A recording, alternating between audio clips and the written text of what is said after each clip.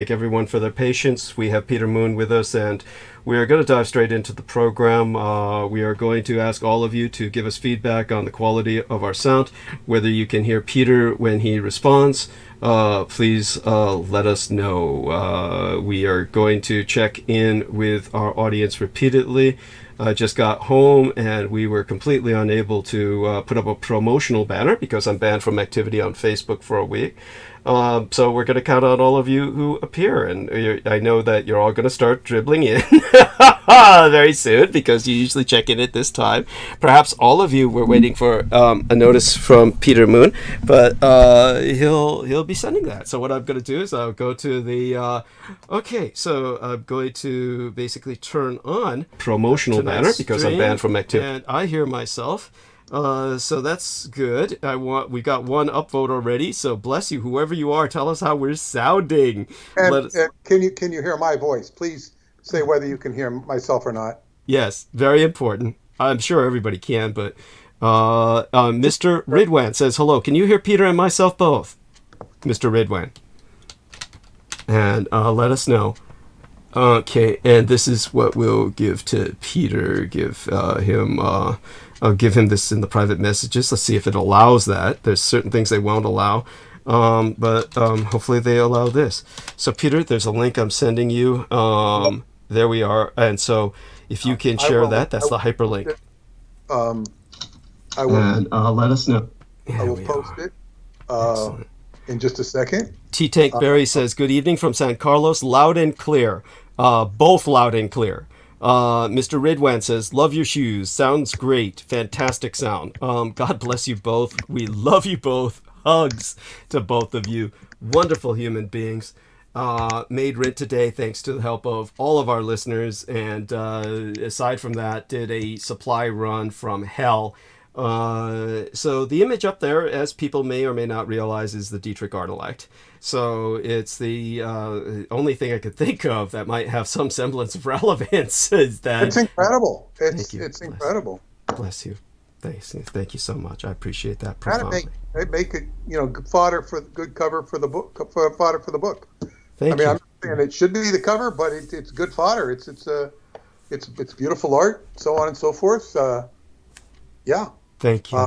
I haven't decided to do this, but I am considering making the book a color book. Okay. I may not. It all depends on pricing and stuff. Absolutely. It's going to be an expensive book anyway, so yeah.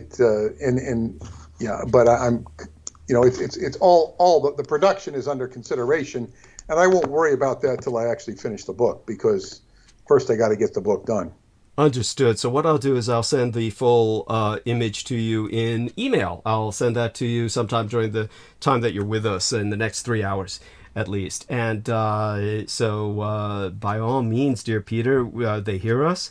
Sound quality seems to be fine. I'm going to start rehydrating myself. Not that I'm dehydrated, mind you, but what I'll do is take advantage of this time while Peter gets us started. He's going to start in on the subject of Alexander Dugin. I'll be happy to add quite a bit. No. Or other subjects, yeah. No, that we'll get to that later. Sounds good. That'll be you.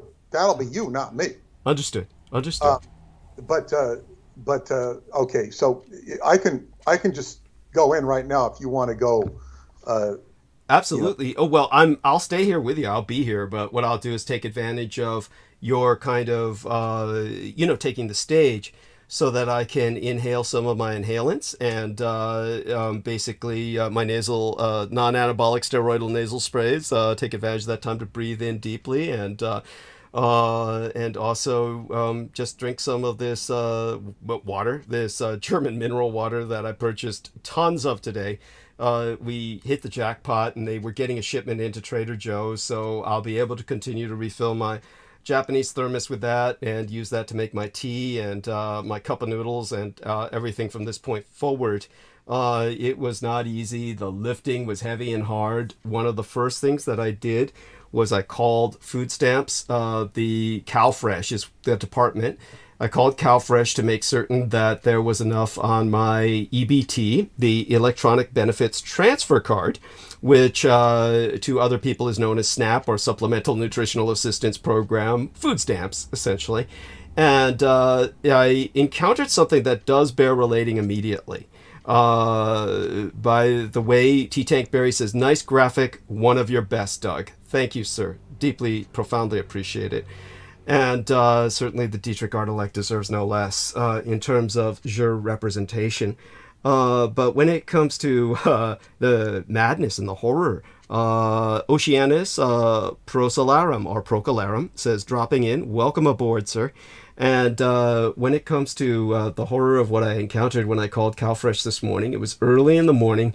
And they open early. Government buildings and their staff begin operations at about 8 a.m. So around 8 a.m., I called CalFresh. And so I began by going through the automated system. And they have just little tricks to prevent you from reaching an operator. Just things like press this button. And they throw you down little pathways that don't take you anywhere. So knowing what I know about government bureaucracy, I got to an operator, meaning I got to a operative agent, a human being. And I confronted something that most other people would have found profoundly upsetting, deeply disturbing, confusing, especially if they were foreigners who spoke another language. Of course, you press a button, 1 for English. Press 1 for English, and then 2 for all the other languages. But there may not always be people speaking those other languages available, and often people wind up speaking to English speakers. So when it comes to what I encountered, just so people understand what I dealt with all my life, I mean, one of the things that I do have to admit, is that all of my dealing with bureaucracy with California recently, when it came to getting onto the food stamps program and dealing with many people to ask questions about activating the card, even though many things went wrong procedurally, technically, most of the people so far have been extraordinarily helpful. So this does need to be emphasized. But knowing what I know about bureaucracy, I'm surprised what I encountered today isn't actually the norm. But what I encountered was something that, if I hadn't had my background, knowing what I know about government, your average person, this could have just destroyed their day. It's because it's so maddening. And just so profoundly disturbing. So the individual who's obviously organic, obviously a human being, obviously a white male who is speaking English, he picks up and he begins to repeat everything I say. Just maniacally. In this, like if you get an obscene phone call in the old days, there were harassment callers or obscene phone callers who, when you picked up the phone, would repeat everything you said. This is what this individual did at the other end of the line. And it was obvious that he made a career of doing this, because when he proceeded to do what he was doing, then I stopped to take a breath and he proceeded to take a breath. And as I proceeded, just on the assumption that maybe something was wrong, maybe something was just miscommunicating or misfiring between us, that because I proceeded to ask, would you like my EBT card number, etc. When I proceeded to go into more procedural questions, he was picking up the rhythm and he was beginning to repeat everything I said almost as I said it. The very fact that someone would have done this shows that he's done this his entire life. That this is his career. This is what he does. And this is all he does. And this person is getting paid by you to do this. This person's tax dollars, your tax dollars, he doesn't pay taxes because he works for the government. In case you didn't know it, by the way, government workers do not pay taxes. Because it would make no point. They don't pay taxes because their salaries are provided by your taxes. So in case you didn't know it, government workers do not pay taxes. So I did not know that. Oh, okay. Well, there would be no point in their doing so because their entire salary is based off your taxes. So well, I understand what you're saying. Yeah. And it could be logicked another way. Yeah. I mean, I'm not defending it, and I find it repulsive. I find it abhorrent, but you can't. Kind of makes you want to go to work for the government. Of course. and you can never be fired. There would be, obviously, this person has been doing this forever, and there's been no investment. No, the funny thing is, when you call these organizations, they tell you immediately this call is being recorded for quality services. This is so they can record any terrorist threats. So supposedly all this is being recorded, but your average person has no idea who to report to. How would you report this individual? Your average person wouldn't know. Now, Oceanus Procularum, or Oceanus Procellarum, depending on how they pronounce it, they say it may have been someone running interference. And I appreciate that thought. It wouldn't make sense. It's conceivable. It may have been, quote unquote, the enemy. Running interference for who or what? What he's saying makes sense in the sense of the NSA. Maybe it was the NSA and somebody just intercepted the call and is just having fun, on the part of the Aquino cult working with the NSA. And like David Fitzsimons says, who would know, he says government workers in New Jersey wait for three things: lunch, vacation, and retirement. And granted, this is all they ever talk about is shit like that when you work with the people in the government. But when it came to this individual, I'm going to pretty much assume probably someone working with CalFresh. But I'm tempted that maybe when I'm rested and have some time to kill, because I have to call Kaiser Pharmacy for a shipment that never arrived anyway, probably by, it's Wednesday, so I guess Friday. So I may call CalFresh just to report that and see if any, just for the sake of trying to make the effort, see if I, get something done. But it depends on whether I'm still in the mood to do that at that point, and we'll see. You'll never find out if there's a result, but at least you might get some people trying to do something. You never know. But in this case, the individual, the horror is this individual is going to retire at some point someday, having done this throughout his career, and because it's so obvious that he did this all the time.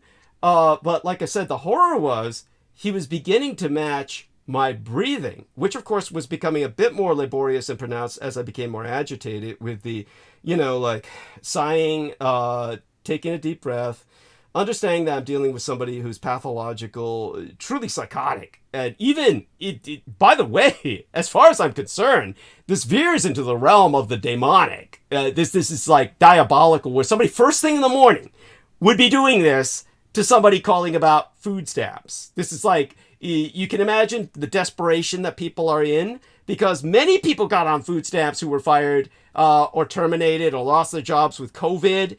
Can you imagine your average person who doesn't know that the average government worker is like this? Or certainly throughout my lifetime, I knew the average government worker was like this. How they would have felt encountering this.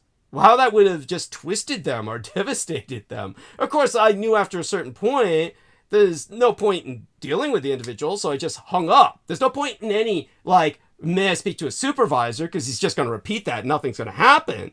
But again, the taunting. What if the supervisor gets on and starts breathing heavier? That would be good. Yeah. Good entertainment anyway. But yeah. There you go. I mean, it's like it's one of these things where if it was so it's, supposedly the call's being recorded, and that makes it all the more, shall we say, infuriating. Because if the call's being recorded, who's going to ever listen to this? No one would listen to it unless there was a complaint. I don't know how long they save the recordings or what, or even if they're truly recorded and that's all just a bluff. I presume it's real because they have to monitor terrorist threats. But that was how my morning started. Not that it was something horrible that ruined my day, because I know what to do is just hang up, and then I called again. Next guy who called, I wouldn't say was the height of communicative skill, but he was at least professionally there. He was there. And so I asked him, for instance, about the latest developments concerning the debt ceiling, because believe it or not, that is relevant, because one of the deals made between Biden, or the Democrats, and the Republicans concerning the debt ceiling hostage-taking crisis was that they raise work requirements for people receiving food stamps. And apparently I'm over age for that. He said, he told me, oh, no, if you're up to age 54, you have to work, but you were born in 1966, So you're technically, 56. And I said, well, I was born really late in the year. I'm actually 55.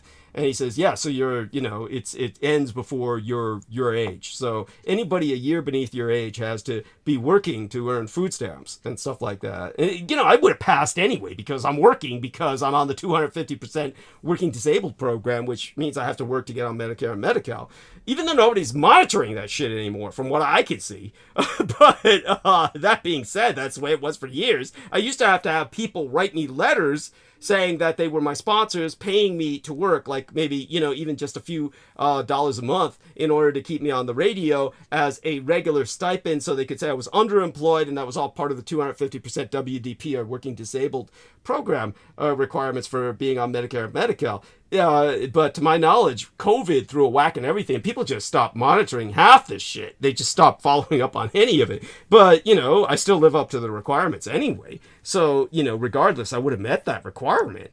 I was asking questions like that, and he was able to answer them and see him. He was amenable. He was courteous. So, world of difference from the other person. But for all I know, to tell you the truth, the voices were enough alike that it might have been the same person. I don't think it was, but the potential is always there. That I'm dealing with somebody who's just that pathological, that psychotic. But imagine somebody like that working in government. And when I was working in government, that was the norm.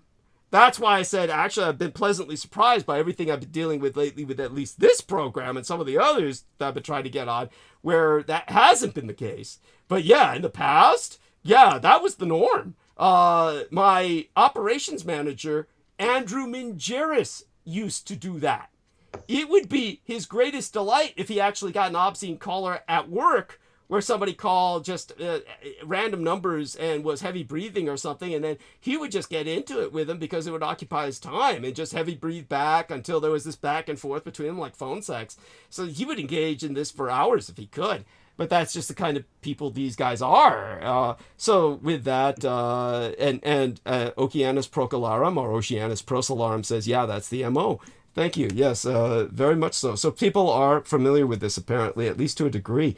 So with that, we turn it over to Peter. I'm going to be over here just rehydrating, kind of relaxing. And so that's how the day started. Then after that, I called my gang brother Beaver, said, look, I got enough on the food stamps. I got to buy the money order for rent.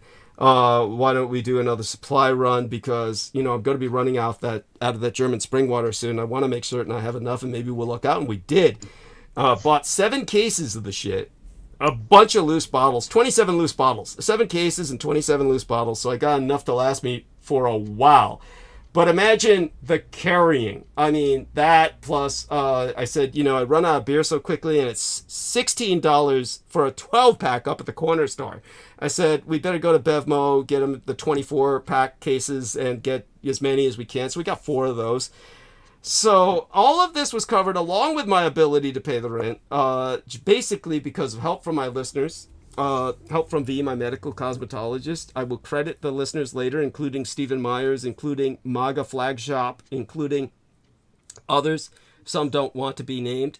But honestly, if it weren't for all of you giving me money that added up, I wouldn't have been able to have made the supply run while buying the rent. The problem was, what made it so stressful was just to carry it all. I mean, I had to carry that into the back of the crypt, stack it where I could, etc., in spaces that are available. It was you can imagine a nightmare, and whatever people may think of my sedentary lifestyle, due to my nanites or my vampire genes or both, they've been I was lifting like a weightlifter. So I can tell you the activity was nonstop today. That plus all the moving around at Costco, etc. And just to add the cherry on top, just to stress me out the most, the moment I tried to start the transmission, then my dear neighbor rings my doorbell with, brought you some ice cream. I have no idea why. Probably because they went shopping and had an extra overload of some flavor none of them liked. In this case, it was mint chocolate chip. And I guess they all hate that or something. Now, give it to Douglas next door. So they did that. It's exactly the worst possible time. So I said, thank you. Took it in. Had to find room in the freezer for it. It's just it was just non-stop today.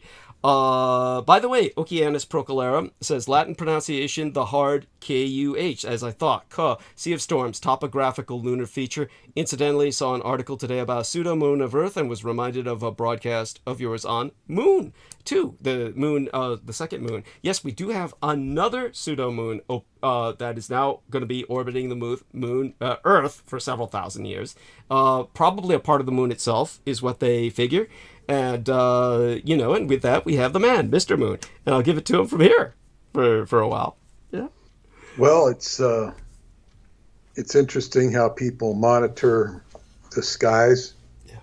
Of course, people have been monitoring the skies since the beginning of mankind. Yes. And out of that developed the art and science of astrology, Yes. Which evolved into the reductivism of astronomy. Yes. They took out the spirit and made it all mechanical. Yes. And, the more mechanical you think, the more mechanical is your life. But what I want to start off with, we got some things to talk about tonight. I'm going to get to the subject of the human emotion and reaction concerning transgenderism and try and put it in some perspective for everybody. I'm also going to touch, and that might bridge into certain racism issues that one of my friends brought up that he's been noticing in Florida. And he wrote me a long email about it. And you're making sounds with your freedom. Sorry about that. I'll go mute. So anyway, we have, I got a call, a prearranged call from a friend of mine, a very dear friend, who really admires me and my work. She's a really good friend. She's in Florida now, and she was very disturbed about AI and Bill Gates, and hearing some of the things that Bill Gates is doing, she said, with child trafficking and this sort of thing. And, she says, I know this stuff has gone on before, and she was really bothered about AI. So I very summarily, was going to describe the Art-elect to her and the process of Douglas and the Art-elect. And of course, I've had to preface this with giving her a summary of the Roswell deception book. Wonderful. This is kind of a precursor, and so I told her that, and she says, "Wow," and she says, "So she's telling me like Hitler's a good guy." So I said, "He's not a good guy, but he's a lot less evil than his adversaries." Thank you. It's like, because I said he did do genocide. That's not good. True. But she was, open and willing, to hear of the deception. So I'm sending her a copy of the Roswell Deception tomorrow. Wonderful. And she's an astrologer friend of mine too, who has given me some help. She's not open for business though; she's retired. But she, one of the things she said to me a long, long time ago, she says, when it comes to relationships, she says, I don't even tell people don't bother. Just look at the charts. Just look at the charts. Don't even bother to have a relationship until you look at the charts. Wow. That's what she's. And I think there's some wisdom to that. But be that as it may, so I explained this to her, and she, it calmed her mind. I told her I would calm her mind, because I talked about the Art-elect, I talked about Taiwan, and she says, this is all a little fast for me to process. I said, don't worry about it. She'd have questions. Just read this book first, and you can ask questions later. And I told her what I'm working on, and people are interested in what I'm working on, and it's really good. Meaning the book with Douglas. Yes. Now, I just wanted to mention that. Now, that is sort of piggybacked with, during Memorial Day, there was a movie on, which Douglas is very familiar with, and maybe it's an old movie, right, about Pearl Harbor, called Tora, Tora, Tora.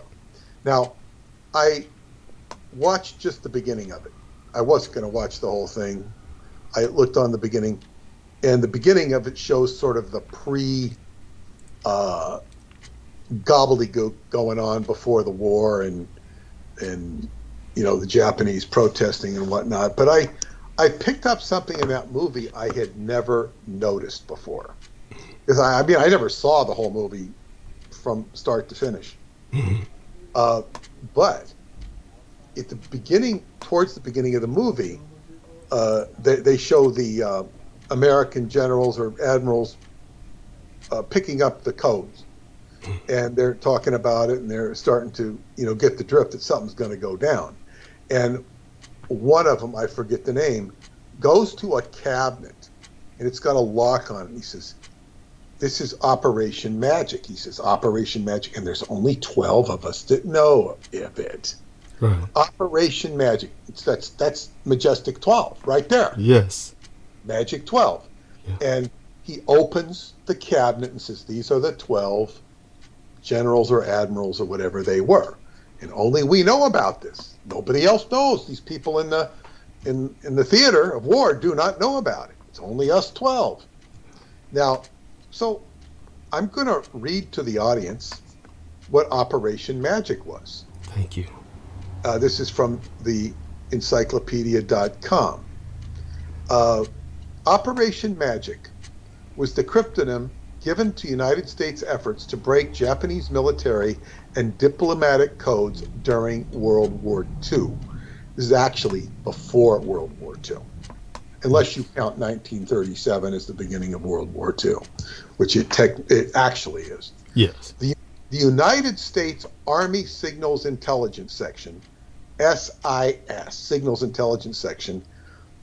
Now, I'm going to stop there. When you get into real life mind control, intense operational people, they're always connected to the Signal Corps. Yeah. And when somebody sits there in the Signal Corps, this is not like saying you're MK Ultra. This is like saying you're MK Ultra par excellence. Yes. I know this from experience with people. Yes. Somebody says Signal Corps, they're not normal. Thank you. And nobody knew more about signals than Preston Nichols. Yeah. He was expert in that.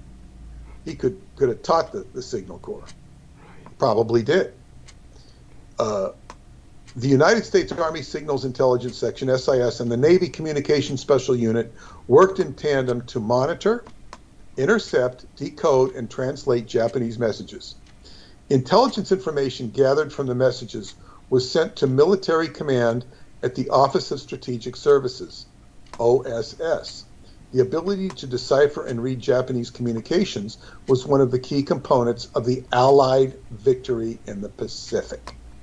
So this is of course a ruse, but it's like they could read the codes that the emperor knew they could read. Yes. I mean, they're oh so smart. They used to say OSS stood for oh so secret, and they joke about it. But I would say OSS is oh so smart. Even before the outbreak of World War II in Europe in 1939, the U.S. began its efforts to decode Japanese diplomatic and military communications.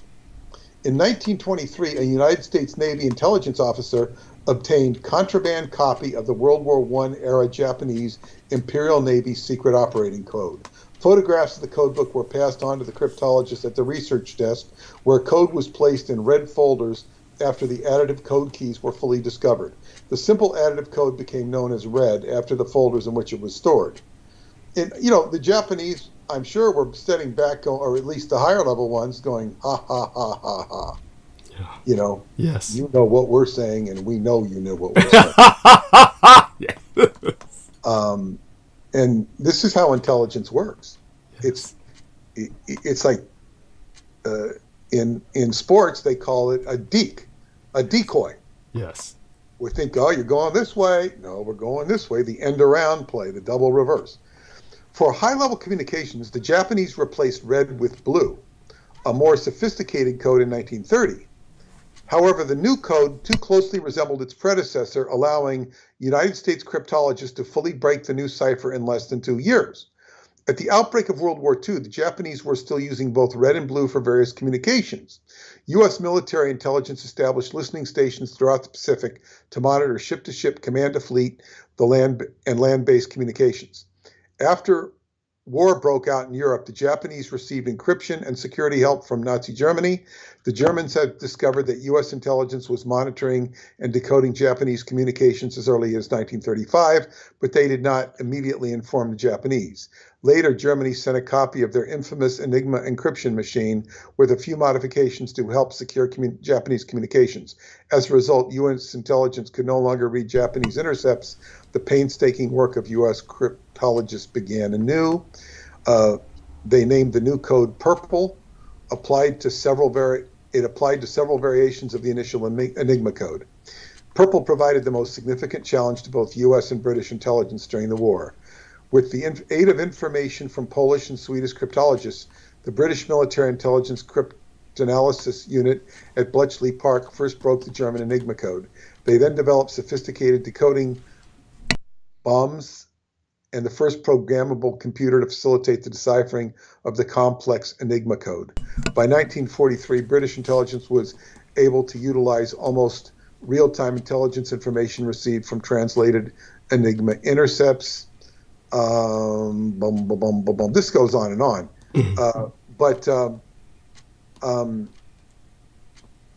Anyway, this is basically your Majestic 12. Yes. It's all about this code and parlaying it onto secret UFOs. That's right. You can say anything you want about this because you probably could give a whole show on it. Actually, what comes to my conscious mind most immediately is the fact that scumsucker Whitley Strieber wrote the novel Majestic, and of course with little pictures of gray alien bodies on the cover, implying all of this had to deal with, of course, extraterrestrial aliens as opposed to aliens who are of foreign nations. Which are just as alien to the American mind as anything from outer space. Since he's part of the Chogram, and the man who claimed he just couldn't get enough soy sauce after his abduction by the alien Greys, and I'm sure not enough Bak Bon Jow either. After that, I'm sure he became addicted to the human ganglia paste, like so many special forces over in Vietnam did. Of course, he never spent any time in Vietnam. He didn't need to. They brought it right to his home. I guess you'd say he got Cho delivery in the sense that other people got Chinese. Maybe I'm just getting too bitter about this, but really that's the most immediate thing that comes to my mind, and I really thank Peter, really grateful to him for bringing this up because it is so relevant. It's kind of like what they would call an Easter egg in various films, where you find like a surprise, a hint, a hidden reference that is provided for the audience, and only those who are in the know or really sleuthing begin to appreciate the nuances thereof. Peter's one of those people in the know, and so with his sleuthing, he's doing some of the sleuthing now, and catching us up on, shall we say, some of the detailed aspects of the code-breaking program. But as he says, one of the important aspects of these intelligence officers who are involved with communications, well, just look at the NSA. These are people who are obviously deranged and could very well have run interference in the call that I tried to conduct today with food stamps of all people.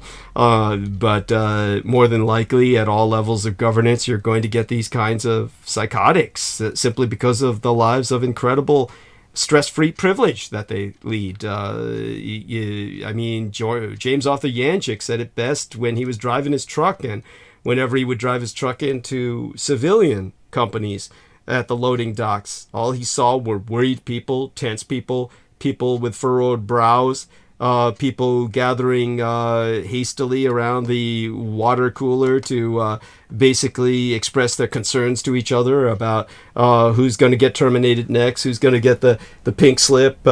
And when he went to government areas to unload, everybody was free and easy and hanging out at the water cooler, and everywhere else, lounging, lying down, napping, eating, not a care in the world, as if he were in a spa. Because nobody worried about ever losing their jobs or ever getting fired or reported. It was, and it's only, these days and ages, if he's still delivering, and I can't imagine he'd be doing anything else, he'd be seeing almost nobody because every place would be almost empty after COVID.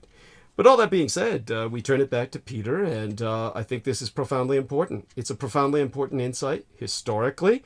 It does remind me, I wrote the title down, no point in my remembering it now. I might recall it next time we're on Sunday, but I saw something up there on the wall when my gang brother Beaver and I were doing all our supply runs, and it was a couple of goofy authors, both with the first name of David, and it said something along the lines of, to change the course of human destiny, you need to change how we perceive history. And I felt, wow, these guys are really ripping off what Peter and I are doing. Only they got some new book out. It said New York Times bestseller. People thought it was a Dianetics commercial, but it wasn't. Some other new type of book using the same kind of sales pitch where supposedly these guys are rewriting history in a way that I guess makes everyone appreciate reality anew. Well, certainly that's what our book does. And I bet these guys don't get suppressed the way we do. So, again, we turn to our listeners. It's your war. You've got to fight it. Make the book known to others.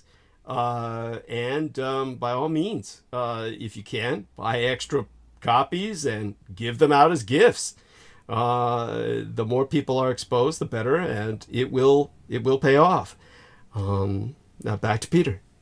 Yeah, and I would say we're making a little bit of traction. Yeah.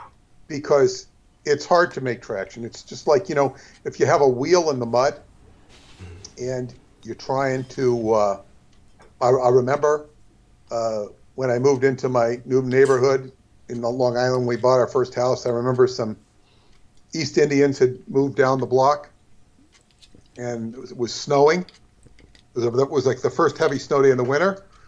And the guy was just like revving the tires up. He'd never been in the snow before. It was obvious. And those tires were... Oh.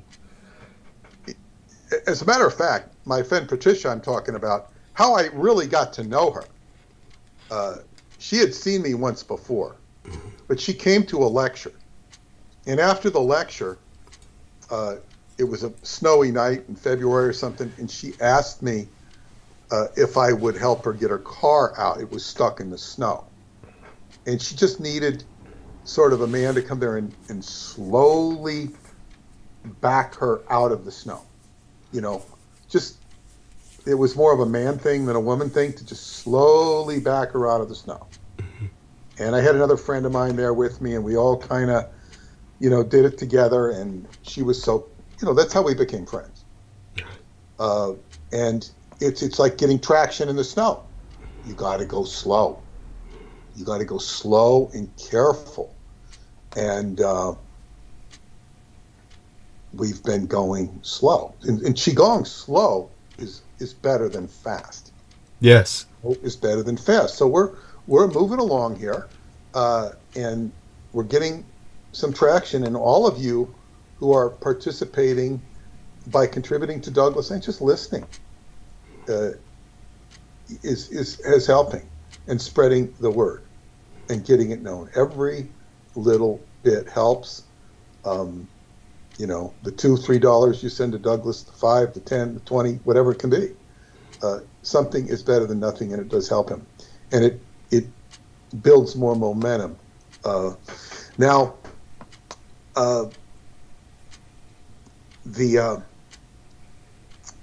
what were you just talking about? You were talking about Beaver, Yeah. the This book was done. weird advertisement for some book out there. Yeah, history. I want to say something about this. I watched a YouTube of a C-SPAN book show on this guy. I'll give him a plug for his book because I don't think his book is a bad book. Was his because I had a dream about Einstein and Kurt Gödel. Gödel was the one who really understood closed time-like curves. And it's, I think the book is, I didn't know the author's name. Wow, looks like when Einstein walked with Gödel, Mhm. Meaning Kurt, we'd say Kurt Gödel in English, Kurt Gödel. When Einstein walked with Gödel, Excursions to the Edge of Thought is the third nonfiction book authored by American philosopher and essayist Jim Holt. It's a bunch of essays. And he is, I saw one presentation he gave in a bookstore in DC. There was another one where he was being interviewed. I don't know who interviewed him. And he's basically talking about these scientists that, like Alan Turing, Mandelbrot, John von Neumann. But somebody criticized him, and he accepted the criticism for focusing on their eccentricities. Their eccentricities. He mentions their science. He knows their science. But one of the problems with knowing their science, it completely goes over the heads of the audience. Even some of the audience was saying this. I can't understand all this. And what good is a bunch of science that nobody can understand, except for the people who know the science? And it turns into sort of a giggling community. I'm not saying they all giggle, Right. but it's like an inside joke, and you have to understand their convoluted language. And what happened with my girlfriend Marianne, when I went and married Paula, she found this physicist that she became very close with. Now, as it turns out, this physicist, the real reason she was in his life was to escort him out of his. He ended up getting sick, and she kind of like did her hospice thing. Oh, God. That's who she was. She was a steward.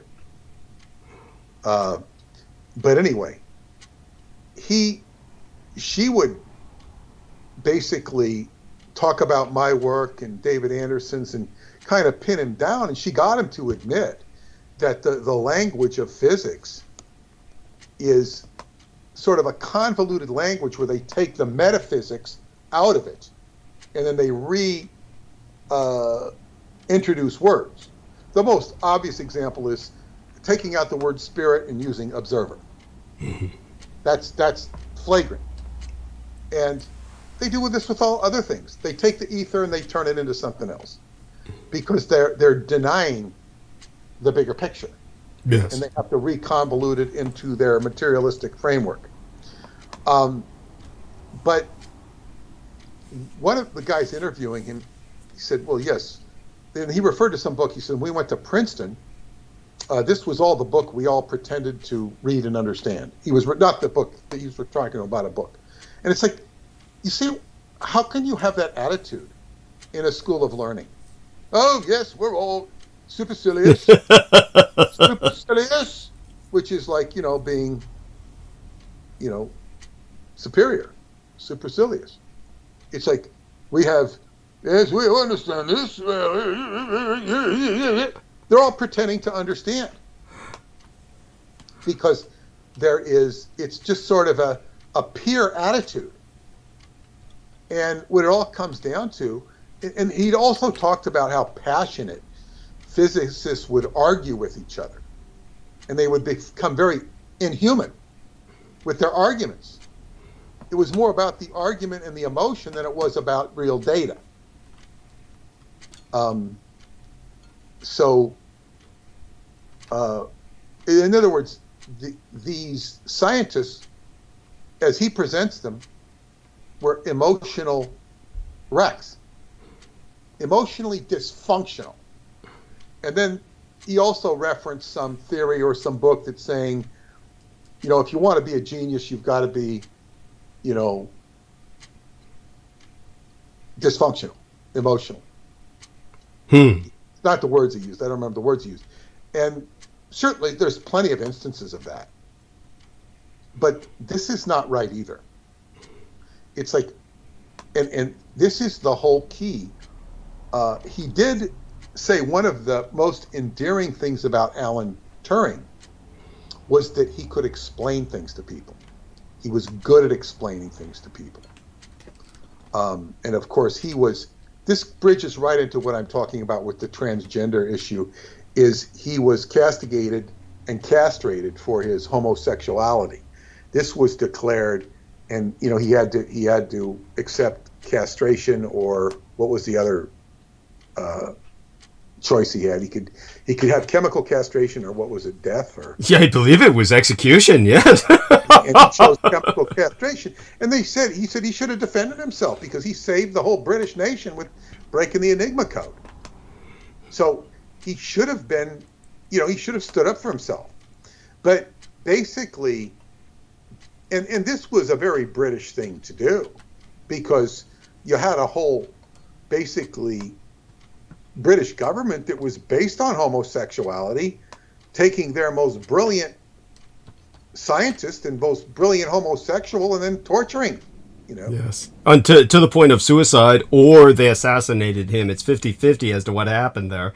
But well, yeah. And I mean, this is just, this is such an inappropriate reaction. And so what this will bridge us into what I'm going to talk about with transgender, and I have to ask you to go on mute, because okay. Whatever stirring of the computer, your mic picks it up, and it just I'm paying too much attention to what sound is happening. Understood. I'll mute. Yeah. So anyway, okay. There is a lot of, I guess, what you would call human emotion and reaction to all of these transgender issues that are coming up in the media, which extend into the entire LGBTQ plus community. And there was recently an issue with Bud Light being promoted on Instagram, I believe it was, or Twitter, to a transgender who had millions of followers. And when he endorsed Bud Light, and Bud Light went to him because he had a target market, the majority of Bud Light drinkers revolted vehemently, if not violently, and they banned Bud Light. So they said Bud Light lost, billions of dollars in sales because people were boycotting Bud Light for endorsing this transgender. Now, the same thing happened with Target, which they said lost $8 billion in sales because they were promoting nonprofits or organizations which were pro-transgender. And of course, there was some ball player, I don't know his name, who was censured, I think suspended. I don't know what happened. Maybe even he was kicked off. I think he was from the Minnesota Twins, and he tweeted about, Target, and said to ban Target or something. He got on board with that, and he got in a lot of trouble for speaking out against the transgenders, expressing his opinion. Now, if you, what I would say, the majority of people in the country who are what you would call regular folk with married and family, and they're heterosexual, my observation, my opinion based upon my observation for years, that the majority of these people have a strong reaction against this whole transgender issue. And what I'm going to do is break it down into what's going on.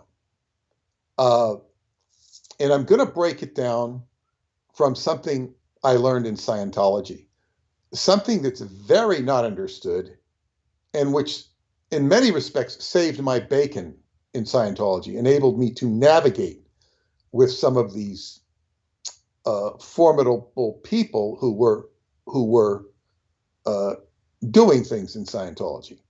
And one of the most controversial policies in Scientology is what they call the suppressive person. The suppressive person, and you probably find the majority of the people I served with aboard the flagship Apollo in Scientology are probably have been categorized as suppressive persons by the extant management. But what a suppressive person was originally, and there's quite a detailed definition of it I'm not going to go into, but it was the basic definition was somebody who had an intent to suppress or harm someone with regards to Scientology and or spiritual development. It was not just Scientology, it was spiritual development. That's how it was originally defined. Because in those days, people were very material minded. We didn't have, metaphysics was not even a word that was taken very seriously. It was just kind of like laughed off. Everything was below, Newtonian and below. Where they say, as above, so below. Well, they were so below, there was no above. That's the world I grew up in, the academic world. And of course, it took a lot of, existential exploration to work my way out of that mindset, which most of the general world is, shares now. The spirit is a much more acceptable term than it was during the era of Catholicism and Protestantism when they held sway. Now, the suppressive person would have undue influence on an individual and just basically twist their head around, gaslight them, so forth, so on and so forth. One of the best examples of that is in the book, One Flew Over the Cuckoo's Nest, the character known as Big Nurse, who just is basically has her screws on all the patients. And the whole system is up to suppress these patients. And into the fray walks this character, Randall McMurphy, who is like, raises the spirit of these patients and gives them esprit de corps and gives them something to be interested and live for. He has fun with them. He makes them have fun. Yeah. And he becomes an inspiration to them. The nurse was Nurse Ratchet, by the way, which was an appropriate name. Ratchet. Go on. Yeah. And so for those of you who are familiar, she's a prime example of that. Darth Vader is another character who would, portray that as. Joseph Stalin is a good example. And these people control through suppression. Now, in Scientology, back in the day, Hubbard said this is about 2.5% of the population are this way. Now, somebody, I think it was Arnie Lerma, who committed suicide over his psychosis or whatever that involved Scientology. I wrote about him in my book, L. Ron Hubbard, The Tao of Insanity. But Arnie Lerma had dug up, he would dig up stuff and post it. He dug up some statistics from World War II, where it said that it was like Army intelligence. It said 1% of the soldiers can just kill, and they don't give a damn. They have no trepidation. They're just killers. They were deemed psychotic, crazy. Okay. He dug up this. He printed it. And he said it said 1%. And he was musing that Hubbard got this from his time in military intelligence. It made sense, except it said 1% and Hubbard said 2.5%. So, of course, this is a very controversial policy in Scientology, because people would get kicked out of Scientology and they'd be declared a suppressive person. And they would be doing it for extreme behavior. It's not that it wasn't sometimes done inappropriately. That did happen. But it basically cut somebody's nuts off in terms of being able to hassle other people.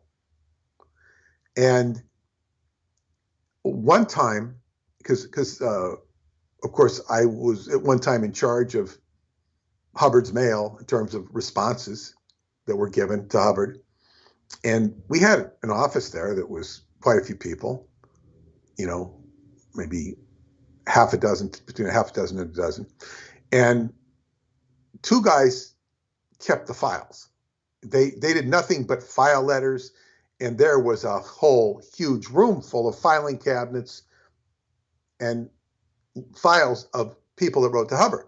So when somebody wrote him a letter, there would be a response. It would be typed, created, originated, and it would go through a quality check. Somebody would see that they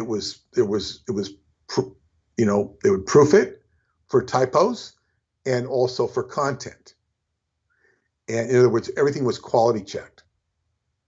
And then it would be signed and sent out. Now, what would happen with the letter, the copy of the letter would be stapled to the letter with the envelope, and it would be put in a file for that person. So, and that file would be filed in alphabetical order.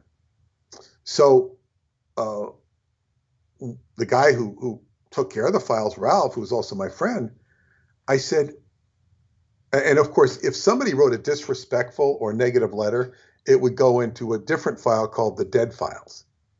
And that person would not be answered. If it was a legal matter, it would be sent to the guardian's office.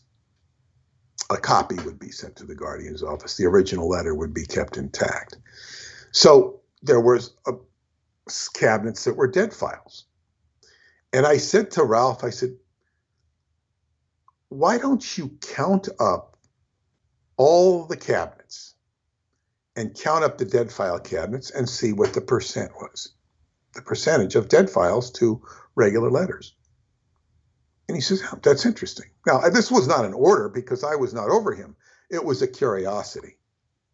And he did it. A few days later, he says, yeah, I think it comes out to, it was like 2.8% of the filing cabinets, which gave room because they're talking about cabinets, So it was whatever Hubbard said showed itself in the letters to him was about 2.5% that were antagonistic to him.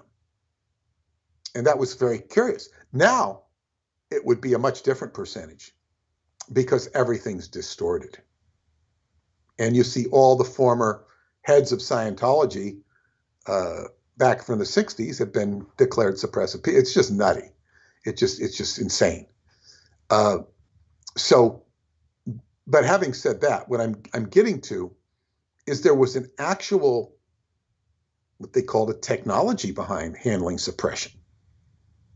David Miscavige, by the way, fits the bill of all this 100-fold. He fits the total description of a suppressive person. So you have somebody who's a suppressive person in Scientology, which ruins things for other people. And Hubbard also said that 17.5% of the population is under the influence of these suppressive people. And there would be your, say, in the FBI, the people that would enable illegal activity to go on, that would cover for any president, and they would be under the influence of a suppressive directive or people that are, involved in human trafficking and or worse, that sort of thing. So and then they all sort of fall sway into the bad guy.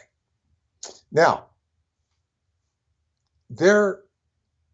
where I really learned, there was a whole course you could do in this. And I was ordered to do the course because I protested.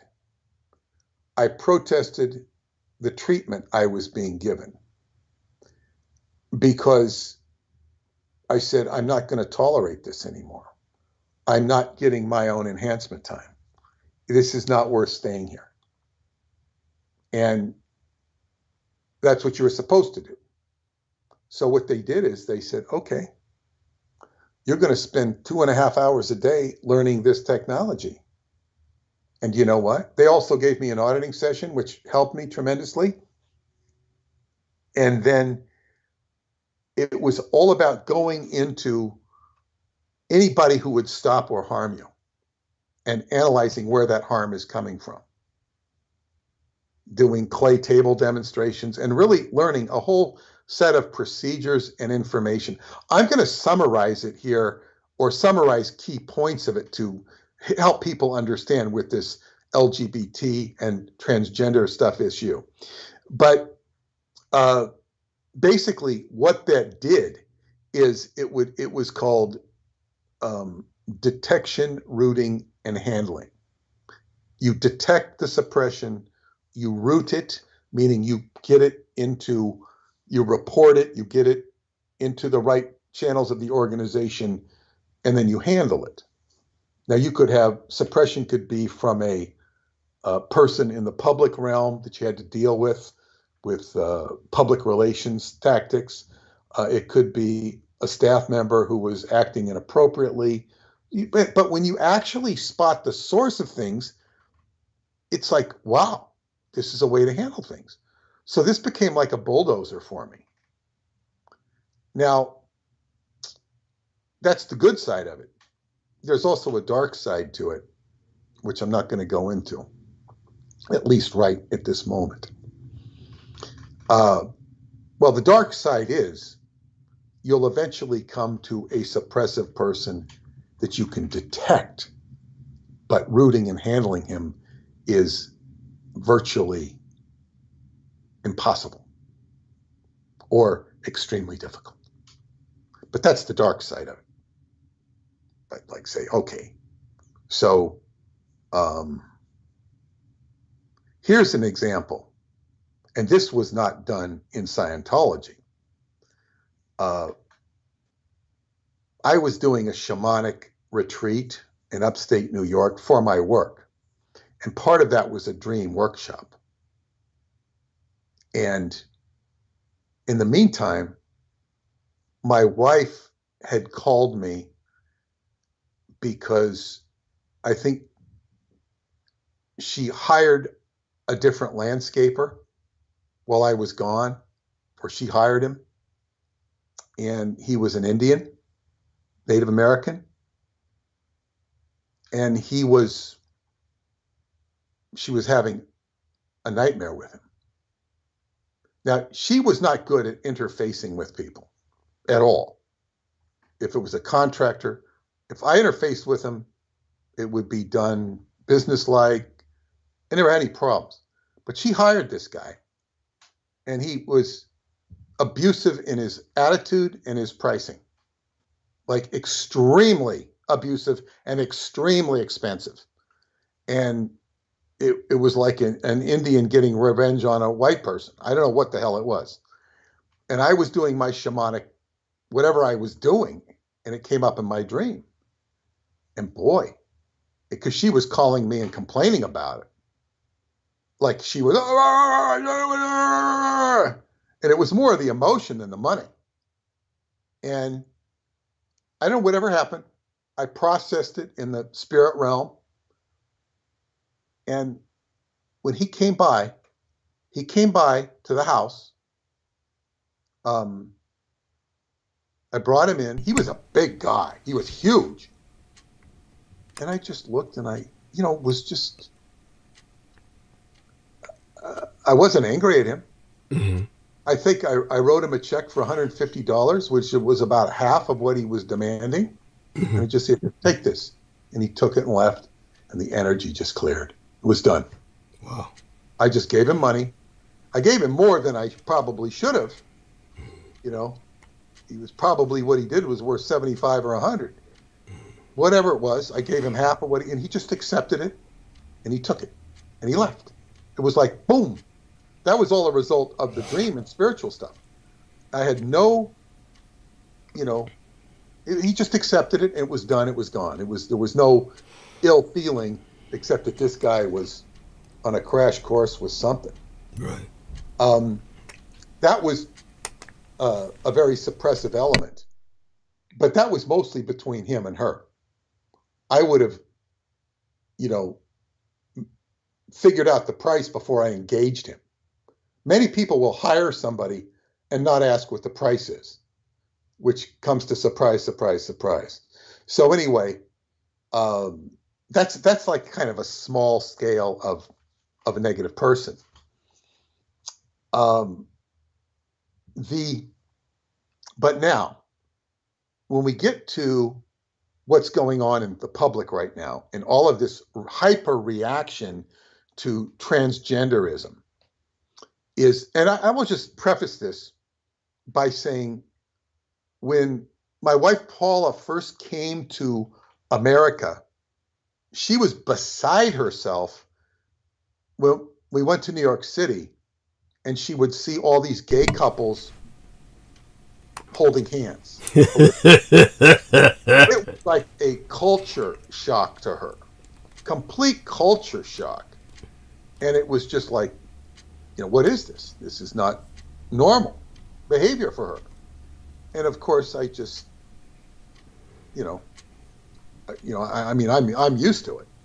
It's like, but it registered on her big time. And eventually, after a few years, she got used to it, and it's like it just becomes a cultural norm that she now, doesn't shock her or freak her out. But that is a reaction. But that's just because she's not used to it. When you're dealing with suppression and detecting suppression in your own life, and you can use this, what I say is, there is a description, I've mentioned it before in Scientology, called havingness. Havingness is a term that throws people off, because it's the quality or state of having, owning, possessing. So like, if I have an ice cream cone and I'm enjoying it, I have havingness. And if you're sitting there watching me eat it and would like to have one, and you don't have enough money, you have an anti-havingness. You have a non-havingness. Okay. Now that happens in life. I've got a nice pair of shoes and you don't. Or you've got a nice pair of shoes and I don't. It's the quality or state. Or you have a Mercedes and I don't. Or vice versa, whatever it is. The quality or state of having. This is, it's like eating a nice dinner. People call out for Uber. This happened a lot during COVID, and people got used to just, I'll order Uber. They were overspending on Uber because they could just, that's great. Amazon adds great havingness to all our lives if we order, and we can just have food brought to our house. Now, where this parlays into real life, that's the sort of the positive side of it, with maybe some opportunity for envy. But when there are certain buttons in psychology which would be called enforced havingness, must havingness. Now, I would say no havingness, refused havingness, things like this. So I will give some examples, and I will give, this is kind of a small example. It's not in Romania. Uh, I will say at least, 4 times a trip, maybe more. I will explain that when you're eating in Romania, and I will tell this to all the people I'm with, when you order food in Romania, you have to be aware that in America or most countries, we put salt in our food. Romanians put food in their salt, which means their food is just salty as hell. It's the salt capital of the world. It is the salt. This is why the Romans used to get their salt from Transylvania. There are huge salt mines there, and they paid their soldiers in solariums, which was salt. It was a man worth its salt. It was the most valuable thing because without salt you can't live. Yeah, you can't preserve food. No, and there's more to it than that. It has to do with with your cattle, your crops, and everything. Yes. But Cesar Brad goes into it in the book Secret Parchment, goes into the whole salt. And so anyway, but this putting this salt in everything is sort of a must-have. You must have salt. You must have salt. You must have salt. It's just an automatic thing. It's like if you go, also what they do is they will serve you alcohol. And if you don't drink the alcohol, it is rude. Yes. So they're enforcing having this on you. Drink our alcohol. They'll cut back on the salt. They won't cut back on the alcohol. That's true. Yes. You can get out of it. On my first trip up to Transylvania, I mean, they were, they were pouring me with this Polenka. It's a plum wine, and the guy was, and he was very gracious. He was bringing us all this food, and we really needed it. And I said, I didn't want to drink it, so I was, Christina, Nicole's friend, she kind of like elbowing me. You got to drink it. You have to drink it. It's not polite. So I kind of like, you drink it. So she'd drink it for me. She'd drink mine. And then I think I finally told him I had diabetes or something. Because I have an excuse. I couldn't drink it. Yeah. But yeah. So these are like enforcements. Now this is cultural. It's cultural. But like say, when you do like what they did in Russia, Stalin took away all the food. He killed all the farms by collectivizing them, so that there was not only no incentive, but no means for the farmers who grew the fields, who owned the farms. They were kind of like taken out of the picture, and they're the ones that knew how to grow the crops. So if you send a bunch of people who've been trained or not trained, they couldn't grow the crops. There were no crops, and hundreds of millions of people died. That is a no havingness, a refused havingness. Yes. In other words, he's taken away the staples of life. Yes. Now, this can occur in just terms of joy. A good example is in the movie 10 Commandments, when Yul Brynner is the Pharaoh, and he says, you will make your bricks, to the Jews, he says to the Hebrews, but with no straw, no straw.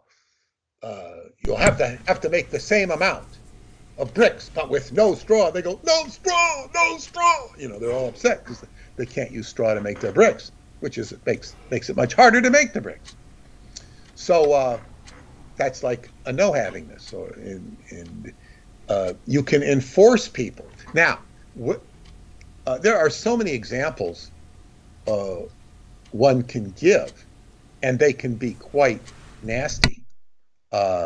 You can take away people's food. Taxes move into this element.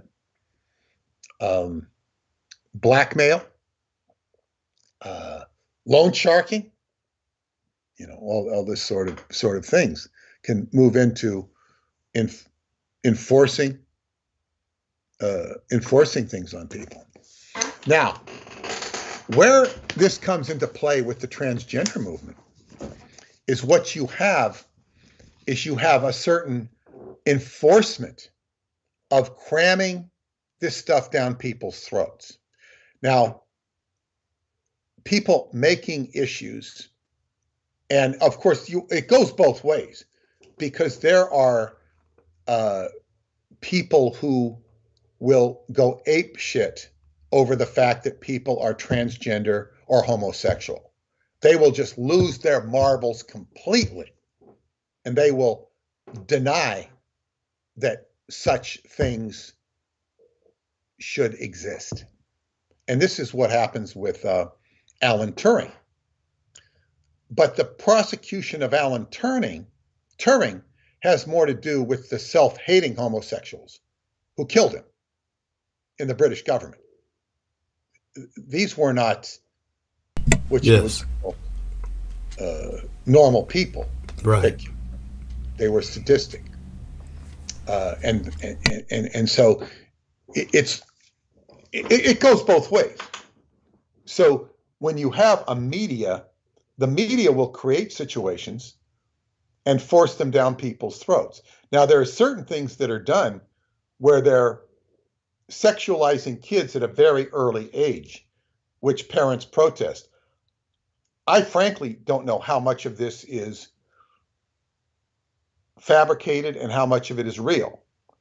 I'm not saying it's not fabricated. I'm not saying it's not real. I know there are people who are being forced, this is forced down their throats. The point I'm saying is, if you force transgenderism down people's throats, rather than just leaving it alone and just saying, okay, let the transgenders be the transgenders. We've had gay parades in Manhattan for decades. We've had the LGBT Center in Greenwich Village, which I've lectured at many times. That's been there for decades. And Manhattan's full of gay people and transgender people. It's not a big deal in Manhattan. It's acculturated. In fact, but when they start changing people's sexuality and whatnot, and dehumanizing them, or suggesting that they're not what they are, or subjecting this to people, then it becomes, like everybody's entitled to a choice. I was not presented with such choices when I was young. It was something you kind of figured out on your own. Now, there are certain kids that you would call special needs kids that have issues about this, and they should be treated with respect. Instead, it just gets too general. So it's like it's enforced, no, refused, and everybody has to be handled on an individual basis.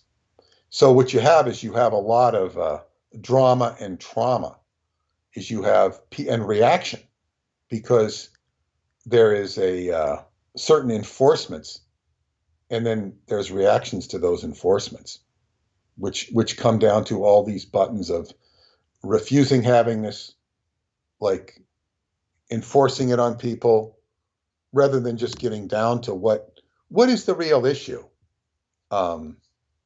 with an individual. I think when I was a kid, the most traumatizing thing that might occur is when kids start to develop. We would all see each other develop because we were all in the shower together in PE class. So if something would evolve around that, what might make somebody feel so insecure that they weren't maturing. But I don't really remember that being a big issue with people. It was more something that you talked behind their back about. And it usually, I remember one guy, one of our, group, had what we now know as man boobs. It was evident. but nobody teased him about it.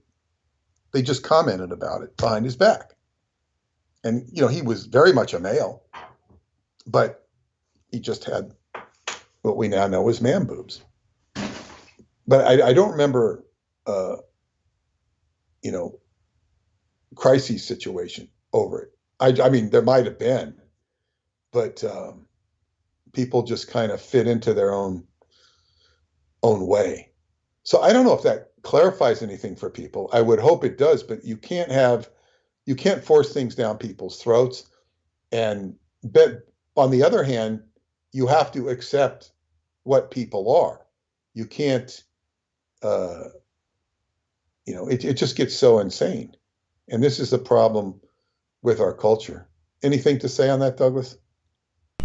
I'd say that coming off mute now, I'd say that nothing immediately. It's one of those things. I'll simply say that I appreciate your going into the topic a little bit, and it obviously has an enormous impact economically. At this point, Bud Light is now in the bear market with the losses that it suffered. But my argument would be because it didn't take a stance. It went willy-nilly and just kind of tried to, once it realized people were offended, then it tried to withdraw. This didn't help, and that way it alienated the liberal progressive people who otherwise would have continued buying it. Even though its main core might be blue collar, as I pointed out, some of the stances that were taken by other companies, if they stick by it, it usually tends to pay off. And it didn't pay off with Bud Light because they didn't stick by it. They wound up losing big time because then they alienated everybody. So yeah, they've got a hard time of it now. I would say that there's definitely a desire to be seen among a minority. The alternative lifestyles movement is to make themselves known. But the interesting thing is, like I said before, the response that is certainly delivered by some people, where they're very upset about, say, for instance, a transgender guy who was sent the beer by Bud Light, and it happened to have his likeness on it. Understand, of course, just so people realize the situation is not necessarily how they perceive it. This wasn't like Bud Light was actually promoting the transgender guy on the beer, and I think Peter Moon's well aware of this. It says Peter Moon described it. It's basically they sent him a set of cans which had his likeness on it because he had a big target audience himself, and they figured this would be helpful because they'd be reaching into a new audience. So when he popped the can open and showed himself drinking this on his Twitter, I think it might have been something else because Twitter's all Elon Musk now. So it was the other. I forget what the other one is that everybody's using, TikTok or something like that. Then it was after that there was this big reaction. And so what could have been innocuous, or should have been innocuous, then a lot of people really took it and ran with it. And they started basically saying, boycott Bud Light. And that's when Bud Light kind of withdrew, saying, oh, yeah, we didn't mean to offend anybody. And then they wound up offending everybody. So it was just at that point a no-win situation. And they lost. So they lost everywhere. They lost on all fronts. Well, what's significant here, yeah. It shows the major trigger that this is. Mm-hmm. It's a huge trigger to people. Because from a heterosexual person that is like into what the world has known as normal, it's completely threatening to their whole idea of family and its transition, its transformation. And part of this is Pluto in Aquarius, whereby your Aquarius is transformation, it's Uranian, and it kind of dehumanizes you in extent because it makes you more AI conscious. It puts you into the more AI aspect of being a human being, where you integrate and become sort of cyborg-like and more androgynous. And I'm not saying that we're all going to be androgynous. I'm not saying that, but it evokes that sort of mindset, where a lot of the kids nowadays, if not the majority, are called quote unquote on the spectrum, meaning they're part autistic, which is part of their AI interface, or even the indigo children who have a hard time because they see things, but they can't translate it into the physical realm. Mm-hmm. So they become very frustrated because this isn't how things are supposed to work. And you can say that this universe is insane. You can. Mm-hmm. And it is. Yeah. But I will tell you this. And when I do, one of the things when you do physical work, mm-hmm. like when I work on the house or something, the nails, the screws, the boards, the saws, they remind you real fast. You can't make certain mistakes because the physical plane is the physical plane. But I'm going to do this. And the next thing you know, you've hit your finger, you've hit your thumb, you burned yourself. So working with material objects like carpenters do or plumbers, mm-hmm. you cannot screw up.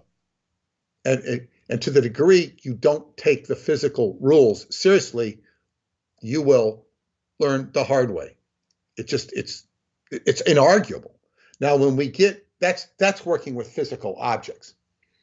When we're thinking about systems and more emotions and people and the way people should behave, it becomes much more nuanced. And there's not all of these plain and simple rules. So like if you insult somebody, that insult, it doesn't work quite the same way. So you insult the waiter and then he puts something in your food, but you don't know about it and you get sick. You don't necessarily see it, or, waiter should act that way. All right. So you keep yelling at the waiter, and the more you yell at him, the more he gets upset with you and then decides to do something to you. Mm-hmm. It's like there are other laws in life that are much more subtle when it comes to emotions. It comes to dealing with people. It comes to dealing with bureaucracy and administration, just like you're dealing with, the government. Yeah. It can come out that way. It can be good. It can be positive. So, this is just one of the challenges but it's all a matter of translating into the physical plane. Now, one of my friends has written to me. He's an avid listener. He's contributed to you. Oh, I don't see his name. And he's asked me. Mm-hmm. He wrote me a long email, and I'm going to read it. Okay. I haven't even read the whole thing, but I've read enough of it to know I'm going to address it because it sort of morphs us from the transgender stuff into the racial stuff. Because he says, I'm shocked what is developing in America. The white man is being attacked. Racism by blacks and Hispanics against the white man is clearly evident and accelerating. First, I want to make a few points on the reliability of my firsthand information prior to listing actual racist events taking place. My company is a government contractor. We specialize in HUD work on a nationwide level. That's, I think, housing and urban development. We see the socioeconomic squalor and roaches crawling throughout the apartments. We interact with the HUD officials and all the departments that provide housing and property management. He says, not being condescending to you, but most people live in a bubble and are not exposed to that in their lives which are being affected by racism.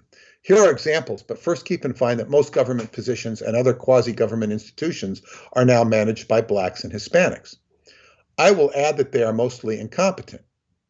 Thus, when anyone approaches them for housing, loans, or any service, the white man goes to the back of the line. The Blacks and Hispanics have a published agenda to rule by numbers and any other means. Now, I personally don't know this to be true, but then again, I've never been in any of these institutions, struggling with such people. So I have no experience. Now, this person doesn't either, because he's not poor. He says, my white man cousin that I met yesterday, who lives in Georgia, is estranged by his teenage children who will not even speak to him and call him the white man. My cousin saw what was being taught in their school and how integration has made them racist. My cousin and his wife are professionals and some of the nicest people on the planet. My 72-year-old white man employee went to Clearwater HUD agency for housing and got nowhere. I work with white men, homeless people, and they say they are being treated like dirt and get nowhere with social welfare. I know these men well, work for me part-time and in their early 50s and have been homeless for 15, 20 years in and out of welfare agencies. Many homeless are provided shelter, food, and medical treatment. However, they are 15 to 20 years in and out of welfare agencies. Many homeless are provided shelter, food, and medical treatment. However, they are saying if you're a white man going to the counter for help and there's a black person managing the counter, nothing happens. But when the black person goes to the counter, they get what they want. Same with Hispanics. One of my best friend's teenage daughter became a man through federal grants through the school's guidance counselor and just had her breast removed. His second daughter is doing the same. If you look around, transgenderism is rampant. I know many families that are dealing with grade schoolers and teens wanting to change their identity. My own grandchildren, now, the way he's saying this makes me think this is not because it's being fed to them in school. It's because they have issues that aren't being fed to them in school. The school might present, or the cultural climate is saying, I think this cultural climate is in response to identity crisis with people. And it's part of this generation is going, who and what are we? Mm-hmm. They're confused. My own grandchildren, now 17 and 19, because of the education system and social climate, are racist against the white man and that they support interracial relationships and will get in your face at the slightest hint of the pros and cons of multiracial genetics. By the way, much research and data is available demonstrating that multiracial children are more prone to personality dysfunctions due to their genetics. What I would say on that, I don't advise people of different cultures to get married to people of other cultures, and that's just not racial. It could be Jewish and Catholic, Protestant and Catholic. I mean, sometimes it's unavoidable, because what happens when the relationship gets on the rocks, they'll start pandering to their Catholic shit or their Jewish shit or their Hispanic shit or their black shit or their white shit, whatever it is. They'll pander to that and use it against the other person.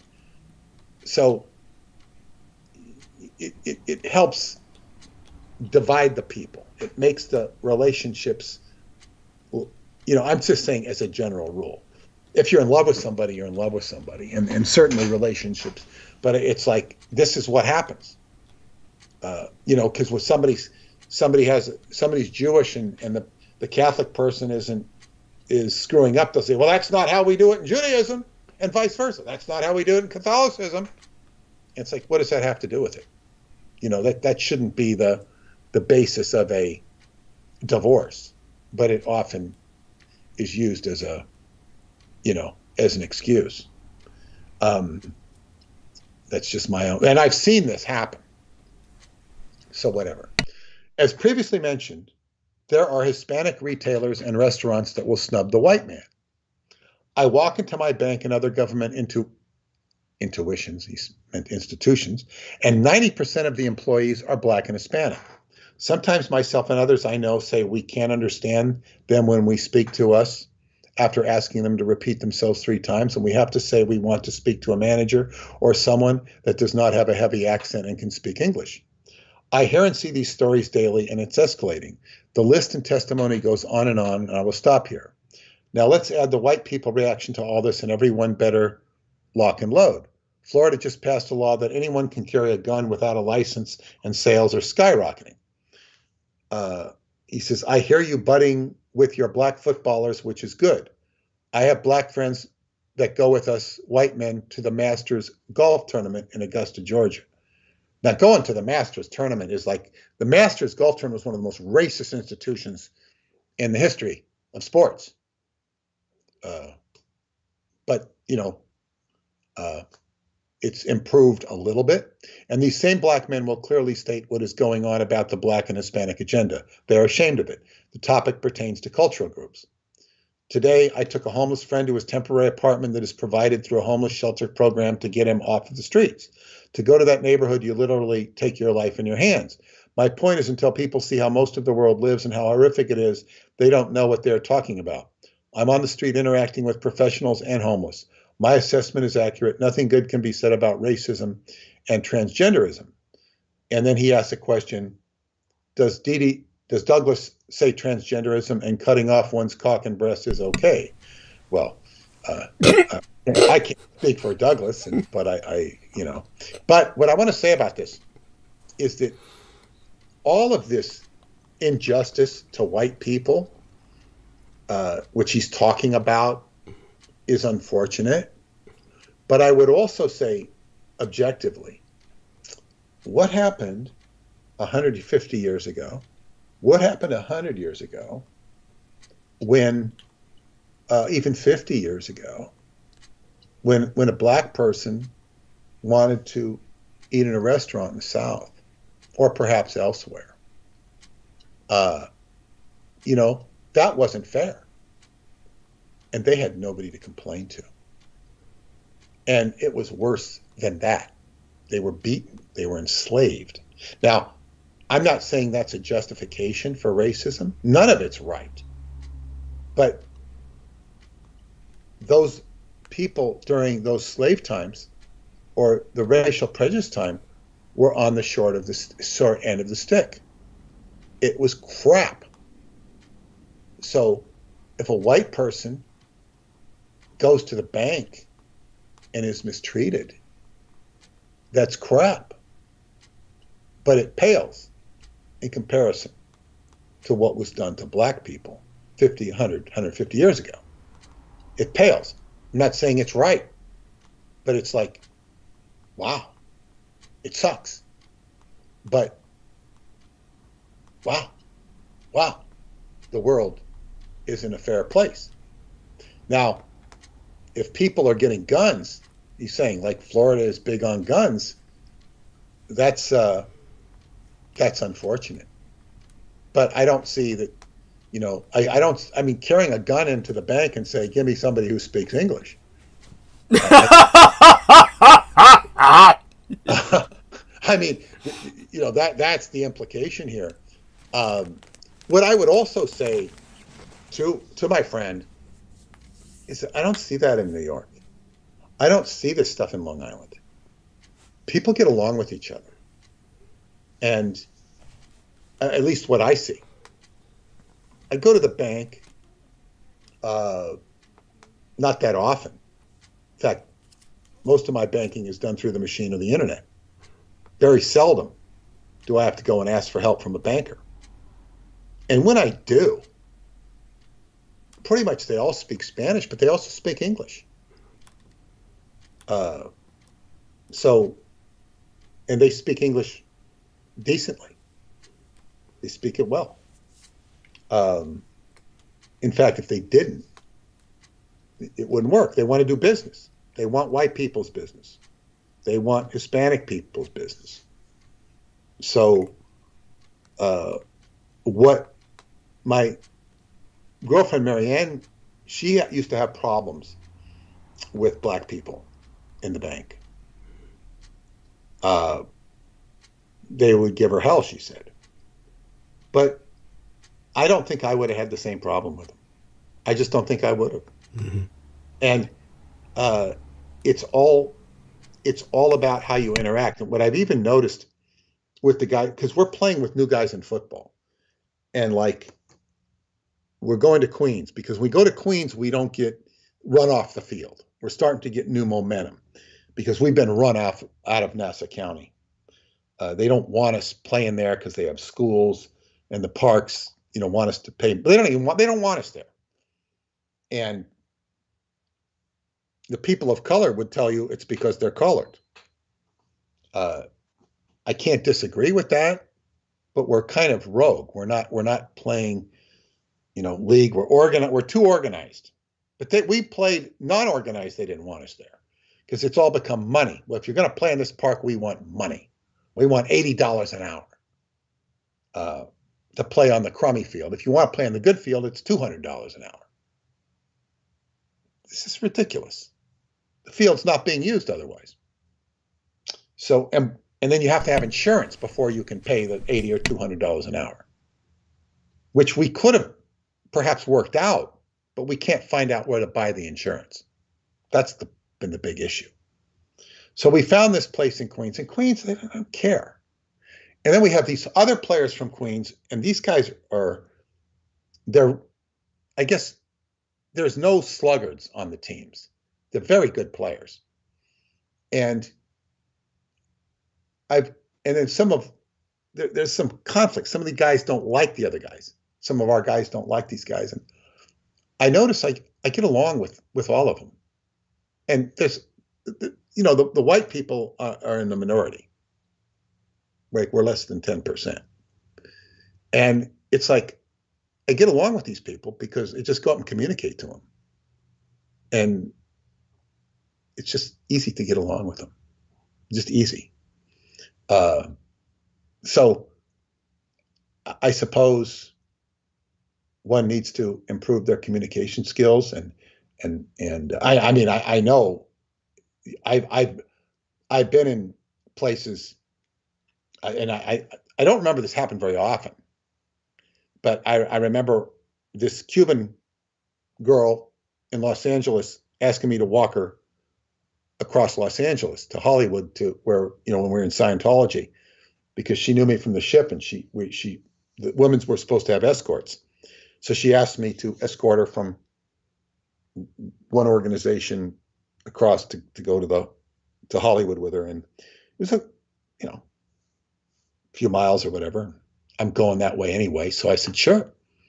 And I walked with her, and it was time to eat. So we tried to go, and she happened to be Cuban. She was a real Cuban. We went into this Cuban restaurant, and they did not want us in there. They just, they wouldn't even talk to us. I said, "What? She's Cuban." Yeah, it didn't matter.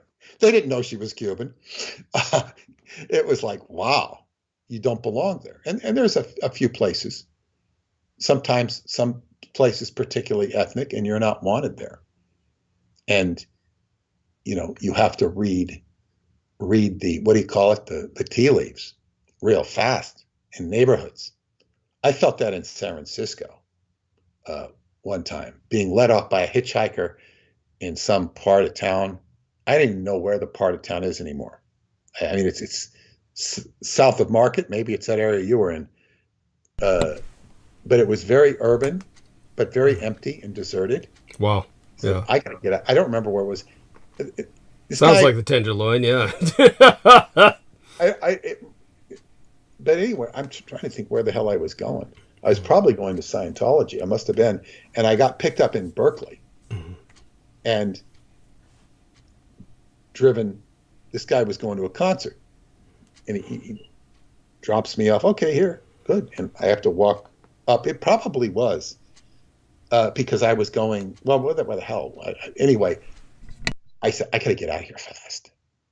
And I just walked fast. You don't sit there and lollygag looking around, wondering where to go. You just walk in the direction of what feels like life, and you go there. And of course, if one is having problems with banks, there's usually somebody you can find that will help you. You have to engineer yourself. Of course, this requires somebody being precise and careful. He's talking about a situation that's rampant, according to his discussion. But New York City, New York area has been dealing with immigrants since its founding. It goes, Dutch, English, Irish, Italian, Greeks. And I really like New York because it is probably the most cosmopolitan city in the United States, if not the world. And it's accepting of differences. And this is a high point of civilization. New York has had its, negatives or challenges. San Francisco has always been a much more racist place. And it probably goes back to the Chinese. But I remember horrible racism in that area. So Los Angeles has had its moments as well. So and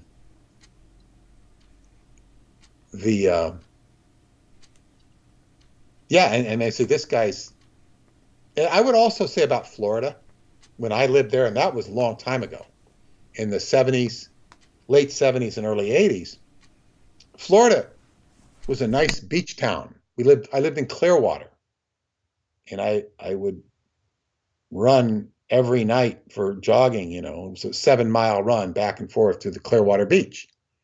This is a beach town. Spent many times at the beach. We played football at the field near the beach. People went to the beach. It had a party atmosphere to it. And that's like on the coast. When you begin to go a few miles into the interior of Florida, it was incredible. Well, he knows this better than I do. He lives there. But what I found, it was incredibly redneck. It was the South. If you're on the coast, whether it's the East Coast, Daytona Beach, West Palm Beach, Fort Pierce, all these areas along the coast, that's coast culture. It's people using the ocean, people having fun, people coming from up north. The people, I don't know, they call them snowbirds. People that would, come down after the holidays and stay until April and avoid the snow, and then return to the north in May. But I don't remember if I don't know that these people were coming down to Central Florida, to Ocala and Lakeland. Most of them are going to the East Coast or the West Coast, where they can enjoy the beach.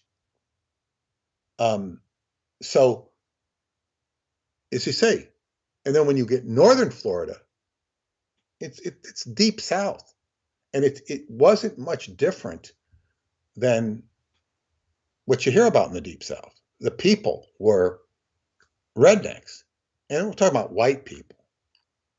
So, as I say, if you're dealing with the hipsters on the coast or the people that are beach people, it's just live and let live. But I found Florida to be a very racist state when you get into the interior. And, they might look at you and say, "You're a Christian, right?"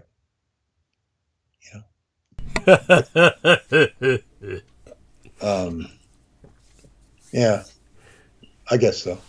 You don't want to offend them. You're a Christian.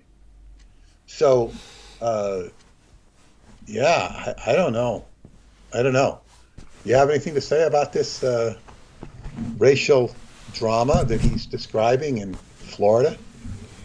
Well, what he's describing, of course, is something that, if you could, for my benefit, there was almost like a conclusion to his essay. It was, does Douglas Dietrich approve of Could you read that sentence again? Well, It struck me sure. as. I mean, I think he's being very sarcastic there. Well, I don't He take very- offense. I'm just trying to kind of understand No, the space where he's coming from. Does Douglas say transgenderism and cutting off one's cock and breast is okay?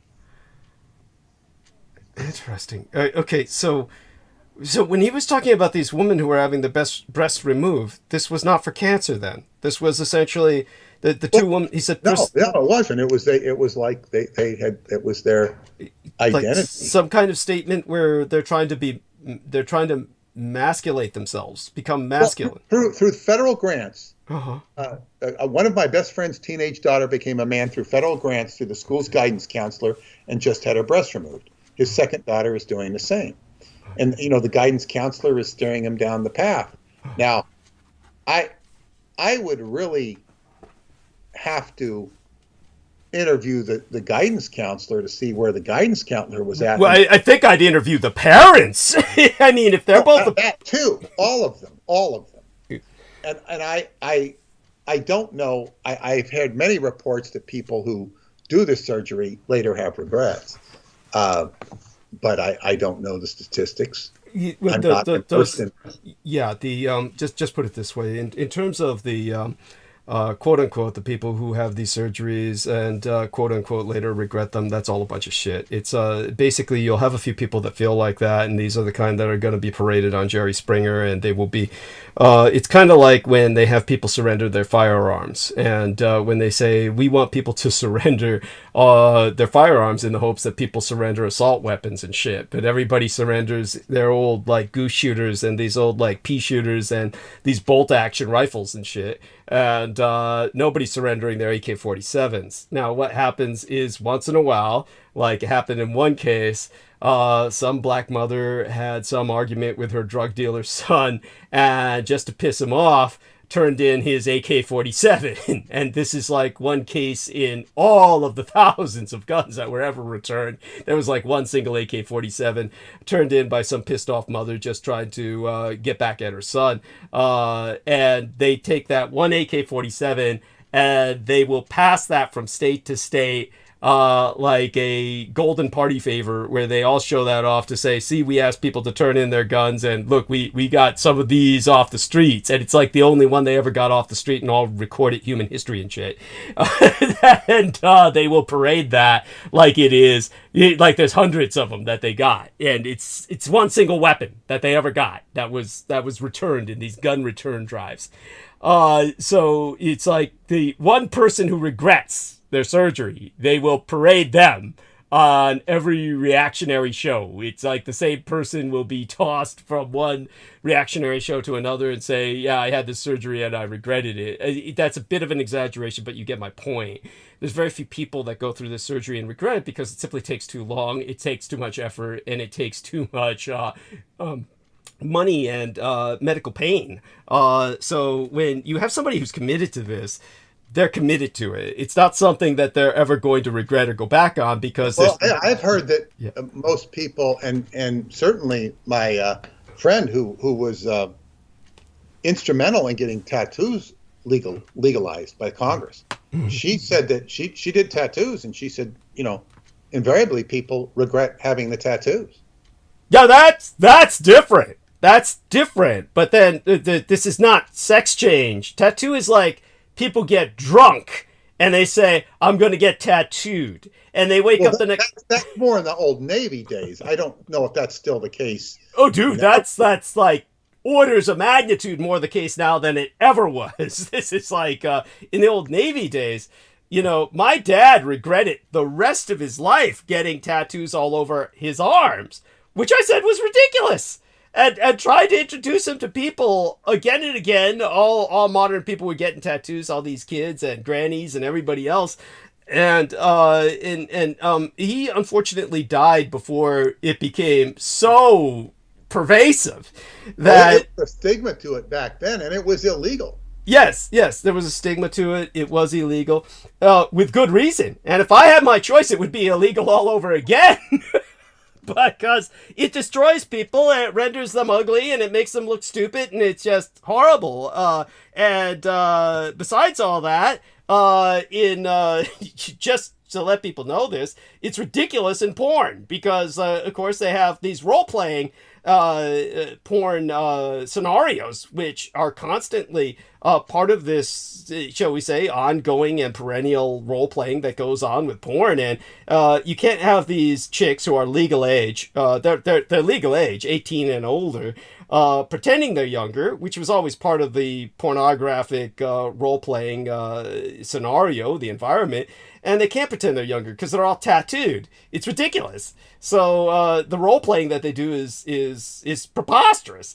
So it's, aside from that, which is, shall we say, pertinent to myself because I was so familiar with the porn industry, and it just ruins aspects of it. It's the fact that most of these tattoos look like shit, and they don't add to anyone's appeal in any way, shape, or form.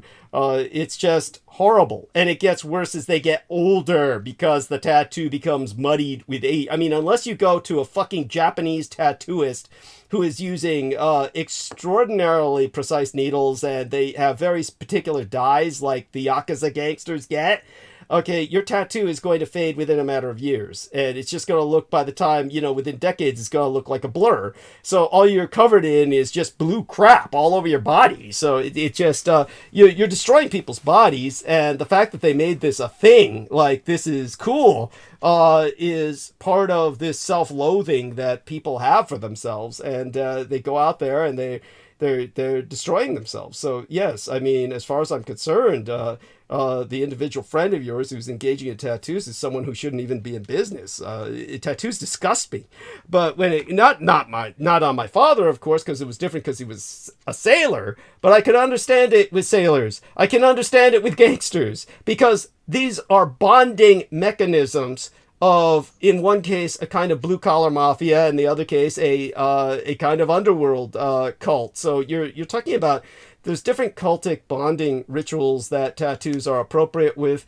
When you've got grannies and kids getting them, it's just preposterous. It's horrible, and their lives are destroyed in the sense that they just ruin their looks, and it looks horrible. I mean, that being said, okay, moving on from the judgment that I have, which is purely aesthetic in many ways, but also practical because these same people are going to regret it the rest of their lives. That's something you regret because that's something you do while you're drunk, as most of these people get it while they're drunk. It's not just like in the old Navy sailors that did that. Quite the opposite. The sailors knew what they were doing.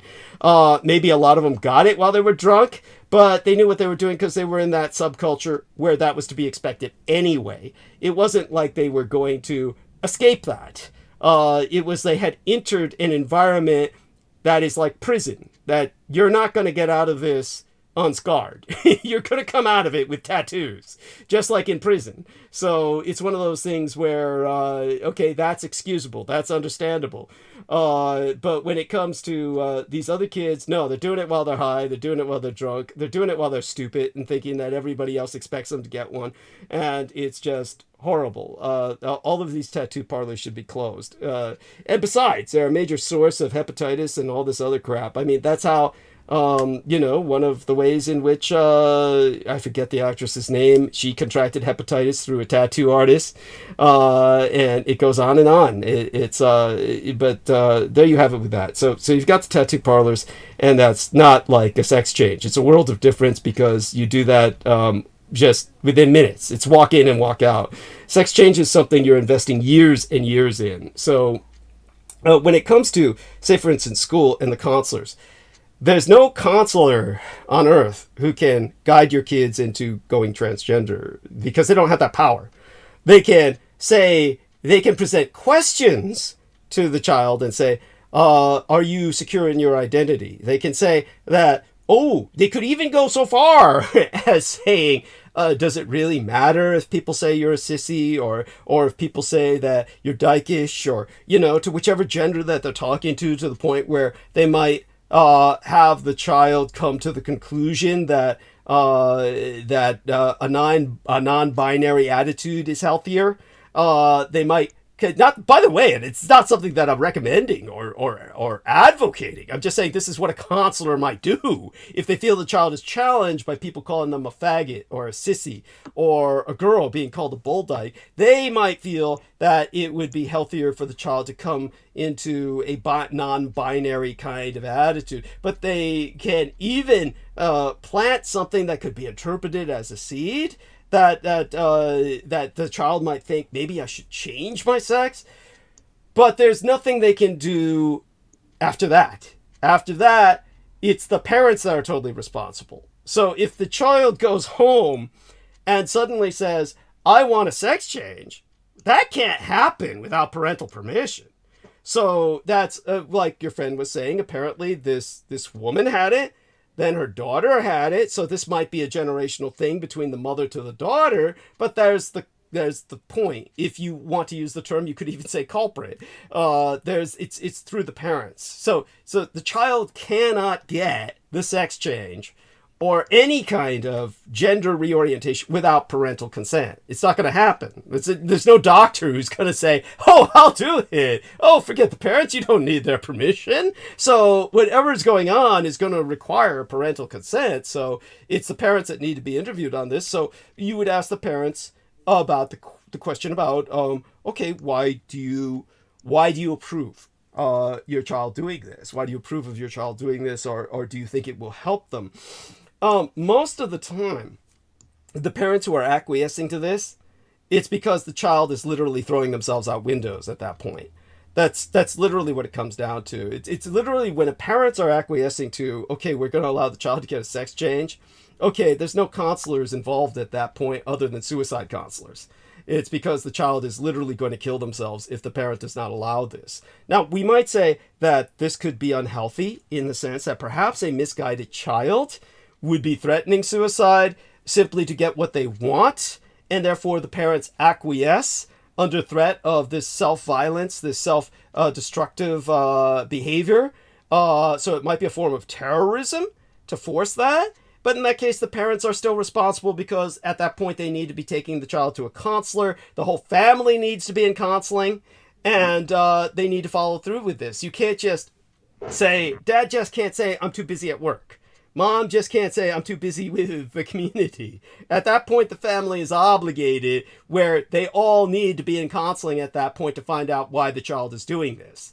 Because it's not going to be happening without some kind of causality from parental behavior. The child would not be doing that without some kind of family environment that is provoking this.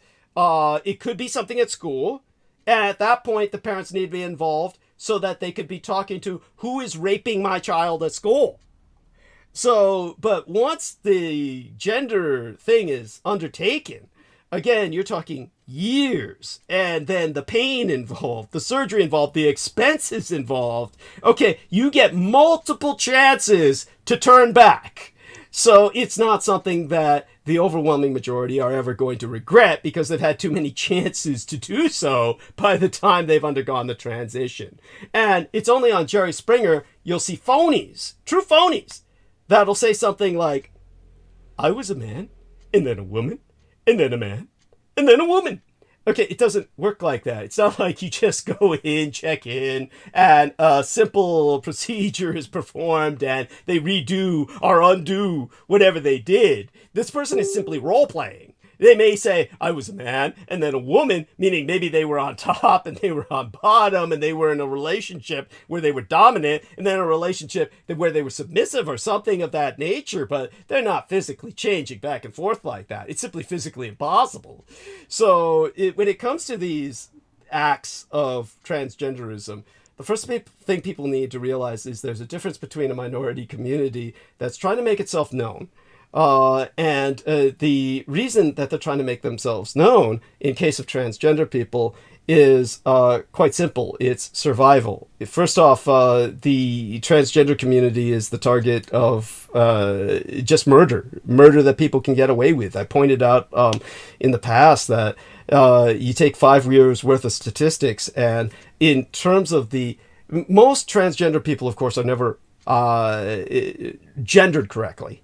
In other words, if the person is a man and they were identifying as a woman all their lives and could never afford to get the surgery, which is a big deal, and most people can never afford to get that surgery in their lives, they're never going to physically change. And so all they can do is re-identify. And so they wear wigs. They wear fake boobs. They do whatever it takes. If it's a man, it becomes a woman, and the woman do whatever it takes on their side. So most of these people, because they can't afford the surgery and they don't have sponsors and whatever's going on that they can't make it happen, they're stuck with role playing and representation. And the chances are when they get offed, which is basically they get murdered, they're misgendered by the forensic pathologist. He's not going to honor or respect the way they're dressed. He's simply going to say, this is physically a man. This is physically a woman. So based on the statistics, as the authorities understand them, talking about the FBI, local constabularies, basically thousands of transgender people are murdered every year. All of them effectively are misgendered. Therefore, we have a genocide against transgender people that is going on nonstop, and nobody cares. Of those that are correctly gendered, with respect to what they want it to be recognized as, on death, over the past 5 years, out of 500,000 of those that were recognized by forensic pathologists respecting their presentation as opposed to their physical gender, only one of those crimes has ever resulted in anyone being prosecuted. So you can kill a transgender and get away with murder. That's simply a fact. I have a big question here. It's a very important question. And I'm not disputing what you're saying at all. But that's the reason why they want to make themselves known. It's to make themselves known, survive. So go on. No, I understand that. And I don't blame them for that. And I'm not refuting what you're saying. What is very curious to me is that the media gives the flagrant appearance of being super pro transgender. They cram it down people's throats. There is the right-wing media that will protest it, but the left-wing media does not point out this genocide. They don't chronicle it or present it as you do. And this would seem to be extremely disingenuous if they were truly on the side of transgender people. This is more vicious than the right. The right, I can understand the right because they are afraid and threatened by this. It doesn't mean they're right. But I get what you're saying, and I'll take it further. I mean, there's like... The left wing is worse because it seems like they're doing it to stir up shit. They're basically... What's happening with the majority of media is, as we said, the problem is with Hollywood. You have what's emerged as basically 3 interest groups. It used to be, of course, predominantly overwhelmingly Jewish. With because of that heritage, there was a pretense, a facade presented because of this Jewishness of extreme conservative cultural bent. Just the stance was that of, well, you know, the Jewish people are very conservative, very, very, they'd go into the whole spiel. But the reality was, of course, basically everyone in Hollywood was gay, especially all the men. The men were basically overwhelmingly gay. And so then what emerged was kind of a split as gay people became more and more outed themselves. As they came out of the closet, then there was this schism between them and this quote-unquote traditional Jewish community.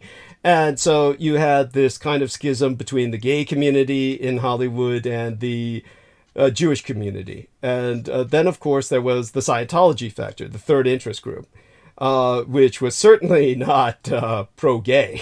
So that being gotten out of the way, you had a lot of actors and actresses cleave towards that. Some of them perhaps taking that as an umbrella or shelter against the gayness of Hollywood, or the Jewishness. And so when it came to the gay part, it became so predominant that whereas before, if someone were to try and get a role, it would be like, okay, let's have you do this piece of Shakespeare. Do a little bit of Shakespeare, and that we'll see if you can pull that off. Then we'll decide if you're fit for this role. This is how you got people like the gay guy who played Jean-Luc Picard in Star Trek was a actual Shakespearean actor. That was he was old enough, where back in the day everybody asked for Shakespeare. Well, all that stopped around the 80s, 90s, and then at that point you had to play a gay role. If you didn't play a gay role, like basically do a gay skit to prove that you can come off as gay enough, then you'll get the role. And then it became de rigueur, requisite, that you have to do a gay role. So no matter who you were, if you wanted to, just make it in Hollywood, maintain your career, you had to, at some point, play a gay character. Like the guy who did Coach for years. You remember that TV series Coach, the situation comedy? He was like trying to break it into movies from the TV series, and he had to play the role of a gay coach. He didn't have a choice. He had to go into movies by going gay, at least on film. So it was like at that point, the gay theme became like, at that point it became, that was rammed down your throat. So then it became kind of part of this media machine that all of this was going to be presented, to the point where there's a horror film that I saw recently. It wasn't that recent enough. And I can't even remember the name. I honestly saw it when I was at the estate. I was bombed out of my mind. And even the Blood Boys and my son found it just untenable, because in this horror film, everybody is part of an alternative lifestyle.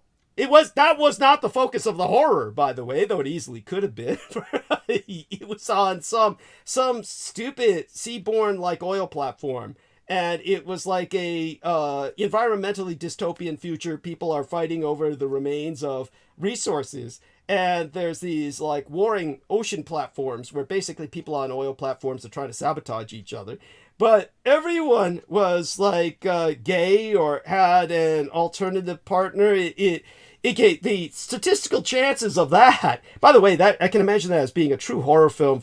Imagine a horror film that portrayed that, where a straight guy was trapped in that environment. I could imagine that to be a true horror film.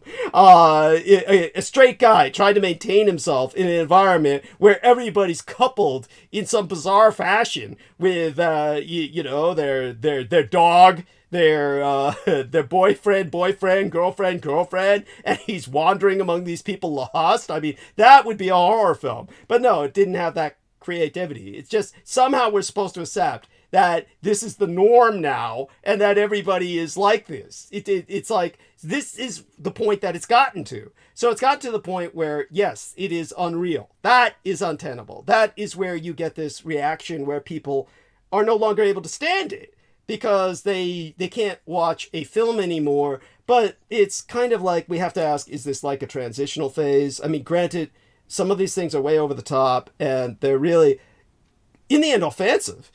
Just for the sheer reason that they're not even credible. They're not even credible that you'd have that many people being gay, that many people being coupled in such a strange way with their dogs, or with alternative lifestyles that are taken to an extreme. It's one of these things where, I'll tell you the truth, it's just people had that same problem when they first started showing different races on TV.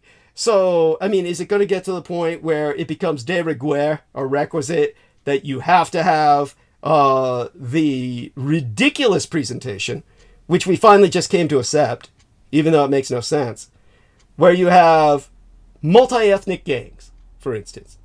By the way, of course, in real life, there is never going to be a multi-ethnic gang. There is simply no reason for a multi-ethnic gang. It doesn't make any sense. Gangs are by nature products of ethnic enclaving. So you're going to have Italian gangs in the Bronx. You're going to have black gangs in Watts. You're going to have Chinese gangs in Hong Kong. You're just multi-ethnic gangs just don't make sense. But we've come to accept them in action films and just kind of run with it. We just roll with it because, it's just a film. And so it's a willing suspension of disbelief. So with something as unrealistic as that, even offensive to the sensibilities in the sense that it doesn't make sense, after a while you just accept it as a Hollywood fantasy that you're going to have to accept simply because you're not going to get anyone producing a film otherwise. They're just not going to make the film otherwise. So you just roll with it. Maybe that's what we're going through now with all of these weird couplings that they have, and it'll get to the point where, okay, the film has to have a token gay couple, and you just roll with it, or a token, this also influences people's minds. It what they see in Hollywood deeply entrenches upon people's minds. Well, children are impressionable, but no matter how impressionable children might be or people might be based on what they see in Hollywood, nobody's going to organize a multi-ethnic gang. Well, I'm talking more about the gay aspect. Yeah, understood. But with what I said about the gangs in mind, it doesn't mean it's something like, say for instance, I grew up in San Francisco where everywhere there was gay advertising. So in San Francisco, everywhere you'd see rippling muscle men advertising condoms or advertising anything you could imagine in some kind of sexual manner that many people would deem perverse. They were even addressing issues, a lot of this advertising that most people would find they couldn't even understand what the advertisement was about. It's like one advertisement that my gang brother Beaver made fun of because he said that's how every man felt if they'd been stuck in my company for a while, in the sense that they would feel abused, used, and somehow raped, meaning that I would exploit them or somehow manipulate them or something like that. Just his kind of humor. One ad on the side of a bus showed some what you'd call a smooth gay, or more of a twink, meaning more of a bottom girlish boy. One of these girly boys crying into his sheets saying, I thought he was going to be nice. I'm sorry, that's horrible. But he was crying into his sheets and saying, I thought he was going to be nice. That was the print. Somebody from outside of the city or somebody from outside of this kind of culture, not being exposed to it every day, would say, what the fuck is that? What the hell is that? They wouldn't even get it. But obviously, what they were warning people about is, not everybody who invites you up to their room is going to be nice. You've got to be careful and report if you were raped or exploited or feel that you've been abused. This sort of thing is what the advertisement was encouraging as public service. So, these are so culture specific. This is why someone like Ellen DeGeneres ultimately got canceled. Because her jokes just became too much of an inside joke. There's only gay people could understand them. So when it got to the point where this woman was supposed to act as this bridge, kind of like a ambassador for the gay culture, and it didn't work because she was catering so much to that culture, nobody else got what she was saying. So there's that element as well. But when it comes to, say, for instance, the thing that I'll say about the transgender issue and his last question, does Douglas Dietrich approve of okay, so that is kind of like one of those loaded questions that is, he may be being sarcastic, but yeah, after the seriousness of everything else that he expressed, I don't feel that it's sarcastic. I'll take it as an earnest question.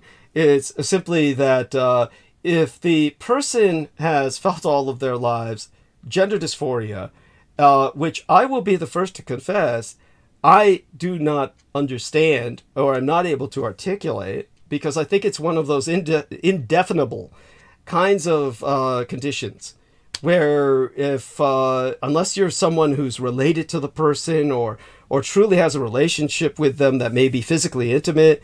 Now, granted, I have a physically intimate relationship with my son back when she was a girl. I adopted her as a son only after the sex change because this was an individual that I had adopted off the streets, and ultimately I had every intention of marrying, really, at a certain point in my life. But I couldn't do that if she got the sex change, and she did. And because she did that, I instead married her off to someone else. And that was, it worked out well enough for me. But the point is, there's still a deep sense of loss. There's still a deep sense of, in a sense of the alterations that she went through to become a he.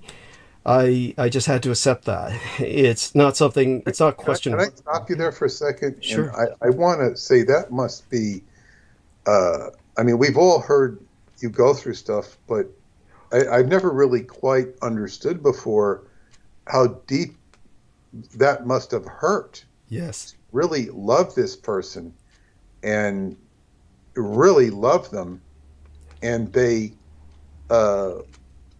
it's not working for them, and to the point where, well, they're not leaving you for another.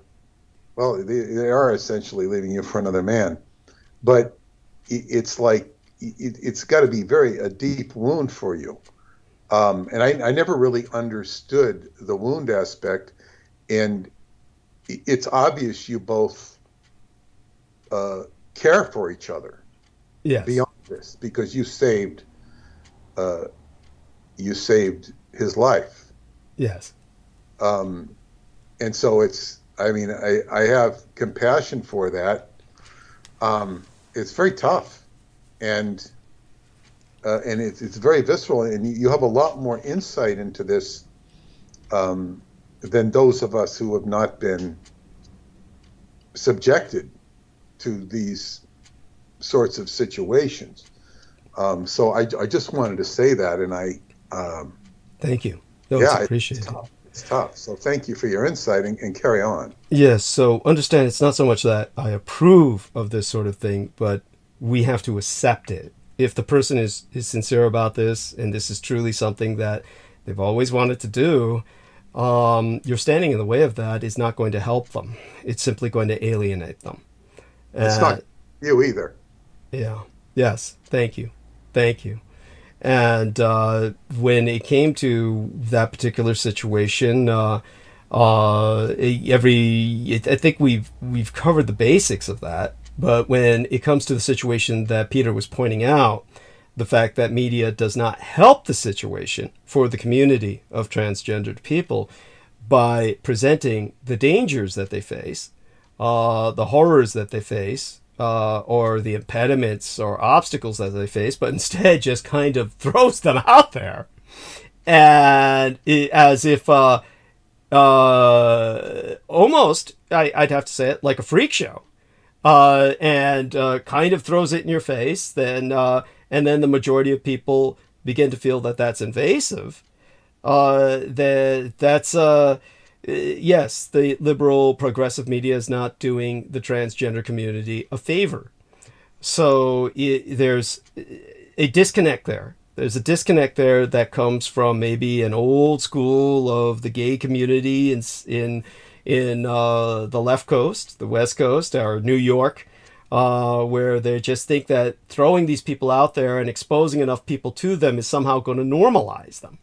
And it doesn't work like that. And it reminds me of a program where they were trying to just expose people to gay people who were hate criminals, in the hopes that just showing them that these people were human and that they had feelings might help these people change.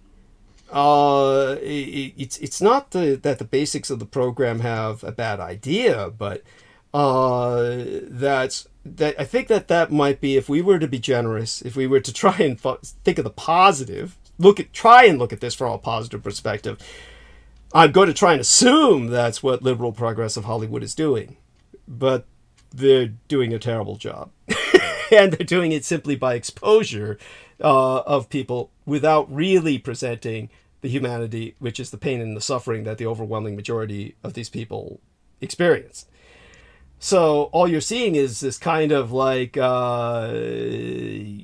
almost what would you call it? Something where something is it's almost a taunt. It almost becomes a trolling, the way it's presented. Which is how I felt it was in that horror film, because it, like, to me, was it took away from the plot, whatever plot there was. I don't even remember what the plot was. All I remember is that, see, this is how bad it was. I don't even remember what the plot was. All I remember was that everybody was living an alternative lifestyle. It was so invasive, it erased everything else about the film, which is probably how many people feel about the media they're exposed to. When they see something like that, it stands out enough where it's not integrated or rendered integral or relevant. So that's something that is that needs to be worked on with the liberal progressive community. Honestly, that needs to change. Well, I think the key word you used there is taunt.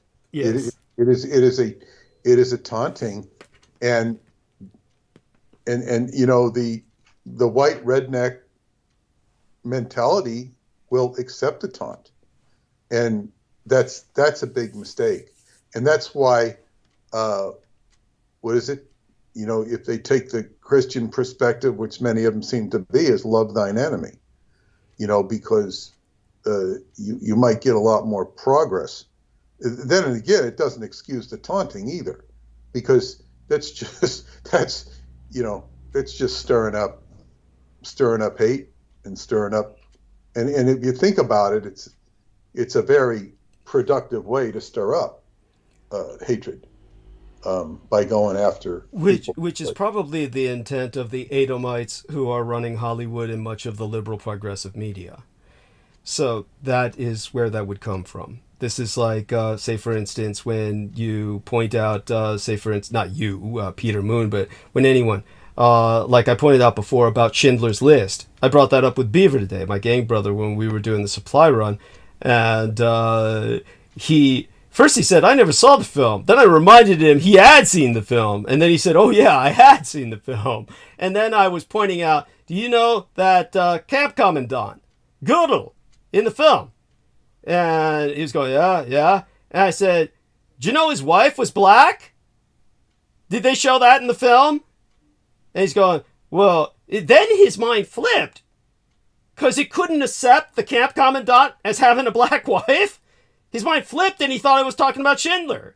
And he was saying, well, if they had pointed that out about Schindler, that he had a black wife, then, you know, he was wondering why they didn't point that out, because that would have made him look more liberal and progressive. And I said, I'm not talking about Schindler. I'm talking about Gödel, the camp commandant in the film. His wife was black. And they never pointed that out in the film because, of course, that would put a lie to his being racist. It would have made him human. Then he got it. And so here's this Steven Spielberg making what's supposed to be a historically accurate and relevant film, Schindler's List, portrays this camp commandant, Gödel, portrayed by Rafe, I forget the actor's name, but of course he has that look which people identify with, Aryan, Nazi, and so if they had just shown his black wife, think of how that would have changed the entire dynamic of the film. But of course, Spielberg would never have done that. But that transitions us or segues us to what the other elements that this individual is presenting. Now, what this individual is presenting could be dismissed, and I don't mean to do it dismissively, but it could be dismissed with the term white grievance, because the other element that he's presenting is very much racial oriented. He was talking about the transgender orientation, then he brings up the race issue. So I will do my best to try and put that into some perspective. Take a look at the time that I was exposing the rapes at Rotherham. Now, Rotherham is this faded industrial town in the United Kingdom, where at least from what we know, as was officially reported and ultimately recorded, because so many of the reports were burned and hidden. We know for a fact that at least 1,400 girls, all of them white, all of them working class, were gang raped by safaris, as they called them. Safaris of Pakistani men. We know Salman Sheikh would never have participated in this because he's gay.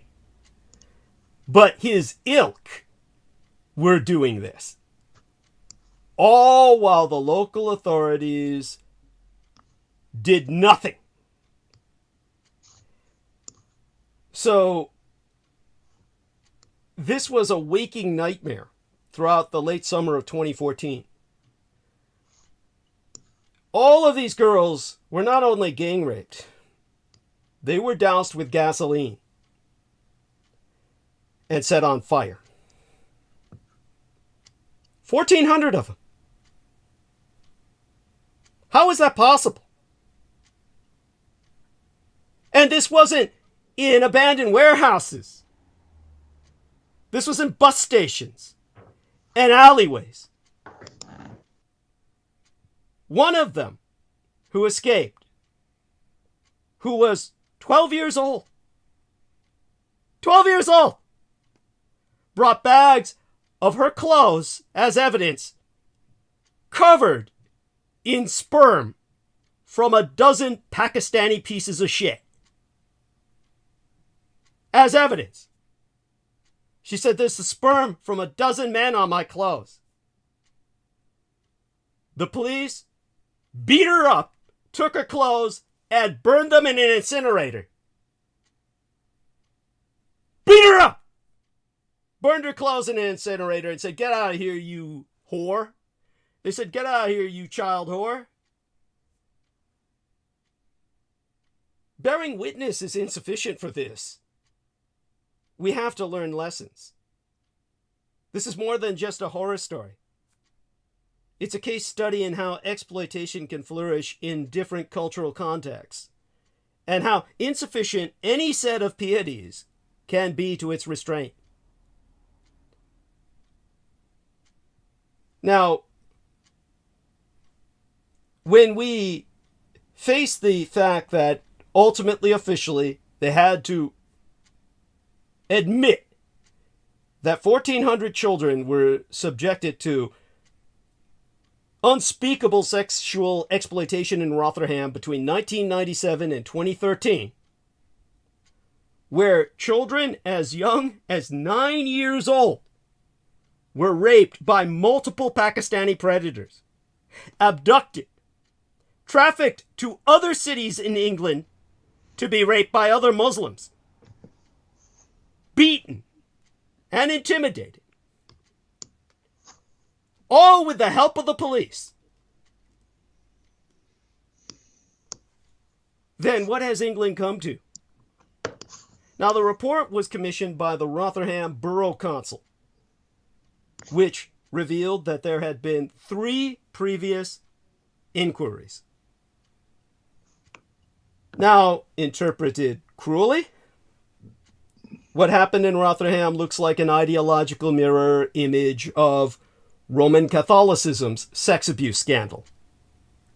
The Catholic crisis seemed to vindicate a progressive critique of traditionalism, that here be the wages of blind faith and sexual repression.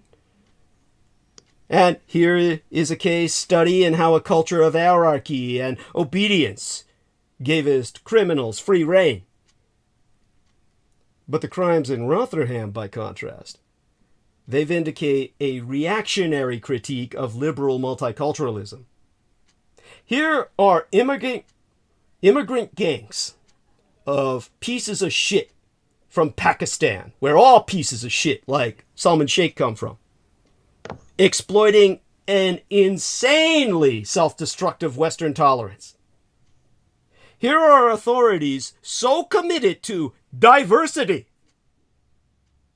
that they cannot even react appropriately. The victims are the villains. The girls are the whores. Here is a liberal society so open-minded that not only have its brains fallen out, but also its conscience. But a more subtle reading would reveal commonalities between the two scandals. The rate of priestly abuse was often at its worst in places and eras, the 1970s above all, where traditional attitudes overlapped with a sudden wave of liberation, where deference to church authority by parents and police coexisted with a sense of moral upheaval around sexuality and sexual ethics, both within seminaries and in society at large.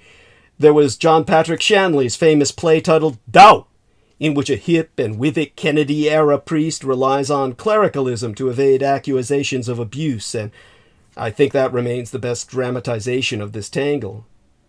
And in a somewhat similar way, what happened in Rotherham was rooted both in left-wing multiculturalism and in much more old-fashioned prejudices about race and sex and class.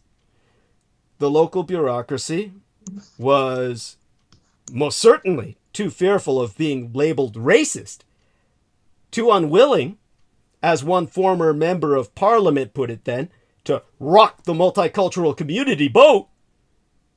But the rapes also went unpunished because of racially inflected misogyny among police officers, who seemed to think that white girls exploited by immigrant men were tarts, who deserved roughly what they got.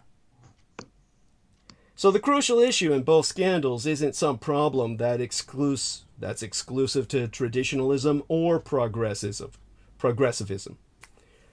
Rather, it's the protean nature of power and exploitation and the way that very different forms of willful blindness can combine to frustrate justice. So instead of looking for ideological vindication in these experiences, it's better to draw a general lesson. Show me what a culture values, prizes, puts on a pedestal, and I'll tell you who is likely to get away with rape. In Catholic Boston or Roman Catholic Ireland, that meant men robed in the vestments of the church. In Joe Paterno's pigskin mad Happy Valley, it meant a beloved football coach. In status-conscious, education-obsessed Manhattan Island, it meant charismatic teachers at an elite private school. Or Woody Allen adopting a foreigner whom no one would listen to and making her his child bride. And in Hollywood and the wider culture industry, where I live, still the great undiscovered country of sexual exploitation, I promise you that, it has often meant the famous and talented, from Roman Polanski to British broadcasting company's Jimmy Savile, robed in the authority of their celebrity and art. And in Rotherham, it meant some fucking yellow nigger in a turban with a mustache, thick enough to use as a scrub bar. It meant men whose ethnic and religious background made them politically untouchable, and whose victims belonged to a class that both liberal and conservative elements in British society regard with condescension and contempt. The point is that as society changes, as what's held sacred and who's empowered shifts, so do the paths through which Edomite evil enters in, the prejudices and blind spots it exploits. So don't expect tomorrow's predators to look like yesterday's. Don't expect them to look like the figures your ideology or philosophy or faith would lead you to associate with exploitation. And expect them instead to look like the people whom you yourself would be most likely to respect, most afraid to challenge publicly, or at least eager to vilify and hate. Because your assumptions and pieties are Edomite evil's best opportunity, and your conventional wisdom is what's most likely to condemn victims to their fate. Now, when I exposed what happened in Rotherham, what did I get? Hatred from the Scots and hatred from the English. The English kept telling me, Rotherham's in Scotland, mate. And the Scots would say, Rotherham's in England. You ignorant Yellow gook or chink? Have you ever been? Oh, I don't care where the fuck Rotherham was in across that goddamn border, England or Scotland. It's a disgrace to you fucking both. As far as I'm concerned, Scotsmen or Englishmen, you're both a bunch of prickless, impotent pieces of shit who let the woman of your race be raped by a bunch of yellow niggers in turbans because you're scared shitless of being called racist. You're as guilty as they are. Both of you. All three of you, really. But from the yellow niggers in turbans, it's what you'd expect. From the Scots and the Englishmen, I expect more. Or at least better than what you get from the Packs. So, all these people are looking for an excuse not to defend their own girls. Racial self-interest is not racism. And what we're seeing that you get all this white grievance with, well, it really goes back to the white man. How did you get so impotent for this to happen? How did you get so unable, like Alan Turing, to stand up for yourself? Now, of course, you get this lunatic way of trying to empower themselves where you get a bunch of reactionaries picking up guns and conducting mass shootings. But that doesn't help your cause.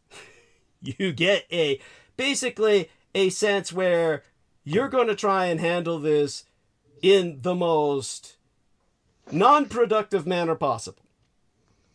And a lot of it is through complaint, saying these services don't work for us. Say everything this man was pointing out was welfare related. Now, it is at the point now where many white people have fallen through the cracks and they're now seeking this help. But it has become ethnically enclaved because for generations, the overwhelming majority of white people didn't seem to need it. Now, because the whites were the majority in the United States, granted, the overwhelming majority of impoverished, truly poor and impoverished people were indeed white. They were sequestered in such rural areas, away from development, that nobody noticed they weren't getting any services. People in the Ozarks and the Appalachians, coal mine territory, various other ancient rust belts that were almost pre-industrial. So when you get this situation now where it's becoming more of the norm for whites in other areas that are more developed, formerly industrialized, and they're trying to get in on the act, get some help, and it's not available, this is where, as I've said before, we have to take into account the need for a kind of secession. And this is what I've presented as a kind of solution. Divided we stand. That we recognize that there's different cultures in America, black and white and others. Now, what Peter Moon said is not something I necessarily stand by. I understand where he's coming from, where he said, in general, as a caution, he would recommend against, multicultural couples. As he was saying, it doesn't mean just multi-ethnic, but even different cultures. But understand, obviously, I see this differently. But then again, I had parents who made me proud of everything that I was. And that includes the parts of me that aren't even human. So understand that unlike many people who apparently were raised in environments of doubt where their multiculturalism rendered them vulnerable, I always took it as a strength. And of course, mixed race births are the most common births in America today. So we have to understand there needs to be a place for people like me. These are the developed cosmopolitan areas, the cities, the megalopolitan belts, the urban belts.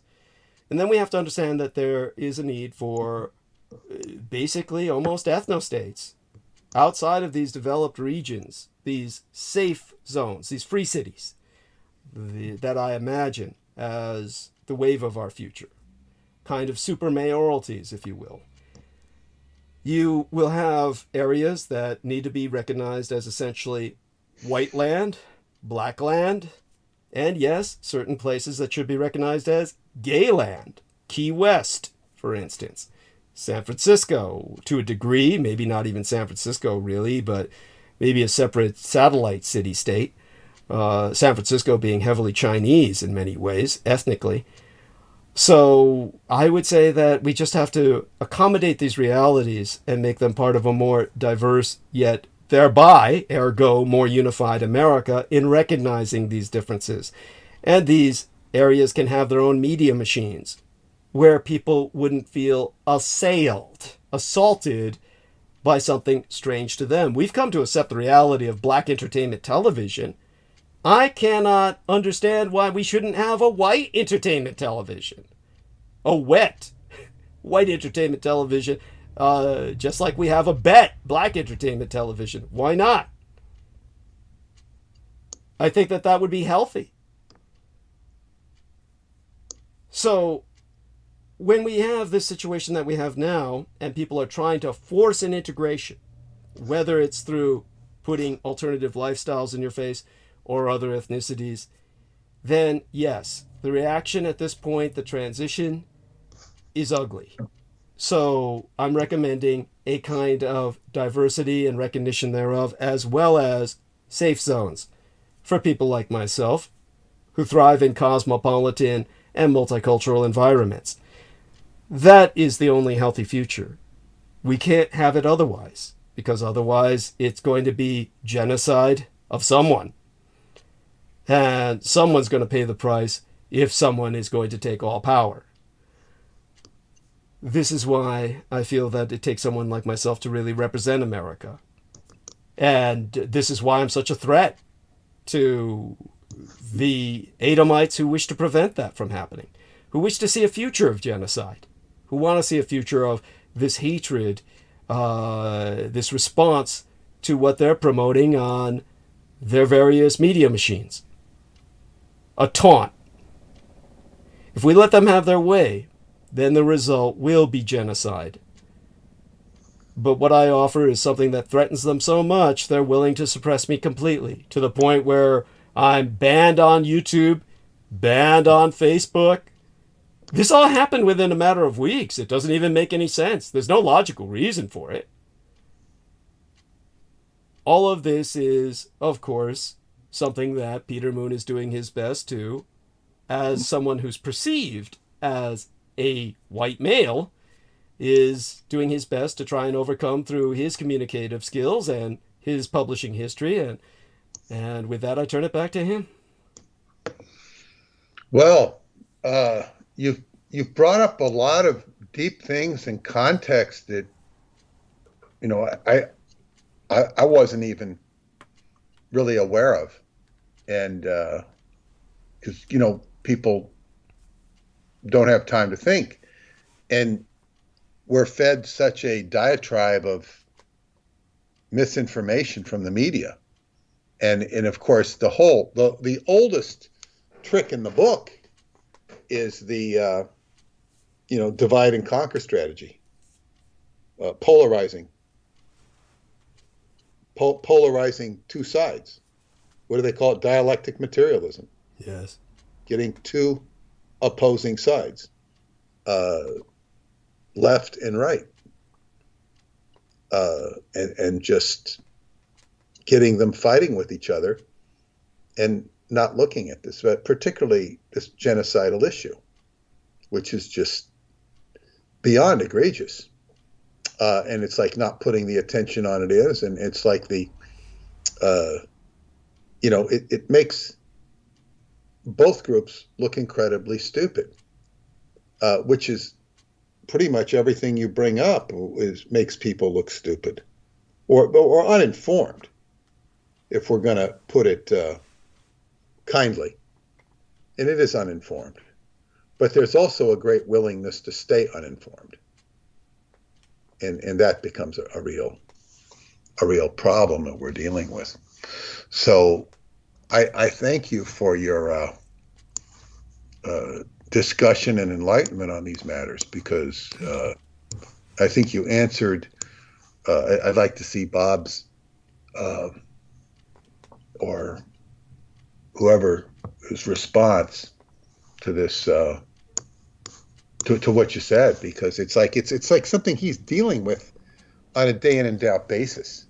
He's having to watch this human suffering, and it is human suffering. There's no question about it that people are being subjected to, and the end game, is not to have blacks getting even with white people. That's not the game. The game is to have humanity rise above its despicable condition, and it is a despicable condition, because it's human suffering. That's not a criticism. It's just the way it is. And thank you so much for everything you shared. And I want to remind people to contribute to Douglas, DouglasDietrich.com. Get him over the hump this month, and we'll start anew. Yes. And we didn't even get to Alexander Dugan tonight. Well, but it's okay. He can wait. Yeah. And I'll certainly speak about him in monologue, and that'll prep us for further discussion on Sunday. I want people to know, of course, that June is a bad month, because every June what happens is I receive the bill for my Marine Corps life insurance from the Office of Service Members Group Life Insurance, which is run by Prudential. Now, it's quite reasonable, really, considering the life insurance policy is for $50,000, and once a year I have to pay approximately $400 to maintain it.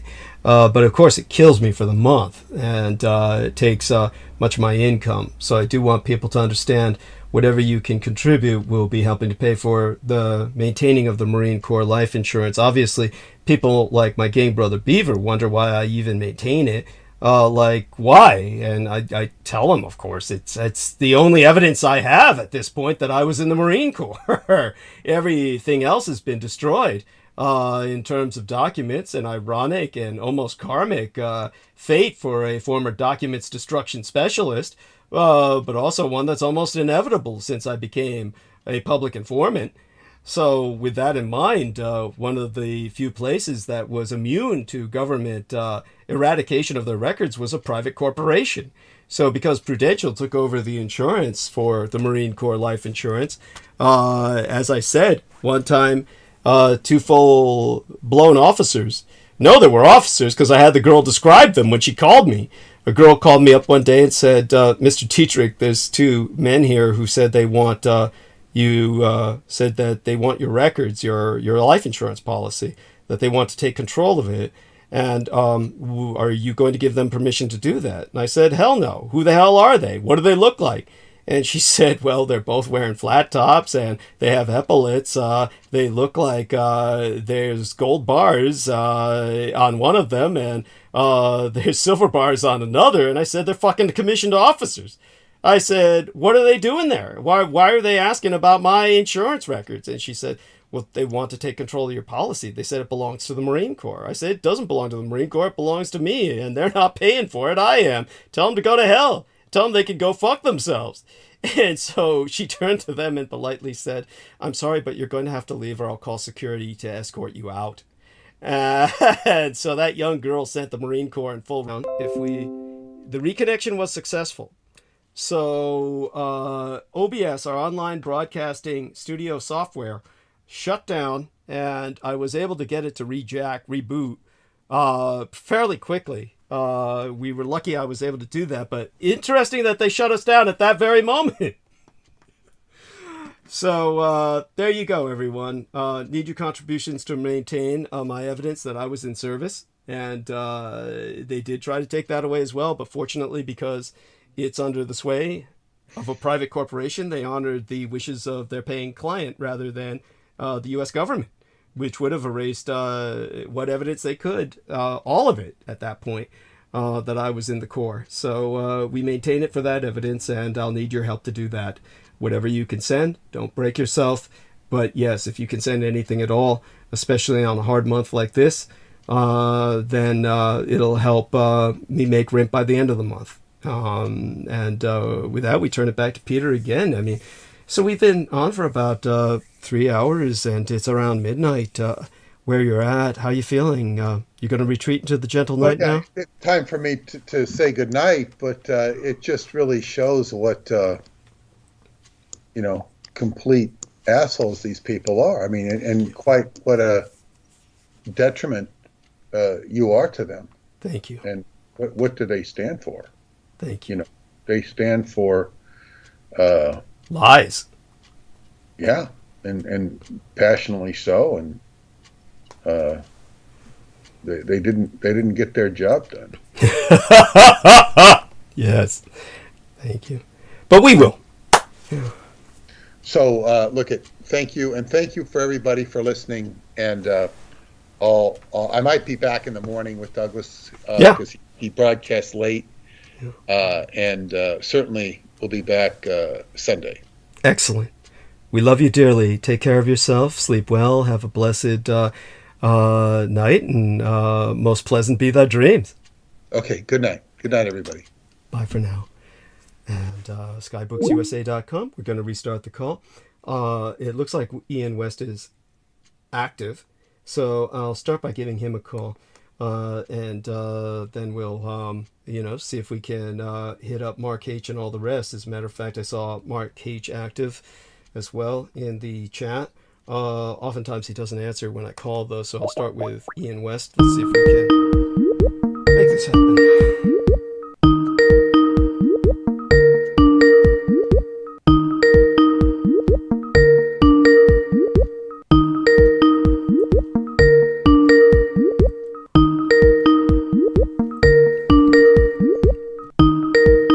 By the way, I don't usually speak while that ringing is ongoing because there's almost no point. I mean, that ringing just that ringing is overwhelming. That ringing becomes the world when you turn that. Now I know Ian was active, so hopefully he answers, and I can get enough people to get together to provide myself a break, refresh myself, so I can. Rest of the night monologue at some point. It says he's not available. Oh my fucking god. Well, let's see if we can try with some other people. Say for instance, who else might be there? Well, we did see Mark H active, so it doesn't hurt to give him a try. Let's see if we can get someone that I can anchor a call to. Tether, as I said. Joe Ty is there, I'll reach out to him as well. We seem to have made it through the past few episodes without getting some kind of hate crime accusation tossed against us.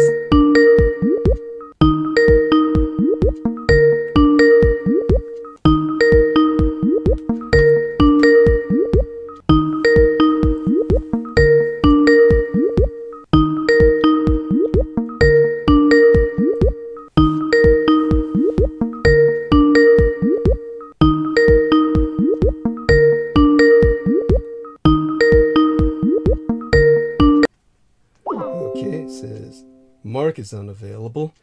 So, well, we'll try around. How about Nemo? Now, Nemo might be awake and available.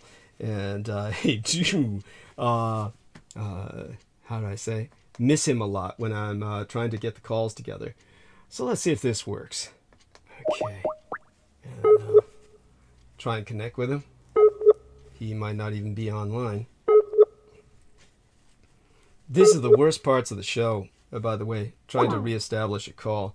What I'm going to try and do is try and hook up with people don't want to restart the opening hour until Carmela becomes available again. Amy Como, of course, is always intriguing. Let's see if she's available at all. Of course, it's a little after midnight where she's at, but you never know. And she's probably not available. I can tell that now. It's trying to connect, but it can't. Oh my goodness. And with that, let's see. Here we are. And if only some of these other individuals that communicate with me regularly were available more often. Let's see now. Maybe Real Tech Geek or Brandon Young. Let's see now. This is probably just going to connect and not, or try to connect, rather than ring. Oh, it's ringing.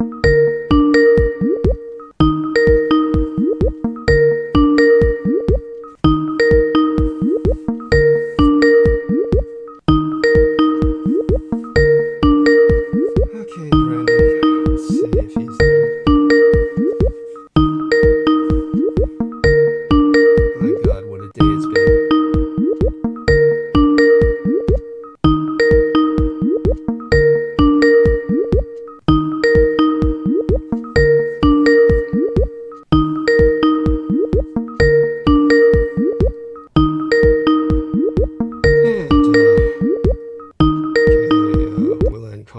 There's nothing more maddening than that.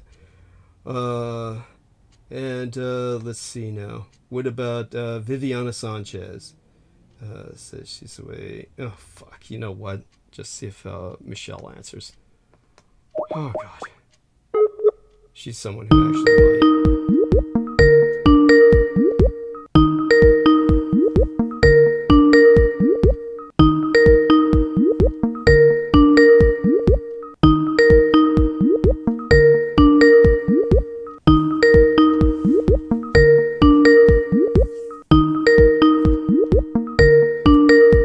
The person you are trying to reach is currently unavailable.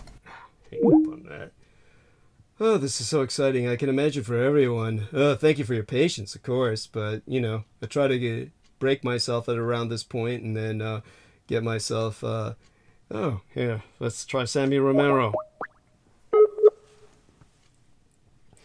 If I can just get two people holding the conversation... then come back and, oh, there she is. She went active. Let's try her again.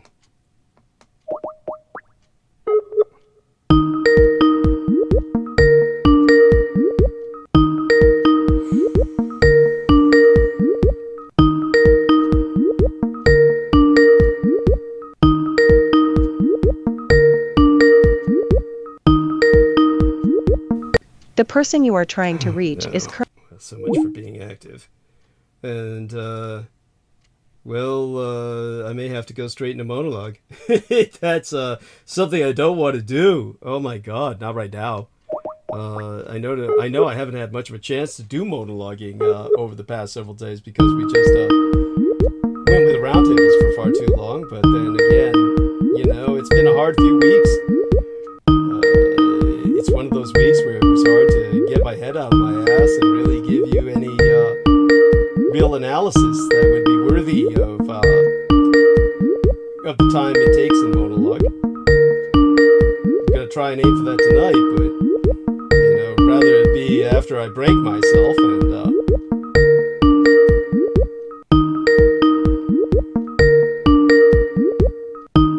do my bit to refresh myself. That would always help. If anyone's in the chat who wants me to take them on, bring them on the show, by all means, let me know. So those of you out there who are willing to come on, by all means, Douglas Dietrich 1 is my ID, Skype ID. Just give me a contact request. And by all means, give me your Skype ID in the chat if you're willing, and then I'll try and contact you as well. Fuck, let's try Brendan Zogit.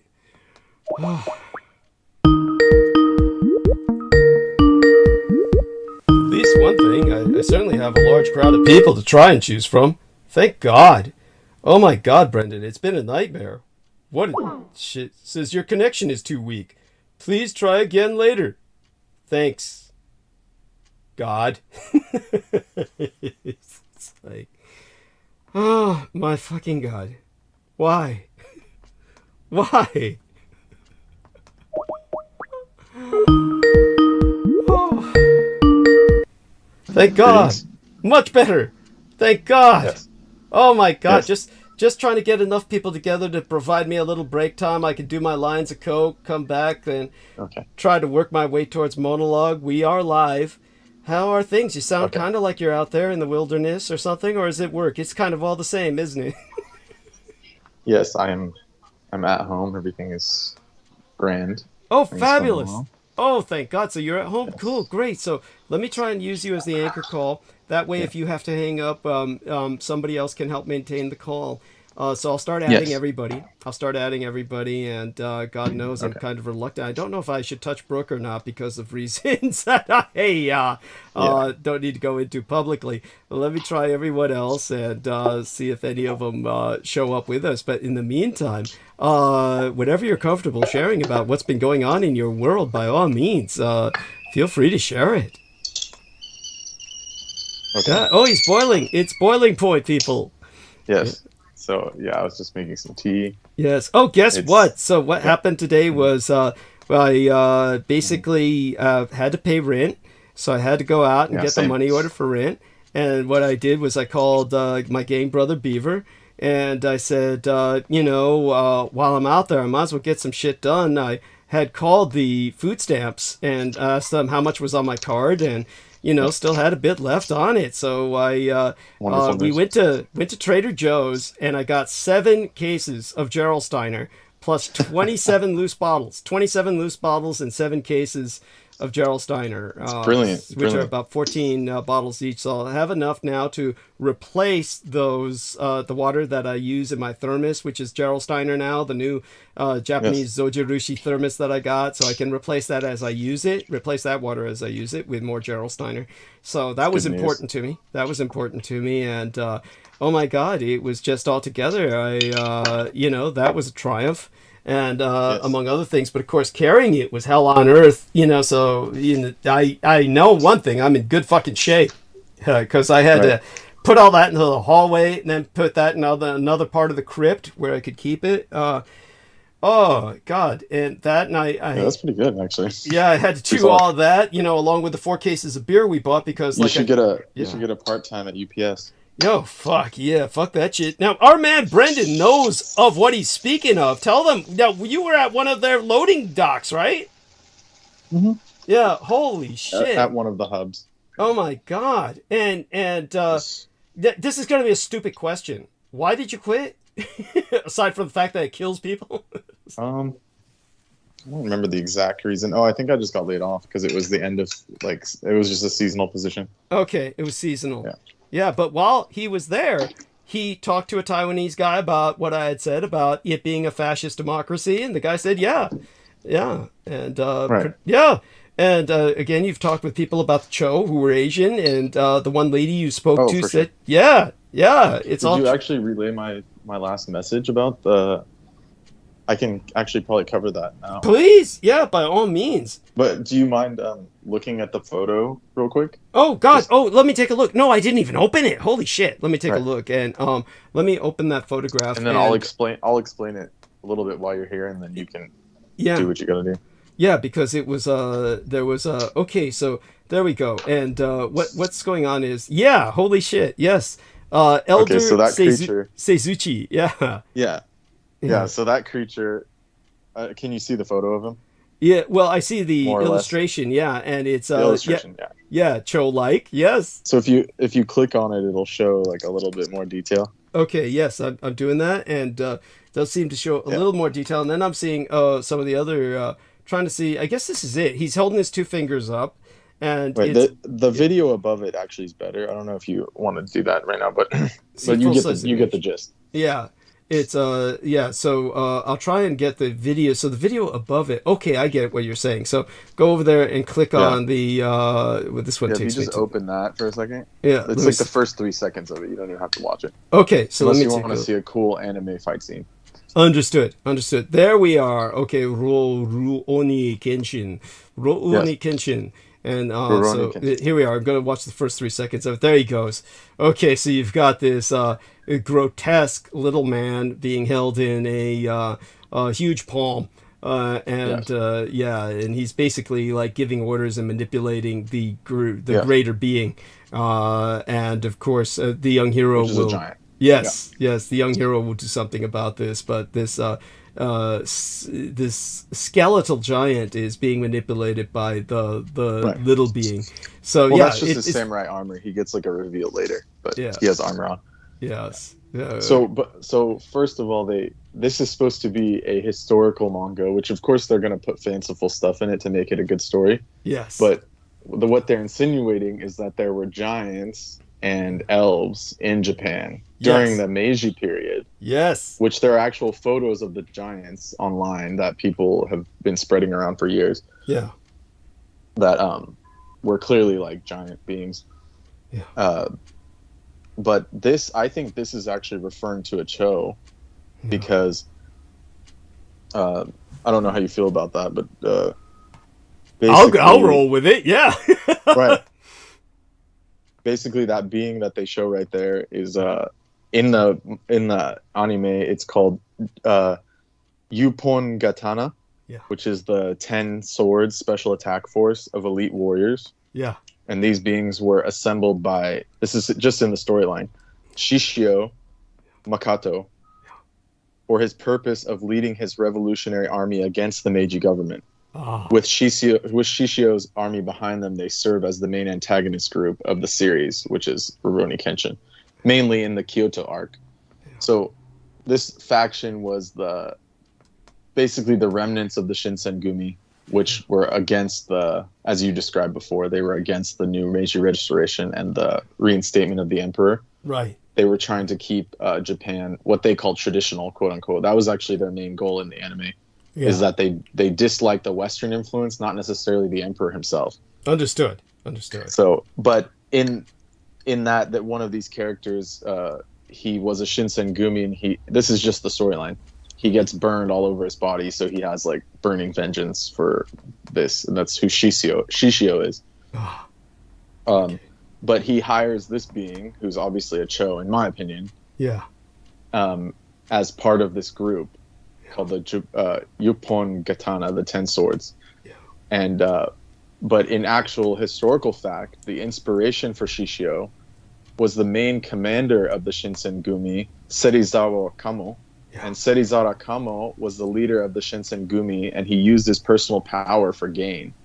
Yeah. Which is basically he was corrupt. He ended up becoming he over time got corrupted, just like the character because originally they all had noble intentions, of course. Like I was saying, he wanted to protect Japan and all this.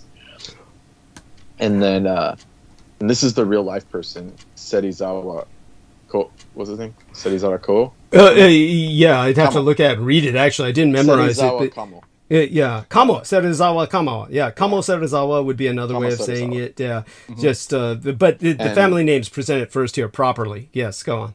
Yeah. Yes, exactly. So Serizawa was killed by some of his own men who wanted to change the Shinsengumi in order that they would not become an evil organization.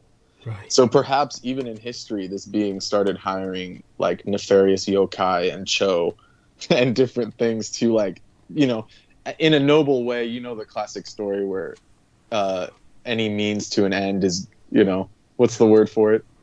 There's a whole concept. The means justifies the end. Yeah. So he wanted to restore Japan how he saw its purity, but he decided to use these nefarious creatures to do it. Yeah. And that's kind of what this shows, where this Saizuchi character, who's the potential Cho, but in this it describes him as an arrogant, condescending old man who believed in age elitism, superior to others due to his age, and which is the Very what would be Asian, word by for the it? way. Not But a, go on. yeah. Like he could also be portraying a Chinese person, but I highly doubt that. I think Right. it's more likely it's a Cho. Yeah. But they just don't have a way. Like no one has a way to interpret that outside of Japan, because this is the English translation, by the way. Because the Japanese translation, he has a whole different connotation where he's just like pure evil. This is a Cho. Yes. Yes. Yeah. Yes. But let's see. He was I'm going to try to find the spot where I wanted to stress a couple things here. Sorry Yeah. for the delay. Don't worry. Um, And meanwhile, I'll tell people, as for the character that we were talking about earlier, his friends would just call him like Kamo or something like that, as for short. But of course, they're presenting him here with his proper name and all the rest Oh, of so that. you know of the actual Shinsengumi and all this? Yeah. Oh, of You course, mentioned it before. of course. And just so people understand, the Shinsengumi are viewed in Japan with enormous sentiment. In other words, they have a very sentimental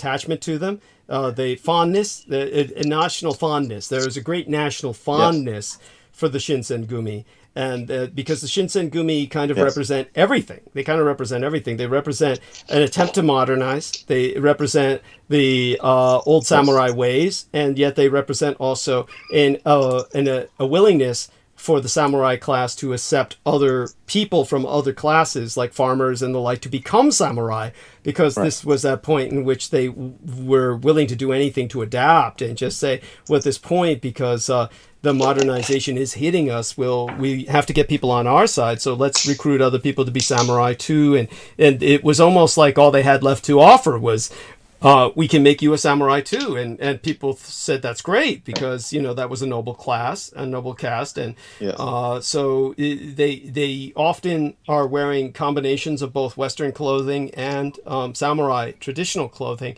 and the overall unifying uniform was radical. It was the Japanese kimono, but it was this United Nations, and this was well before the United Nations existed, but this United Nations sky powder baby blue which was just a unique color. Very, it was the first time a color like that, because it was not identified with any clan. It made them, like a new color for this new identity for the Shinsengumi.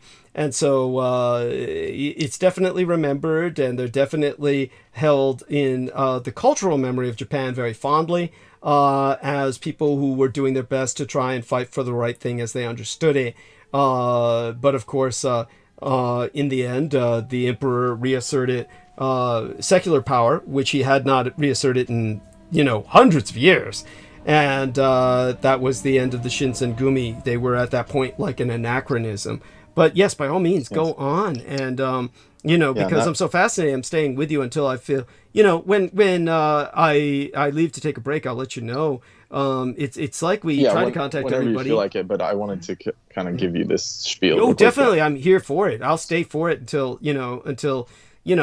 for a while. So, until we feel like we've covered the subject. So by all means, continue. Yeah. Yeah, and if you actually watch the rest of that clip, it's a very short clip. It's only like less than 2 minutes.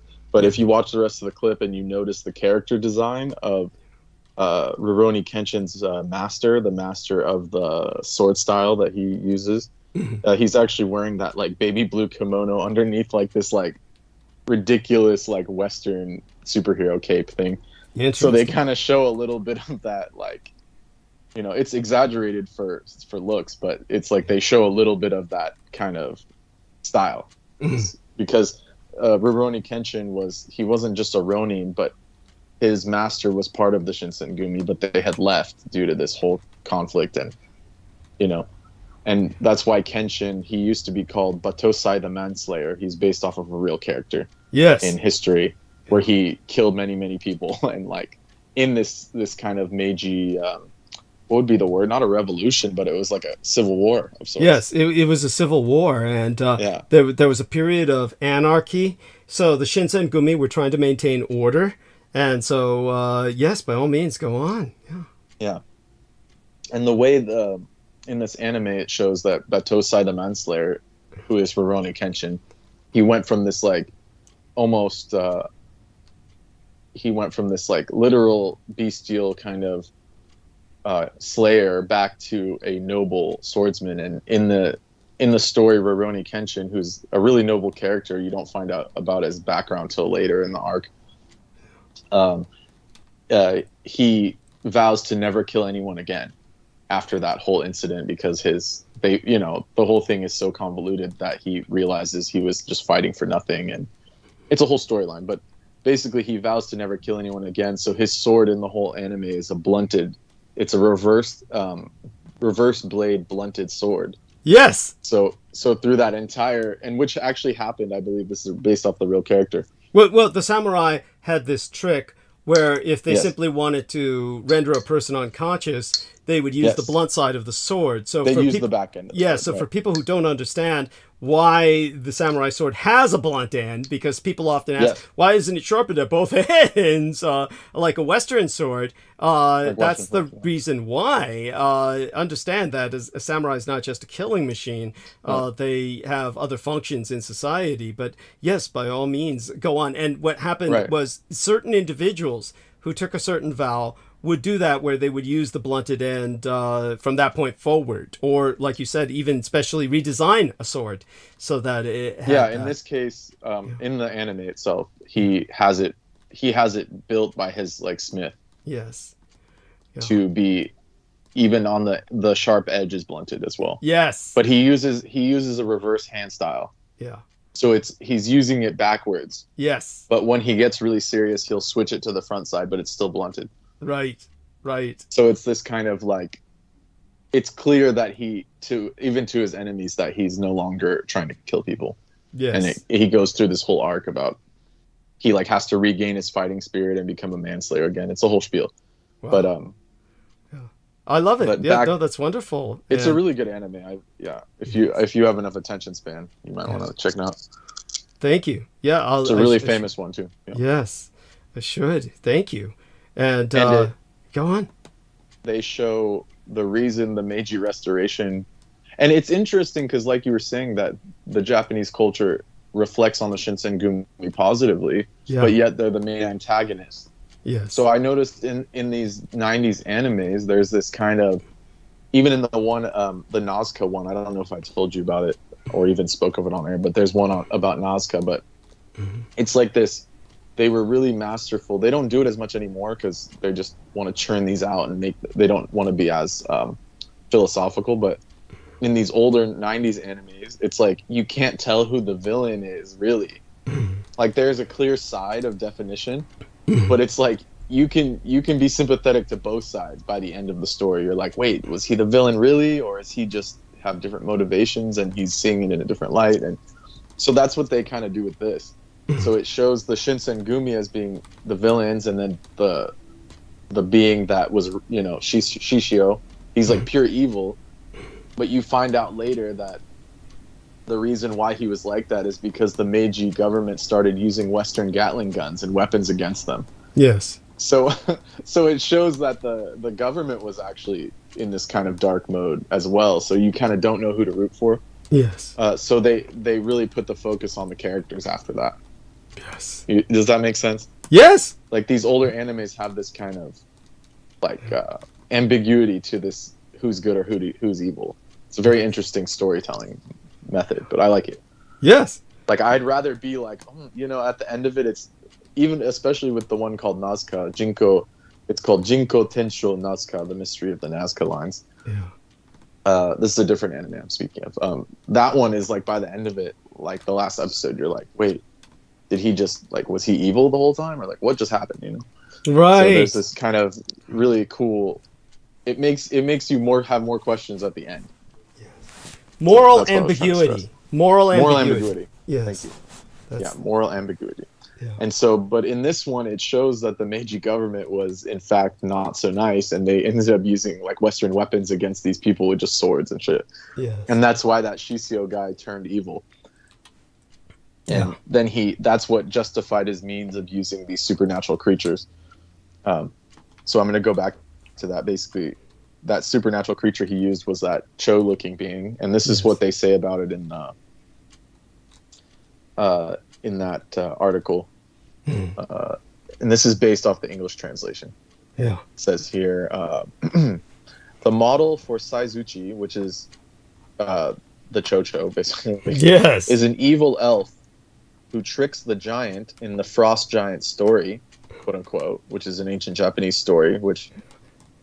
But notice the parallels with the Nordic frost giants. Yes, go on. Yes, exactly. Fuji himself is not an evil man, which is the giant. So the giant's actually a really kind-hearted person, but he gets tricked by this being, the Cho. Yes. But he's easily controlled by Saizuchi because of his debt with him. Basically, he saved his life, and so he owed him a debt. There was supposed to be a battle between Okina and Saizuchi to show Saizuchi's capability. So he's not just an evil elf, but he has like battle prowess somehow. Yes. Which kind of tells me he's definitely like a black magician of sorts. Yes. Cho-Cho. Saizuchi was, Cho-Cho basically. Saizuchi was one of the ones who made Watsuki wonder if 6 or 7 of the Yuppon Gatana, the 10 swords, would have been enough. So he's basically playing both sides, is what they're saying here. Yes. Yeah. And then the design model was from Dictator General Lucci of Akuda Republic from the NHK puppet show Purin Purin Monogatari. It was an efficient design that made you think that he had an IQ of 300 by looking at him. That's why he looks... I'm telling you, this is the Western interpretation. Right. This is why they gave him that big forehead and he looks like a gray alien.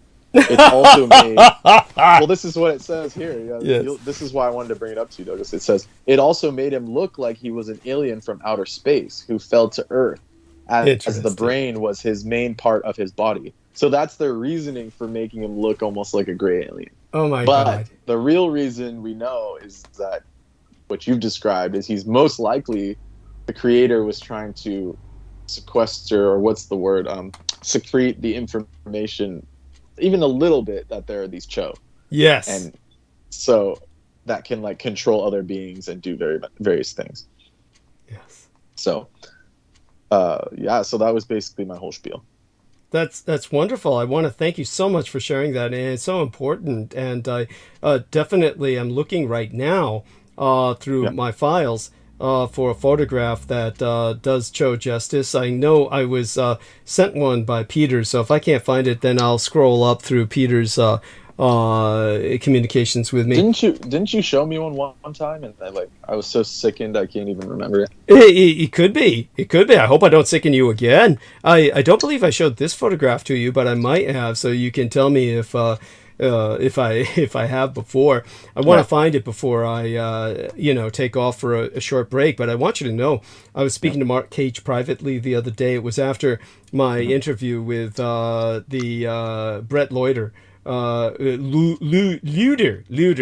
as he corrected me, like Luden's cough drops. But in terms of afterwards, I gave some people a call. One of them was Brooke. The other was Mark H. And Mark H. was saying how impressed he was by your occult knowledge and what you know. And by the way, I appreciate that. Yeah, and of course everybody is. Everybody has brought that up. There's a few people who left further comments, and underneath the oh God, what is it? There's the threads under my videos, so what you contribute to the program is priceless. By the way, this is something else that Peter Moon pointed out. Once Peter Moon gets on a subject and just starts looking around, it's only natural, of course, that he begins to find things. So he's found a few things that are actually impressive to me. So right now I'm going to share one with our man, Mr. Brendan Zoge, and I will put this in the chat. Can I say something real quick on that? Sure. On the version of the show? Yeah. It's or whatever, the evil elf, quote unquote. Yes.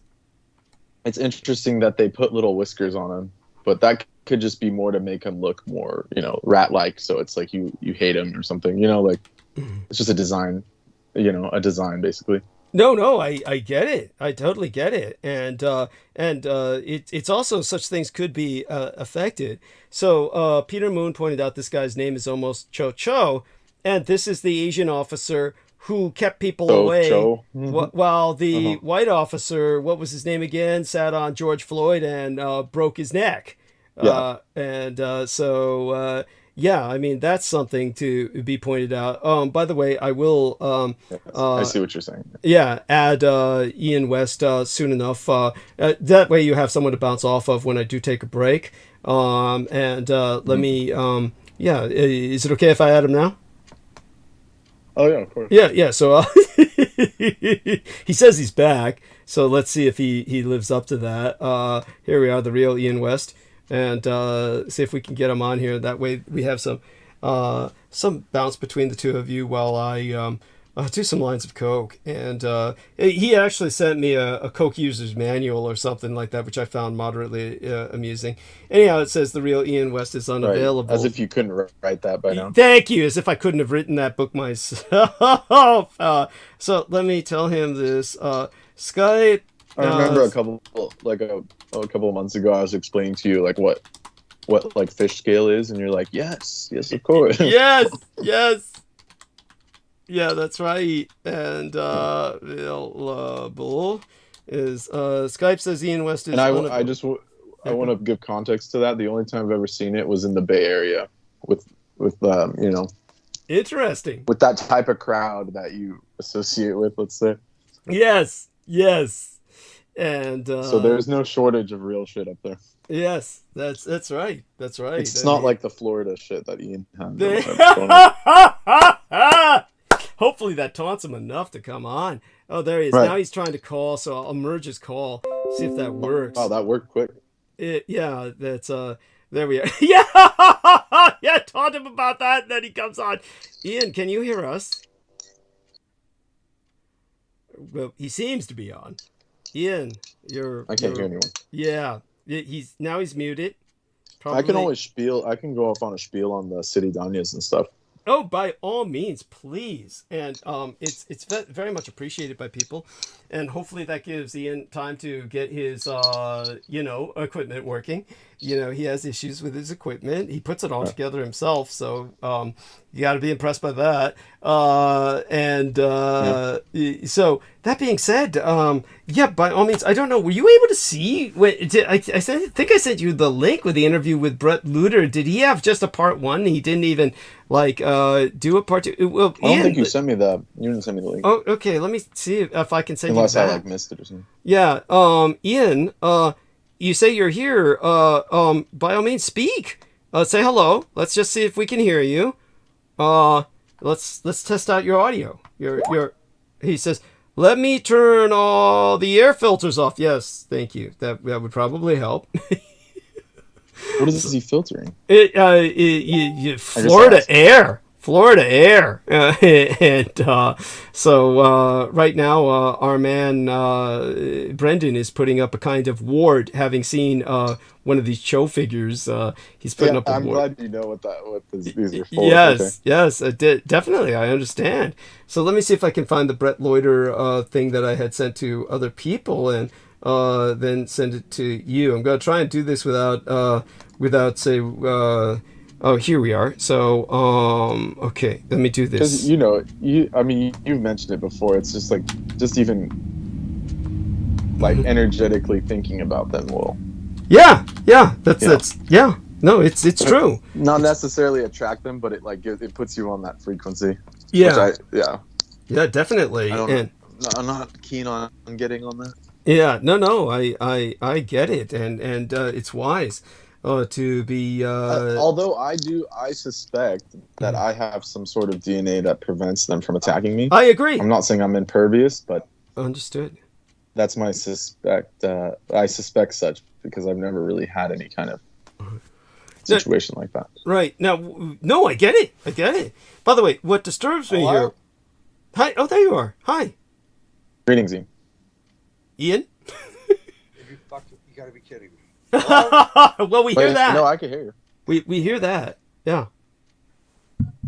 Wait, we can hear him, but he can't hear us? He probably can't hear us. Yes. And what surprises me is that BitChute actually gave a thumbnail with the link. It hasn't done that before, so it finally did that. So maybe he finally got it up and running. What I can't understand is Brett Luter has these links, and it says part 1. They both said part 1. So it makes me wonder, did he Wait, ever? who's the third person? Oh, it's Peter Moon. That's Peter. Yeah, looking like he's in a fucking Turkish hookah bar or something. Right, yeah, that's what I was wondering. Yeah. Yeah, what the fuck is that? It's like he needs to be smoking a hookah or something and just Yeah. It's classy. It's like his personal Moorish. Oh, that's right. temple. That's his Moorish shit that he was setting up. Yeah. And Right.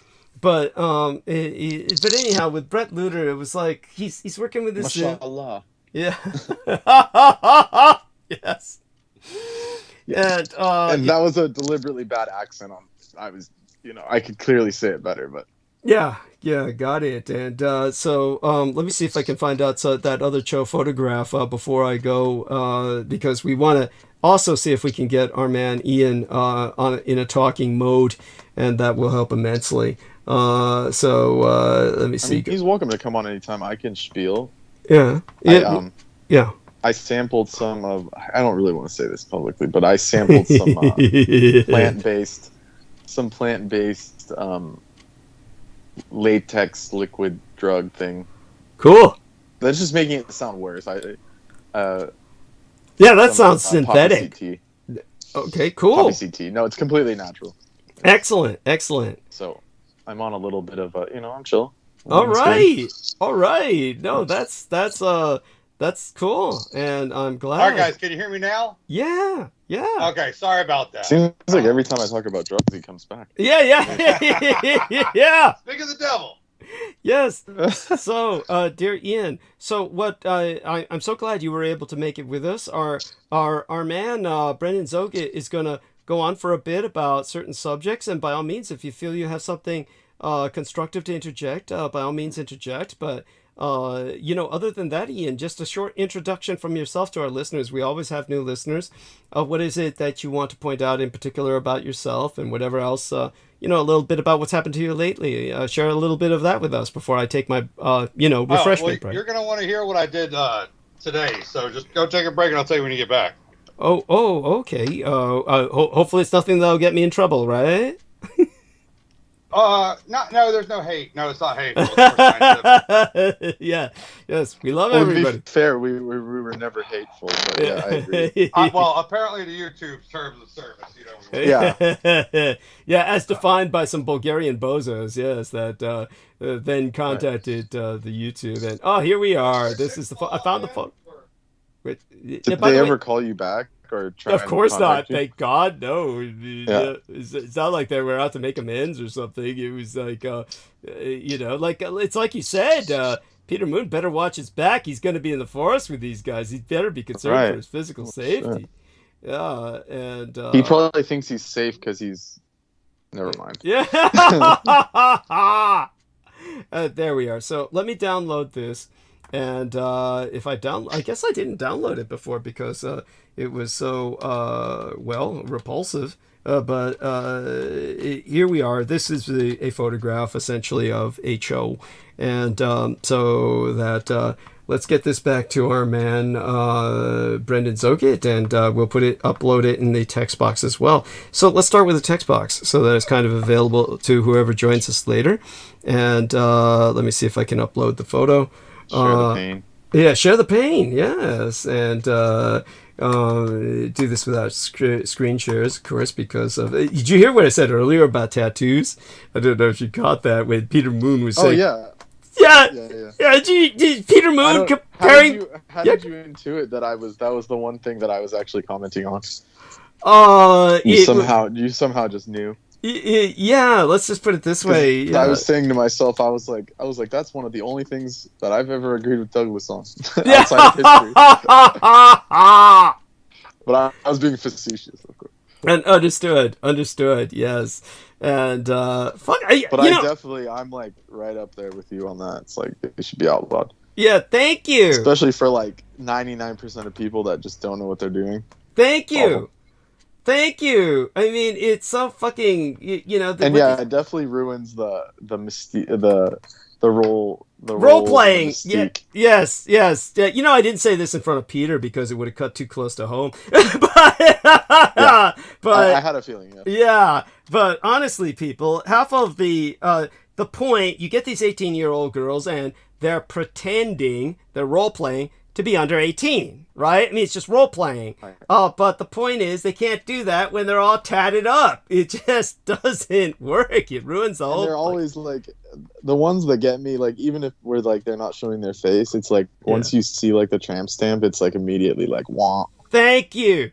It's like, I agree. The slut stamp is like, really, or something strange sign. I noticed. Something strange I noticed in Hawaii, and I'm not like saying everyone that has these is like that, but the behind the arm tattoos, where it's like the upper arm on the back of the upper arm. Every chick on a moped had them, and I was just like, is this like their version of a tramp stamp, or?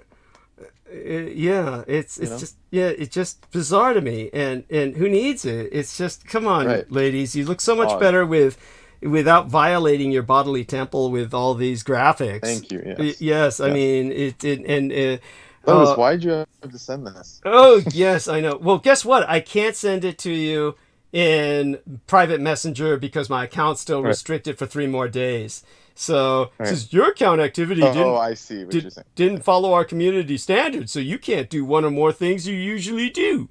So it's like, okay, so I can't even send you the image of the show. So you're spared that in private messages. So I said, do you think this guy's just like, is he like a hybrid, or is he have like, could it be a disability, or what are we talking here? No, this one's Cho. Yeah, he's Cho. Oh, okay, I see. Yeah, and so a lot of Cho look like that, and he does look pretty close to the character. Yeah, they prettied him up for the anime, basically. Yeah.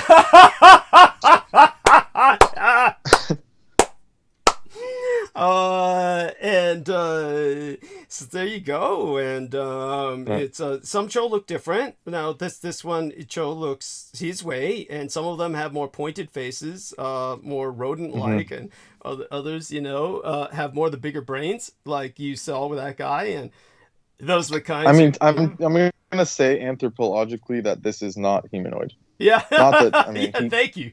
I mean, they could be like Nagas, like he could be like a good one, quote unquote. But I mean, not taking account his personal morality or the being's personal morality, it's definitely not human. Yes. Because the skull structure is different, and the brow ridge is definitely not there, and thank you.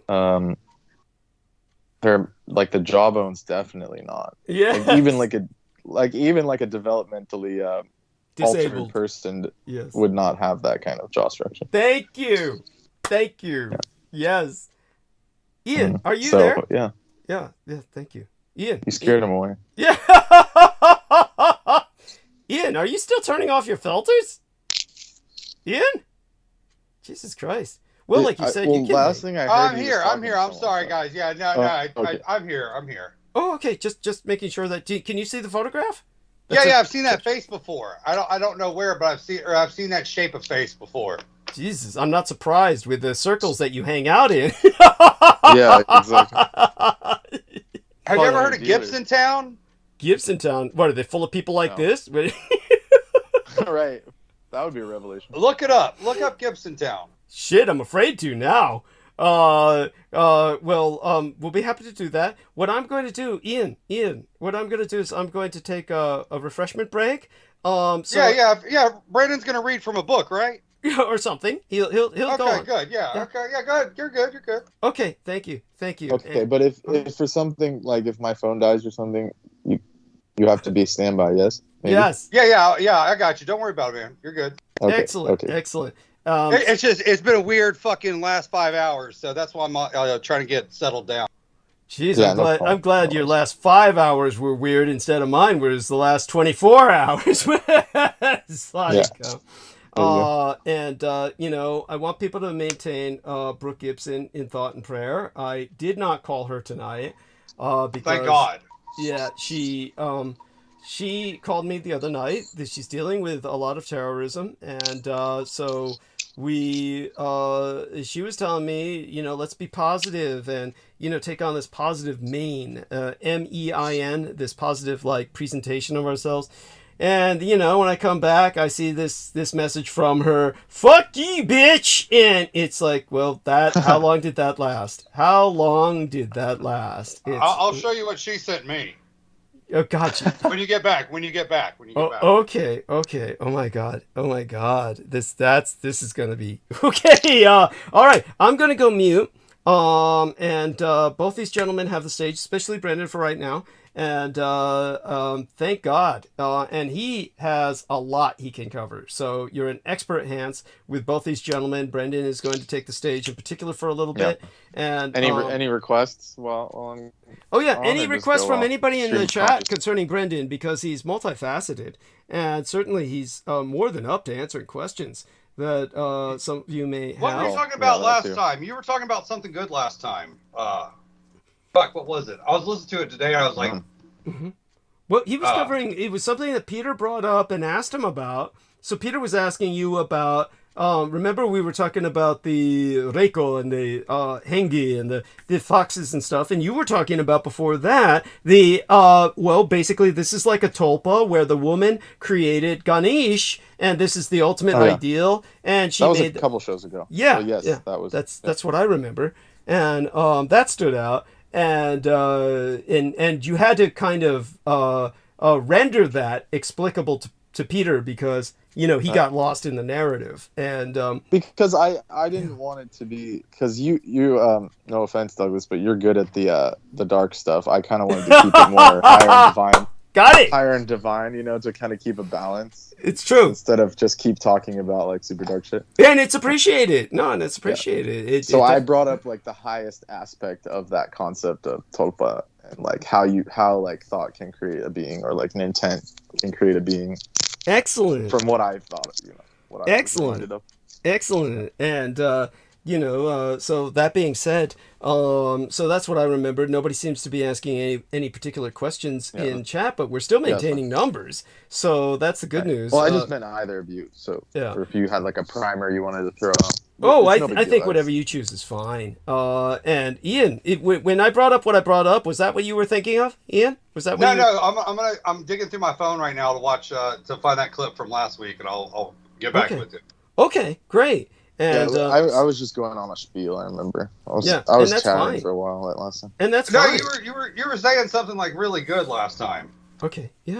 Well, I appreciate that. Yeah. And so that being said, so I'll go mute. Our man Brendan's got this, as does Ian, and both these men, of course, have done much for this program, and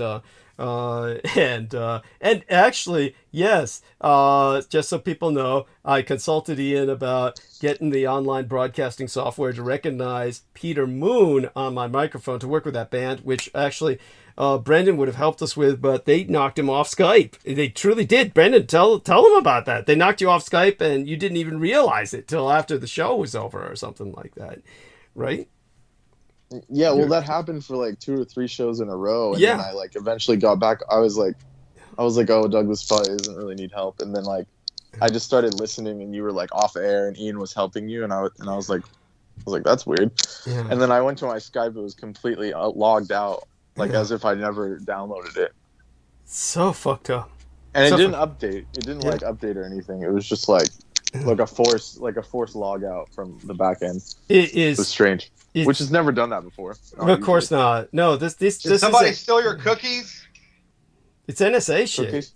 Well, like cookies in the if they steal your cookies, that will log you out.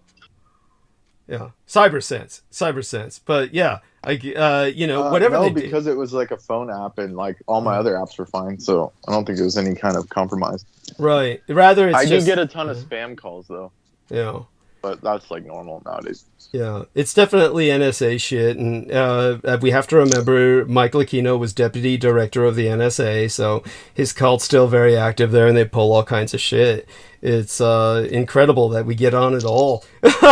So that being said, my deepest gratitude to both these gentlemen. You're all in expert hands. I'm going to go mute, and I'll be back in about 10 to 15 minutes at the longest. More like 15 at the longest, but hopefully more like 10-ish, 12-ish. Okay, I'll be back. And bye for now. Yeah, so I wanted to go on my spiel about the Siridanias. So there are these grains called millets. So millets are some of the most ancient grains. And and I'll give a spiel on the history of it. Second here. But there are approximately 10 millets. They were most likely cultivated about 4,000 years ago in Asia somewhere, which is Asia is such a huge continent, and these millets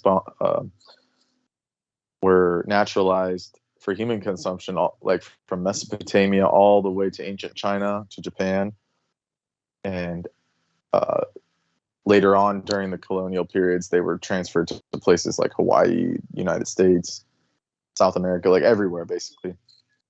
And there are other grains that are similar around the world, like quinoa and stuff, but quinoa is not of the same family. Quinoa is a pseudo grain.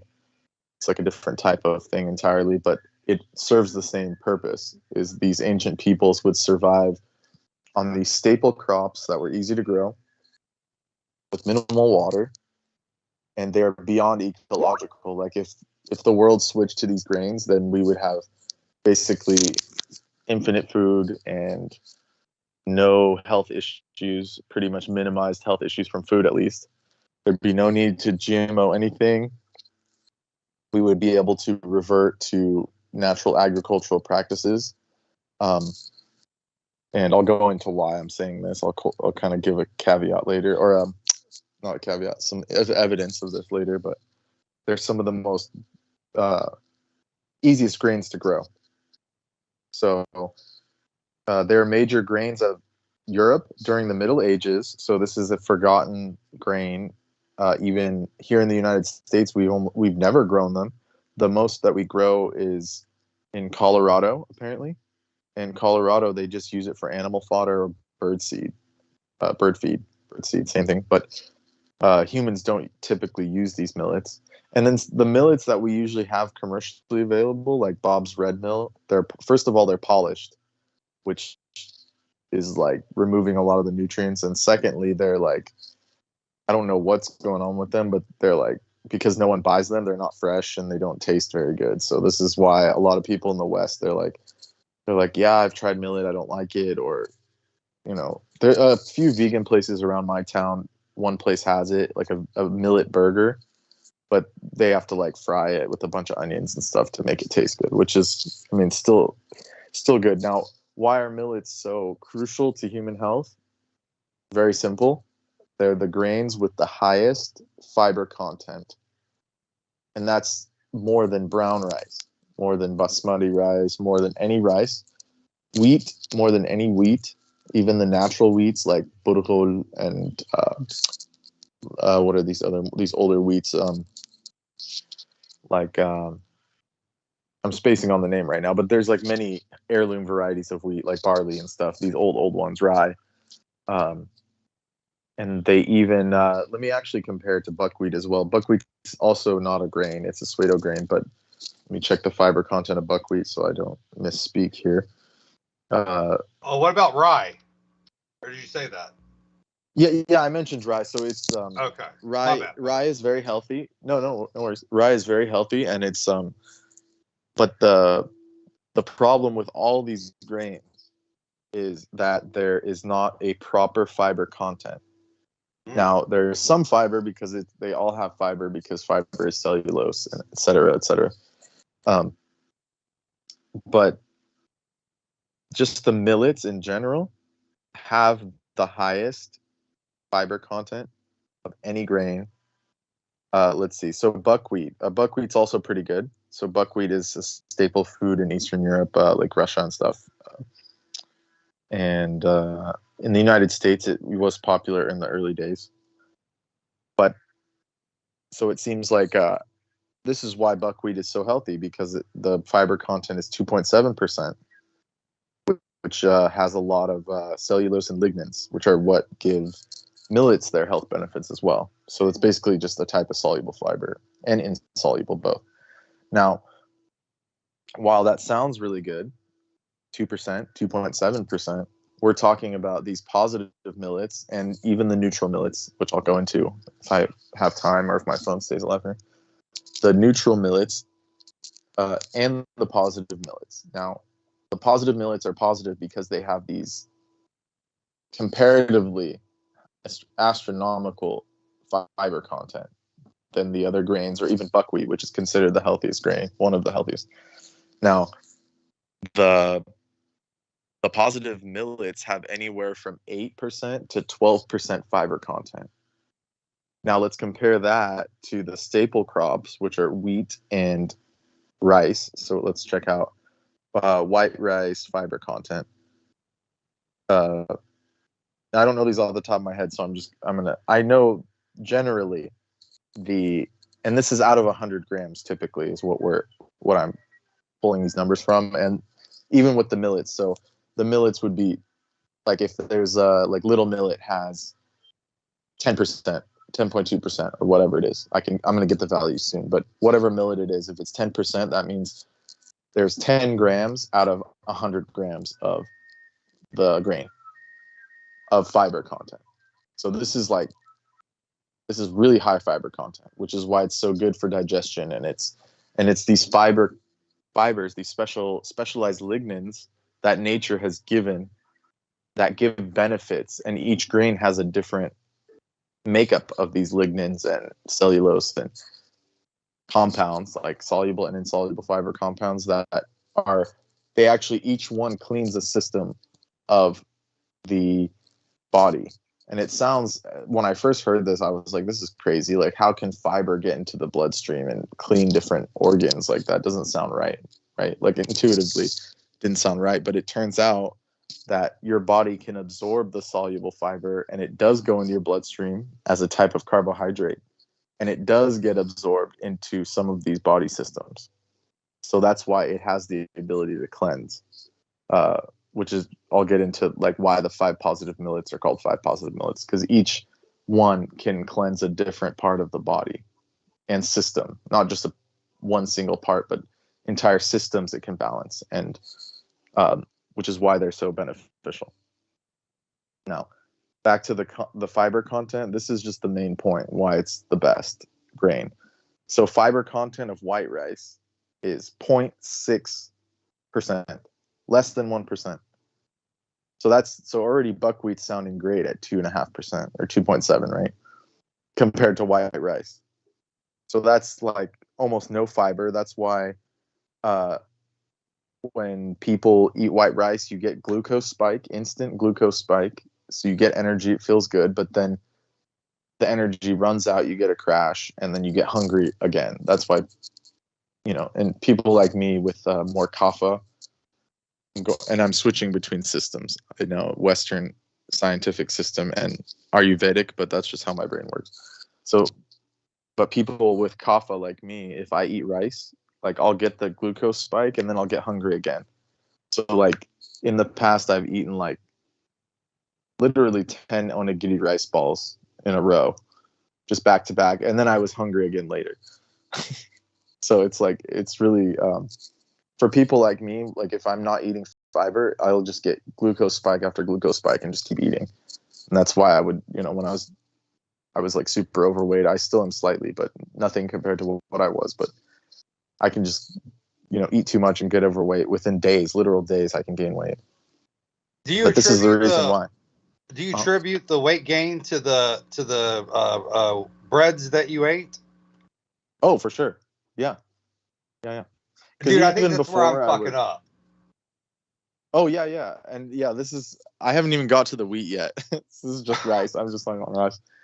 So, I mean, rice isn't bad in moderation if you have a little bit, but the problem is that, like, I could never moderate rice. It's too good, especially when they cook it with like fried rice or whatever they do. I agree. Orange chicken, like you're just eating, you're just eating a whole bowl of rice. And yeah, how could you say no?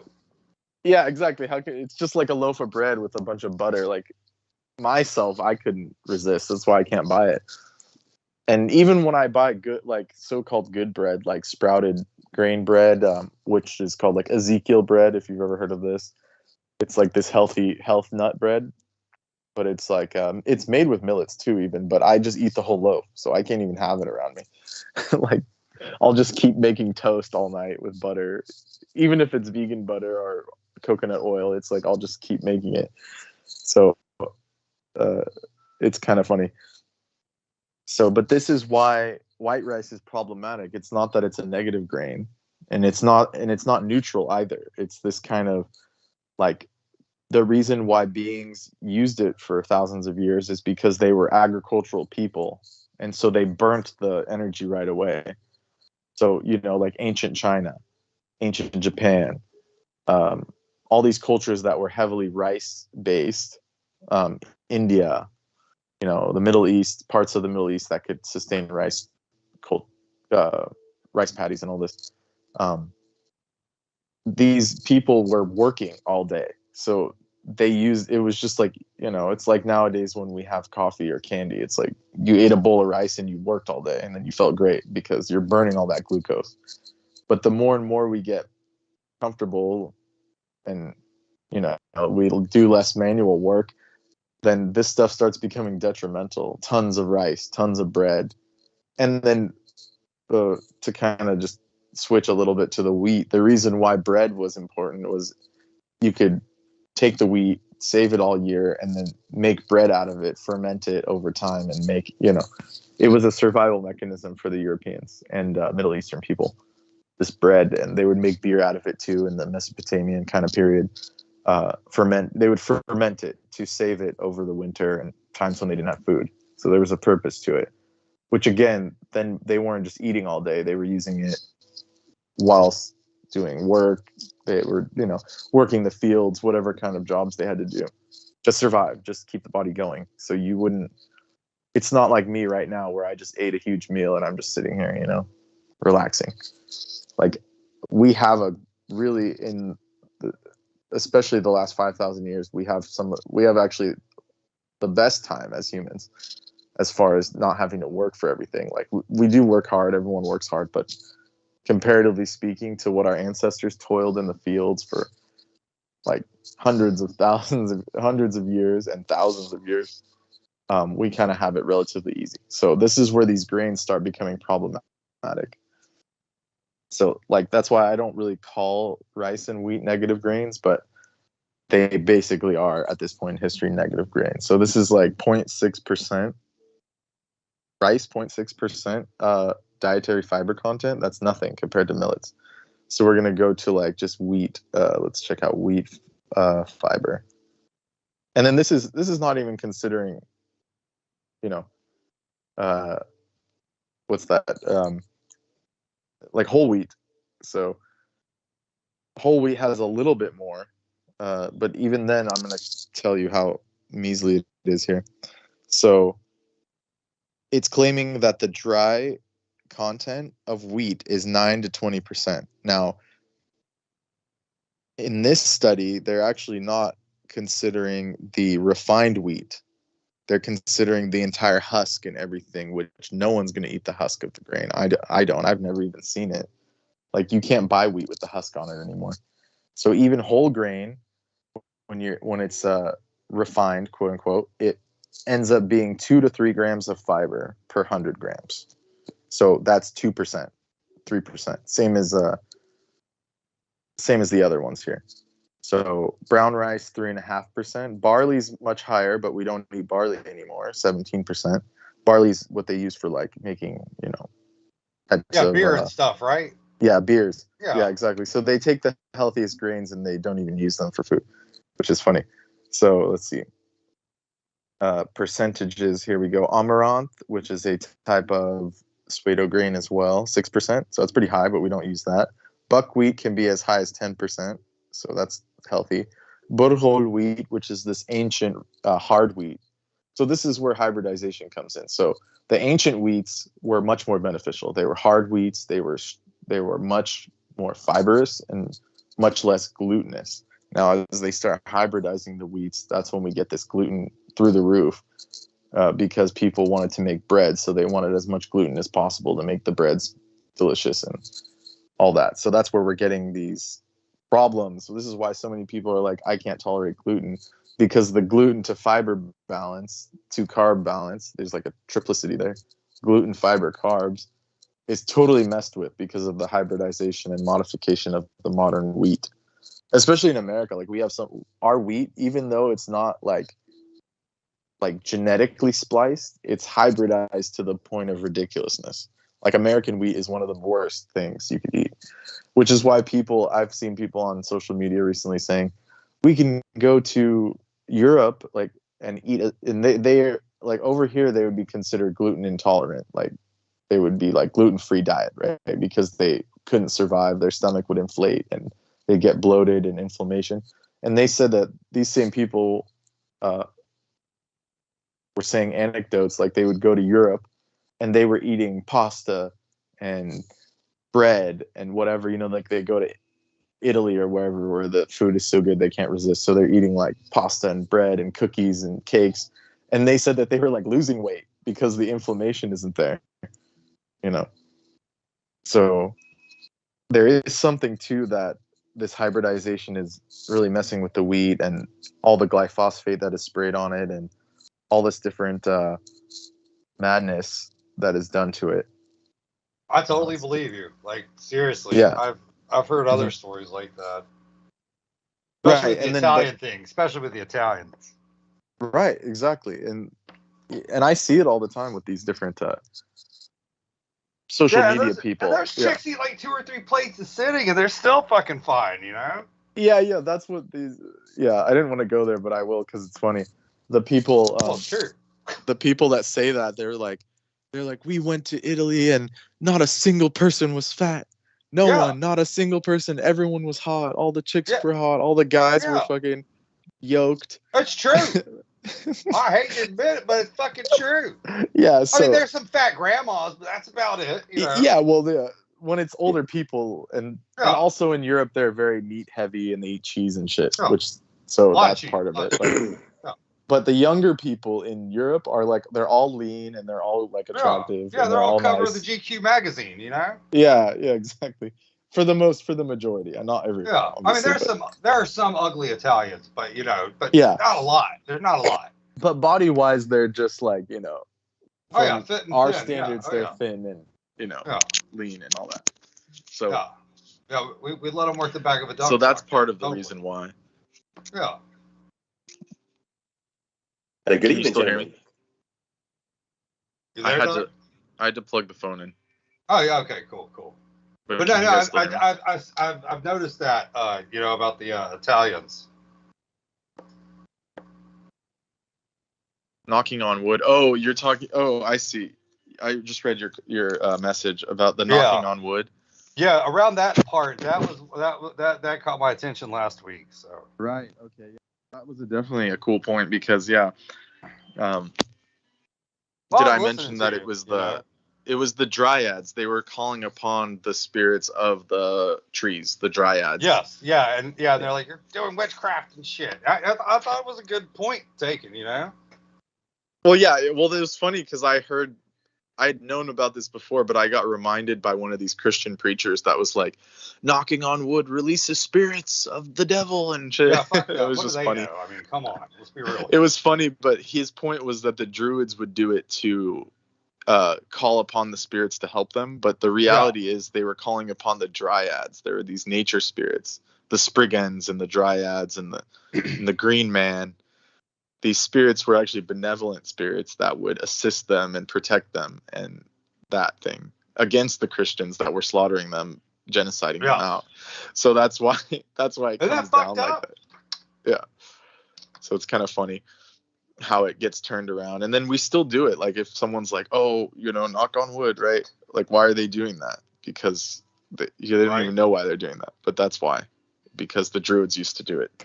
To protect themselves from evil influences, which is kind of why we do it now. Yeah. Yeah, it's tradition. Yeah, a Western magical tradition that was forgotten, lost. That was completely lost in the genocide of the Druid peoples and the ancient Pan-Vedic culture, which I would include the Druids in. And the word Druid comes from Dawir, which comes from a Sanskrit root meaning wood. So, and even the word Odin, wooden, it's all the same root. So it means wood. I never put that together, dude. Yeah, the being that was, of nature, the wooden being.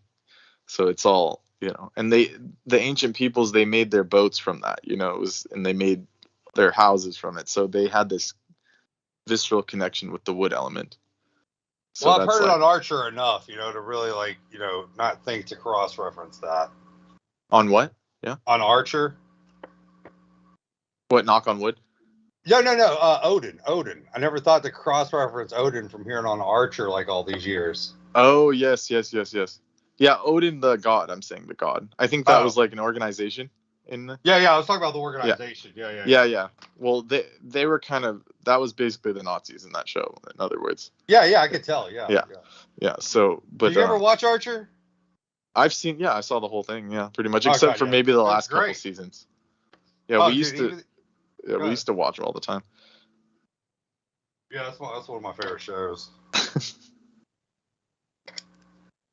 Yes, and I brought it up before with that his mom, if in that show, his mom was in the OSS, and that's why they, Yeah. She had all those connects. Yeah. Who was she? Was like, oh shit, what's his name? Not Dom Jolly. Fuck, what? Not something Bill. Not Pecos Bill. Bill Wild Bill Donovan. That's right. Yeah, she used to bang him or something on that. Yeah. Anyway. Right. I thought it was funny though. I thought it was fucking funny. Yeah, that show was good. It was pretty good for comedy. Right. What's your okay? Seasons 1 to 3. You've seen those, right? Yes. Okay. What's your I can't favorite? consciously remember the plots though. It's there was a lot of it was like when I was a teenager. There's a lot of that. My favorite Archer episode's got to be Swiss Miss. Yeah. Okay. Yeah. Remember that one? That was just like, I can't believe they got away with that, man. Fucking, it was genius the way they just brought it right there, and then changed the cells. I'd have to go back and review it. Maybe it would be a good reason for me to review it. I think it's episode 1, season 2 is Swiss Miss. I think I'm just guessing off the top of my head, but okay. Oh, it's so good. I'll check it out just so I can remember, because I'm sure if I watch it, I'll remember what's going on. All right, I'm gonna go on mute. Oh no, it's no problem. I got off track. What was I? I was on a spiel about the millets. Odin, the wood. Odin, yeah, I can go into that more, but yeah, so Odin, wooden, and then even the word hello in English is actually a praise to Odin. It was originally pronounced wo hello Odin, which means praise be to Odin or something along these lines. So, and it's interesting that we're talking on today's Wednesday, right? If I'm not mistaken, Wednesday. So Wednesday is Woden's Day. So there's that connection there, and Woden is considered, not only the main god of the Nordic pantheon, or one of the main gods. He's not the main, but he's one of the pantheon. He is connected with Mercury in this aspect when he's Woden's Day, because Woden's Day is Mercury Day. So each of the 5 days of the week is connected to a graha, so-called planet, but they're grahas, which are these the celestial watchers, which are just, we would call them planets, but they're like those lights in the sky that circle the celestial sphere. Excellent. So you have... Excellent. So I just letting you know I returned, at least for a few minutes. I might go back and grab a Coke out of the fridge, but a liquid Coke this time. But yes, you're going strong. Grab me one too. Cool. You're going strong. Yeah, I'll take a Gerolsteiner. Yeah, there we are. Yeah, 15 bottles in each case, and 7 cases plus 27 loose bottles. I'm set for a while. I could bathe in That's it. Impressive. Yes, that and 4 cases of beer, 24 packs, because they, like I said, cost me 16 fucking bucks for a 12 pack up at the corner store. Right. Fuck that shit. Anyhow, so go on. All right, the Wolf King would be proud. Thank you. And by that, he's alluding to what are you my buying? Saint Bernardus up there? What are you doing? That's cute. That's adorable. Well, PBR for the beer, which Brooke Gibson says makes me more white trash than even she. No, that's punk rock, sir. That's punk rock. Yeah, thank you. And Yeah, and you know, it's just what it is. The Gerolsteiner is this very rich mineral water, and I'm going to use it now for my cup of noodles, for my tea. It's, you know, I got that going in my little Zojirishi water warmer. And, you know, Beaver says, oh, that calcification will make you have to, you know, it'll affect the water heater. And I said, you're so full of shit. I mean, think of how it affected my water heater, the other one, to have all that industrial effluvia from out of my fucking sink. That calcified that shit. Like, it turned fucking brown like it had sewer sludge. Fuck that. Right, I take the bicarbonate from Gerolsteiner compared to whatever those pipes in San Francisco Municipal has in it. Yeah, thank you. With the in all fairness, so people understand, our water comes straight from the Hetchy Hetchy. So in general, San Francisco's water, which undergoes all kinds of water testing, is supposed to be some of the best water in the world. But not in my crypt, not in this show. Yeah, well, I agree with you, Douglas. But there are open canals when it comes across, like through Hayward and stuff. Yeah. So by the time it gets to you, it's already gone through a little bit of polluted areas. Thank you. At one point, like when it first, you know, when San Francisco was actually the rich city of beauty and majesty that it was, pre-1950s, that was probably the best place to live in the entire world, to be honest. Yeah. Okay, so by the way, I don't know if you saw this. Thank you. And by the way, George Knight is with us. Oh my God, George Knight. So, yeah, by all means, I'll be back in a few. How long do we have with you? We better find this out from George first. So, George, how long do we have of your presence tonight? Hello, Douglas. Thank you for having me on the show. I've got about another half an hour. Thank you. Just a cameo appearance this evening. Okay. So thank you. Thank you for having me on. I'm happy to jump in whenever. Yes. Greetings, George. Yes, greetings, George, and we do want to take advantage of Good your morning. time. Yeah, what time you have with us, and we did miss you the other episode, and so by all means, I do want to point Brendan Zogit's attention to the text where our man Ian said your spiel about knocking on wood was good, where you were talking about the spirits in the wood, and my own habit of doing that, and how the Druids were calling up the spirits as opposed to Christians saying that they're calling up demons, that sort of thing. So that's important. The dryads. And just so people understand, wood is always considered alive. So even when wood is made into furniture, it's considered very much alive. So knocking on wood, knocking on furniture is is still carrying on the spirit of the wood, you know, that it's still... So that's important. And so... And the reason for that is it has fire in it. Yeah. So it is, in a way, alive. Yeah, very much so. And so with that, by all means, take your time, but kind of wrap this up, and we'll bring George on for a few minutes. Well, if George wants to, I'm gonna. But you're not gonna check out, are you? You have a little while with us tonight, right? At least a little while before you go to sleep. I'll let George, do a little bit, and then I will, because I'm gonna get more tea. Okay, wonderful. Some enhanced tea. Yes, I like that. I like that. Yes, no, that's so important. And so while he's doing that, George, by all means, come on and join us. Tell us about a medicated Tisane, if you will. I like it. Yes, just so all people understand, all teas have caffeine. So anything that there's no such thing as decaffeinated tea. So if you ever hear anyone use that term decaffeinated tea, it's just an oxymoron. There's no such thing. So those liquids that are imbibed by filtering through various herbs that do not have caffeine, those are called tisanes. So these tisanes are the so-called uncaffeinated tea, just so people understand that. And so certain tisanes can also be tweaked a bit, and that's what our man Brendan is doing, and that's fabulous. So that's for everyone's edification there. I could go far deeper into it than that, but it's just a little bit of culture for you. With that, we bring on George Knight, and I've been banned from Facebook now for 3 more days at least, 72 more hours at least. And so I was banned for a week from Facebook for no goddamn good reason. It doesn't even make any sense. I have no idea what was the cause of it. There's no explanation. But I'm rolling with it. And because of that, I was not able to get some communications to you. I'm not allowed to send images.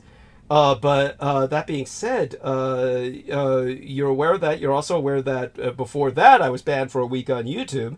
This is, of course, because of the Bulgarians. Now, feel free to carry on with what else has been happening to you lately, but one of the things we left off with was what you were going to say about the 12-hour interview. Maybe you caught up with the interview with Brett Leuter after that. Brett Leuter? I don't know if you saw Yes. that. Yeah, was that I the saw full it last two? night. Yeah, it was a 40-minute. I saw the part one. I believe there's a second segment to it. There is, and apparently he hasn't Yes. published that yet. I don't know what problems he's having. Oh, right. I see. That's why. Yeah. I only I watched the entire of the first part, Douglas. Thank you. It was about 40 minutes long. Yeah, and so the second part's 40 minutes, and what I'm going to try to do is get Brendan Zogit to help me. It should be like 30 days they save it, but hopefully Brendan Zogit, because I recorded it on my side, so hopefully Brendan Zogit can help me recover it from Zoom. So Brendan and I will deal with that soon enough, but obviously before 30 days runs out, and we took it to the very wire with the Bulgarians, we recovered that at the last moment. Otherwise, 4 hours, the first 4 hours of that interview would have been gone forever to me. And so all that being said, but aside from that, if you can go there if you want, but before you go there, how have things been going with you? Catch us up on how things are going and what's going on with, whatever you're willing to share. Just busy. Yeah, just doing my everyday duties, just work related and family related. And so, unfortunately, we had a bank holiday Monday, so I wasn't able to come on the show. Unfortunately, it was I was attending to my duties. So I do apologise. I wasn't able to join everyone on the show, but been certainly been looking forward to coming on today, this evening, this morning here in the UK, to come on for a brief moment, just to speak and say hi to everyone. Wonderful. And just to catch up on everyone.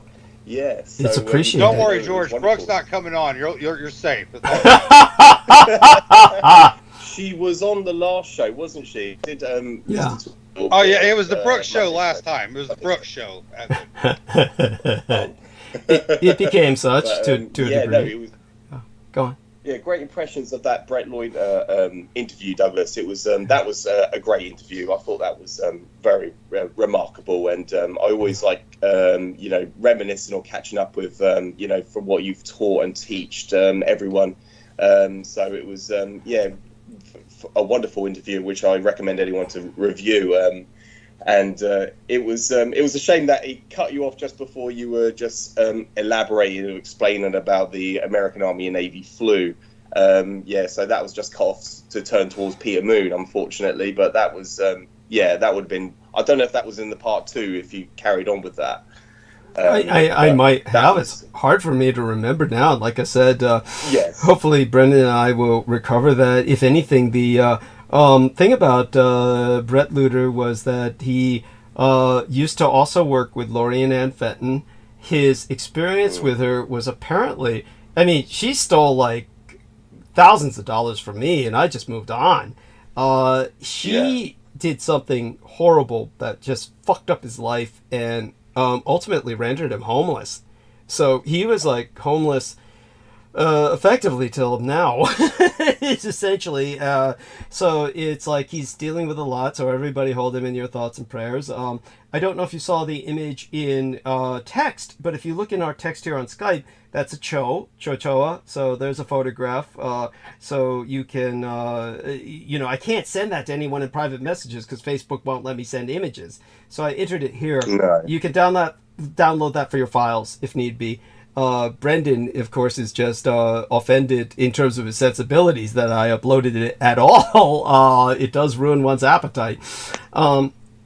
So that being said, I don't know if you can see it. If you can, that's great. I'm looking. Okay. Yeah, I've saved it, Douglas. Thank you. Okay, great. And so it's remarkable. Yeah. Yes, thank you. And so other than that, by all means, so do continue. Now, this is going to be a very stupid question. Most of the time, I'm pretty knowledgeable about what's going on in England, but I've forgotten. What was the bank holiday again? The last time? Latest one? Yeah, it was just the normal bank holiday. I think there's about 6 a year, but where obviously there's additional ones this year because of the King's coronation and things. Obviously, in the last since the restrictions, the COVID restrictions, the lockdown period, there was a additional bank holiday, the VE Day bank holiday, which apparently we've only had 2 in the entire history, which basically points out the fact that we didn't win the war because we only had two. It's not recognised as a national bank holiday, so which just proves that we celebrate. We have on armistice on the 11th hour of the 11th day of the 11th month, we have a 2-minute silence, but that's about it, because that was recognised as an armistice, which is not. It's just a form of capitulation. It's not conceding a war effort. So that was just So it's just a normal bank holiday, but that happens in May. We have it every year. So, but it wasn't. It's not recognised anything to do with V-Day, because it was just a public. It was just a public stunt. Back in 1945, it has nothing to do with any legal recognition. Anything with Thank you. By the way, are you hearing me all right? Because my microphone, I just got way on the other angle, kind of, and so am I coming through? Okay, you can hear me. Absolutely perfect, crystal clear. Yeah, Douglas. you sound good, Doug. You sound good. Don't change it. Yeah, thank you, both of you. You're wonderful. And so in terms of, so you spent time with your family, and and so now that you're with us, so what else comes to your mind? Was there anything recently that happened in England that particularly stands out to you? And by the way, welcome Viviana Sanchez. Thank you so much for gracing us with your presence. Mwah. Hi, Viv. Hi, everyone. Yes, hi. Good to be here tonight. Yes, and say hello to George. He's only with us for a few more minutes. Oh, hi, George. Thank you for stopping in my life. I'm so honored. Thank you. That's all right. Yeah, it just popped up. Just so happened to be on, and it came up on the live feed, and I was like, oh, let's tune in. I only tuned in for a brief moment because I was at work, so I do apologise. Oh, yeah. It's fine. But I just sent my support. Hi, Ian. Hi, everyone in chat. Douglas, of course. Yeah, well, thank you so much, Viviana. I'm so sorry I couldn't answer earlier because my iPad needs a new charger. Yeah. Okay. Yeah. And so I have to turn it off. Are you still at Lunar Operations? Lunar? Are you still at Lunar Operations? I guess. Never mind, I'm joking with you. You got this megaphone effect going through your mic. Oh yes, you do. It sounds kind of like it's cool. It sounds cool. It sounds cool, to be honest with you. Yeah, it does sound. I'll turn it. I had to put Skype on my computer, so I've never been on here from here. Wow. Okay, so it does have a bizarre sound effect. It does make it sound like you're on another planet. Yes, it's but we hear you. We understand you. And like Ian said, it's kind of cool actually. Kind of gives you this echo effect, in a pleasant sense. See if I can turn off. Is it YouTube then? Yeah, it sounds a little clearer than when you did that. Whatever you just did. And right on. Okay, so we're going to have George talk for a little bit while he still has some time with us. So take it away, George. What else? Like you said, there's a lot of people that want to interview you. Are you going to make some time for all of these people? Oh, Christy. The problem is, Douglas, the thing I'm struggling with, it's finding the time to do something where I'm not. It's because there's no. I don't have any spare time for myself at this moment. Like where I'm in privacy. I'm always around people all the time. So it's finding that time and being able to, invest it and, give myself that time and explain to people, all right, I need to dedicate this time for this purpose. And so it's hard to do that. That's the thing I'm struggling with the most, is dedicating, because I want to give at least, an hour or two dedicated to it, because that's what it deserves. And that's, to do it some justice, is as you know, it takes a while to explain and put things into context, put things into perspective for people to understand.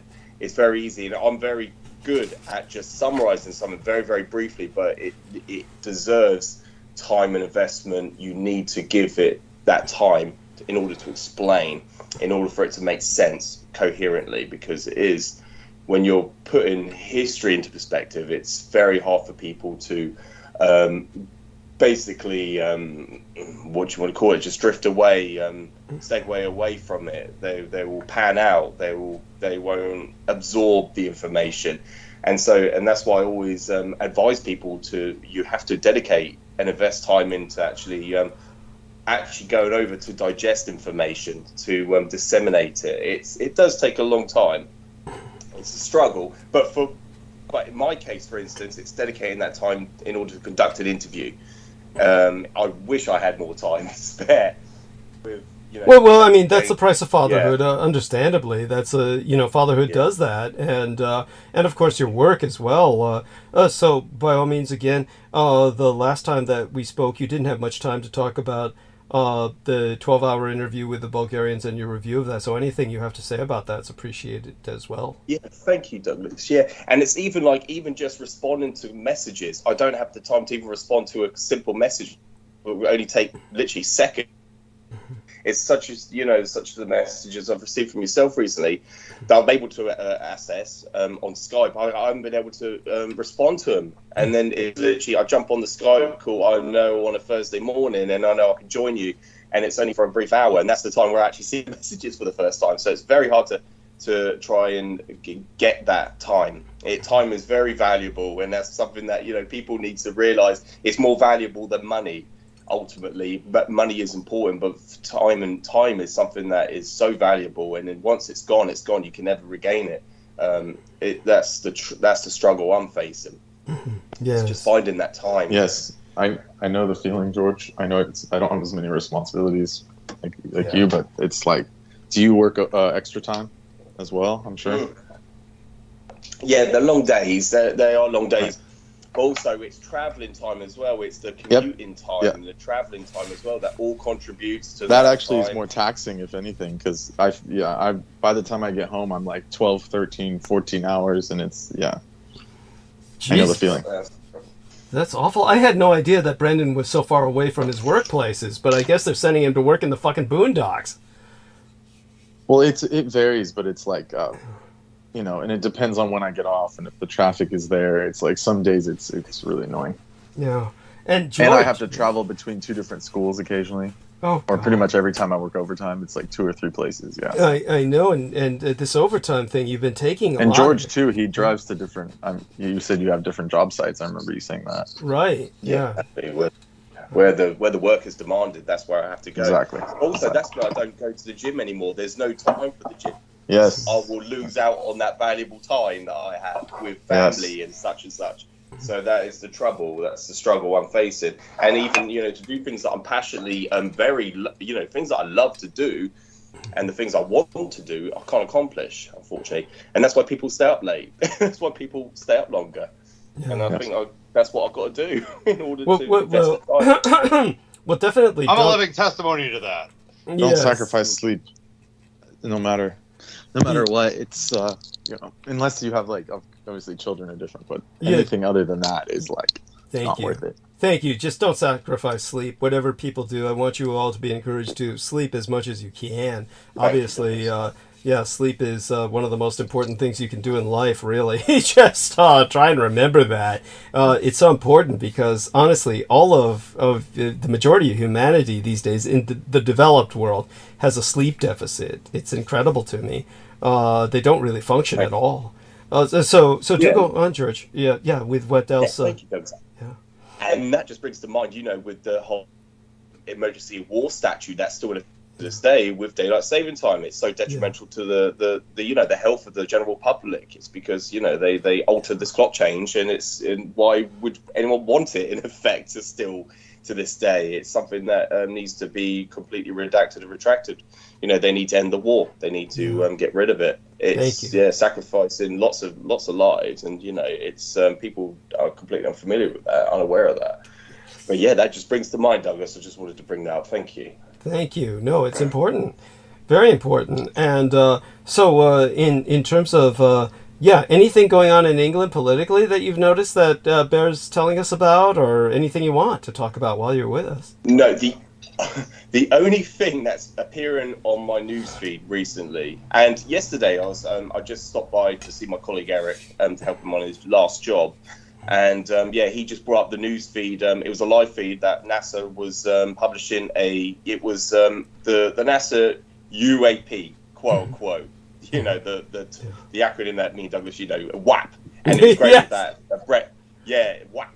Rhymes with Jap, yes, intentionally going. Yeah, rhymes. Yeah, exactly. Thank you. It's they were broadcasting a live feed. Just it's an early report before ahead of the official report that NASA's researching UFO or UAP team are being essentially conducted, but they've been doing it forever since the inception of NASA itself. They've always been contending with UFOs or UAPs, and he just brought that up, and I just said to him, "There's no point watching that because they're not going to tell you anything you want to know or want to hear. They're just going to make you ask more questions, and that's the whole intent of it. They'll admit that what they are. Well, they'll admit that they exist, but they won't tell you who or what they are." And I said, "There's no point even listening to that. Never a straight answer. No, it's all convoluted. It's all there to obfuscate and discombobulate the public. So there's no point even tuning into that feed. And so, it was just, it's just preposterous, really. What was I gonna? Oh, sorry, Douglas. I was actually gonna say, what's going on in the UK? It's known as the Philip Schofield scandal that keeps on being popped up on a daily basis. It's this news. He was basically a TV presenter that's been in the TV industry since the late 1980s, and it's just come out that he had an affair with a 18-year-old co-worker or colleague of his that he knew since the age of 11, and he's known it and brought him up. Yes. So it's the Philip Schofield scandal that just keeps popping up, and it's just like I just tune out from it. There's no point even listening. He resigned from his his position as a TV presenter on from ITV TV channel, and he's been on the TV and radio since the 1980s, and now he's resigned from it all. And he came out a few years ago as coming out as gay, and they've just said that was probably just a ploy just to disconvey the reality that there was a scandal going on, that he was having an affair with a co-worker or a colleague who was much younger than him, who he's known since the age of 11, and he brought him, essentially groomed him and brought him onto the ITV stage, and he was also a presenter as well. He'd done several co-hosts presenting some episodes with him, or some shows with Philip Schofield. He appeared on TV several times with him, and it was noted that every Thursday evening there was this fun time where they would go and get absolutely drunk, belligerently, and they would then get taxis to the ITV studio the following morning, Friday morning, completely piss-faced drunk, didn't go to sleep, just turn up to work drunk, and then him and his Philip Schofield's co-host worker, what's her name, Willoughby, what's her first name? I do apologise. It's not necessary or important to know her name. Right. Holly Willoughby, that's her name. Yeah, and they would just turn up to the show piss-faced drunk, and then people would know what was going on. It's just like, it's the biggest scandal since Jimmy Savile, basically. Oh my God. That's just what's been going on. Yeah, no, that's just all that's being, and in a few weeks' time it will die down and it'll be forgotten about. Yeah. And so it's, but the public are outraged by it. They're absolutely outraged by this. Yeah, they're absolutely, but it's not important. It's something that, it's like morbid entertainment. Yeah, it's morbid entertainment, basically. You didn't even know that? Yeah. It's like, I'm just surprised nobody even knew. Thank you. It's like it sounds like the behavior you would expect. In other words, it's like there's nothing surprising here. This is like standard operational procedure. So there you go with that. Oh my God, I was surprised. So this young individual he groomed is female. That surprises me. It was. Oh, sorry. Beg your pardon, Doug. Sorry, I didn't explain that correctly. Okay. So Philip Schofield has been a presenter on ITV for several years now, but he's always been by the side of a female called Holly Willoughby. Okay. Now she's part of this scandal. She's come out saying that she didn't know that he lied to her face, but they're very close friends. But the individual, the boy the so-called, the person he was having an affair with was a male. That's what I thought, because you said he came out as gay, right? Which was like a cover for being with the young man. Okay, so go on. Yes. Thank you. To disconvey or to cover up the real scandal. So, and I did catch the names of the two heads of ITV. They basically were in on it. They knew about it. They said they investigated. Of course, there was no investigation. They just basically helped do the cover up. And again, it's like the BBC with the Jimmy Savile scandal. So, they were covering up for him because he was such a popular individual to the public. Oh, God, disgusting. And to the monarchy and to the royal crown as well. Oh, my God.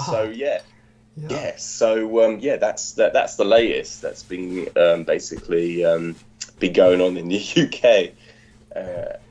In terms of what's being Well, I have to say, I mean, I can understand why it's scandalous. It certainly deserves to be scandalized, and it gives people something to turn their attention to in times like these. I mean, so you got to give them credit. It serves some purpose. I mean, in times like these, we need anything we can grab on just to distract us from the misery of survival on a day-to-day basis in England. Yes. Oh, absolutely, Douglas. Yeah, thank you. Absolutely. It's just it's just remarkable. So remarkable. Aside from that, when like I said, you never really had a chance to go into this, and you may not have a chance tonight, and that may wait until Sunday or when you do have more of a chance. I do want to remind you, whenever you get a chance, to shoot any communique over to Christine Joanna Hart or any of these other ladies who want to interview you. Let them know your situation, that as a father you're just trying to find time, and but you haven't forgotten them, that sort of thing. I'm sure. No. And the great thing is, Christine Joanna Hart, she certainly understands that. She's actually she's expressed her, from her side of things as well. She understands being a parent, so she's expressed that to me, which is wonderful, which is appreciated. That she understands. And before, when I've come on, I'm like, oh my God, I've just gone fog brained, I can't remember. And she goes, that's what being a parent's all about. Yes. Oh my God, it's just trying to absorb so much information, and not as well as my job role. It's like everything else I want to absorb as well. And it's like the expression you used, Douglas, it's like a bowl of marbles. As soon as you fill up that bowl of marbles and you add something else to the piece, and one falls out. And that's what it's like on a daily basis. So that's why it's always great to reminisce and to recite and to revise everything as well. So I do that as often as I can, just to remember, to jog my memory. So and with what like I said, so you kind of listened to all of that interview with the Bulgarians before you knew any of the backstory. So what was your impression what was your impression before the backstory, and then after the backstory? What was the difference between the two impressions, if you remember at this point? Yeah, absolutely does. Well, my initial impression, the first time I listened to it, I knew they were trying to what's it called? They were trying to fish. The term is fish. Spelled PHISH. Fish out from their narrative. They wanted to try and fish out what they wanted to portray or to personify from their narrative. So they were trying to fish out as much from you. So what I note from previous interviews conducted with Douglas is I really have contempt for the interviewer, whoever interrupts Douglas when he's literally, you've got to allow him to run with the show. You've got to allow him to literally put the historical context into perspective for the viewers. So I hate it when he gets interrupted, because he's, like most people will complain about, is it will then, they're trying to get to the end point, and so they can get an understanding of the perspective, but then it gets shut off before he's even finished. And so what they kept doing, I noted, and I notice every single time, is when he's interrupted, or when they try and segue him away from what he's what he wants to basically articulate out there in the interview when he conducts it. What they kept doing was, oh no, I don't want to go into that. I want you to talk about the Jews. And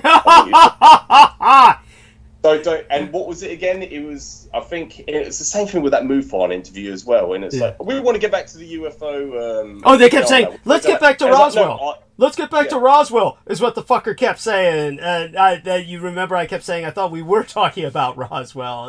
We were talking about Roswell. Yeah, he kept trying to imply that somehow I wasn't talking about the subject. The entire subject is based on, and by the way, alarmingly, just so if the part 2 ever comes out, or if Brendan Zogit and I ever are able to extract the full recording from Zoom, because supposedly I have the recording from Zoom, and Brendan and I will find out where to download it. But what was alarming was that you have this earnest individual, Brett Luter, who's not trying to perform any kind of ambush. He's like bookmarked and marked the book. He's underlined it. He's got it dog-eared. He's like, and said, he definitely read the book, and he still didn't get it. He still didn't get it. He still didn't get it. In the second part, he said something that you just have to hear him say it, because what he said was so far from the point of the book, it's alarming. And so I don't think people are getting any of it. They just don't get it at all, that we're talking about the Americans think of Asians as an alien race. No, that this is like they're too stupid to tell them apart from extraterrestrials, even if they tried, that they really found the Asians so alien that they simply mistake them for extraterrestrials, and the military takes advantage of that. But I have a true conviction, Douglas, a true belief that most people nowadays, their mindset is still bogged into World War II. They haven't detached from that mindset. They are still in that era. Dude, isn't it one of your brothers that goes around dressed in an American uniform from World War II? Or what is it? That's my cousin. Yeah, my cousin, Douglas. Yeah. My much older cousin. He's only a few years. There's only a few years between him and my mother. And they dress up. And him and his son does that. Yeah, they are still stuck in that World War II era mindset. They haven't detached or severed from that era, and even to this day, they're still going off on that same propaganda tangent like they did back in World War II during the years of proactive prosecution of hostilities. They have not detached. They've not severed that mindset. They're still waging war. They're still mobilized. Full mobilization. And this is very similar to the former Confederate states, where you see many Southerners in that mode, and this is the way it was for generations, and this is because they're dealing with the trauma of that. Viviana says she's having issues, be back soon, so we welcome you back when you come back. Just let us know when you're back. And so when it comes to Britain and the Allies, of course, they lost, and they're still trying to deal with that by rationalizing otherwise. Did you also notice when the Bulgarians, they had asked me initially to talk about this Christian issue, and I brought up Sofia, which is the very name of the capital of Bulgaria. And when I was bringing up Sofia, did you notice they didn't want to hear it? That they said, "Oh, let's move on." And I said, "No, I want to talk about this." And I went on about Sofia, and I couldn't understand it, because initially when I spoke of it, they, before we were recording, they were open to it. Oh, but once we were recording, they weren't interested in that. They weren't interested in that at all. So no. Probably they were worried about, oh my God, what about when we put on pay-per-view, worried about our Bulgarian audiences. So it was that.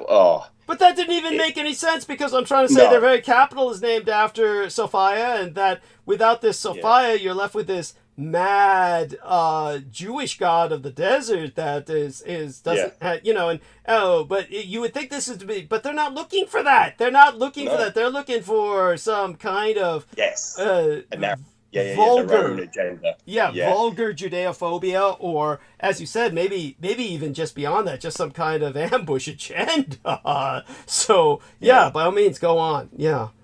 No, thank you, Douglas. I noticed that as well. They don't want to hear the historical fact, and it was the same with the Move On interview. People didn't want to hear the historical fact, and like as you said, you were all the time didn't want to turn away from Roswell and talking about the UFO phenomena, and you were just basically articulating it, putting it into its proper context, and yet they were like, well, no, we want to go back to Roswell and talk about UFOs. No, this is what we are talking about. That's what we're discussing. Me and Peter Moon, we're here to discuss this. That's what we're here for. But it wasn't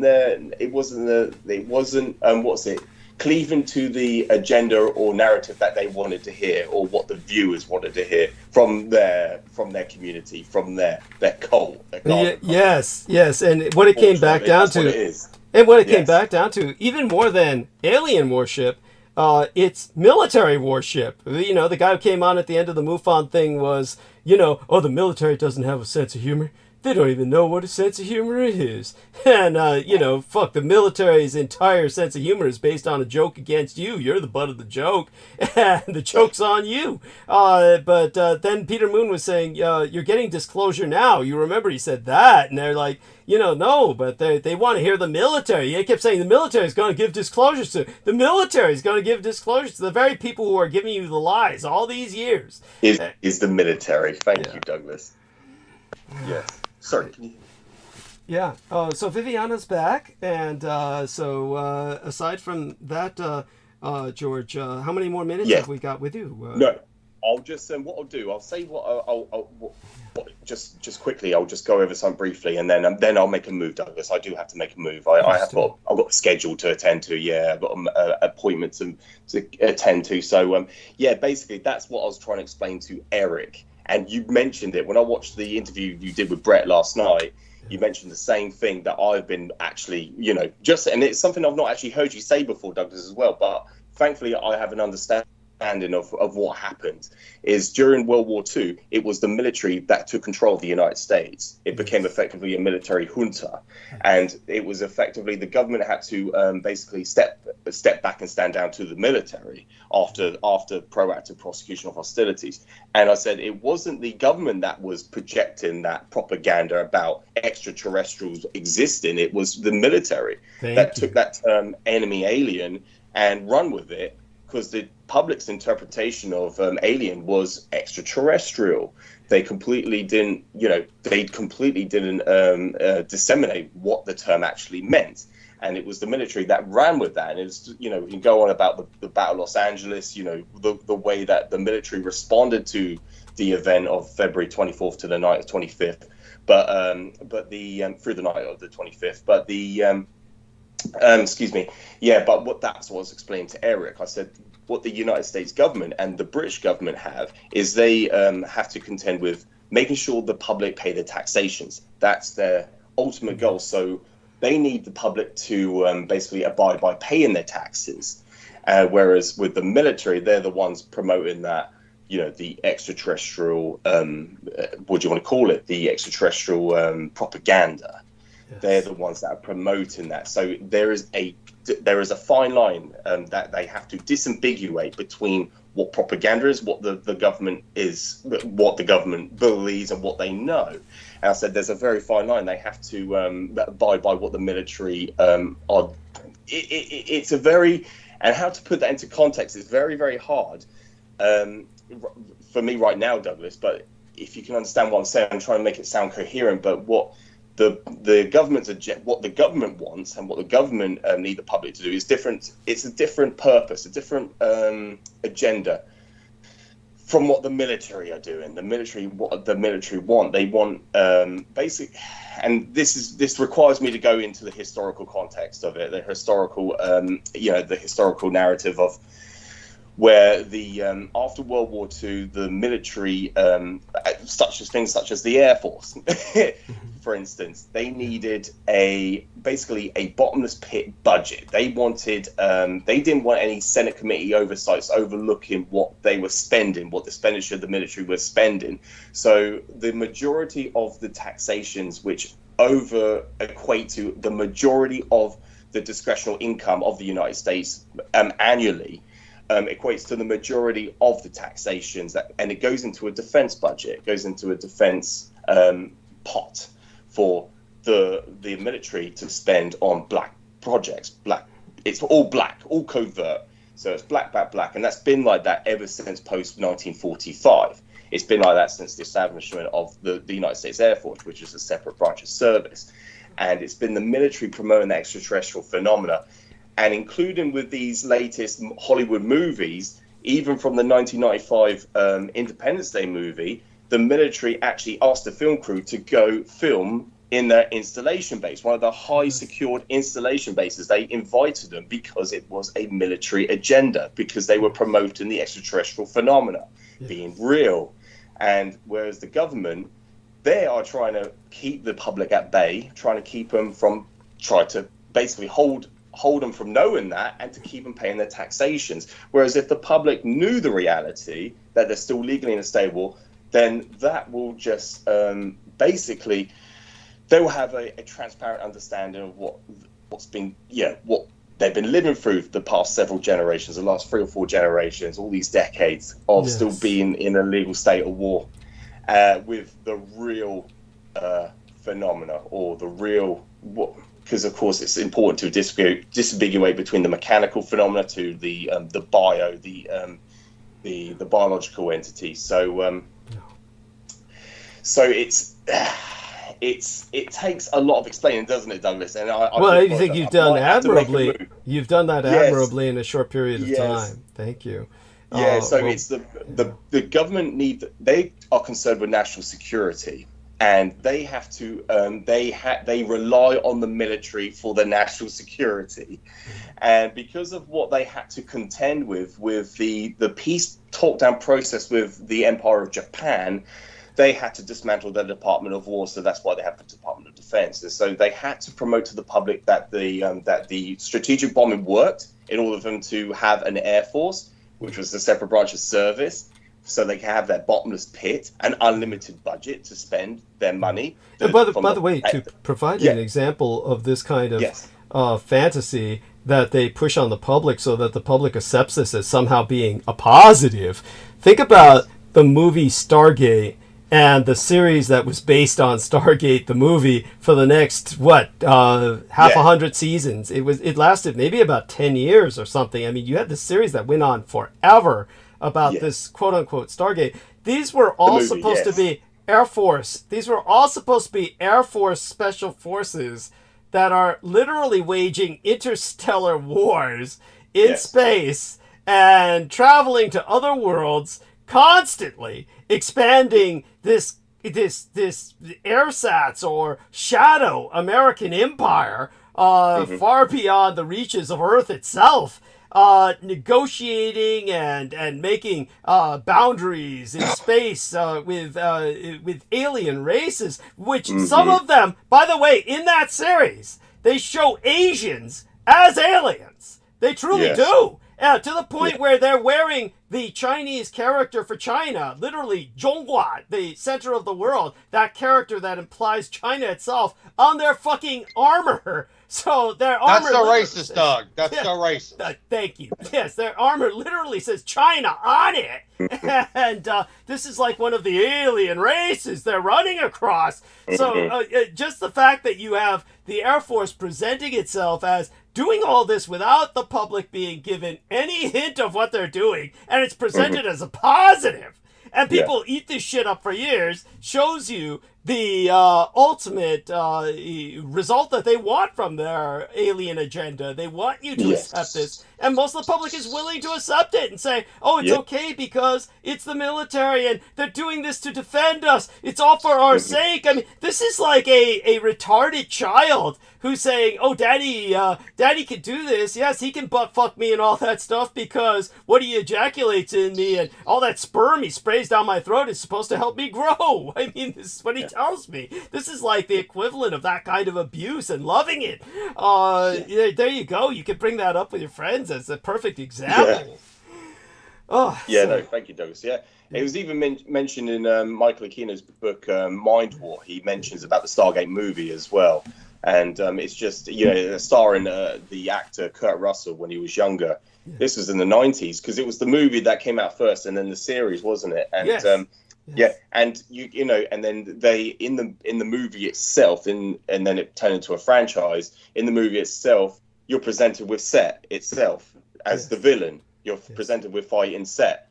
In that movie, it was all with the Egyptian, the Egyptian motif, with from Horus motif. And yes, it was all so that was the villains of Stargate. It was mentioned in his book. I'll have to recite that at some point. Please, that's important. I had no idea. I had no idea. Bear in mind, you Yeah. know, I never read his book, just so people know. No. Believe it or not. I purchased it just out of curiosity to do my research back in 2018. Yeah, so that, Understood. And let people know you lent it to one girl who was never able to read it. And you had to get it back from her. Oh, yeah. She had it for months, and I was like, have you finished the book finally? And she was like, yeah, I finished it. I said, what do you think of it? She goes, I didn't understand a word. Yeah. I didn't understand a single thing about it. Well, obviously you won't, unfortunately. Yeah. So yeah, but she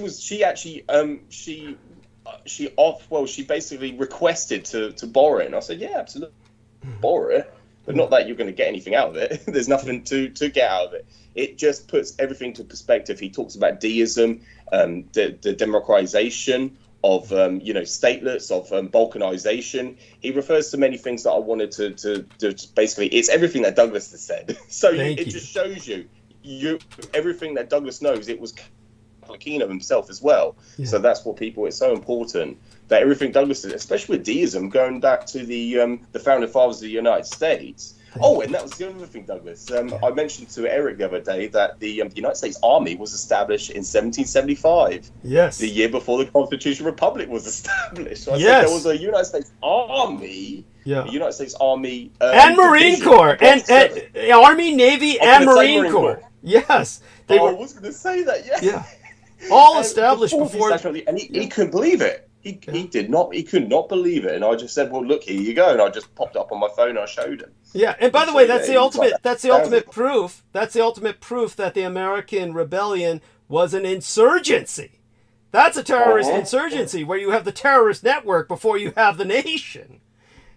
Exactly. It's just like with the Likud party in Israel. Yes. I'm sorry, this is not going off on a tangent about Israel, but the man who established the Likud party, Menachem Begin, he was one of the heads of the Irgun, the terrorist organization, which the British government labeled and recognized as a former terrorist network. Yes. And Menachem Begin was the man who started the Likud party, which then Benjamin Netanyahu actually ran for several terms as prime minister of Israel. It's a terrorist insurgency. It's a terrorist network that runs Israel. Yes, thank you. Thank you, Douglas. We could go on about it for hours. Yes, thank you. Well, we love you dearly. Thank you for having me on. Stay safe and be well. Yeah. Yeah, take care of yourself and love on to you all, and please support Douglas with any donations that you can spare. Thank you so much. Thank you. Say hello to Sarah and, of course, your lovely child. Okay. Of course, I'll share the love. Thank you, Douglas. Take care. Bye-bye. Bye for now. So that's George Knight, and with that, we are left with the company of Ian West, the lovely Viviana Sanchez, and of course Brendan Zoget. And because Brendan does have to usually get up for work, how's your work schedule tomorrow, Brendan? What time are you getting up? Is it a working day? Yes, I have to be there by 6:30 in the morning. Oh, Jesus fucking Christ. Oh my God. Well, we better let you get to bed soon, but before you do, so did you hear what I said earlier? I recorded the conversation on Zoom, hopefully sometime soon, obviously not tomorrow, because, usually after these sessions, I'm too, the next day I sleep. And so maybe, let me see, what is it? Thursday is when I'll be sleeping. So maybe Friday or Saturday, maybe you and I can get together and try and extract my recordings from Zoom wherever they file to. I think they go into the Zoom file automatically. So we'll try and find that on my computer, which should be easy considering there's a stupid Zoom button now that gets in the way.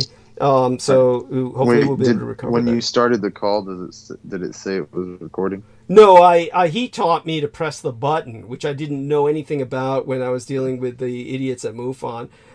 So you can't record without the other guy's permission anyway. So with MUFON, I couldn't have recorded without the guy's permission. So with Brett Luter, he gave permission, and so so I was able to record both things, and he doesn't seem to be able to get them up very easily. And I don't know what the hell's going on with that or what, but he's like, I told him, why are you doing Zoom anyway? Well, I get it for free if I just do these 40-minute segments, and I'm like, why don't you just record on Skype and you can do it as long as you fucking want? It's like, I don't know, these people think, oh, Skype's Microsoft. Well, like, it's better to work with the communist Chinese? I mean, Jesus fucking Christ. It's a joke. Thank you. What is with these people? And it's like, unless you have like your own server, there's no way to get around these like super tech companies of these days. Yeah, no, I mean, really, come on.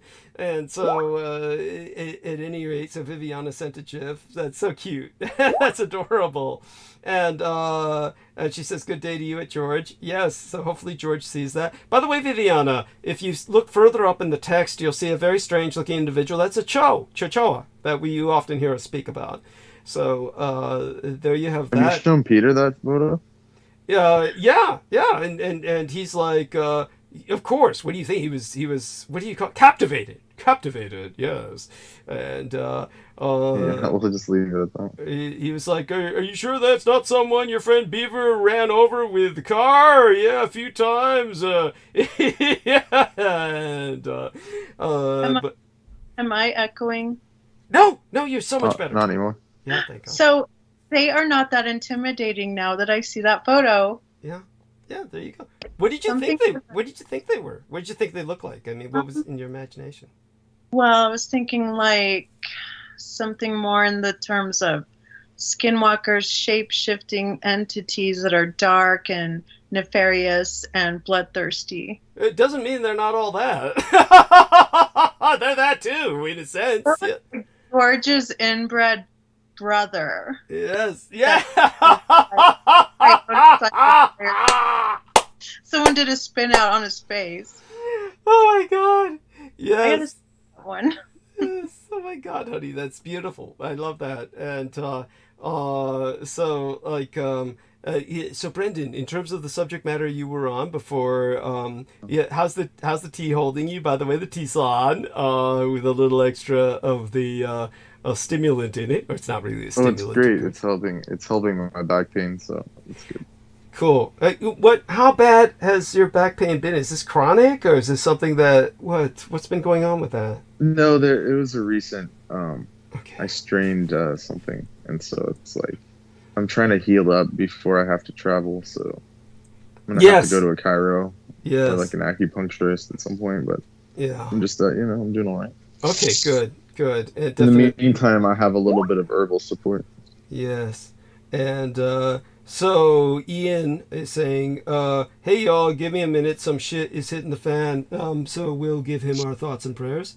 Hopefully." Man, I thought Wayne's World Garage was chill. Dude, he's got gators he's got this weird ass like kitty door or pet door for gators. I'm not quite sure what the logic is. It's like, oh, if I just let them in, then maybe they won't eat me. Something like that. I always thought that those Florida like jokes and memes were just like egregious, but the more I realize it's like real, it's like kind of concerning. Yeah, it's like a doggy door. It's like a doggy door that they can just go through and not get stuck in the garage. Yeah. Okay, so what they don't get. What are you talking about? You let gators in your house? He does. No. I've got a carport. But I turned it into a shop. It's outside. There's like 2 feet of door missing from the bottom, so they don't get. So when they do decide to mob through, they don't get stuck in there. They can just get the fuck out whenever they want. Oh, thank you. I think there's some logic to what he's saying. Crazy. I think there's some logic to what he's saying. I get it. You don't want them stuck. So you give them a way out. Well, they say all the nuts really do roll down the hill into Florida. Yes, I would love to wrestle with a gator. Yeah, that's cute. Tape it if it ever happens. Videotape it. Just record. Yes. It's like you just gotta throw some shit over their eyes, and you can hop on top of them and pin them down. Oh. Do you sleep? You just put them to sleep. How do you do it, Ian? Well, I've only worked with like nursery alligators, like farm raised gators. I've never, had to wrestle one in the wild. Thank God. I mean, I've seen them eat dogs and shit. That's about it. Yes. And cats and raccoons. Yes, and Damn. and children. I can't. Yeah, I can't imagine out here. One of my job sites, I had to rescue a class of school children from a lizard in a closet, and it was like small. Yeah. And that alone was already That's traumatic. That's like Land of the Lost right there. Let me tell you. I'm joking, right, I'm they joking. thought it was a gator. They were like, "It's in the closet. You gotta get it." And, like, they were like shocked that I picked it up with my bare hands. Like, Bet they were all screaming, and then you became. yeah, They're like, yeah, you did it. the Yeah. teacher made it sound like it was just like this whole big deal. It's always like that though. That's cute. She was That's like, "I have a problem in my closet," and like, and it turned out to just be a tiny lizard. yeah, it wasn't even a gay guy. Yeah, it was. Yeah. I was gonna say that's how most porn start out. And so Brendan Zokit is the local Crocodile Dundee of his Sacramento school district. That's adorable. With these there you go. With that going down, just like Viviana wants a recording of Ian West wrestling the Gator, Brooke Gibson wants him riding that rocket-powered tricycle just to see him get thrown. Also, yeah. just for Yeah. because of that last incident with Brooke, I took a photo of a black widow. Good! Thank you! Thank you! Yeah, she was so down on... This was so ridiculous. She was so down on... Yeah, it's nothing like in Australia. I mean, I get what she's saying, but it was just... She's coming down too hard on it, saying that, like America's purged of vermin or something. I mean, are you fucking kidding me? They got glow-in-the-dark tarantulas in the fucking Nevada, where they had the nuclear tests and shit. You've got to be fucking kidding me. I mean, I was out there on fucking... in Nevada for that stupid, that Super Soldier Summit, and fucking something wound up like crawling at my toe. I'm wearing sandals, and it's not just like these things are like casual. You step on them. No, you back away. Right. It's the other way around. Oh my God, she just doesn't get it. It's I guess she thinks America's all tame and shit. Fuck no. It's a wild land out here still. I guess she's never seen the far western frontier, let's put it that way. Yeah, it's the West. Yeah, they don't call it a frontier for nothing. The Wild West. Yeah, and that being said, I'm glad you took a photo of that. And so, did you hear when I was talking to the Bulgarian bozos about Sofia, and they were trying to shut me down, like, oh, let's move on. And I was saying, no, I want to talk about this feminine aspect. No, but I'll have to go back and review it. Yeah. Because I think you probably mentioned it, but Sophia that was the Gnostic deity, the creation story. Yeah. From the Gnostics. And as a matter of fact, feel free to educate our listeners a little bit about that. Yeah, it's there's a whole background. I don't want to bring it up. I'm sorry. Okay. Right now, at least. Just because I'm not in the brain, the mindset. No worries. To do it justice. Yes, to do it justice. To do it justice, or even remember what it was. Cool. Oh my God. But I was on a spiel about millet, so my brain's like still in that kind of. So let's go millet. Zone. Let's go millet. Talk a little millet with us. So the main point was that it's the grain with the highest fiber content of any other grain. Yeah. So millet's gonna be in the 8 to 12% fiber per 100 grams, as compared to wheat, which is in the 2 to 3% or even less because of the hybridization. Or you have rice, which is 0.6%, and brown rice is only up to 3%, but most people husk the brown rice, so it might as well only be 1%. So yeah, true. These so-called staple grains have no fiber content. No one's eating vegetables. Everyone's eating processed food. I can't resist this. I once knew a lady who told me, Esther, she was the half Jewish, half Italian lady who was kind of like my minder for a while when I was supposed to have someone receive my checks for me because I wasn't considered a competent adult when I was put on SSDI. And she was convinced that rice had no nutritional value. It's pretty much close to that in a lot of cases, then, I take it. Yeah. Oh, yeah. You weren't here when I was speaking about it before. Yeah. Okay. It's basically just a glucose spiking carbohydrate, Jesus especially white Christ. rice, Yeah. which is why people like me who need the fiber, which is basically everyone, Yeah. except for the people that work in the fields, like I was saying. Ian probably remembers what I was saying. Okay. Like working in the fields and, burning off that glucose immediately because they're like subsistence farmers and stuff. Yeah. For everyone else, the rice is just flooding your body with glucose for like hours at a time, and then you get hungry immediately. Then you eat more, and like I was telling a story about how I ate 12 onigiri rice balls Yeah. last, one of my adventures on the islands, and I was hungry within like 2 hours. So God. it's this kind of glucose release, and then your body does the insulin response, and then you're hungry again. Jesus. Yeah. So, but most people are eating white rice like without any fiber, like veggies. Like the original Asian style. Like, if we just take Korea as an example, like rice is a staple, but then they would have 5 different colors of vegetables to go with it for something like that. Yes. Right. Yes. And then they would also have herbs like ginseng, which modulates the insulin response, or various tea, like the L-theanine in the tea also does that. So this is pre-industrial I'm talking here. Yeah. So these ancient cultures would have these ways to manage that rice, to balance the diet, basically, in other words. And the original Korean diet, not this one, which has all whatever's going on with it now with like fried cheese and shit, and the weird kind of American, inspired junk food. Yeah. The original Korean diet, it was like every meal they would have every color of the spectrum. So they'd have like red, blue, green, or not blue, maybe like red, green, yellow, right? Yeah. All the colors per meal, like knowing that they needed this kind of balance. And then of course they'd have the fermented food, the kimchi, like I brought up before. The importance of the gut biome. Yeah. And that's where the millets come in.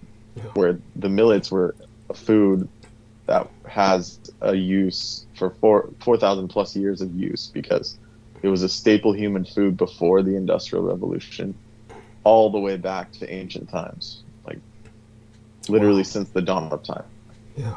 So, and it was from all the way from Europe to Asia, India, in all these countries, it was the staple food. Because of its just ease of growth, its ability to be grown with minimal water. So it's still a staple grain in Africa to this day. Like the little millet, it's a variety. Little millet and various like brown top and stuff. And there's an anecdote from the New Testament that talks about. Oh, there's a wonderful link just entered by Viviana, who says she's still going to try this, and she actually found it, and only Brendan can pronounce that word. So you can say the word out loud. The link she put inside of the text box. Wait, I don't see it. Hold on, 1 second. It's there in the text. Yeah, just take the Siridanya. Oh, Siridanya. Yes. Siridanyas. Oh, good. Yeah, she managed to find it. Very good. Yes. Yeah, Siridanyas. Yeah. Please do try it. Please do try it. And I don't know where you live, but you can probably find it locally, because Distacart is very good. I've used Distacart, which is like this Indian like version of Amazon, basically. Some kind of like, but they sell like local Indian stuff that you can't get out here. But it looks like they have a really good write-up on it. So millets are a small seeded grass which offer a good number of calories, protein, carbohydrate, calcium, iron, and antioxidants. It has been a superfood since ancient times, and they have a wide range of health benefits, which is why they have been included in the diet for years now, which means the modern Indian diet. They started reintroducing them because of these people like Dr. Khadar and these scholars in India that are trying to bring back this ancient knowledge, which is, to their credit, that country has so much information and knowledge with a G on this stuff. So 1 second, let me get some refreshment. But yeah, so Yeah. I'm going to read a little bit more from this because it's a bit more coherent than what I can Cool. conjure up. By the way, people can watch the Brett Luder interview to see me choke on my own spit while in the middle of talking, which happens to the best of us. What was that, honey? I said, I know, right? Yes, yes. I'm really excited about this millet, and I have to go to. We have a natural grocers, and they're very stringent on how they get produce from various regions. So, and I'm sure they have really a great bulk section with tons of teas, and they buy locally from the natives here. So, I'm sure they have a go-to. Yeah. Nice. Yeah. Do you have any Indian shops near you? No, we have more Japanese, and I haven't ran into any Indian. But natural grocers are. Are you in the United States, or I don't know? In like, you don't have to give specifics, but like the region. So I'm in northern Arizona, and we have a Sprouts. Oh, okay, understood. Natural grocers, which are very stringent on their practices and what they like. For 3 years straight, they wouldn't sell lemons because Mexico had not stopped using certain types of. Spray it. Yeah, they spray them. Yeah, understood. Yeah, see if they can source it for you, or if not, use the Distaccart. Distacart's fine. If they speak English too, if you have a problem with. I know because I've called them before. Oh. So the site, but the millets, it's important to note that you should make sure they are unpolished, because even if you get sooty danyas and they're polished, it's basically useless. Not 100% useless, but you know, like for example, if you're in some country or some region that you can't get anything but polished millets, then that's still gonna help you because there's fiber. But the best ideal condition is to get unpolished, and best case scenario is you get all 5 sooty danyas. And sooty danyu just means sooty means positive or benefic, and danyu is grain, so they're the holy grains, basically, in other words. Wow. The revered grain. Wow. And this is a name that was brought back by Dr. Khadar. He's like very famous. He just got the Padma Shri Award, which is the Divine Lotus Award from the Indian government, which is, I would say, rare for someone in the alternative kind of medicine world, even though he is Ayurvedic, and he's like, you know, an Indian hero of sorts. Right. But he's like, by his own words, he's said that he's cured lakhs of people, which is like hundreds of thousands of people from many conditions just by using the Suridanya protocols and different kashayams, which are just like Ayurvedic, you know, decoctions, basically, like potions, which sounds crazy, but it's really simple. It's like he's going back to the ancient ways. Yes. So let me read some more of this, just because there are some important points here. So we have millets are rich in nutritional value, like I was saying before. Unlike rice, wheat, or jowar, jowar is sorghum. So sorghum is sort of a millet, but it's not. It's more closer to wheat. It's like this in between. But what's the problem with sorghum? While it is drought tolerant and it's used widely in Africa, sub-Saharan Africa, it's a beneficial grain in that sense. They use it in some Western products, some Indian foods. Mm-hmm. It's becoming more popular with the plant-based people. But sorghum is actually a toxic grain. So without cooking it and processing it, you cannot have it. Wow. So that is a red flag when it. In my view on plant-based stuff is you want to go with the most inert ingredient you can source, right?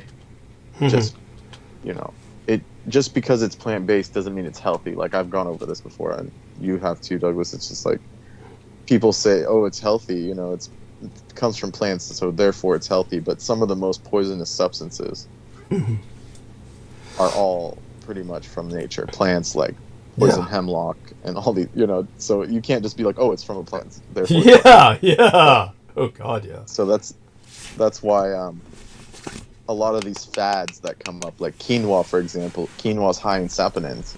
So if you don't process it correctly, you're gonna lose nutrients. It'll become an anti-nutrient. but people don't realize this, and they don't know how to properly use it, which is why I don't use quinoa. It's not that it's bad. It's high in protein. It's a complete protein, which is very rare for plant-based foods. Right. But a lot of people don't do the steps required. That's, to make it palatable or useful. Right. Now it says here, millets have therapeutic properties, and this is obviously some Indian person wrote this. That's English is their second language, but he said it's highly voted for millennials to be fit in proper health. But what they're trying to say is that it's highly valued for the millennials, which is our generation, meaning me, my generation, to be fit and to increase their health.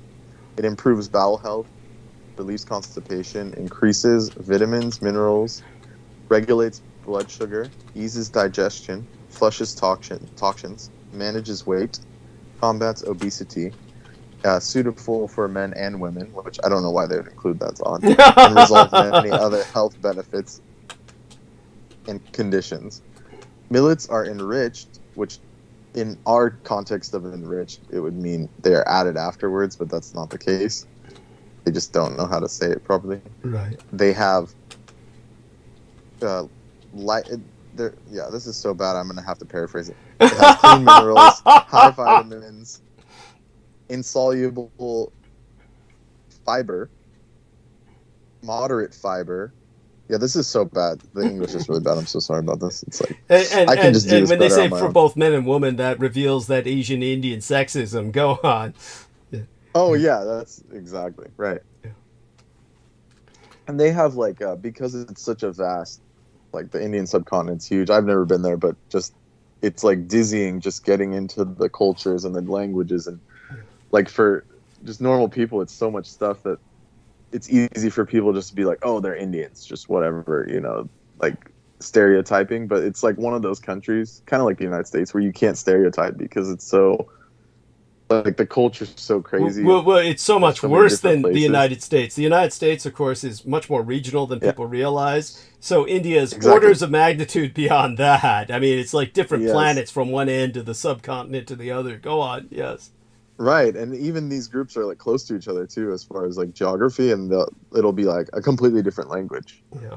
So it's even beyond Europe, where it's these people can't even talk to each other. Yes. Yes. Yeah.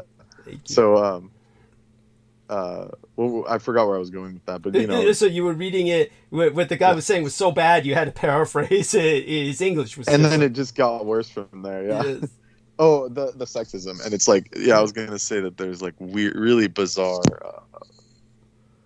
the sexism thing, or what is it? The superstitions are just crazy. Women can only eat this thing, or on a Wednesday, it's bizarre shit like that. Or men can only eat this because it's it'll turn you into a woman, or it is a superstition. Yeah.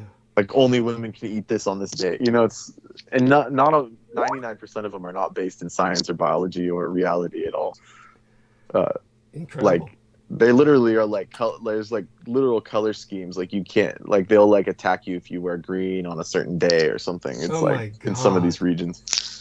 Yeah. By the way, our lady Viviana has just entered another link. Take a look at that in the text for us. What exactly is that? Injera or Inyera? It's in. Oh, well, yeah. Yeah, that's Ethiopian. Yeah. Okay, thank you. If I'm not mistaken, yeah. Thank if you. you've ever. That's made from teff. Yeah. Yeah, it's kind of you need to add a lot of stuff to it, but it's great in the bread, and I've tried it with mixing it like a tortilla with tortilla dough, which it doesn't want to adhere to the basic tortilla dough, so I do it a half and half after I've mixed them already, and then I put them together, and you kind of get this wild colored tortilla. Yeah. Wow. It's really good. Yeah, cool. That's pretty cool. I appreciate that. Yes. Yeah. Very cool. I didn't know it's yeast, though. Maybe that's why it didn't work for me, right? It's a... No, it does need starter, but you can just let it ferment on its own too, as well. Ah, okay. It just probably takes more time. I'm not as familiar with this. I just know that the teff, which is the grain that it's made from, it needs more fermentation. It's very similar to millet in the sense that it's got very low, like there's not a lot of glutinous fibrous things. There's like more protein and Yeah, it has a high concentration. carbs. Less Oh. starch and more fiber. That's what I'm trying to say. Yeah, I was just reading. I really liked it for its iron content. When you want protein and iron, but you don't eat meat. Except they said it mostly the iron comes from the soil, which I didn't know. Yeah, it depends on where it's grown. Yeah, and it said in some articles that it was banned from Ethiopia from coming here. I guess in the last few years.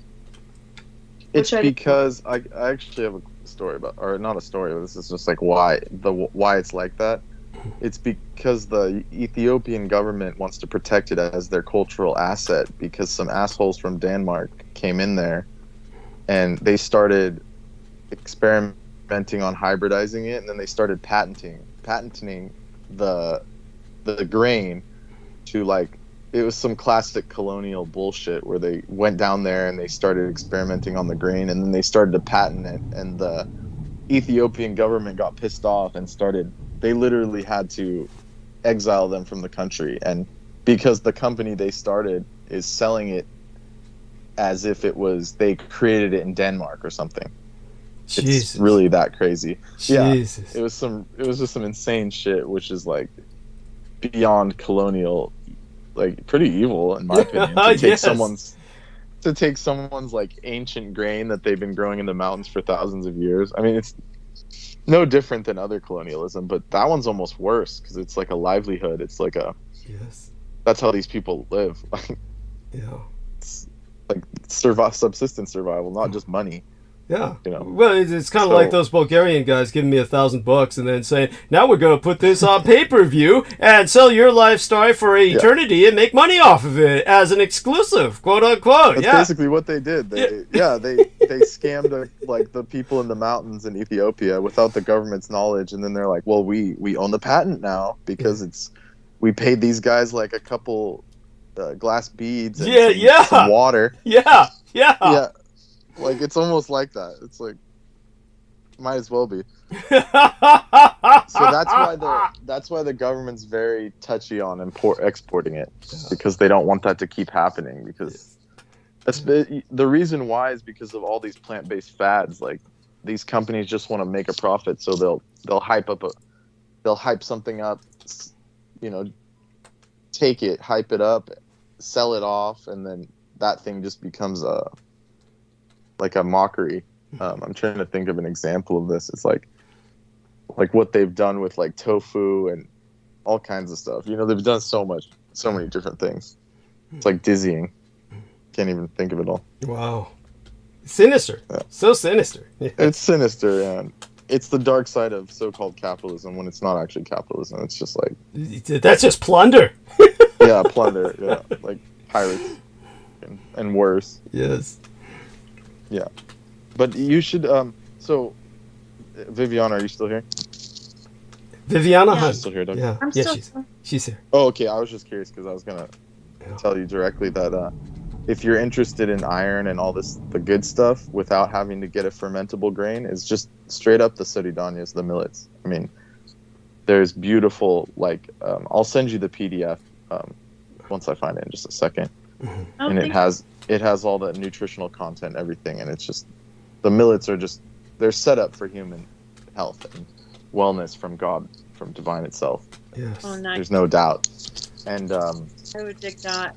when Definitely it comes, miso, like you could cook a ton of millet and then just add it with miso and have it throughout the week.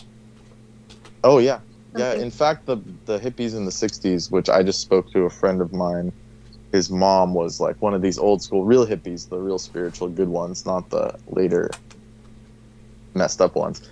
You know, I don't know how else to explain it without going into detail, but she was one of the good ones, and she told me that when she first started her awakening, her path, she got into the millet diet, and she was eating millet and miso, And then she would also do a dish which had like millet and ginger and maple syrup. So there's like a savory and a sweet. So millet's very versatile. You can do this. And she said she survived off that. She was, at that time, she was vegetarian, and she survived off that for years, and it propelled her into just like better things and, you know, enlightening things. So, but I'm also looking into certain teas. I heard there's and I have to go back and find out the name of it, but it's a certain tea that's supposed to awaken your third eye. And yeah, so I'm gonna go look for that at the natural grocers. I'm gonna go and ask them, like, is there such a thing you have? I just heard about it, but I didn't copy it down. Yeah. Did any of these people give you like an idea of what it was, or like herbs? It is a herb mix, and it's meant to it's help one of you. those. Yeah, okay. The astral plane, which I have a hard. I cannot enter in astral realms unless somebody takes me. So I kind of want to see if it. I know, right? Probably not a good idea. Yes. Yeah, not saying that you can't handle it. It's just most people shouldn't do stuff like that. Thank you. It's like, well, this is how it was put to me from the Vedic perspective, and this is not my perspective. I've only learned this from higher beings. Is that there's primaries, secondaries, and tertiaries for a reason. Like, it's set from the divine itself, or like reality is set up like that. Douglas, you speak about this too. Yes. Is that this is why people can't handle information like that Douglas brings about, because their basics are so fucked. They have no foundation, they have no grounding, that they can't absorb anything beyond they want to skip to secondaries and tertiaries, and that's where they get all convoluted and their brain goes all crazy.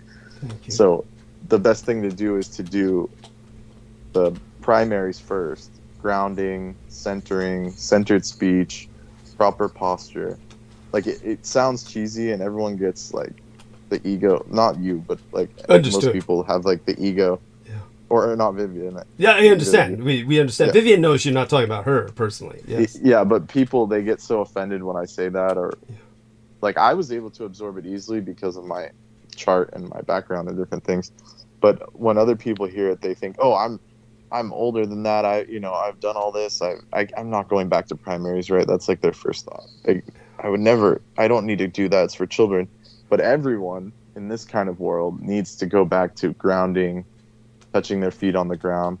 And then once you're established in that, solid in that, then you can go to secondaries like astrology and astral. And then tertiaries is like opening third eye and kundalini, which like no one, I'm literally saying, including myself, is like no one's ready for that, like, in this kind of realm, in this kind of situation. Like there's literally like a handful of beings, if that can get there in this kind of world that we're in. I still want to try it though, or do I'd like to do shrooms with like-minded people. Maybe that would be more conducive to like. Yes, that would help too. Yeah, that would help too.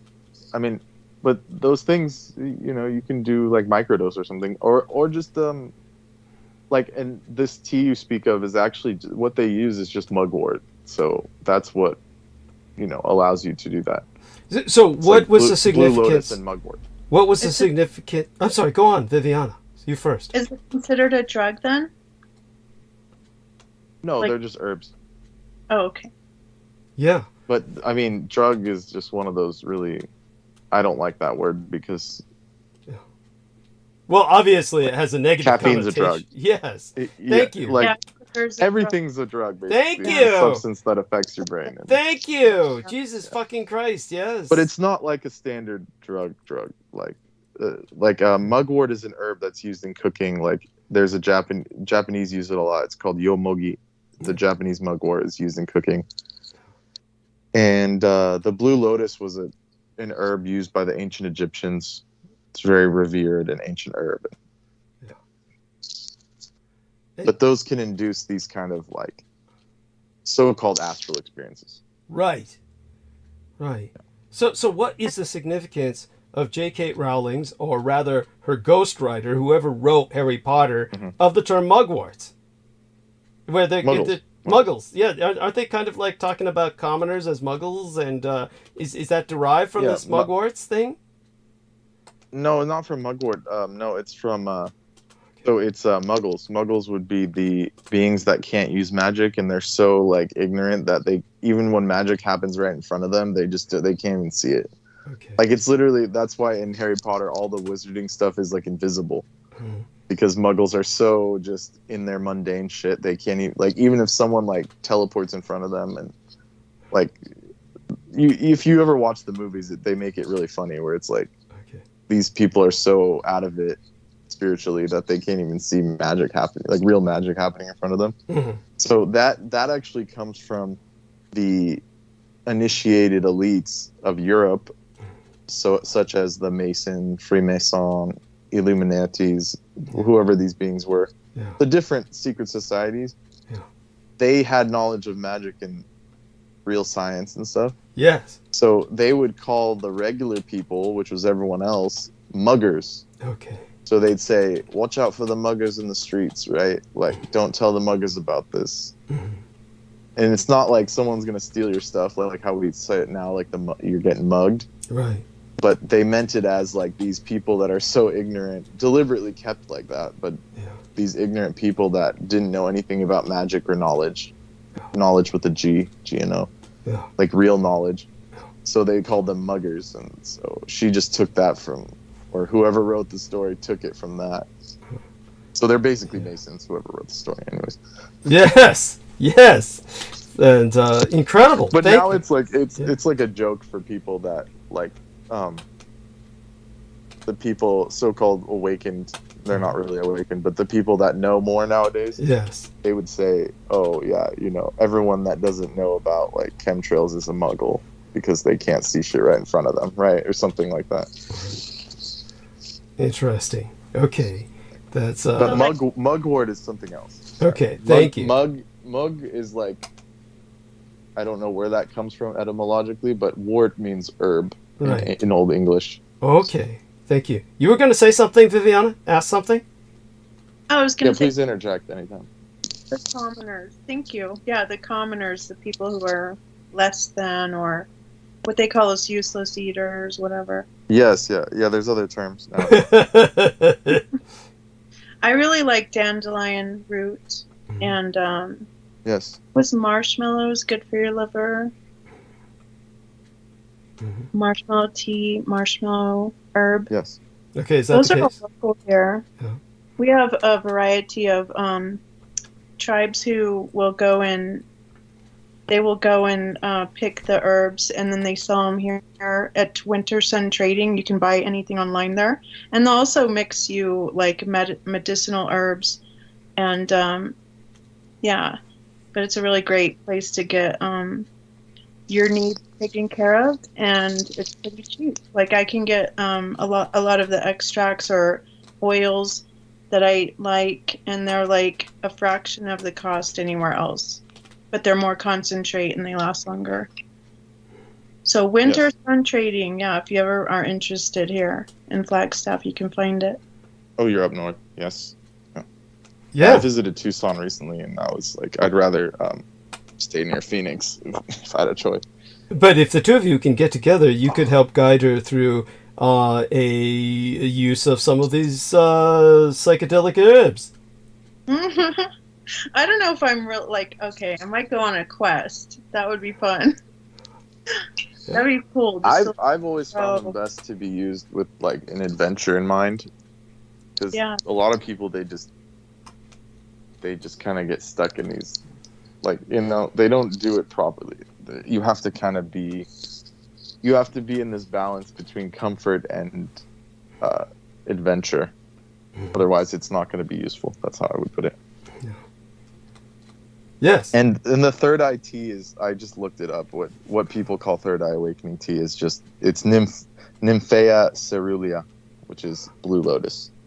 So, just a heads up. You can just buy blue lotus and then throw some mugwort in it and make your own for probably pennies on the dollar. Nice. Well, and you could also smoke. I don't know if I you're. won't because now She I'm smokes. scared. She smokes. So tell her what she can smoke. Tell her what she can smoke. Well, they use both mugwort and blue lotus, but I don't agree with, or I don't necessarily think smoking is good. It's best to just make tea, infusion. But what did you say? You were scared, or like? Could you repeat that? The third eye thing. It's like I think Uh-huh. if it was for me, it would already have happened. Okay. So there's no. I shouldn't probably force it. Well, the thing is, you can't. The thing is like there's nothing to worry about because you can't force that experience. It takes it takes a lot of I'm not there. I'm not saying I am, but I'm saying it takes so much centering and this kind of implementation of this aesthetic kind of thing that you none of us can get there basically without some serious tapasya. It's called tapasya in Sanskrit, like penance. You have to do a lot of penance, and so there's nothing to be scared of anyway. The third eye is that's how you get all the knowledge and power of the whole divine. It's a benefic thing. The way they put it in the media and stuff is so cheesy, and all these fake spiritual channels. Like if you just go into if you look up Shiv Puran, it'll talk about the Shiv Shakti, and you'll get an idea of what it is. It's just knowledge of the whole multiverse. So there's nothing wrong. Knowledge is never bad. It's super scary. So it's your alignment in your chakras and first work on those and balance them. Yeah, well, so if you go from the chakra perspective, it's the Muladhara is the initial chakra, right? The bottom chakra, which has been vilified as of late because people are always talking against it. But it's actually the one chakra you need. It's grounding. It's the red chakra. It's the Muladhara. That's where the swastika resides. The Ganesh approach is that Muladhara, the first chakra. That's why it's always represented as the swastika. It's the beginning impeller that turns the energy of the spine. So that first chakra is what you need to have that grounding, solid foundation of grounding before any of the chakras rise. So all this nonsense about people that say that they have the lotus chakra open, you would know, these beings in the past, the rishis and stuff, they could, nature responded to them and they could create entire worlds. It's not a joke. The chakras have been made into a joke. So the best thing to do is to get the first chakra down, which can take lots of time and effort. There's a method for it. It's in the Vedic knowledge. There's a method. So it's just touching your feet on the ground, posture, keeping your posture straight, saying pure principles, repeating pure principles in your own language, praising. It's a procedure called PBS: praising, bowing, and serving divine, and whatever that divine is to you in your what is near to you. So it can be nature. You can see a sunset and you say that's a beautiful sunset, and you can name the colors, and it's actually very simple. Very simple. So, yeah. Oh, thank you for that. You're very knowledgeable. I didn't know that. I'm still getting to know Brendan. I didn't know he was so much into Ayurvedic and Indian culture. Oh, it's his life. Tell her. I appreciate that. Yeah. Thank It's you. a lifestyle. It's a lifestyle, and it's Vedic. It's Vedic. India is this abomination. I'm probably gonna offend Indian people. Indian is this derivation of what that knowledge was. This knowledge was a holistic knowledge. Now it's just Hindu, but Hindu is not Vedic, and a lot of Indians they get pissed. But when I talk to the Indians near me, and I say I'm into Vedic, they're very supportive. They understand the concept of Vedic versus Hindu and all this. But I'm not saying you're wrong for saying that. It's just a perspective thing. You have one has to learn it, just like I did. I'm not different. I didn't know the difference between Hindu and Vedic till I found out, right? So, but Vedic is this ancient culture that was all over the world. Even it was in South America. This is what's crazy to grasp for most people. It was in South America. It was in North American tribes. It was in Europe, the Druids. All of that was a Vedic pan culture around the world. That's why you know, pretty much the whole world has the same mythology if you know how to decode it, because this culture was worldwide at one point. Yeah. So just, but like you, yeah, like you said, the best start is Ayurveda and stuff. Like very simple. It doesn't have to be. I love how it is simple, and I'm gonna try the castor oil method on your. You can use it like on your belly and on your back. Yeah, castor oil is very beneficial. Amazing. It's very penetrating, and there's also sesame oil is really good. Like before you go into sunlight, it helps perpetuate synthesis of vitamin D. So people in India knew this. They used to rub sesame oil onto the children that were like recently born that didn't have the vitamin D built up, and then they would put those kids in the sun, and the fatty acids inside of the sesame oil would go into the skin, and it would react with the sunlight and basically become a precursor for vitamin D. So, and this has been verified scientifically recently. So that's why it's important. They probably never had jaundice children. Yeah. Oh, you're saying that's... Yeah, the jaundice is a liver weakness deficiency. Were your children ever jaundiced, honey? Viviana? My firstborn was. Okay. And they said put him in the sun. Okay. Yeah, because the liver is needing the vitamin D. Yes. Okay. Yeah. Interesting. Mm-hmm. So that's a little tidbit of what the Vedic knowledge has, or just Ayurveda. I mean, you don't even have to go into the spiritual side. Like just practical. That's the thing. That's why it interests me, is because it's like the body doesn't have a manual. Like everything comes with a manual, like your computer, your camera, your cell phone, but the body doesn't have a manual. That's why everyone's like so fucked up. Yes. And it's like we don't get any of that. Like especially in the Western world, like there's no basics, there's no grounding, no one's touching the ground. Like, and grounding isn't just some kind of meditation concept, so-called meditation. It's not a fake concept. It's like a real concept. Grounding means your body is electric, and you have to take the electric charge and balance that, because anything you plug into a wall, there's always the third pin. That's the grounding plug. So it's like everything needs grounding, whether it's an appliance or your body. It's like it's all electric. So there's a scientific thing, and now they're starting to verify it. I've seen it on social media, where they take people's blood, and then there's the person that's stuck inside all day, or they're just not healthy, and the blood's coagulating and slow. They do 20 minutes of grounding, and they take it back, and the blood cells become spherical again, and they're not plating together in this kind of clotting method. Like you can find the photos of it and everything, so it's totally scientifically vetable. And that's the thing, that's what Vedic was. It was the scientific principles of living that are verifiable and that are always true in time. They're like eternal principles.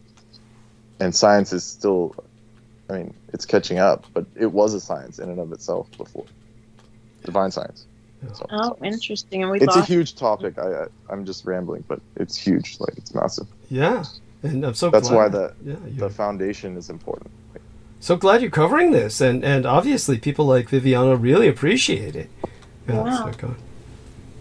Yeah, and it's I love learning about what is good salt, like doing salt baths and salt mineral yes. salts and things like that, things to detoxify and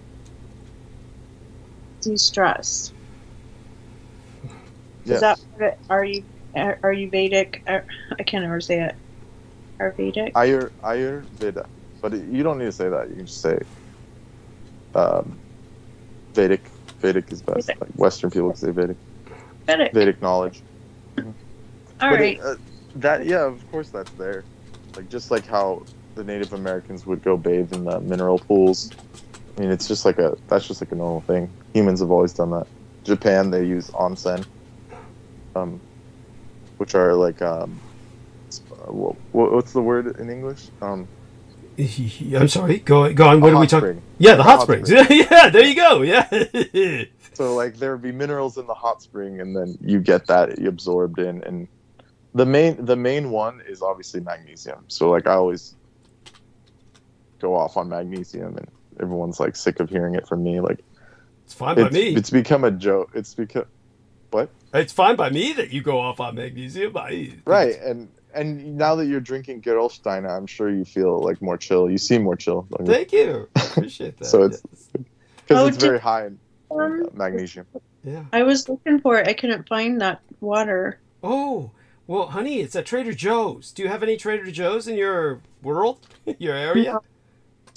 Sprouts doesn't carry it, but Sprouts carries the Sedona. You guys have that Sedona spring near you. But honey, you can order it online. You can order Gerald Steiner online, delivered to your home. You were going to have that done for me, remember? It was all sparkling.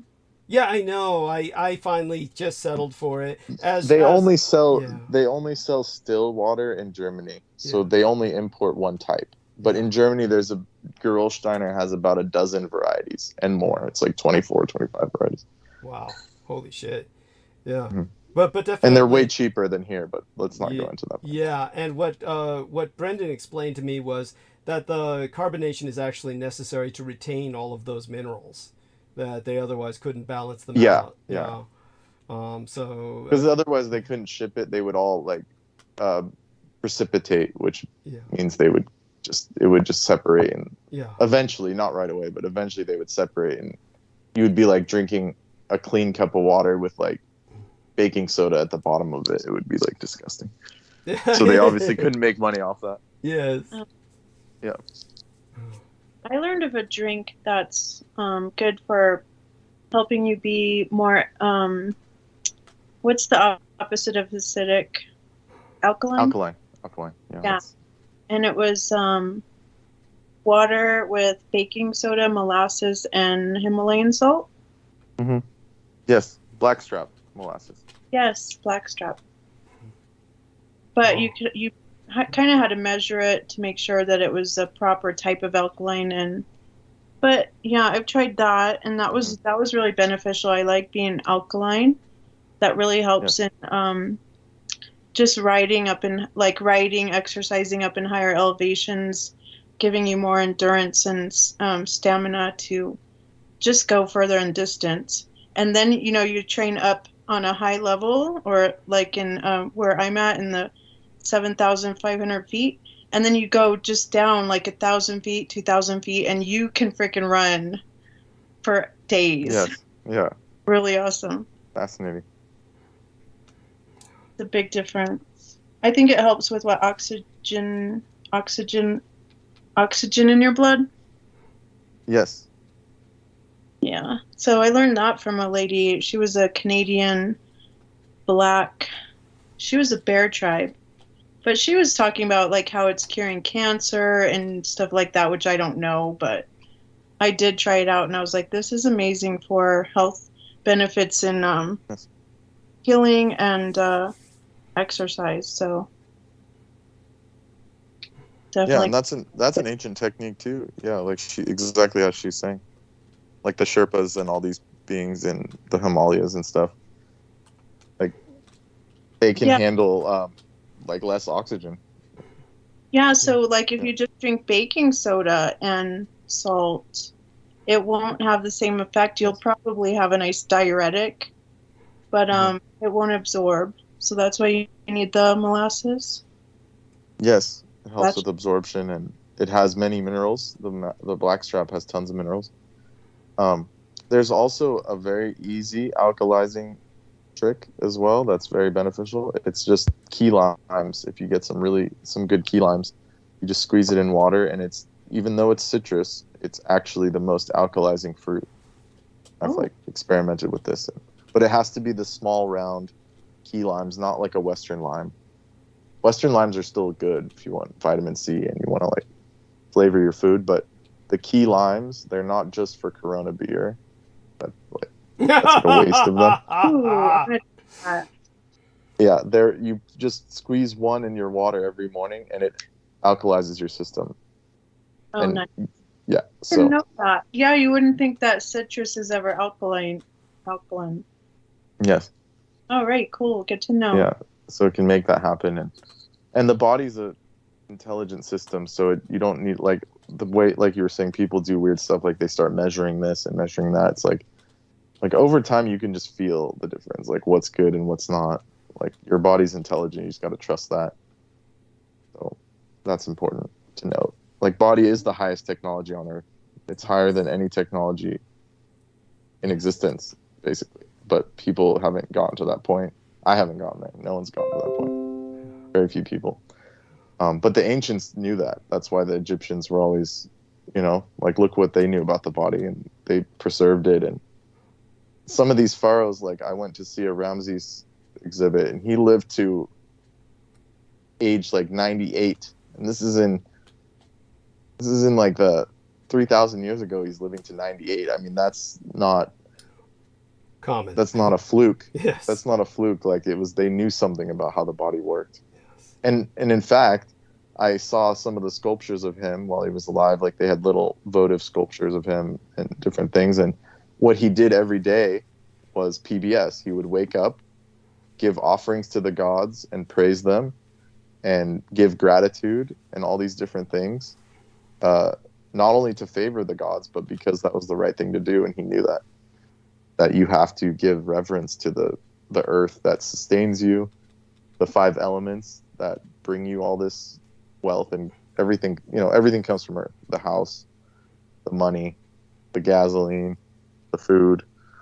So that's like the basic, like, you have to have gratitude for that. That's just like, if you want to be on earth and like actually be happy, you have to be grateful to the earth for supporting you. I mean, that's just like minimum. So that's just also from Vedic, but that's just common sense. Like, the Native Americans knew it, that without the earth we wouldn't have anything. Definitely. So much knowledge that has been lost, but thankfully it is coming back. And I know the Hopis here have a great knowledge. They love to share it with you, and they'll even invite you to experience that with them. But it's like the Navajos have lost it. Oh, so And sad. the Hopis try to teach them, but they pretty much want to be kind of stiff-necked about all that and have their way. But the cool thing, though, is I don't like to call them Navajos, but the Dene are getting... Yeah, Dene. Yeah, exactly. Yeah, they're getting their history back. So it's good, because most of the time, like in the 80s when we were going to school, the Dene children wanted nothing to do with their heritage. So they just worked hard at being an American and sort of despising their culture. And now they're making an emphasis to bring back their language and their heritage and the truth of their heritage, going like up toward the Canadian region and all that, which I kind of, the Hopi will say they're kind of like latched on to our culture and then made it their own, and sort of became lazy, and we ended up having to take care of them, and then now they're just taking our land. But now the Dene are more awakening to their true culture. So it's pretty cool.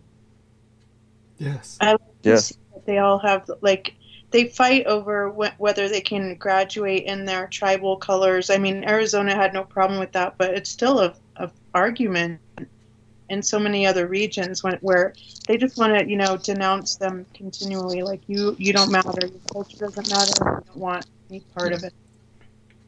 But like you said, the good news is that it's coming back, and right now Vedic is coming back. That's just, Vedic just means the ancient knowledge that every culture had. So, like, exactly what you're saying, the Native Americans want it back. The beings that have that lineage want it back because they feel it in the DNA and they feel it in their hearts that it's necessary to live a good life. and everything's like all that stuff's coming back. Everyone wants organic farming to come back, right? For example, and those beings want their culture back because there was knowledge there, how to live, how to survive without all this disease and hell and torture and stuff. So that's where we're at, is like, that's why they call it, it's an ascending yuga. The yugas have changed. So we're coming out of the dark age, which is, of course, that's always good news. It may not be easy, and clearly it's not a fun transition, but the good news is that good things are coming and more knowledge. Light is already being shown, and so very good news. Nice. Yeah, I like the awakening. I love how people can identify with their own awakening, whatever that looks like for them, and then to move and transform in different levels. I love it. Yes. It's amazing right now. This is an amazing time to be alive.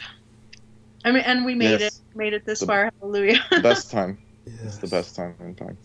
Yes. Where's Believe it Ian? or not. Being really quiet.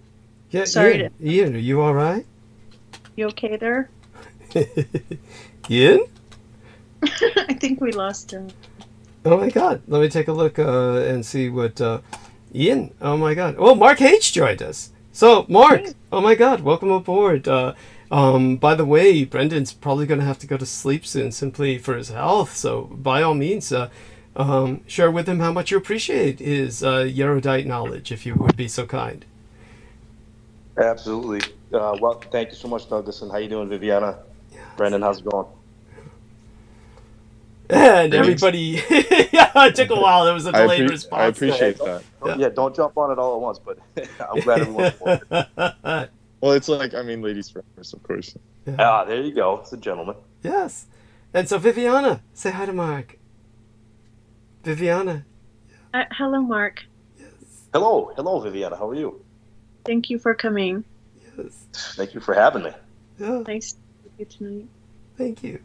And maybe you could share this before our friend Brendan kind of takes off. Now, as I said, I myself feel that this would be giving respect to the experience, but you don't have to share it. If you, unless you're ready or feel like doing it some other day, then just say so. But there was an experience that Mark had recently that was very intense.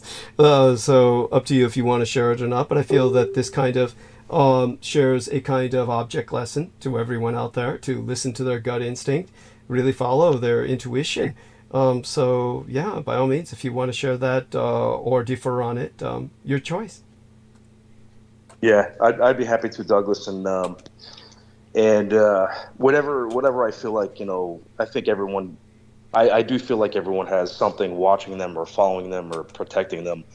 In my particular case, I was very lucky to have it where I was at.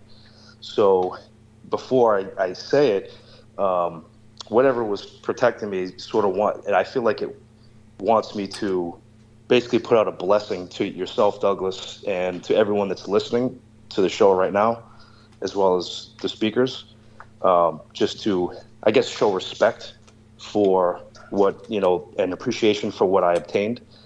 So basically it was driving home from work one day, and part of the worst part of Boston, probably the most dangerous parts of Boston, on a Friday or Saturday night, and like 1 a.m. So it's a time where people are just honestly just hammered and all fucked up, so to speak, and everyone's just kind of driving and doing their thing. And I pulled up to, I was leaving work, and I had pulled up to a stop, red light, and there was a car parked in front of me, and right away I just felt this weird feeling, and I don't know what it was. I just kept staring at the back of the car, and then all of a sudden I wanted to, it was going very slow, so I wanted to speed around it, and I had a chance, like literally a few seconds to speed around it.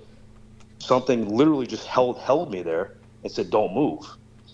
And literally within 3 seconds, the time it would have taken me to get to there, around them, the car in front of me got destroyed, completely sideswiped. The guy that was driving was totally blew a red light, sped into this car in front of me like 40, 50 miles an hour, the other car went flying. I felt the whole impact myself. I can only imagine what they felt. And it was 4 people that were in the car in front of me. So my understanding is that maybe the impact distributed evenly among all 4 people, because all 4 people fell out of the car, but they all were alive, and I made sure that they were alive. But if it was myself, one person I think would have absorbed all that impact. I can only imagine what that could have been like. But anyway, it was just a really bizarre thing that, you know, you need to trust your instincts on these certain times. So I relayed this message to my team, because I'm a shift manager where I work, and it spread like wildfire. I didn't even mean it to happen like that, but we put it on our like pre-shift, and, you know, sort of trying to protect our team, to put a little like barrier of protection over them, because we work in not the safest areas. So just a constant reminder to not look at your phone when you're driving home. You know, please always be defensive. Look around you all the time, because it just seems like it was just too fucking easy to happen. Just way too easy. So really, I take, you know, it was such an impactful thing, as you probably all could imagine, that I really needed to sit back and say, and reevaluate, just how amazing what we all have is, and the gift of this life, and how it really sounds corny as shit, but how quickly everything can be taken away from you. It literally seconds. So it kind of touches and piggybacks on what both Viviana and Brendan were saying about appreciation and gratitude. Because without that gratitude, you won't see these things happening in front of you. You won't know how to identify them. So it's just very important that I feel like that, you know, I told Douglas, and I just think it's very important, especially for whoever's listening and the speakers, to just really cherish everything that we have around us. And if you do have that gut instinct, it's really always good to just think about it and just really to trust it. And I've been learning to trust mine more recently than ever. So that's really the main message that I wanted to kind of convey with my experience, because I feel like I honestly was given a gift. I got to be honest, I really wanted to pass that fucking car. I really did. And I really don't know what it was that kept me from doing it.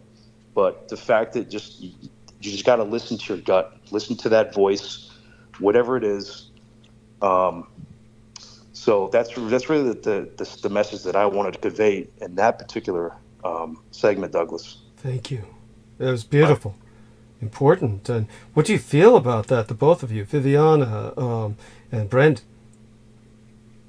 I'm just so very grateful that you're okay. Yes. And I'm glad everyone else is okay. And thank you for that deep and profound meaning, because wow, how we're all aligning with this understanding of not taking for granted our days and our breaths and our moments, that we have a chance to, you know, be thankful and appreciate what we have. So thank you for bringing that to light. I'm glad you're okay, and that your entire work as well recognize that.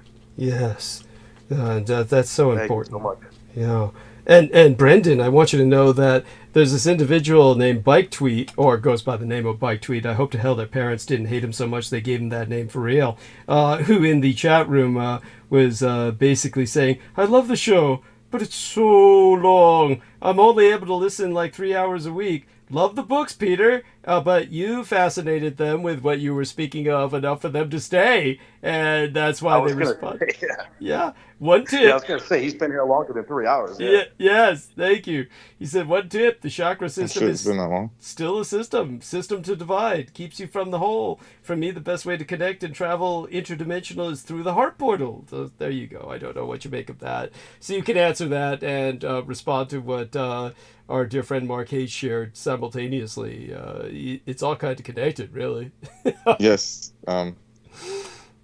Yeah, I appreciate what you said, Mark. There's like the fact with a PH, fact that, yeah, human life, nothing's guaranteed. And that's what the first of all, that's what these kind of events should remind you of, and gratitude is there.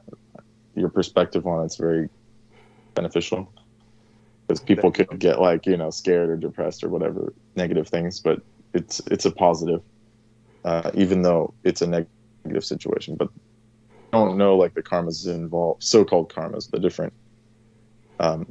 different energies involved from your past or their past of the beings that happened to on both sides, why that happened and why things happen like this, you know. Yeah. So there's it's just karmic things that we can only see what we see here. So you don't know why, you know, we don't know why, other than to learn the lesson that we should be grateful for every moment. So that's what I would take from that.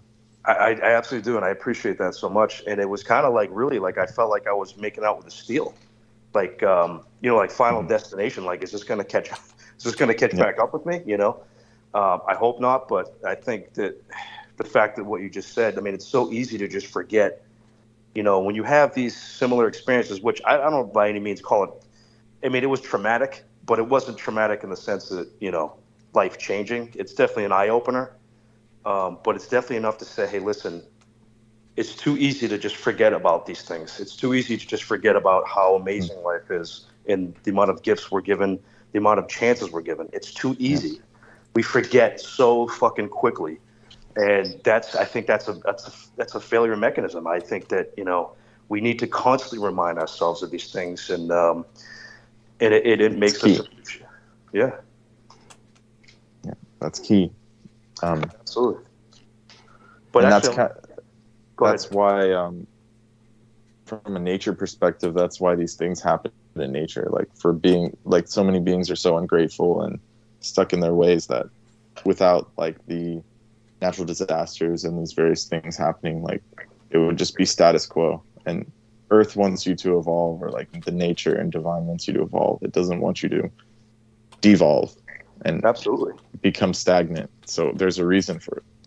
Well, it's weird. It's kind of, no, absolutely, and I agree 100%. And I live by that. There literally is, and I know as corny as people can say that, but there's really, in my eyes, there's no coincidences.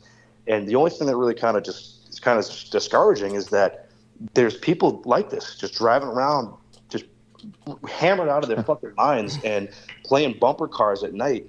And with no regards, zero regard for life. I mean, I talked to this individual. I jumped out to make sure everyone's okay. And they're on a different... Of course they were okay, right? Because the drunk person always survives. Dude, they jumped out and like they jumped out like super. It's not funny, but it is. No, they were trying to physically pull their truck out of the tree. The truck was wrapped around a tree. Yeah. And they're trying to pull the truck out of the tree. And I'm like, dude, sit the fuck down. You're not fucking going anywhere. You almost killed 4 people, and you're looking at these people in the eyes, and there's nothing fucking there. They don't care. Yeah, there's nothing, dude. They don't understand it. They don't understand responsibility, accountability. It's like they've never had it in their life. It's fucking incredible. It's astounding. But you have these. We're surrounded by these people. Every one of us. They're just like molded clay pieces. Yeah. And we're surrounded by these people every day, all day, you know, and it's like we gotta really remind ourselves that these people are out there, just like Douglas is reminding all of us about the cult. Yes, thank you. They're all around us. You know, we're surrounded. There's nowhere to go. You know, we just need to be aware, you know, of what's going on. Yes, thank you. Beautiful. And so that being said, honestly, again, we're just all grateful that you're here and that you were able to help those people. So it wasn't just that you survived. Go on. Yeah, that's why it's important to do the right thing from your side or one's side, because you know, you need divine protection in this world, and the only way to get that is by doing the right thing from what one knows, like doing the dharmic thing. So if you behave correctly and you do the right thing, divine will not let you down, and that's 100%. Why things happen the way they happen.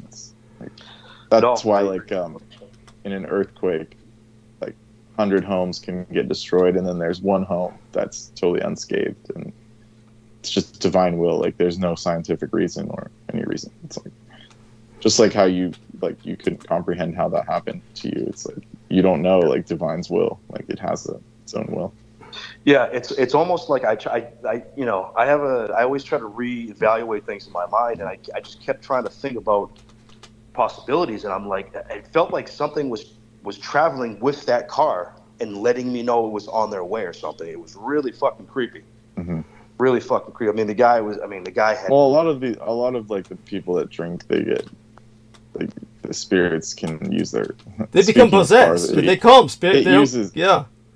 They don't call them spirits for nothing. Than possession. It's like it's like like if there's just like a car with keys in it, like you can just hop in and drive it. Yes. And then the spirit can just leave when it's done. Yes. It's like that. Yeah. Does that make sense? Yeah. No, it makes total sense. And then at the moment, it makes no sense until especially like if the person can't remember. Mm-hmm.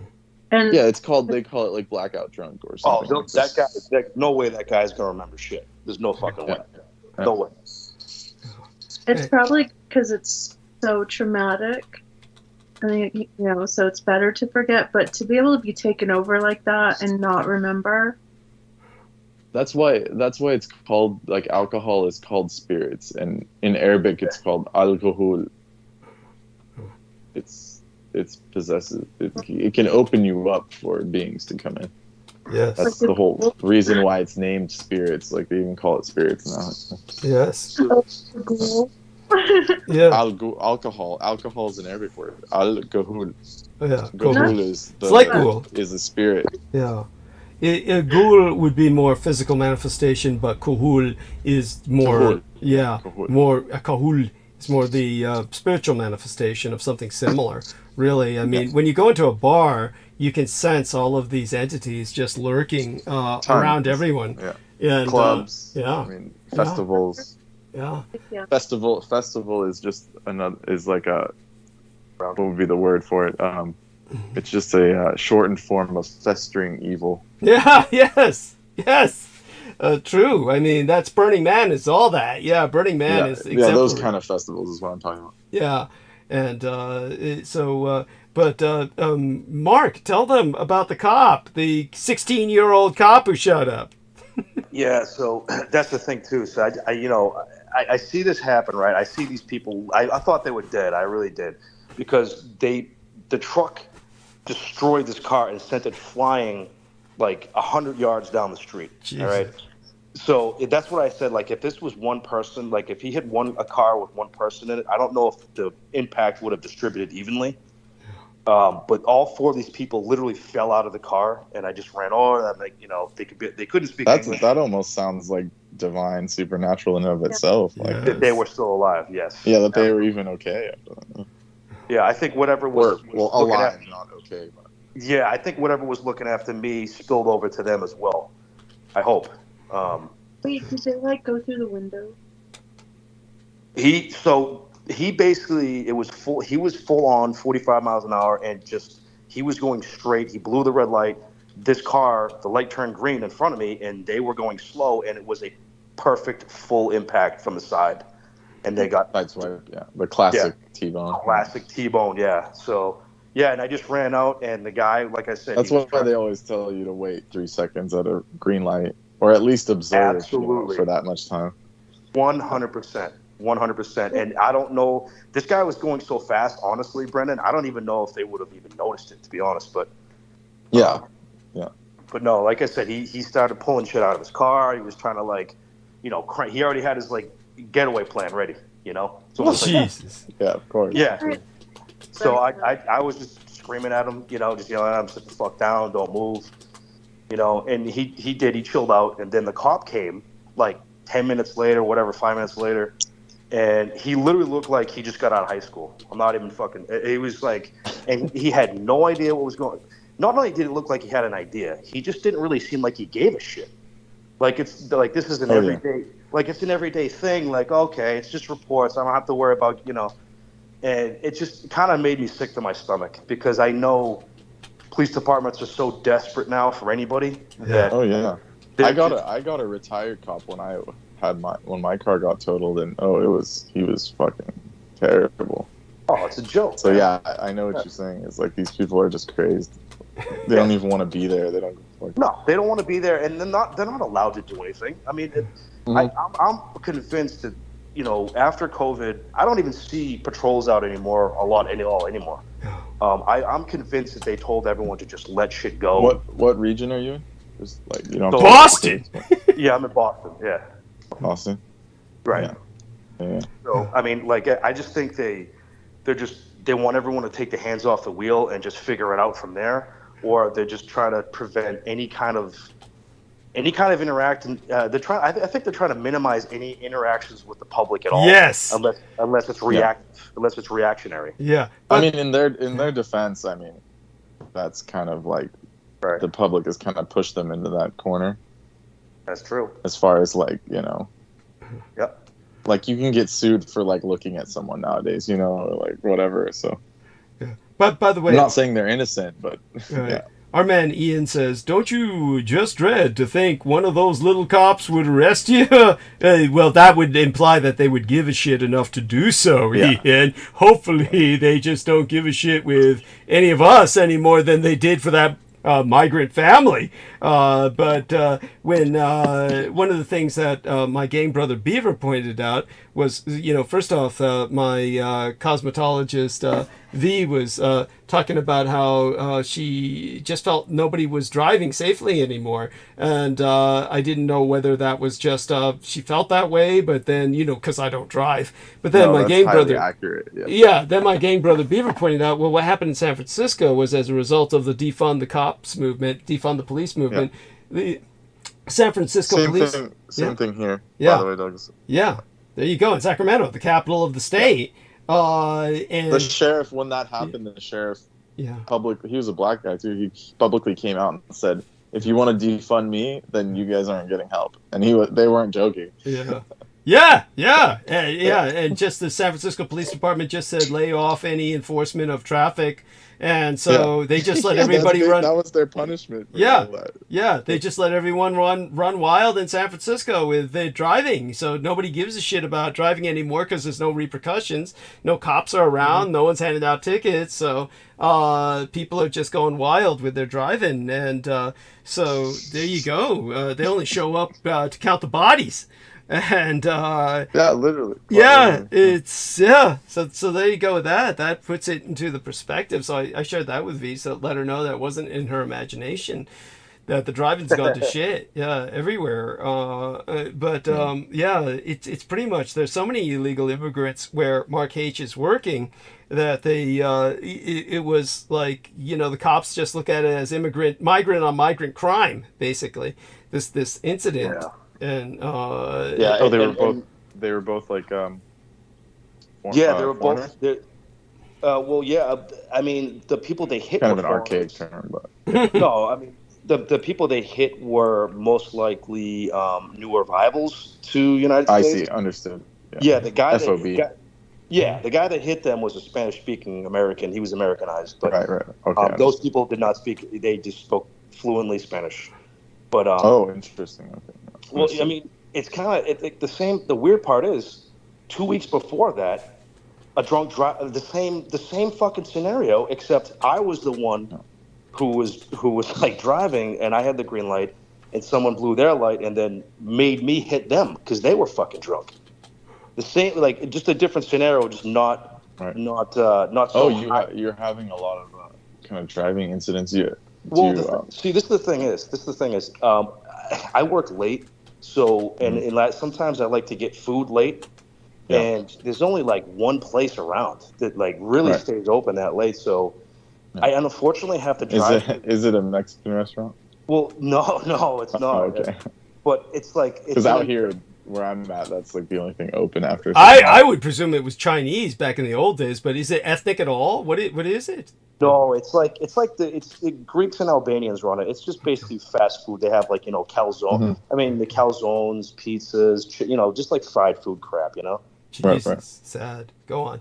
Yes. Yeah, I mean it's nothing, but it's you have to drive into these kind of rough areas to get there. Yeah, and I'm like, all right, I gotta not do this shit again. Like I don't care if I'm fucking hungry. It's just not worth it, man. Like you know, if you think like you Right. know, your parents used to tell you back in the day, don't drive out in these areas at night, and it's Yeah, it's real. true. Yeah, It's really true. You know, it's I like live in one of those areas. yeah, I mean, you're almost asking for trouble if you're just driving around for no fucking reason, or you know, a good reason maybe. Yeah. But You definitely have to be calculated for sure, or at least aware of your surroundings. 100%. But Brennan, before you take off, man, I just want to because you and Viviana were talking about some things that were pretty interesting, and you're pretty well versed in the Vedic, and she was talking about the third eye. Viviana, you were talking about your third eye, trying to make it more and more pronounced and things like that. And I kind of have to agree with Brendan because I feel like there's a reason why it's not right now. You know, I feel like there's a reason why we're not supposed to use our full potential at this point. But it's nice to get glimpses of it. You know, like you said, you know, if you want to, you know, microdose on some shrooms or get something to sort of elevate your vibration and frequency to see a little Like differently. expand It, right? But I feel like there's a reason why we're all just not like all these like super psychic, you know, humans with our third eye just bulging out of our skulls. So, I just, you know, what made me come to mind was like I always talk with Douglas, or I always mention with Douglas is I love movies, and I always associate with movies. And there's a movie, actually H.P. Lovecraft, based on his book called From Beyond. I don't know if you've all heard of it. Yes. Go on. Yes. So yeah, in that movie, Live action? It's like a live action film? It's a live action film. Yes, it's from the 80s, I believe. I mean, it's old. Okay. It's old, comparatively speaking. And but do go on, Mark. Yes. right, and I'll send a quick little screenshot of it just in case you're interested. But I remember, you know, my father growing up, like I said, he was in Air Force intelligence, and I didn't know any of that shit until later, way later on. But I was sort of, you know, engulfed and exposed to all this stuff since I was a very young age. You know, these type of movies, science fiction, you know, all that stuff, extraterrestrials on a different level, man. Like I would just go, you know, we would have every type of movie ever. You know, he loved movies just like I do, and in this particular movie, the scientist is going overboard and it's From Beyond, and he's trying to basically do the same thing. You know, he wanted to really develop his third eye so much, and I guess he turned himself into a monster, and it was just way too much for a person at this point in time to experience. And it was just it's H.P. Lovecraft. You know, I didn't know anything about H.P. Lovecraft at that point until you know Douglas's show.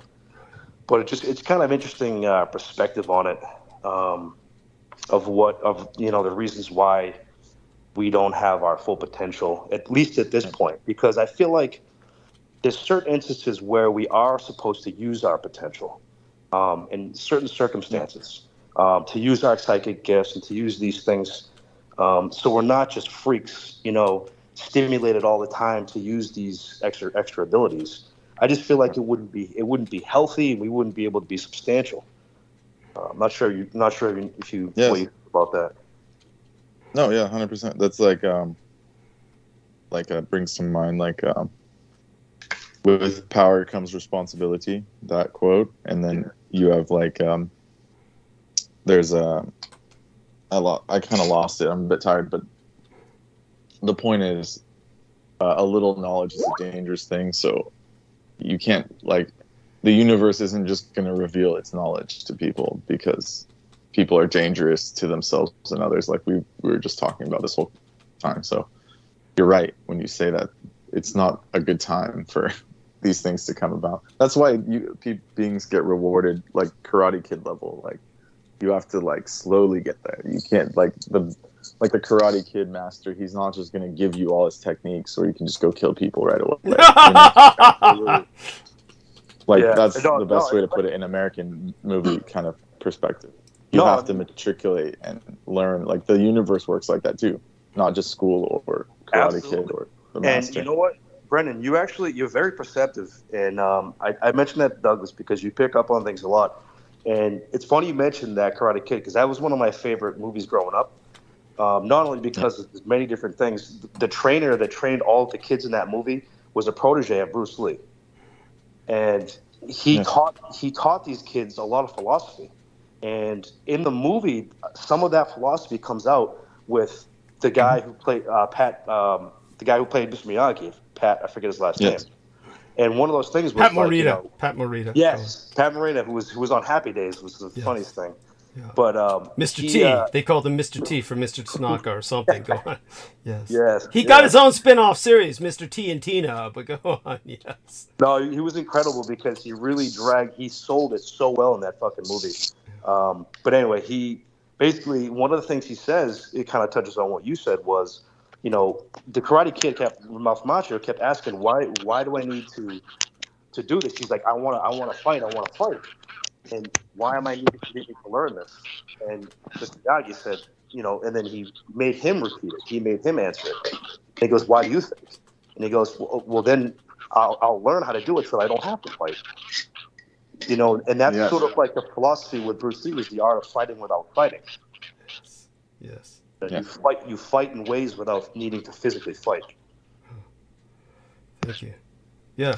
By the way, there was an echo there for a minute. Really? I'm not quite sure where that's coming from. Is that Brendan? Let's take a look. I'll see which boxes it's issuing from. I think it's Brendan. Yeah, Brendan is kind of infamous for every once in a while an echo will come from his side. Yeah. By the way, it depends on what my headphones are doing and understood. What the phone is doing. Yeah, so our real Ian West says, I'll just be like I got them new laborers if we forget this. He was talking about the crash. Then he says, it's almost done. One of my girls is either missing or kidnapped or drunk and fucking with a friend of ours, or someone hacked her phone and is fucking around. Okay, that's what he talked about is going on in his world right now. Kind of distracting him from us. Understandable. He's basically like he should take care of that. He's a dealer for all these chicks, so I guess that makes him kind of like their pimp. Yeah.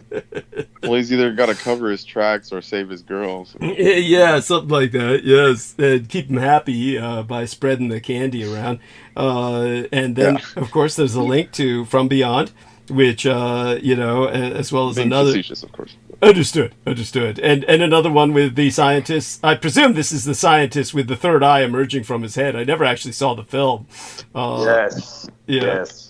And so there you go. And by the way, the movies are never based on H.P. Lovecraft's works. They really go well beyond anything H.P.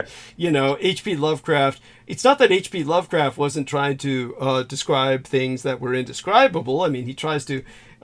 He says, no, they're just my lovers. Yes, of course, Ian. But of course, if Brooke Gibson were here, she would say, along with your sister. But, actually, there was, by the way, one time there was a lady visiting Ian West. So he tried to introduce her. And then she said, I'm his sister. It was so funny. It was really fucking funny. But that being said, that's what Brooke glommed onto, of course, and never let it go. He says that was funny, yes. So with the films, they always turn it into something just like a gross out. This is the problem. The films turn H.P. Lovecraft into a gross out, which is not what H.P. Lovecraft was. This is the problem, is that they think in terms of splatterpunk. And so they turn H.P. Lovecraft into postmodern splatterpunk, which is like so far from H.P. Lovecraft, it makes me sick. So this is why Did it have something to do, Douglas, with the publishing company? They didn't want to get sued? Oh, by the way, remind me to rub that in Peter Moon's face, because, I was talking about how those bastards at the publishing company, Arkham House, were monopolizing Arkham, H.P. Lovecraft for so long and had stolen his legacy and everything. And we're talking about an estate that ran into ultimately profiting potentially billions of dollars. He said, "It can't be that much." I mean, I just encountered the fact that the Teenage Mutant Ninja Turtles is an 18 billion United States dollar franchise, and I know H.P. Lovecraft shit has gone well beyond that. So I mean, this is like billions of dollars. Yes, quite literally, with all the video gaming and everything else that they did with H.P. Lovecraft shit. You can't escape the son of a bitch anymore. So yeah, Arkham House no longer has that monopoly, but they had it to the point where that phenomenon began. It began as they lost their grip, but that was yeah, like in those days, like publishing was super lucrative before the internet, so that makes sense. Thank you. Like nowadays, it's not. They've lost their power because of the internet, but it's like back then, like a publisher was like huge. That was a big thing. Yes, it's true. It's true. I mean, people would send you candies and all kinds of shit, flowers, just to get on your good side. It was awful how these publishers held the power that they did. So there you go with that. But yeah, by all means, go on. I mean, how are you holding up? I'm not trying to encourage you to go to bed. I'd be happy if you stayed up all night. But how are you holding up, Brendan? Do you feel you should go to sleep now, or? I'm in this kind of like twilight zone where I should definitely sleep, but I also could just keep talking like infinitely. But cool. It's the drugs. It's the drugs. It's the specialty. You're not. It's the infusion. It's not drugs. Thank you. The infusion. That's right. We don't want that term drugs. It's so negative in its connotation. And I have like it tends to like sometimes I get I don't know what else to call it, like an inverse effect of some things. Yeah. So paradoxical effect. Go on. Yeah. So even though it's supposed to be putting me to sleep, I could just keep talking. Yeah, because it puts you in that space. You're kind of like floating. You're floating in that. Yeah, where you're able to and interact with us, even though it's kind of like your dream talking, which is cool. And it's a nice feeling. Yeah. It's a nice feeling. And so our man Ian West is saying TMN was very important, and they tried to warn us. I have no idea. Teenage Mutant Ninja Turtles. Oh! Thank you. I couldn't have gotten that out without you. Holy shit. Honey? Teenage Mutant Ninja Turtles saga is like one of the best. Oh, that's so cute. You enjoyed it, or how did you learn about it? From your kids, or you just grew up with it or something? Because you're young. You grew up with it, right? Yes. Yeah. Didn't you? Not really. I just wasn't. I was into the real thing. It was kind of like something like that was ridiculous to me. But I was gonna say Douglas lived that shit. Thank you. No, I was gonna say Teenage Mutant Ninja Turtles try to warn us about chimeras coming out from the underground. Right. There you go. And you were saying Brooks wearing off on Master Splinter. Yeah, Master Splinter, who by the way is the Turtles. Yeah, but Master Splinter is taking these turtles and training them to kill someone he dislikes. It's basically Rokusaki, I think was. Yeah. Or no, Shredder. Shredder. Yeah. Yeah. And you were saying Brooks wearing off on one of us, Brendan. You were. On Brandon because he wants to stay and talk. So. Yeah. I don't want to. Well, I mean, I'm happy to have you. I was just picking on you. Yeah, no, we're happy to have you. And I'm just I was supposed to be kind of sarcastic. It was a joke. Yeah. Okay. Cool. Yeah. I'm almost done. Brendan, so I guess I have a question for you, bud. Yeah. So Mark's asking Brendan a question. Yeah. And thank you, Ian, for catching us up. Thank you. Yeah. Go on, Mark. Yeah. Hey, Ian West, I just want to say what's up, buddy. I haven't talked in a while. Hope everything's good. Hey, bud. What's up? Playing the game over here as always. Yeah, yes, sir. Yeah, that's for sure. Yeah, that's. Guys. Yes. There's a really great news coming out of Elon Musk. Yeah. Like, don't hate me for talking about it, but I really have to. Go ahead. You're good, Bill. Okay. Yeah. if you get a $7,500 rebate from the tax on electric vehicles, and your state adopts one too, like say, okay, they're going to do like 3,500, 4,000, and on top of it, Tesla's going to add in another 1,500 plus. So you could get the $25,000 Tesla coming out that's affordable for everyone, and get what, like 13,000 off. Okay. Just in rebates. Would you do it? But you have a choice. You don't have to get a Tesla. You could get anything that's US made that's even a hybrid. Would you? I don't drive. I would just work hard and buy a German electric car and not fall for another Elon Musk pipe Thank dream, you. like the truck. And, well, but I mean, I'm sure it'll work for some people. But I associate with people that have a Tesla, and I've driven one recently, and it's like rubbish, total rubbish. Thank you. Well, but there's other options though. Like you could get a VW, BMW. Well, as long as it's under. Yeah, but does our government allow it if it's a foreign car? Because I would rather get a Volkswagen. It has to be. Oh, domestic. American made. It couldn't Well, be again from another country made. Then I would just buy a gasoline car at that point. But that's just my opinion. Well, Hyundai's pretty good for their hybrid. Yeah, a hybrid. That's a good point. Yes, I think a hybrid would be better in that scenario. Yeah. Because I mean, the Teslas are really like it's almost like mythical. The way people push them is like it's like mythic. Like I've seen, and no offense, like, but I've seen chicks like go crazy over stupid Teslas. Like even like a Model 3 that's like entry level. They're like, "Is that yours?" You know, like it's just like so cheesy to me. It's like it's nothing.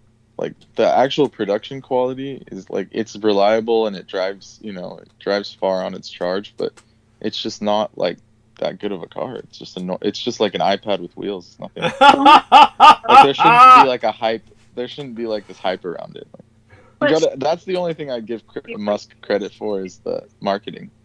Yeah. Yes, and he doesn't have to pay. Like he's net zero. I don't know why people don't understand. Not him, but the companies thereof. Mm-hmm. The idea and concepts are, and let's just be honest. Like they claim that. Well, no, we saw Tesla move out of debt. Even when. Oh, you're saying economically, not carbon or whatever pollution wise. Right. Yeah. Well, I mean, we're talking about stock price, like, so that's always. And anyway, though, like just the idea of affordability, like he's accounting and attacking that head on. And if you get 13 grand off of a $25,000 Tesla, would you take it? No. No, it's like our man Brendan said. It's he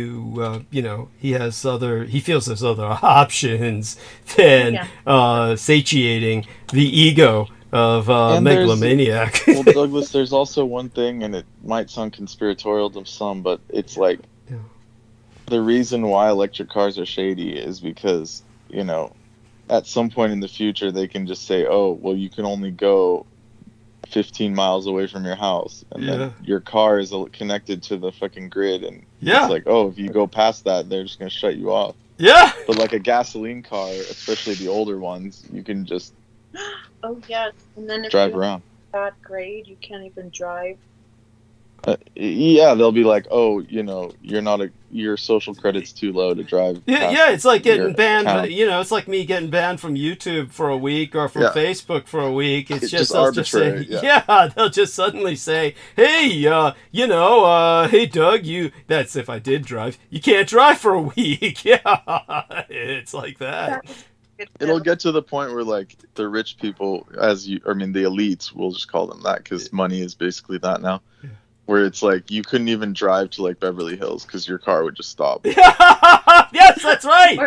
That's right. Like that's what they want it to be. That's why they're giving them away. Yes, that's what they give them away. So thank you. Thank you. That's how I would interpret it. I didn't even think of that. Like, yeah, it's a big negative on my thought. Yeah, well, honey, Well, you need some negatives I mean, concerning. it's just a perspective, and in the meantime, you could take advantage of it. I mean, if it's a free car, yeah, but just keep in mind that could happen. I would want a hybrid. Yeah, that would be the best choice. Definitely in the mountains. You don't Which is since I mean I always bring this up, especially with Douglas, is like the countries that know how to do this correctly, like Japan, they're 90% hybrid vehicles because that's the only logical fucking way to do it. You can't just convert your whole country to electric overnight. Like hybrids are the only way to do it. It basically slashes your gas consumption by half. Yeah. And your car lasts longer even because you're not always using the engine, and like just the Japanese just did it right. They just 90% hybrid vehicles. Yes. And it's like people in the West can't believe that, but it's like that's their stat that they give. So yeah, I believe it. And not only that, but their vehicles are such that during earthquakes, when the area is blacked out, you can use your electric vehicle to power your home. So these are because it's a hybrid. Thank you. You Neo Japanese. What's that, honey? The Neo brand. Neo brand. Is there? I don't know about their brands of electric cars because I've never investigated. I mean, I certainly know that aspect of the technology because I found out during the earthquakes that this was the case. But any of you out there, Brendan, do you know this? Is that Neo a Japanese brand? What? Neo, is that a Japanese brand of car? Electric car or hybrid car? Neo? Is that? Oh, I'm not familiar with the details. Okay. All right. Well, yeah, I think they're Chinese, but it's Nissan then Japanese and Mazda. Yeah, Nissan. Most of the hybrids are actually Toyota builds them. Oh yeah, Toyota's really good, and the Hondas. It's like a major, yeah. They're so nice. I like those a lot. They're pretty too. They're like a major sedan. They have all the features. And I think it was 2020. Even the resale value on them stays high. Oh yeah, I mean Japanese car, especially Toyota and Honda, they're just they're the pinnacle of affordable automobials. Yeah, so just ask GM and Ford how winning the war is going. Yeah, no. We in our family we've always driven Toyotas and Hondas, and I can honestly tell you, you can feel not only can you feel the innovation, but you can literally feel the spirit and the work, and you become part of your car. Yeah. You know, you can just feel it, and it. I feel like it prolongs the life of your vehicle. When you develop this sort of, not like a relationship like Carrie from Stephen King. But, I've brought this up. I've brought this up on air before, Douglas. You remember? Yeah, but go on about it. Yeah, do it again. The kami. That's right. They actually, traditionally they would imbue their creations with the spirit of the kami. That's why they last so long. And it's not only did they care about the engineering and the education behind it, but it's like there's a spiritual component where like if you actually take care of the car its spiritual side activates and it lasts longer. Yes, I agree, 100%. So that's real. I mean, yes. What do you mean kami, Brendan? What do you mean by kami? Kami, Kami, meaning Japanese word for spirit, like kamikaze. Not communist. Yeah. Okay. Excellent. Yeah. So Kami would be the spirits of anything that is regional or created. You imbue, like giving birth to a child that is once part of you but becomes something different. When you create something, it absorbs a bit of your kami. You're putting your essence into it. So your own kami goes into the automobile. Even though the Japanese systems are roboticized, they base everything on. There's a book that I always recommended for many years, throughout the years, called The Buddha in the Robot, written by a Japanese roboticist who was talking about the fact that robots have spirits, robots have souls. There is a soul in every machine. And just as the Japanese believed that there were souls in stones, rocks, rivers, the mountains, the trees, so too with their machinery. So the world is truly alive. Yeah. And that's why I have a dialogue with my car, and it's like, yes, like it's nothing crazy, but you can just say, I appreciate you for taking me places. And absolutely. Well, I know when I was selling, expensive watches for a brief period of time, and I know I had to really engulf myself in all these different brands. You force yourself, you have to. It's your livelihood. And one of the most interesting brands was Grand Seiko, or Seiko. And they have the 24 seasons, and each one represents something different.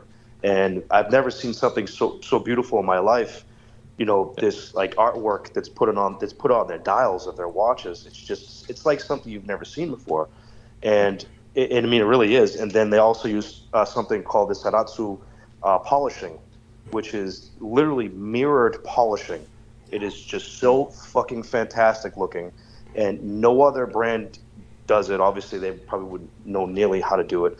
And there's some of them that Grand Seiko had that was just, I've never seen something so. I mean, these people wearing on their wrist. I mean, this is literally just jewelry, expensive jewelry. It's not a watch, but just so far beyond anything else any other brand provides. It's incredible.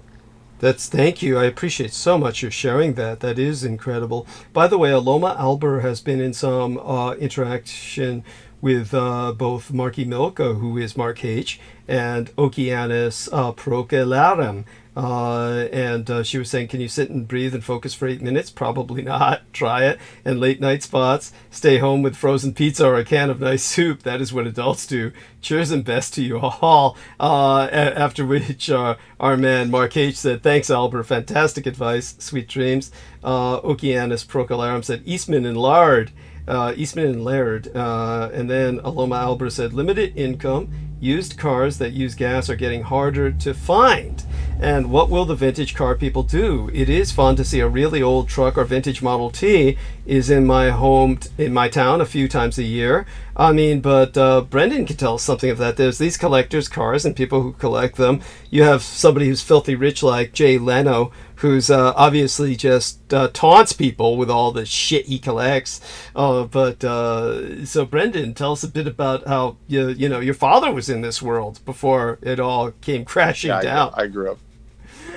Yeah, I grew up with old vintage cars. Oh my God! So tell us, what do you think is going to happen to these as we enter this brave new world of the electronic cars that are literally limited to the roads that will carry them, is what I feel. They can't go off-road, right? The electronic cars can't really go off-road, can they?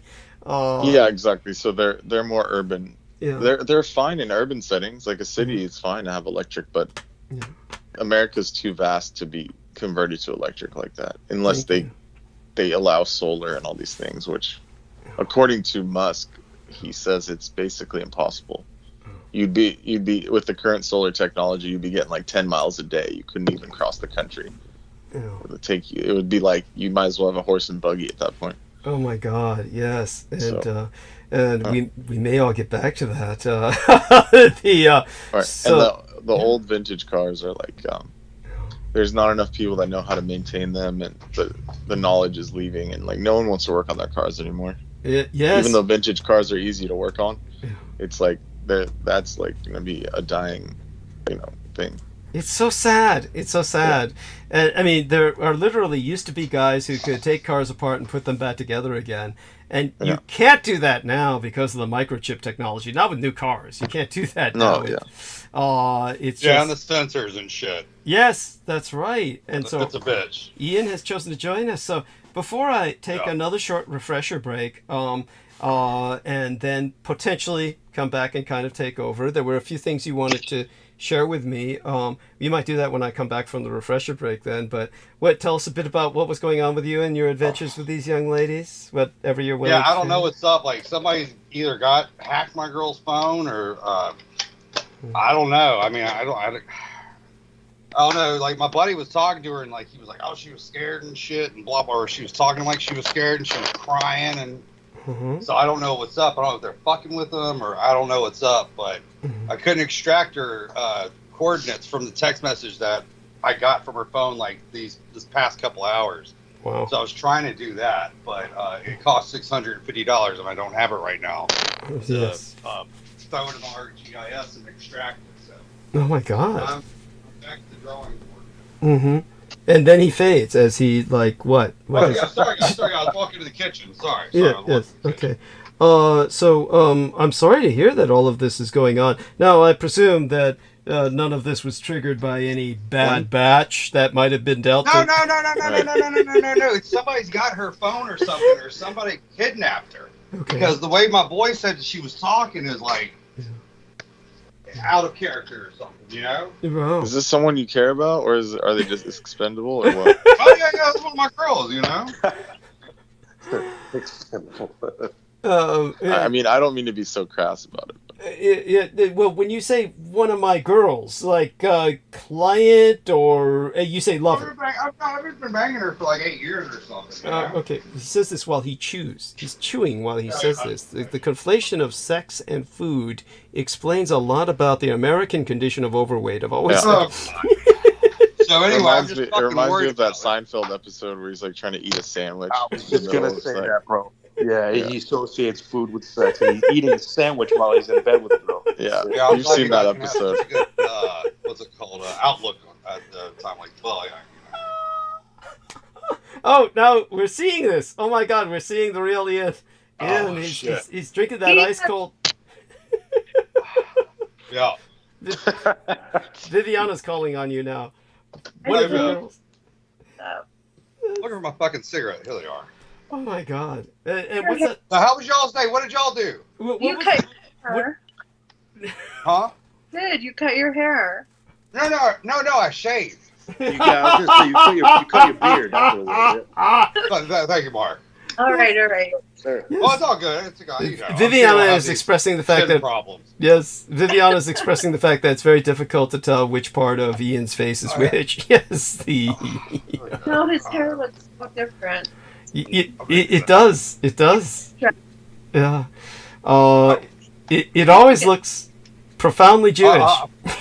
Go on. I'm sorry. Go. No. I got to go back to the Skype menu to turn off the headphones.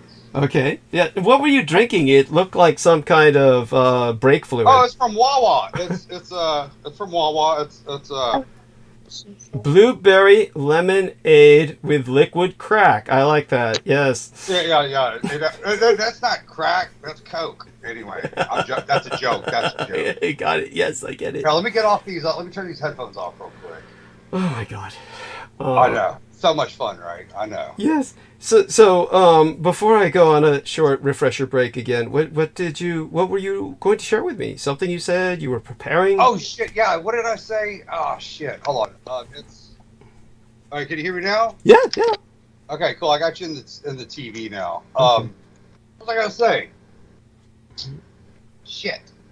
I'll give you a minute. I'll think of it. Oh yeah, I was looking for those goddamn the Romanian dumbs manual thing. That's what I was looking for. Yes. Deep underground military bases in Romania. Yes. Yeah, I just got fucking caught up doing this shit since fucking 11 o'clock or something. Right, I can imagine. It's just gonna cost $650 to extract a fucking GPS location from a fucking text message. Yeah, that's pretty outrageous. Yes. I mean, but I suppose there has to be some charge, or everybody would do it, and we'd all be positioning each other. And I just hate getting the cops involved because they're just as fucking corrupt down here. It's like you might as well just go to the bad guy and say, "Hey, you got my bitch." You know? Yes. Right. I can imagine. Oh my God. And so Ian, nice shirt. It's interesting pattern of colors. Oh yeah, that's from New Orleans. Yeah, that's from New Orleans. Yes, goes from one shade of blue to a deeper shade of blue. Oh no! Whenever we got hit with the goddamn what's it called? Whenever we got hit with a hurricane, I lost power, and right at that second, I dumped bleach in the goddamn washing machine. Oh, there we are. So this full load just sat in there and got a new little half-ass tie-dye. Oh. All right. Okay, here's this shit. Let's put the read folder. It's got to be on the read. And but anyway, looking all over for this goddamn Romania thing, but Mhm. I wanted to have all this shit done. I didn't even find the video of the dude like, I had to kill the little kids and blah blah blah. You know, he's like, you can't let those things out. Oh my God. Oh, that was the guy who wanted to kill all the baby chimeras. Well, no, that was part of their mission, was to fucking kill all the chimeras so they don't, like, you know, fuck up society and shit. Oh, my, can't have that. I mean, but then aren't they cute, like Teenage Ninja Mutant Turtles? Aren't they things that people would love? People would love them. Well, I mean, like, you don't want your baby coming out with, like, one wing instead of two, you know? You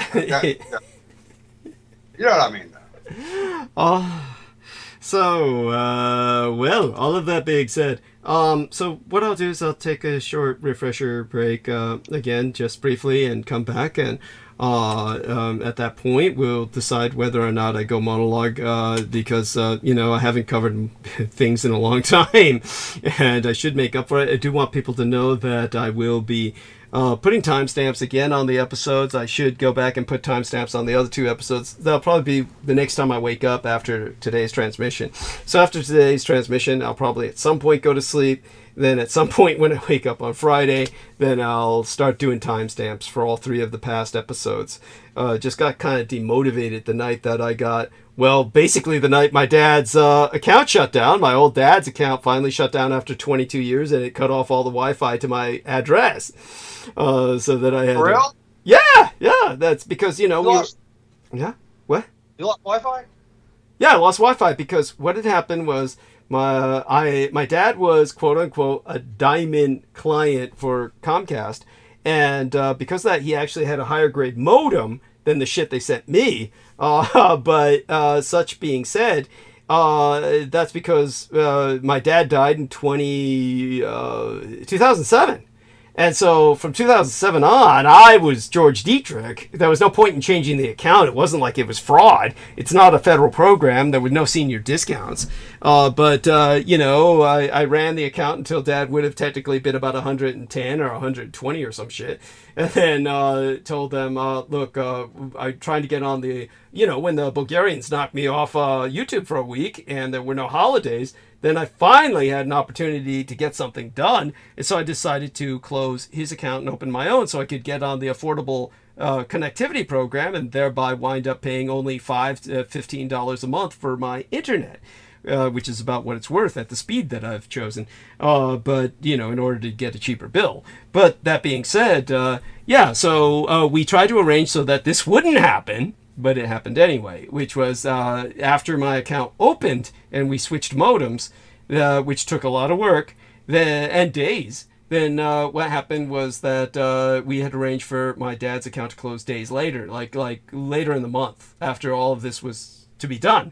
And then later in the month, it closed. His account automatically closed, and it took the Wi-Fi with it because, you know, the residence was my residence, and they figured, fuck, the Wi-Fi's been going there for 22 years, and we're closing the account, so they closed it. I mean, they really closed it, yeah. They closed everything, knocked me off bandwidth, and, you know, I had to call them to get it set up again, which thankfully they did. They're very helpful. None of this was sinister. But it just kind of demotivated me, along with everything else that was going on, to just do the timestamps at that time, and haven't done them since the episode after that or tonight. So here we are. Real Ian West entered Romania's UK. That's the first one. That's the first Romania dumb whatever. Yeah. Cool. That's the first. There's one more. I think that's just the pictorial. That's like the sprawl of fucking Romania. Yeah. But I got more. Okay, great. So by all means, keep them coming. And so what I'll do is I'll take a short break. And by all means, I will count on all four of you to kind of hold the stage. And I think you're all more than capable of doing that. Did you have any opinion on what happened to Mark H. earlier? He described the accident he was almost in. What happened? What happened? Oh, okay. He can review that shortly with you, give you a summary of that account. You heard it? Because you said the short date, you know, the young cop. You said, wouldn't it be scary to be arrested by a young cop? Yeah. I didn't know it was in context, too. I just was like, I saw one of these, like, younger kid cops, and I was like, what the? He looked like he goddamn 19. And I'm like, you know, I hate to get arrested by that thing. Yeah, that'd be a bitch. Yes. Yeah. course, that would be some people's fantasies, but I'm sure like some big butch woman who likes to dominate little boys and shit. Yeah, I've been that officer. You know? That's so funny the way you did that. You've I got do all my gay impressions like that, like all of them. That being said, I will go mute. I'll be back in a matter of moments. Everyone, do give me reassurance you're all here. Check in. Audio check. Yeah. You guys want to see this library, Thank you. and I can give you guys some books if you'd like. Hola. Oh God, I'm afraid of this. What? Show me while I'm here. What is this library? I know that's just my library. I could, if you guys want some books, I can give them to you. Okay, you mean your library? Yeah. Yeah, here, I'll look you guys up. Okay. While I'm here, you know. Because I'm a lazy reader. Mm-hmm. Well, I mean, I got like the shit you can't buy at the stores and stuff, you know. Mm-hmm. Basically, hate propaganda. No, like how like Obama's penis pump works and shit like that. Oh You know? my God. You can kind of take the camera with you and give us a cursory tour and inspection of your library, your bookshelves. Where's my hold on, where's the whole? Okay. Oh my God. Say those words. What'd you say? Matter around here. Words. They can hurt my feelings. Oh, okay. Well, can you see the library now? Kidding. Oh. All we see is white screen, which is very strange. That's your library? This is like your like lists. Like, is this all PDF? Yeah, these are all PDFs and shit. Okay. Now, here's the problem. Don't anybody read these titles out loud. God knows what they're going to say. Probably horrible stuff that will get us banned.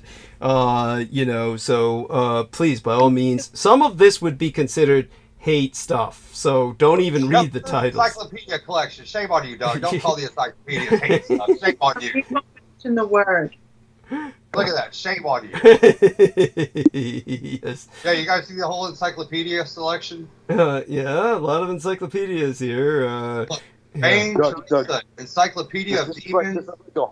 This is like a whole year's worth of being banned. Right here. Yeah.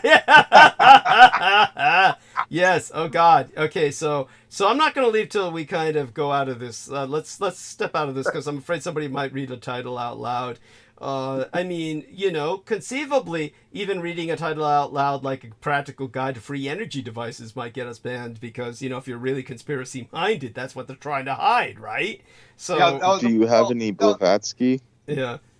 Blavatsky? I'm sure he's got Blavatsky. I might. Yeah. I might. But definitely I'm afraid to read these titles out loud. Some of them Look are... at this one. Yeah. Do you have any, Crossing the Rubicon. It's well, what he's got is oh my God, some are blurred too. Oh, what's that way? Let me see that one. Hess and what? A little further up. Hess and no, that's way further up. Yeah, and then he's got these weird PDF files that are just like symbols. Symbolic covers because they have no covers. Oh God, there's David Icke. That guy's a one-man hate campaign. Kill the lizards! Kill them! Yeah, if you guys... He just stole it from that one show, V. Yeah, that's true. He did. There we are. Hess and the Penguins. Yeah, that show is creepy as hell, man. That show is creepy as hell. Yes, thank you. Well, V was, had Diana. Diana, kind of reminded me of my mother in the sense that she was this badass character. Anyhow, Joseph Patrick Farrell really is just a piece of shit. So he wrote that book, Hess and the Penguins. It's at this point, he's just trolling. Yeah. Should I just delete it? I would if I were you. It's Joseph Patrick Farrell. I would delete anything by Joseph Patrick Farrell. Yeah, he's this one's good right here. Yeah, MK Ultra Dark Labs. Okay, that looks almost 90, serious. Yeah, go on. 1978 to 90. What's that? What does that say? Honey? MK Ultra. 1959 to 1975. Do you are your eyes okay? Do you have 20/20 or do you need glasses? Well, I got it really small, Oh. I have really bad vision. Okay. That's understood.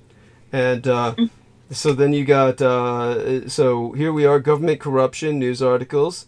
Foodborne parasites, a Ian West favorite. Food microbiology and food safety. Parasitic diseases of the lungs. Oh, yes. He's Ketchup, Rudolf Steiner, Julius Evola. That's Oh yes, you got a Steiner. Which book? I haven't read this one. I'm not gonna bullshit. I haven't read this one yet. Yeah. Well, What's the title? I can't see. You don't need to know. That's the stuff that'll get us banned. Okay, Julius Evola is considered a major hate speecher. So. Oh, is he? Yeah. By the by the save. hoi polloi. Yes, Rudolf Steiner. There he is. Practical. He's got plenty of them. So he's got Art of Fermentation. I like that. In-depth exploration. That's a very good Steiner book, actually. Yeah, it's good. All right, I'll check it out. What is the red one with the dragon? That be the world order, our secret rulers. Oh God, that's considered hate speech as hell. Don't even read it out loud. Jeez. Okay, we're doing good, Yeah, yes. And Underground Rivers. Now that's cool. Underground Rivers sounds almost practical. That sounds almost genuine. Okay. Yeah, I'll give it to you guys anyway. Thank you. You can give it to us, guys. We can get it out of here, and feel free to send that to me in a private message box. Oh, that's generous. Thank you. I appreciate that, because you actually buy a lot of these books, right? You actually pay for a lot of these PDFs. Yes. Yeah. Yeah. Both. I mean, like all the rare ones, like the Cheryl Herschel one. That's goddamn $200 fucking. Yeah. Wow. That's crazy. Yeah. What's it about? It's about the Southern California MK Ultra sessions that these two sisters were prostituted and electroshocked. Aquino's all in it. They even draw Aquino's staff that he had a taser integrated into to fuck with these little girls. Wow. Yeah. Can you send us that PDF? Actually, here, I was trying to bootleg it, and hold on. Let me show you how sick and twisted these fucks are. Like, these are some of the, I don't know if you guys can see them that well. So these are like the goddamn. Hey, no protected peoples. Yeah. No protected people. You see that? Oh, no, I'm not going that road. But do y'all see this sick shit? Like, they put the little girl in there, they hook her up to this little electric machine, and they're making her watch like hardcore porn or fucking snuff films. Now, we don't want to take this into an obscene area of pornography. Fortunately, our listeners cannot see this, but we can also barely see it because you're in the corner camera. You're kitty cornered with your camera. All we see is your librry, so we can't see your drawings. So you have to put your camera in the center. I'm an idiot. Yes, so the people can see. No worries. No, these things happen. These things, you're juggling a lot. You're juggling a lot of screens. So, you need to put your camera, yourself in the center, and then start from the beginning of the illustrations. Yes, there we are. Oh my God. There we go. Okay, cool. Okay, there we are. I don't want to see me now. I'm up there. So there we are. So, well, that's hardly suggestive, so I will say that's pretty safe shit. Yeah. You're looking at $200. That's what you're looking at. That cost you $200? Yeah. Dude, I could draw you that shit for free. I'm sure you could. Here's another little one they got. Oh my God. I mean that! Oh my God, it's not that it's poorly done. I mean, for a basic sketch, these convey a message. That's powerful. It does. This is where my printer started fucking up right here. Yeah, weird. Those are the two little girls that. Actually, it's apropos. It's apropos. It kind of puts them behind bars. It's apropos. Yeah. Yeah, my shit was fucking up right there. But yeah, I mean, the shit they talk is just like, oh my God, it's disgusting. Yeah. Oh my God. Well, it is. Oh my God. So that would be a PDF that would be interesting. Why can't you just somehow get the PDF? Are you trying to? I do. Yeah, that was $200 was the PDF. Okay, so what are you trying to do? Print it? Oh yeah. Because I want to read it all, Because it's got some of the Orlando details of the dumb underneath Lake Holden by my house. But why do you need to print it to read it? You can't read a PDF? I could. Well, I like wandering around and reading shit and doing shit. Oh, so you want to bring it with you to different Yeah, places. yeah. Like if I go to work and I'm on break, I could just hop a Aren't you chapter or two concerned out. that fellow workers will look at that and say, Well, they're all idiots. They're all idiots. That's why they work there, So it's it's kind of he's got it down. He's got it down. Oh my God! Now he's drinking more of the brake fluid. No. Get my morning So going right. To say goodnight to Brendan. Yes, Brendan Oh, went to yeah, sleep. He did. He left. He just left without saying goodnight. Yeah. Yeah, he seemed tired. He seemed tired. Well, he needs his sleep. Jesus Christ, he's getting up at 6:30 in the morning. I mean, that's he shouldn't be doing this to himself. But I'm glad that he did, and I certainly need it. So with this as a segue, I do want both of you, Viviana and Mark, to please participate with Ian. Make certain no protected peoples come up. Nothing transphobic. You get off that, Jesus. Nothing Judeophobic. Where you get where? Come on. You're just digging the hole deeper, bud. So Ian, you're going to talk about rainbows and puppies and gardening and stuff like that, right? Right. And Yeah. some things like mushrooms and fairies and cute All unicorns. that good shit. Oh, hey, you guys want to see underneath the state of Florida? Oh shit! Look at this. No. Here we go. Just when you thought it was safe, Doug. Oh my God! See already, I'm looking at girls' asses. You know what's not reciprocity? What do y'all think of this? I'm too busy looking at the back ends of these girls. There's something else? Oh shit, my dumb ass. Hold on, my bad. Yeah, hold on. I hit the wrong button. Hold on, I apologize. Hold on, I'm an idiot. All right. No worries. I've shown people my porn files before. No, that's not porn. That's a what's it called? Damn straight, it's not porn. It's too softcore. It's a meme. It's a meme. I apologize. Yeah, there we are. Yes. See, it says that's where you got the reciprocity. I was like, what the fuck is he talking about reciprocity for? Yeah, that's So I don't get it. What's it about? Oh, I know. It's just a meme. It's just that one picture of these chicks are like flashing the interstate. But yeah, this is. I don't. What's the connection with reciprocity? Oh, I have no idea. I just got it because of two hot chicks. Okay, there we are. Okay, that makes sense. This is inside of Ghislaine Maxwell's submarine tunnel that goes underneath Orlando right here. This is inside an underwater cave. Yes, this is a. Here in Orlando. That's where I got these pics from. But there's a lot of underwater caves in Florida, I would presume. I mean, you're you're in the place for it. But I think. Still, when you have a submarine, it's important. But you can see why they call this place Waterworld Underground, Of course. But I don't know if that's big enough for a submarine to, even a small submarine to safely navigate. That hole, yeah. That looks like a journey to two worlds. I mean, they build these submarines for like a 5-man crew or whatever. So when you got kids, you can put 8 or 9 or 10 kids in them.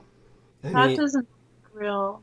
No. It's real. These places are real. I mean, these scuba experts are cave divers, and believe me, it's dangerous shit. I mean, yeah, it is. That's why nobody really has it mapped out. Yeah. It looks like different worlds meeting.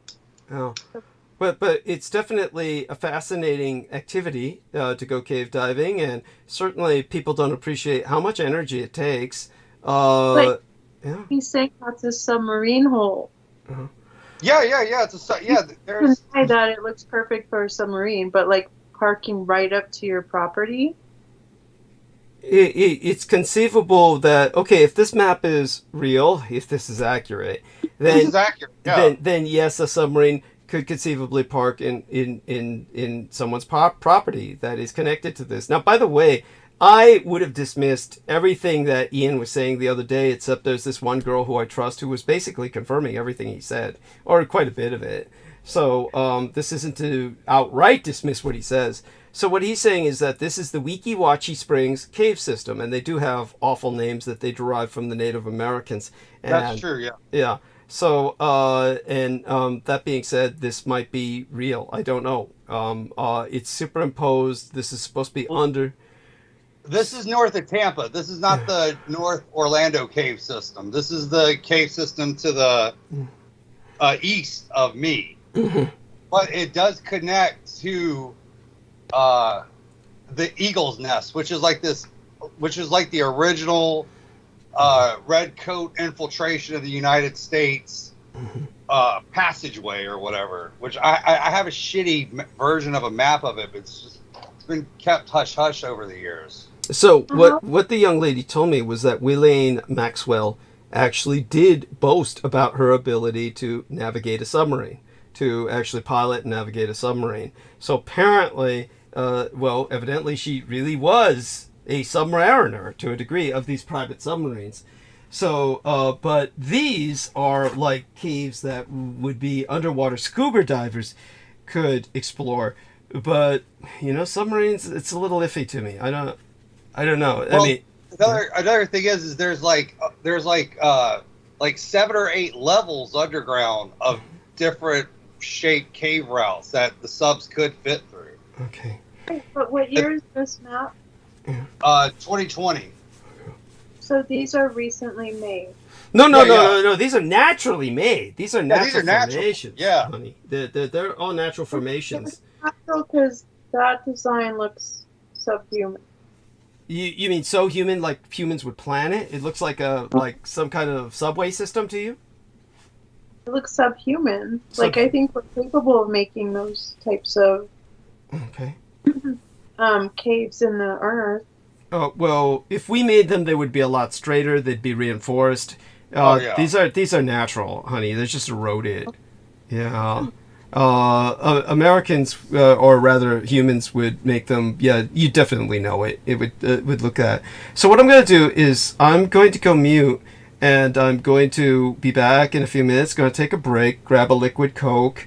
I'm going to count. Who is the Cheryl chick? She looks kind of intriguing. Oh, that's my old girl. She just moved to Denver. Oh, sorry to hear that. No, I've never seen her as a blonde before, so I thought it was cute. Big breasts too. Yeah. Those are bought and paid for. Oh, well, there you go. But she was sweet. Girls. What's that? Vivi? What'd you say? Is she one of your girls, Ian?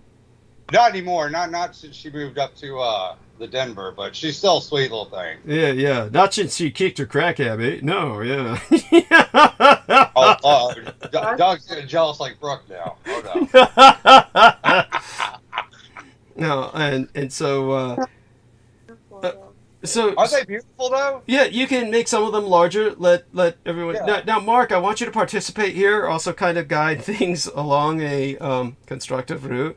I mean, I get iffy whenever I see shit like Q said, watch the water. Yeah. I made that. That's the day that I figured out that the fucking Lake Holden MK Ultra Center was flooded. Yeah, blowing I my took nose. that picture myself. Oh, you got me blowing my nose. Mark, are we there? Yes, sir. Thank yes, God. sir. No, I'm literally in awe. I'm in awe what I'm seeing right now. It's incredible. Thank you, sir. Thank you. So they do, if they appreciate these pictures, make each one of them a little larger in turn. Go through, not that one. Oh. I'm very proud of this dog. Wait, what's that? No. This is what I learned Q was real. I'm joking with you. Thank you. Yes. Oh my God. Yes. I'm joking with you. The caverns. Show them the caverns one at the time. Here we go. Yeah. Let me do this. Hold on. Now I'm gonna go mute. I'm gonna mute. Okay, come mute. Okay. And take them on tour of the caverns. And everybody talk. Don't forget we have listeners. Burn bandwidth. Okay. Try and describe what you see to the listeners. So Viviana, Mark, take charge here. Try and describe what you see to the listeners, so they can. You can get bigger. I'm I know my computer's freezing up on me. I gotta close something real quick. Yeah. If Brooke were here, she'd say he has the same problem with his dick. He's got a problem getting it bigger. Yeah. Say right now to Ian. There we go. Penny Lane Dank. What the fuck was that? Baby, I can't see your baby. Yeah. Don't read it.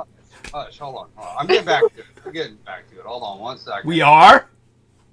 Yeah, I had to close out that folder right quick. Okay, I'm taking my earbuds All right, off. bam. Here we go. God, I'm back. I'm back at it. I do apologize. We're Bam. looking at all of Ian's files, everything from the deep down under. We're hacking in. You guys get to see that rare side of me. I like all your books. Like, he has like hundreds of books. Yeah, I've got literally. I think the last count was like 300,000 or something. Dude, Ian, you're definitely you're on file somewhere, buddy, with this much shit. Oh yeah, they got me on file since I started watching Solo. Oh yeah, you're on file for sure. Holy shit! What happened? Look at all this. What happened? Wouldn't it, if Go we ahead. could read dossiers, like, you know, people who have dossiers, like, we could read them? Because, you know, they're, like, listening to us 24/7, so they know so much about us. Like, they probably have us programmed into AI for real. Yeah. Just because, you know? And Oh. so it'd be interesting just to see, like, you guys, what do you guys got on me? I want This is Hillary and Chelsea. Okay, none of this. No, we don't want this. Okay, if you start describing that, they're going to be like hitting us for hate crime, you know, protected peoples and all this good stuff. So, you know, just maneuver it back to the cavern safely. Okay, I will. Oh, Yeah, I will. Jesus. Then I I wanna can. look at your Beautiful though. Those are so beautiful. Yes, there we are. Thank you. are beautiful, but you're not back at them yet. Yes. How is it you can't reach them again? Yes. Hold on. Instead, you were taking people through. Oh, what's this? Whoa! Whoa! I don't understand what that was. Yeah, that's a. Where the fuck are the? What folder do I have? By the way, Brooks said he's always like this. He looks. It's fuck shit, son of a bitch, goddamn asshole. I have a picture. It's in the pictures folder. Sorry about that. Yes. Dude, where is Brooke? No, don't summon her. Oh no. Don't summon her. I'm only asking a question. Oh, Well, she could be closet listening, and then she's I wish she's the reason I didn't call her was because she suffered some further terrorism. Then while she's telling me to work with her on this, then she says, let's present our most positive parts from now on, our most positive presentation. She was going to stop using the word fuck, you know, and that sort of thing. yeah, right. Yeah, and I was going to, you know, present, you know, a positive kind of narrative to a degree, and then Well, then when you can't have Brooke on the show. Caverns, Ian. Yes, ma'am. Can we please see the caverns? Yes, ma'am. yes. Ma'am, I'm sorry. I'm getting to them. Yes. So when I I'm came back and looked at my private messages, the first thing I see from Brooke is "fuck you, bitch," and it's like, okay, I just said. Oh, that's what we were going to talk about. I was going to show you the messages she sent me. I forgot. Yeah. Oh, yes. So show me before I go. Show me before I go then. Okay. Well, and then we'll go back to the caverns, or Okay. or maybe since you found the caverns, show me when I get back. Okay, yeah. Everybody Let's the do caverns that. Let's first. do that. Okay. So everybody comment on the caverns. Describe to the listeners what you're seeing. And these are obviously extraordinarily dangerous places to dive. People die in these caverns, you know, or can easily. Certainly divers die in cave diving, you know, every once in a while because it's dangerous. You've got a limited amount of oxygen, and then you find yourself you can't get out. It's horrible. Yeah. Horrible. I was watching this one video. They sink a box crate that's like you can fit like 4 heads in. They flip it upside down and they just like have this box crate swim with them. So when they need oxygen, they just stick their heads up in it and then go back under. It's pretty cool. And then what? Somebody ultimately rescues them, right? Yeah, I mean basically, they're practically doing some Houdini shit, but I thought it was badass. Oh, this one's beautiful. Yeah. Brooke would go, "That's AI." You know, that's what she would. Oh, wow, that is amazing. It is real. It is real. Can you make it larger so it fills the square? Yeah. Please. Thank you. Oh, that's too large. So this is different levels of blue. Yeah. How deep under are we in this? I don't know the exact amount, but from the maps that I've seen, there could be up to 7 different levels in certain parts of these flooded cave systems. Right, and just remember these people have multiple oxygen tanks, but they're still, which makes their diving harder because that's heavier weight. So believe me, when they're done swimming through these caves, their lower pelvis and their legs feel like they're on fire. Okay, so this is like, just it's not fun per se. You might see beautiful things. And then to map it out at the same fucking time. Yeah, it's like hiking up Everest. It's like hiking up Everest. This is like at any rate, so keep showing them this. And Mark and Vivi, keep describing it to our listeners. Okay, I can trust you all with this. I can go now. Yeah. Yeah, absolutely. Enjoy, okay. Douglas. Thank you. I'll be back. I was gonna say, Ian, you know what this kind of looks like? Actually, I think Viv, you probably remember this too. Douglas was talking about I think it was called the Dero or the Dwagar, and they were like these little short creatures. They lived under the earth and the water in these corroded mantles. And I think it was on he was talking with Andrew Bartzis, I think it was, and they look like they reminds me of these. They were like these mega cavities, and when they weren't flooded, there was a natural weather system there that was done by condensation. So they actually had a whole ecological system there. I don't know if you guys remember that of him talking about that. No, yeah, I do. Yeah, it would rain and stuff in a way. Exactly. It had its own little weather system down there. Mm-hmm. It's incredible. It's awesome. What do you like it, Val? I love that. That's beautiful. So how are they getting that top shot? Is that like a drone footage of these different layers stemming from the top of the cave?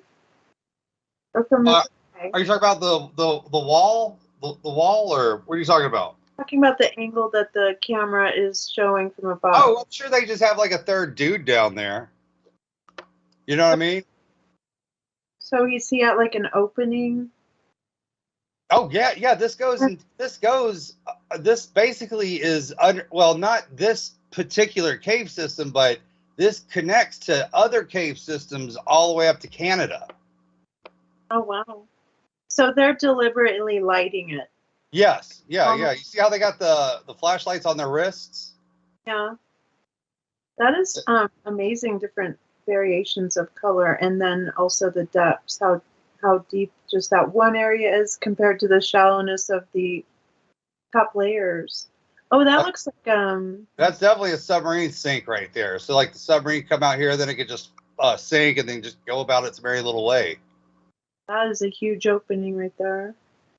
Yeah, I mean some of these openings are literally baseball fields or football fields, stadium size. There's literally it's Middle Earth, just flooded. Yeah. The colors are so brilliant, they're popping out, it's just crazy.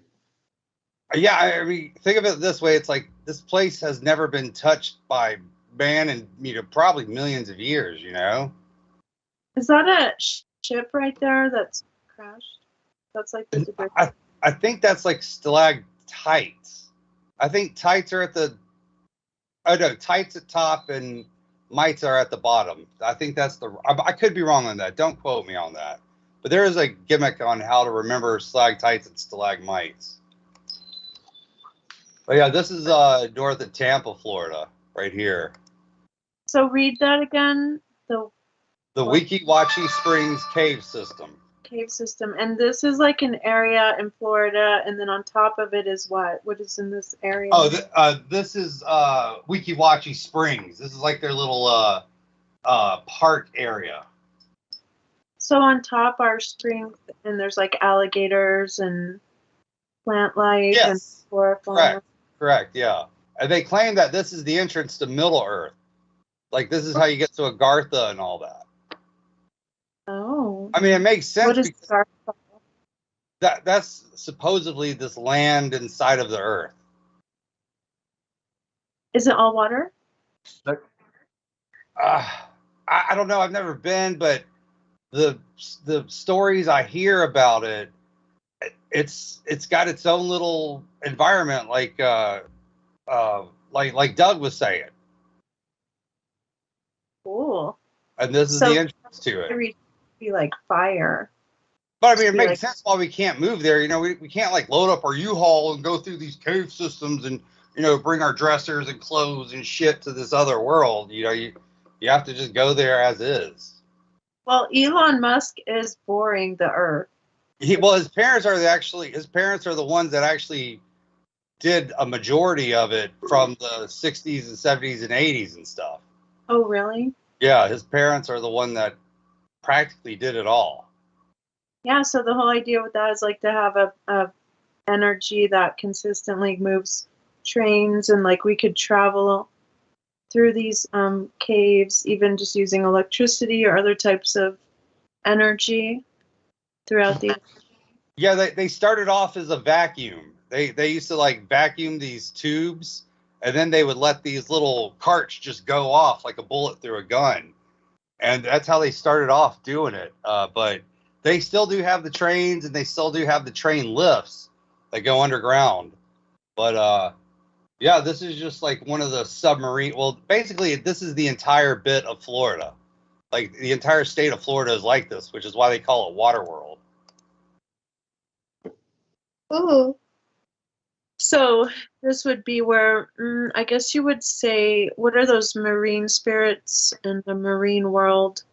Kind of What Earth. was the Bible that they took out with the fish people? What was that one? They took it out of the Bible. Dagon is a fish god. Ah, Dagon and oh, I can't think of any others right now. not but- Lemurians. It's something like that. It's like Oh, the fallen what was that region? They call it the Atlantis, but it was she was the first Babylon. She I was know that the sirens are really the mermaids or something. Thyatira? Man, what were the goddamn name of those things? I totally forgot. But Homeboy was like, yeah, they even mentioned it in the fucking Bible, but they took the book out or something.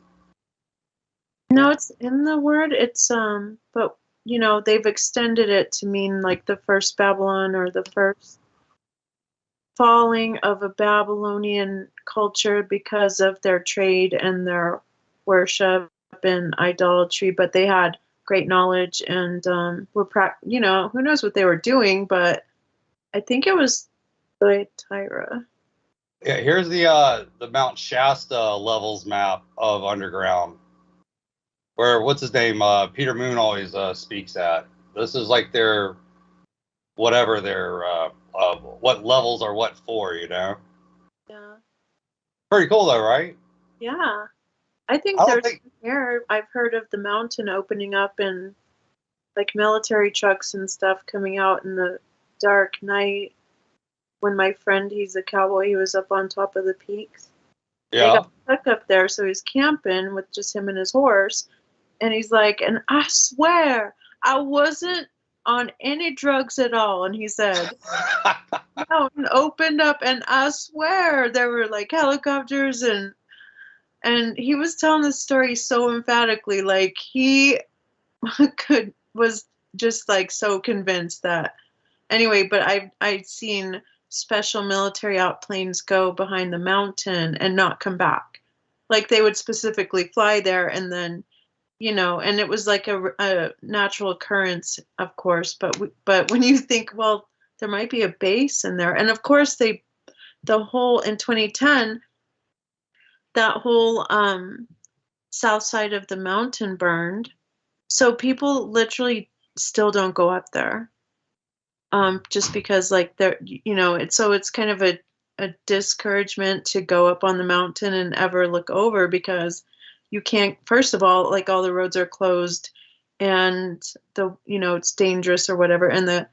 But it's coming back to life now, like Lockett Meadows back open, but he was up in that region of the San Francisco peaks. And I just swear it was just so wild to hear his story because to hear like this cowboy tell this story and he's like, I know you're going to say I'm crazy, but this happened. I believe it. I mean, I've seen videos of these like military trucks just drive through rock, and it's like, what? How the fuck do you do that? How do you drive through a rock? Oh, where's this? This is in Germany. I like fuck with everybody and tell them this is how Adolf Hitler escaped Germany. You never know. You ever seen this, Mark? No, what is that? This is the underground train tunnel in Germany. Der Frankenfurter S-Bahn Tunnel. I don't know how to pronounce it really, but I know Doug would have a fucking field day on that one. This is the machines that Elon owns them now, but they've been running these shit since like the 57 or 56. Was his parents involved in that? Yeah, his parents. Yeah, his. I don't know if it's his biological dad or if it's paternal dad, but the one that's not von Braun was running these diggers or these what is it, miner carts or whatever. But what's cool about it is these machines, they turn this like they turn the edge or the inside of the tunnel into glass, and it like watertight seals it and all this other shit. Oh, so is that like heat? A cylinder? Yeah, it's like a nuclear something. It's like a nuclear reaction. So after they grind all the rock up, they nuke it, and it turns into like a glass finish on the tunnel. Wow. And that's how they could do the air pressure or the whatever, the air tightening thing or whatever. Well, that makes sense. So it's like obsidian or like really, really hard. And These then you also generate power from it? I'm not too sure about the power generation bit, but I mean, I do have the manual for those diggers. I do have them. Really? I don't know if it's a good word to call. I mean, well, so is the patent open on it? Yes. You can get it from I mean, it's publicly available, but and I do have them in my library. I do, but this is just a drawing. That's not real. This is real. I forgot which base this is, but this is all real. That's real, and I think this is somewhere over in Africa or something. But yeah, these machines suck all the debris out and like. They like sell it to gardeners and stuff. And like, hey, you want to develop? I forgot where this was. Oh, this looks like something in Russia. It probably is. I'm not. So this is an underground base, but it looks like a church, like an Orthodox church. Something like. Look at the archons on the side. Okay, so I'm back. Let's take a look at this close up. Let me get get back into the conversation. So I can see this. Okay, so honey, on the side, you're seeing archons. I'm sorry, what? Yeah, the cone head type. Do you see what these guys are up here? You see these guys? I don't know what that represents or whatever. Maybe it's a gay temple or something. I don't know. Gay temple? Well, he's got buff men up there, buff looking rockers. I forgot where this was. I wish I had all these labeled. Oh, this is shit. Where is this one at? I think this is Vegas. Yeah, Vegas has got quite the underground. They do. I think it's finished or something. Is my audio okay? Can everybody hear me? All yeah, right. Yeah. You sound great. Do I sound okay? Yes, you sound fine. You sound fine. Now, what was that? Go back to that. Okay. The one before this. Yes. Okay. So I think this is photoshopped. I think this one's photoshopped. I'm looking at the tree. You are correct. You are correct. Yes. Yeah. But I like what they're trying to. They're trying to convey. I like what they're trying to convey. I believe what they're trying to convey is oases under the Antarctic ice. Is what they're trying to convey. That. This is called the Sheneta Tunnel. I don't know what. I guess these islands float the tunnels. Or they're well, they don't float the tunnels, but they're held up by the tunnel basically. Yeah. So it's badass though. Yeah. I don't like the idea of like traffic and trains right here. Okay. So go on, Viviana. What were you saying? Oh, I was just saying it looks like they're on top of giant cables. Mm-hmm. Yeah. Yeah, and those cables are tunnel systems. Yeah, it's kind of pipeline technology, really. Yeah, I mean it's not anything like New Age. We've had it since the 50s, but the people just don't. They're not exposed to it. You know what I mean? Yes, yes. And so what other wonders are you showing us? Go on. I'm trying to get to the new stuff. I gotta get this program going. Mm-hmm. All right, this is in the Swiss somewhere. The Swiss Alps by the WEF people, and I'm sorry, what? The World Economic Forum people, the Swiss, the Alp, the Alp thing. And this is what DARPA was talking about. They're gonna send these robot dogs in to go map stuff out and go rescue kids and shit and find them. And I think they just end up killing those kids in the tunnels though. Kids be down there in the first place. Thank you. What'd you say? She said, why would kids be down there in the first place? For the adrenochrome and the end times programming. Of course. How could I forget? What was that? Go back to that.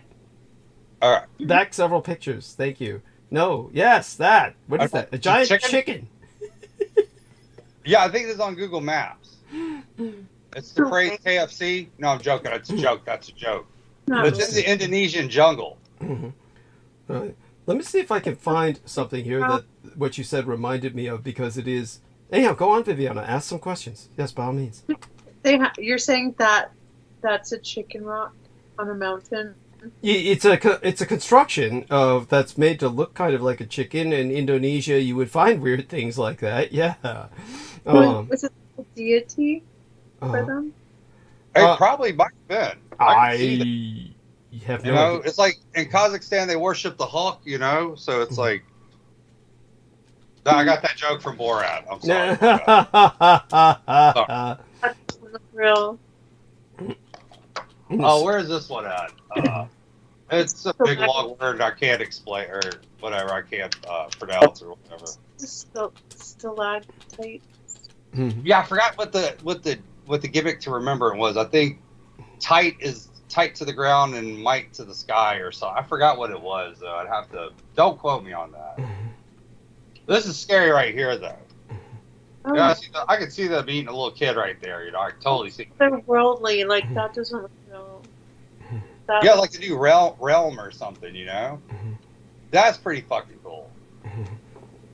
Remember in Ghostbusters 2, whenever they got to the river of slime? I think Ghostbusters 2 was trying to warn us about this. Of course. So by the way, I found what I was looking for. So let me turn on the screen share.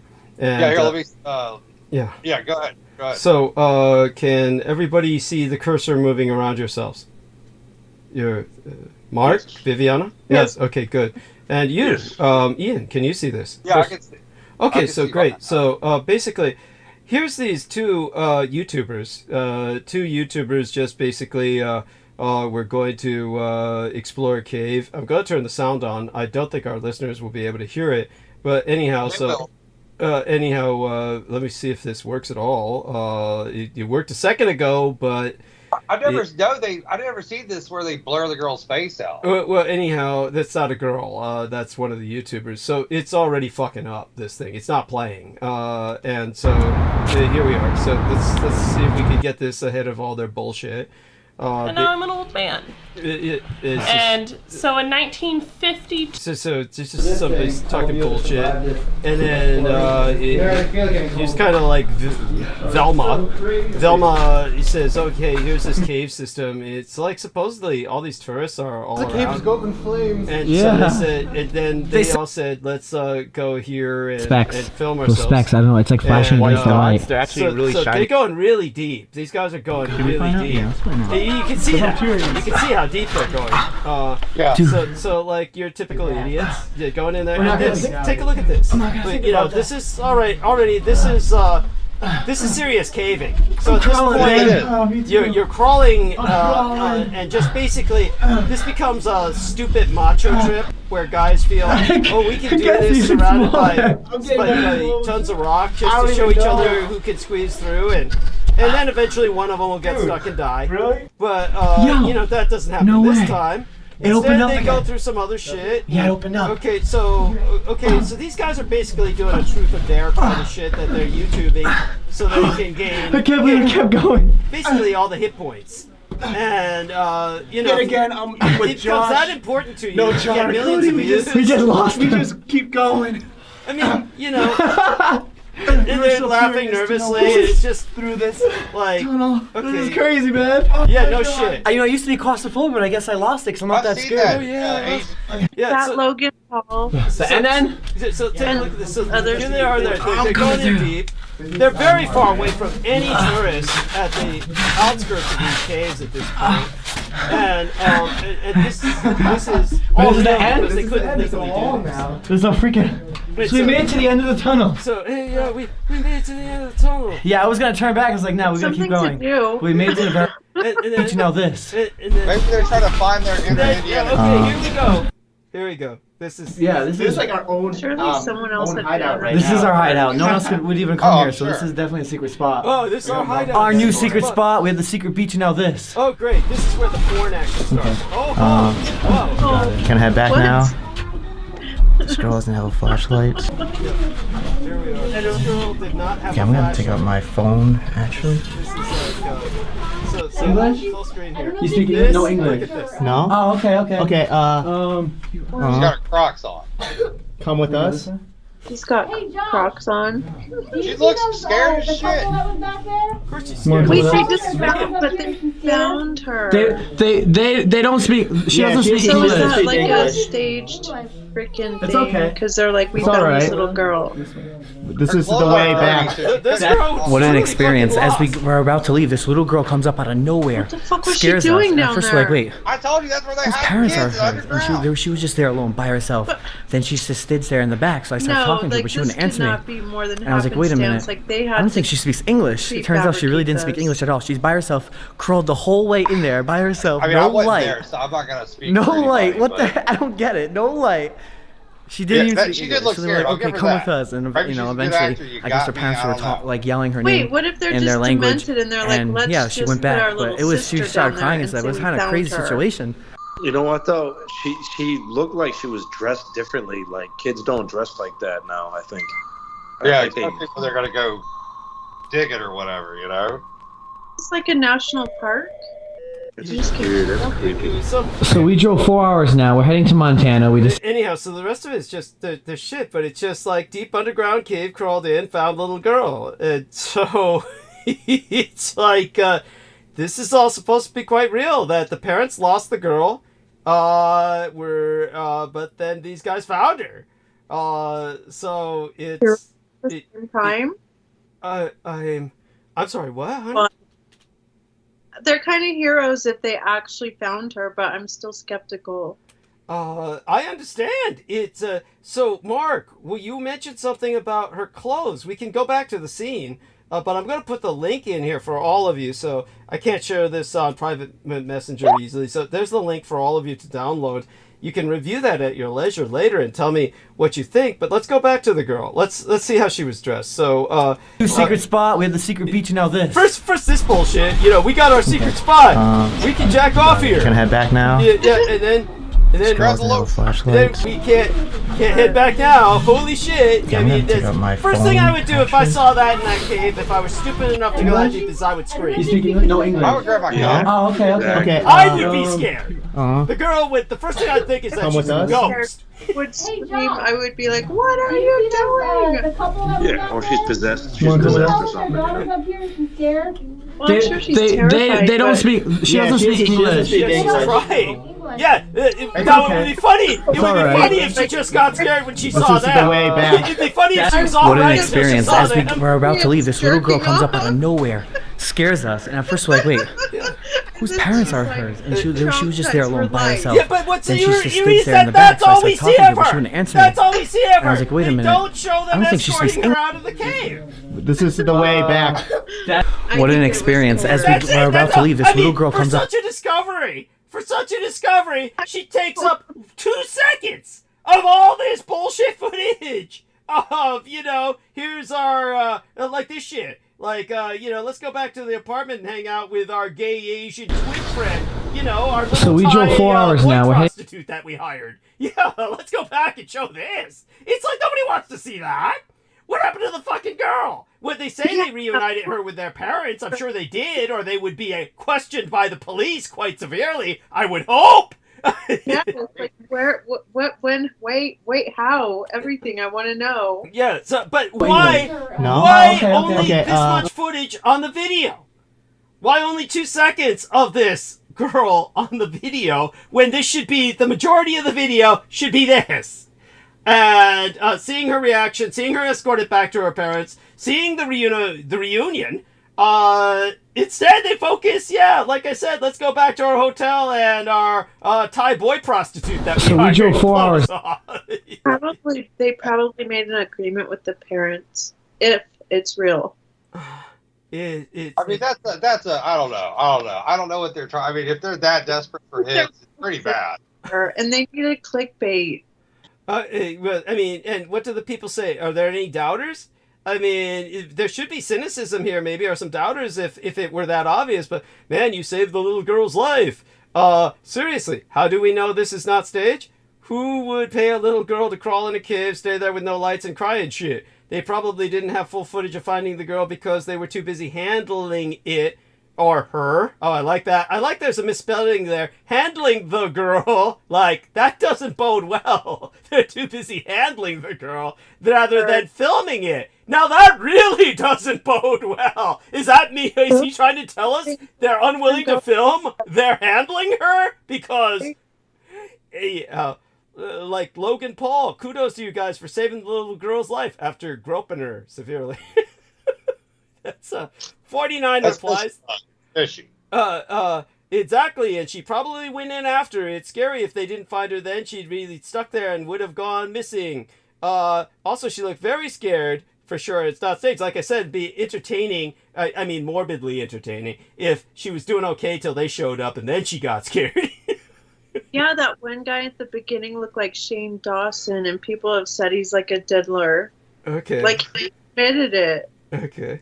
I mean, I haven't heard that. Yeah, these two. I don't know if that's Logan Paul, but what year is that? it's let's see, 6 years ago. 6 years ago. That's what it says. So 2016, August 7th, 2016. A little before the hype, though. You know. It's like, but anyhow, it's no. The what bothers me is the so little footage of her. But then you say, well, maybe they had an agreement with the parents. Why would the parents not want footage shown of her? Because it's like you said, they started diddling her or something.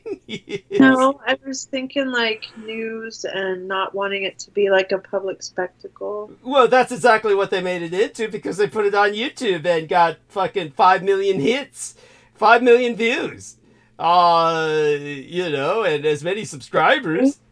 If it's Shane Dawson, I would immediately be like, yeah. Why does Shane Dawson sound so familiar? Because he's like a YouTube star fandom like the Logan Paul, but his fall was for possible child exploitation that he actually admitted to. Okay. Well, they say their names are Cody, Steve, John, and Josh, which is, okay, so they're keeping themselves without their last names, which is also bizarre. Like, why hide your last name? It's like, okay, I rescued a young girl. I mean, I wouldn't be ashamed of hiding my... Why would I hide my last name? Sure, good point, good point. Yeah. That was the whole deal, though. It's like, that's why I kind of don't believe it. It's probably their little sister or something. Fuck. That would truly be child abuse. Yes, that would be child. Right. But anyhow, I love YouTubers who don't fake anything. That's what keeps the subscribers. Oh, Jesus Christ. And then people say, yeah, sure. Okay, there's some cynicism. And then parents want money. Now that's real cynicism. Holy shit.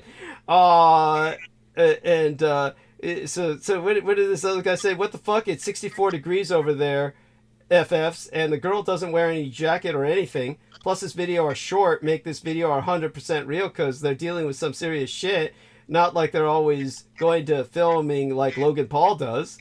So anyhow, everybody's saying you guys found, are saying how they congratulating them and shit, but it's just yeah, there's something very strange. It's all very strange. It's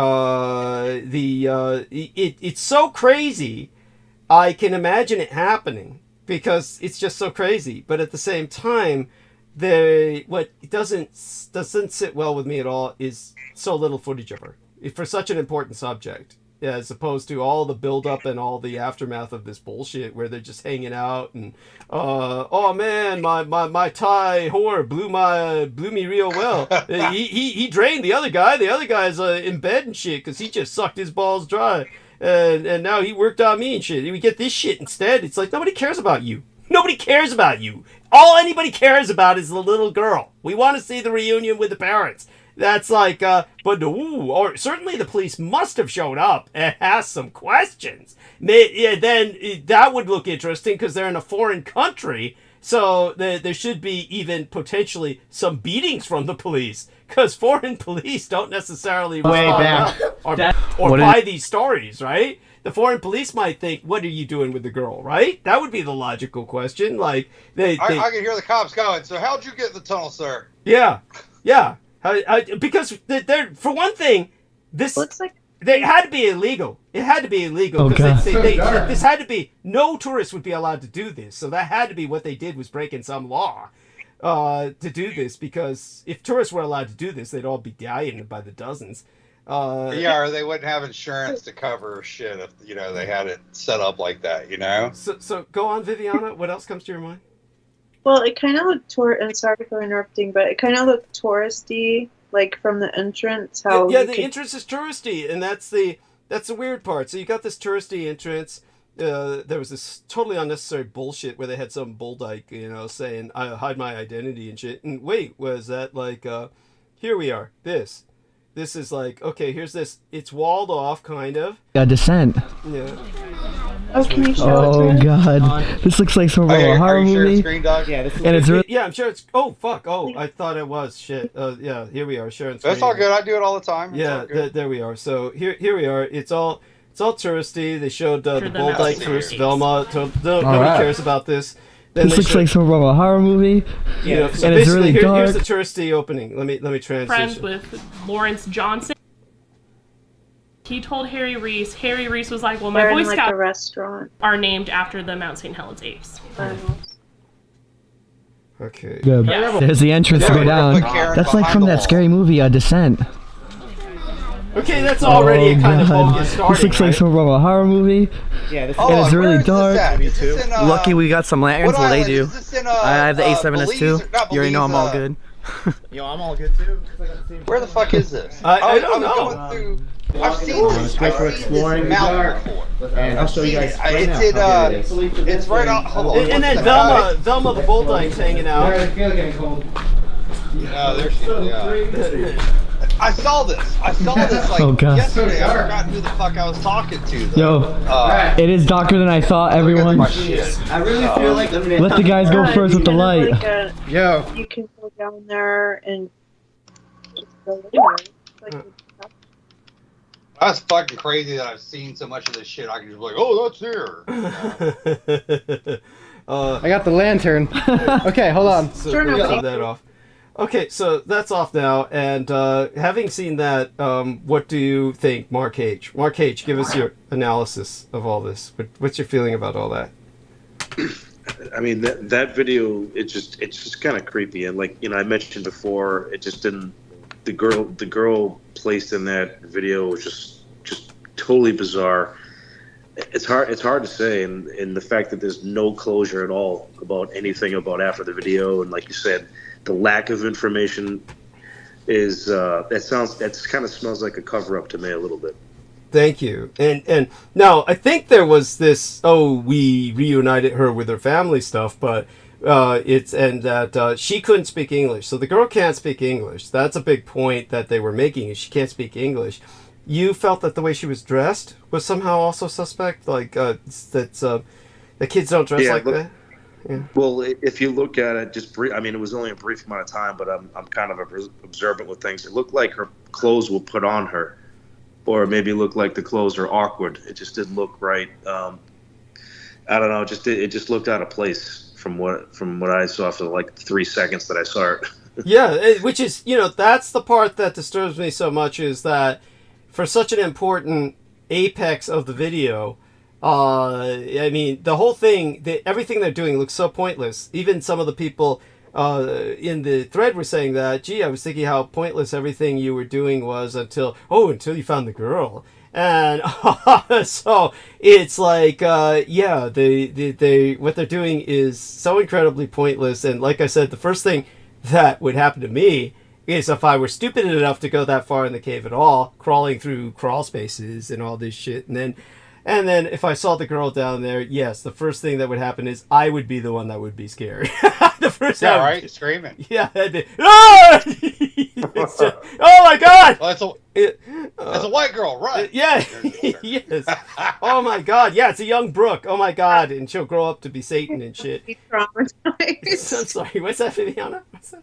She had to be traumatized. Yeah, of course, yes. So, obviously this girl must be completely traumatized, and like everybody said, yeah, she looks really scared. Okay, well, there might be a reason for that. Yes, maybe they pushed her in beforehand. She looked scared. She did. Yeah, but like How old do you think she looks to you? What's that? How old do you think she looks? I'm horrible 7 with or age. 8. I'm horrible with age. What do you 7 or say, 8 or Mark? something. What do you say, Mark? Yeah, probably. I don't around think that you age. look that close to it, yeah. Yeah. Probably around that age. Really young. Right, 12. I was going to say 12, but... Okay, so... I can see that, too. But then, well, you've heard me bitch about all my angles about this. I mean, it doesn't make any sense that there's so little footage. And then even if what they say is true, she's reunited with the family, I don't see how that could not be true, because once you've got enough footage and they killed her or something, that would be terribly incriminating evidence against them. So, but you can tell how if it's touristy, like the parents could have went in and lost her, and then like all of a sudden, boom, there she is. Well, I would imagine it more like what happened on the Golden Gate Bridge. So what happened on the Golden Gate Bridge was they finally put like netting under the Golden Gate Bridge, and this was because some parents brought their young girl on the Golden Gate Bridge and literally just turned around for a second and she rolled off. Now, for those of you who are unfamiliar with the Golden Gate Bridge, this may sound like you won't get it, but the Golden Gate Bridge is horrible. The Golden Gate Bridge is like the suicides. They used to they had an official San Francisco policy for never counting the suicides because they didn't want to keep people away. But trust me, thousands of people have jumped off the Golden Gate Bridge. I mean, thousands and thousands. It's just known as a cursed bridge. Anybody who's truly familiar with its history does not take it lightly. It's a sign of death. The Golden Gate Bridge is literally the Golden Gate to the other side. I mean, it's just a death bridge. And when you go on it and people walk across it, I jogged across the Golden Gate Bridge, both ways. I jogged both ways across the Golden Gate Bridge, and I can tell you, it is a death trap. It's of all the while. Yeah, go on, Douglas. If you don't mind me to intercede a little bit, I just want to reiterate what Douglas has said. My visit to San Francisco about 10 or so years ago, and we rented bikes and we went over the Golden Gate Bridge, and I can tell you, it's I can't believe I forgot it for so long, but it's something that you kind of forget, but. Literally, we're riding our bikes, and we you almost run into people at every fucking second. Yes. Every second. People are it's so busy, and there's so many people, and everyone is traveling on all parts of the bridge. I mean, even like around it, under it, there's people everywhere, and sightseeing and things like that. And, the chances of getting hurt or literally dying or falling off are, like Douglas, it's like extremely... It's gonna happen. Thank you. Yeah, I remember. I can't believe I forgot that. It's been so long, but thank you. No, I appreciate that. No, that's important. That's important. So this pair of parents had their little girl with them, and they literally turned around for just a second, and she rolled off from under the bridge. Because now, Mark, tell them about there's big gaping holes It's just like there's big gaping holes under you. There's big gaping holes all around you that you could just roll off from under. God, tell him. So there's gaping holes all around you and under you, and there's people literally hanging out all around them. And that's one of the things that I'm like, why would you bring your kid? Like you bring all your little kids to these places that are so dangerous. And like Doug just said, for a split second, if you look away from your kid, the kid's gonna. I mean, that's what little kids do. You know, if you're not a good parent and you don't have, you're not given the proper supervision, that's gonna happen. Especially with that many people, it's just. There's people on all parts of the bridge around that area. It was insane. So it's like its own little economy or something. Yeah, it's its own little economy of bizarro thrill seekers that are risking death. Yeah, it's and so they finally were forced to put netting under the bridge, which I can't understand why they never did that before. But they finally did because the little girl rolled out from under and, of course, died. No one ever found her. Her body was never found. I mean, she went into the ocean and was carried away by the currents to God knows where. But someday they'll find bones or remains washing up somewhere, maybe. But at any rate, so I'm imagining the situation with something like that, where you've got this obviously just barely walled off like entry into the underworld. And the parents could have conceivably just turned around and, the little girl had wandered off, went in there and just kept going. But having no lights, no flashlights, just kept going and going and going. Like they said, just going through the crawl spaces and everything else. But and then these guys go in like idiots and then find her. But there's, first of all, I mean, that's like a moment for a religious transcendence. At that point, if you're some idiot who just says, I'm going to just do this, and then you find this young girl and rescue her, at that point, you think you would have like almost a religious epiphany and just become like, oh, my life has some meaning. Maybe I'm meant to do something or something like that. But with these goobers who found her, who knows, maybe they felt something like that, but they certainly don't. It's not the feeling you get. It's kind of like the feeling you get is they're so full of themselves. The feeling I get is such a megalomaniacal egomania that they're full of themselves that the little girl they find is almost just a notch in the belt for, load this up on video and then everybody will love us and don't say anything else about her. It's just say, she was reunited or something. There's like, it's so weird. It's just so weird. There's nothing there that gels. It's like, you would think at that point there would be some sort of bonding. I mean, first off, you'd have to convince this girl who doesn't speak English to go with you. What if she's afraid of you at that point, which is possible? And then what do you do? Do you pick her up and bodily drag her? At which point, it's, you're faced with some challenges there. Of course, you're forced to do that if you're a responsible adult. That's what you're left doing. But then, there's no talk about then the questions by the police. I mean, can you believe they actually suspected us or something? I mean, that alone, that there's no relation of something like that is suspect. It's just like, or who knows? Maybe the police didn't give a shit and just said, okay, she's back with the parents, and at least there's no problem. We don't need to investigate a missing child, and maybe they're grateful for that. But anyhow, so there you go with that. It's Well, if it was New York, there would have been like 10 rape kits out there waiting. Those kids would already been. One of them would have been shot on accident already, and Oh, Mark. Mark is typing. Just say it, Mark. No, come on. Say good morning to everybody, Mark. Say good morning to everybody before you.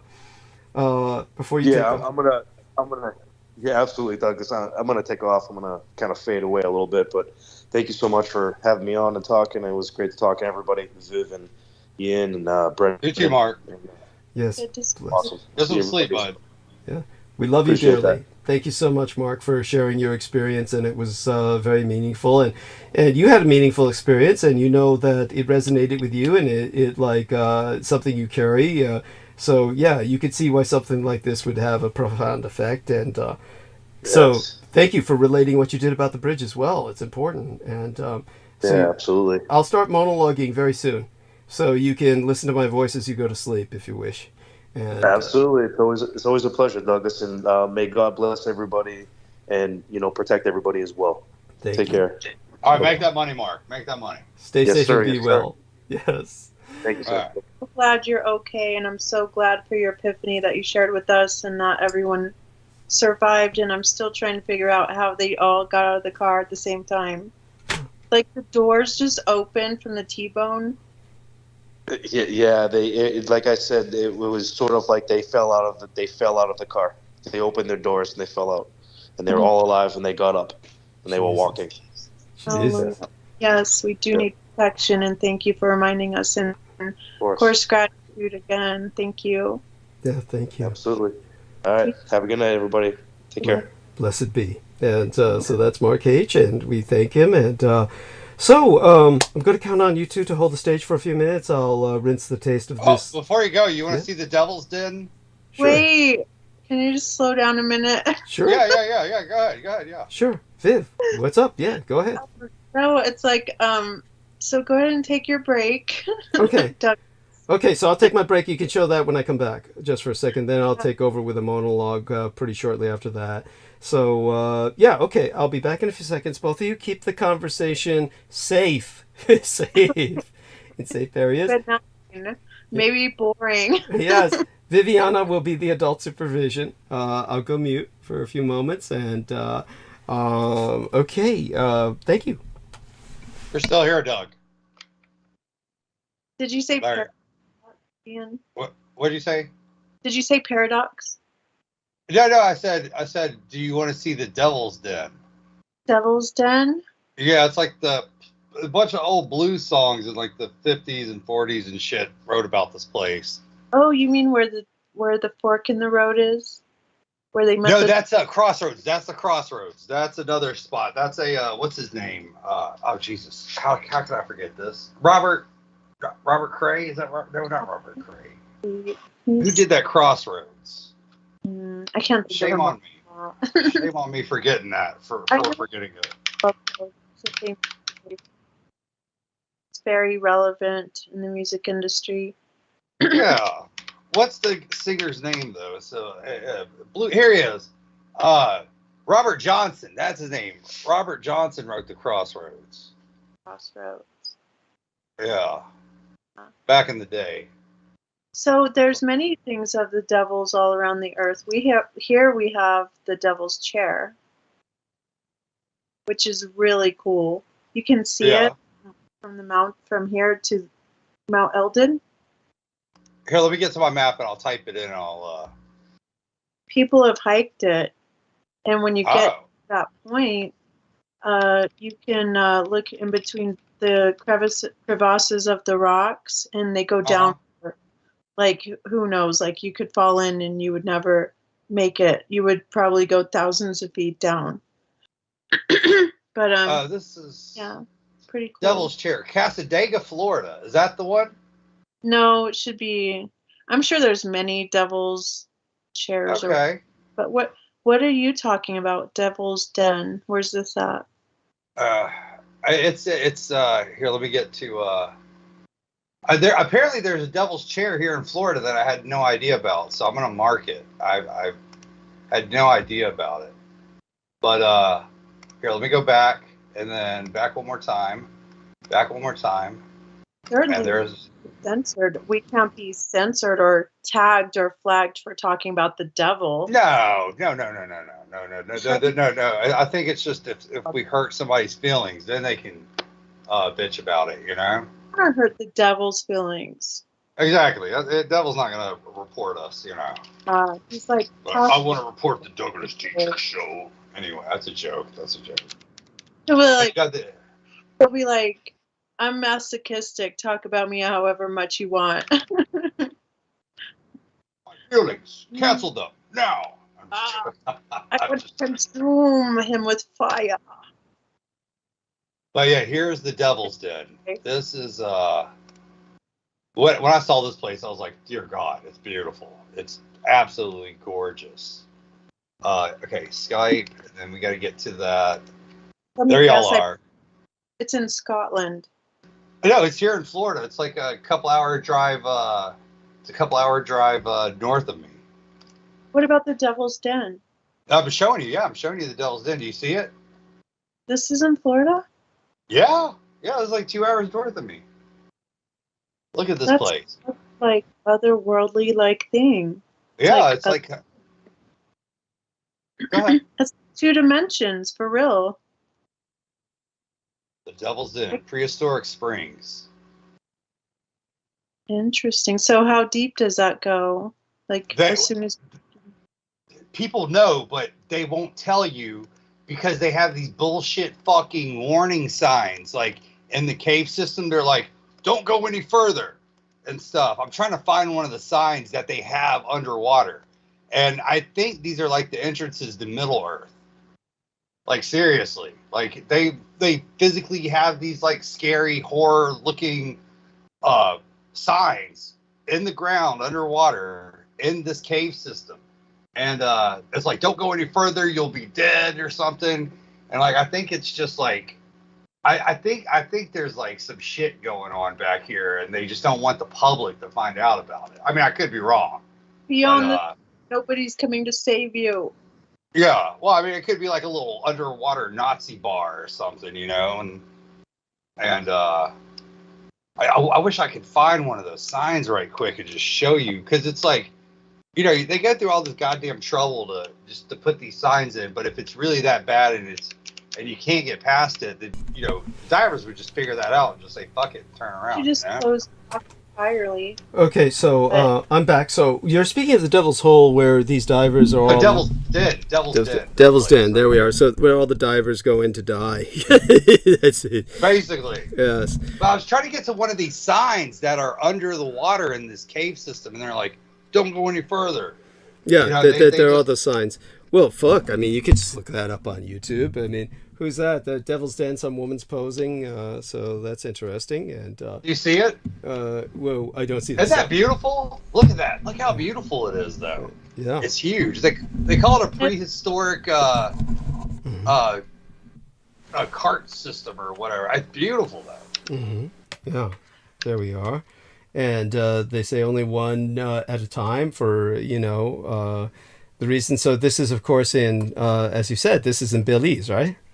Yeah, this is Florida. This is like 2 hours Florida. north. Oh, that's right. That's Florida. Yes. Yeah. So again, if I go on YouTube and look up Devil's Den sign, okay, yeah, they'll take us right to that on the video, I'm sure. There we are. So here we are. Let me do a screen share. Okay.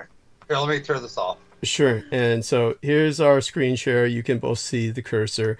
And there it is. What I'm going to do is... there's a sign. Yeah, let me turn it... Few caves on Earth are more interesting than Devil's Den in Williston, Florida. Let me see if I Numerous can photographers turn and the videographers. stupid voice off and see if I can focus on the sign. Here we are. There's the sign. Okay, so there's the sign. Give me a second here and it'll flip there. So there we are. So the sign says, stop, prevent your death, go no further. Fact, more than 300 divers, including open water scuba instructors, have died in caves just like this one. Fact, you need training to dive. You need cave training and cave equipment to cave dive. Fact, without cave training and cave equipment, divers can die here. Fact, it can happen to you. There's nothing in this cave worth dying for. Do not go beyond this point.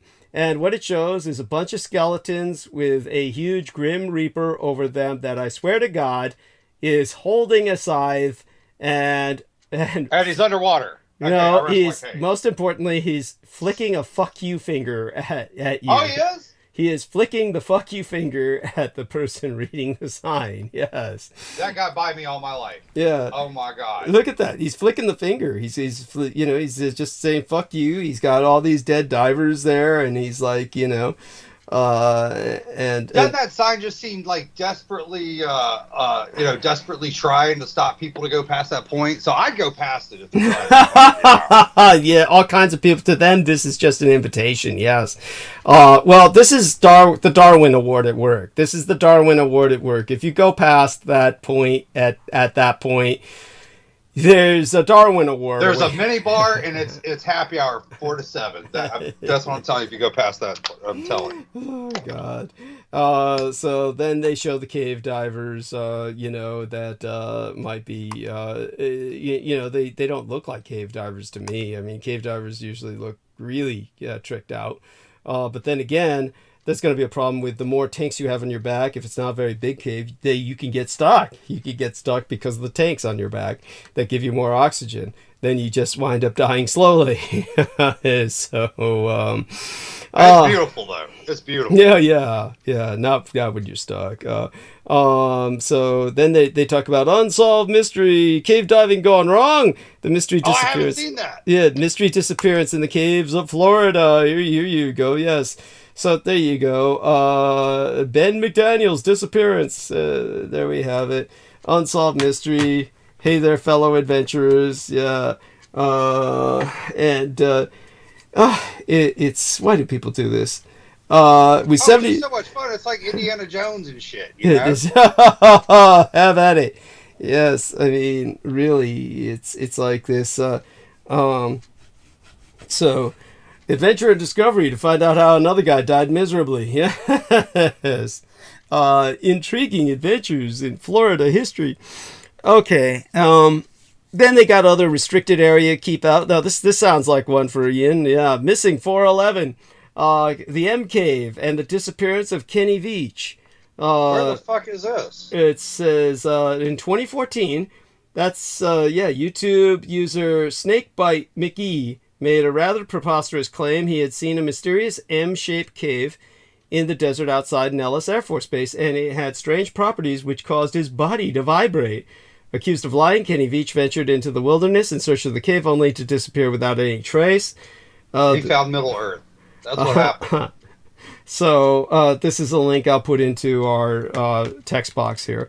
And so there you have it. Just all kinds of, keep trolling for YouTube, and then before you know it, you're going to find all kinds of really stupid stuff that'll drive you mad. But so there it goes. So this is where both of you can download this. Yeah, I see it. I got it. Thank you.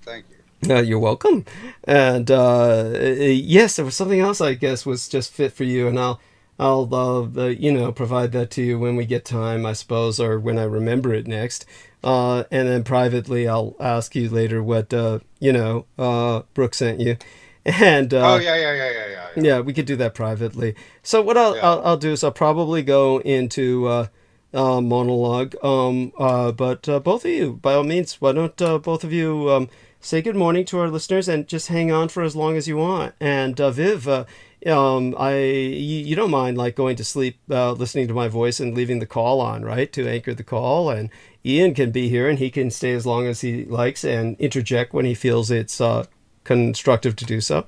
Or Val, we could elope into Discord like me and Nothing do. Doug is just so fond of it. I'm the only girl. I don't want competition. Yeah, you're right. Yeah, Nothing might not like that. I'd rather be single. Thank you. Okay. Yeah, I don't want to upset Nothing. I don't want no bitch fights. Okay. I am so done. That's my Discord. I'm just joking. Yeah. Did you see how many hits his new videos got?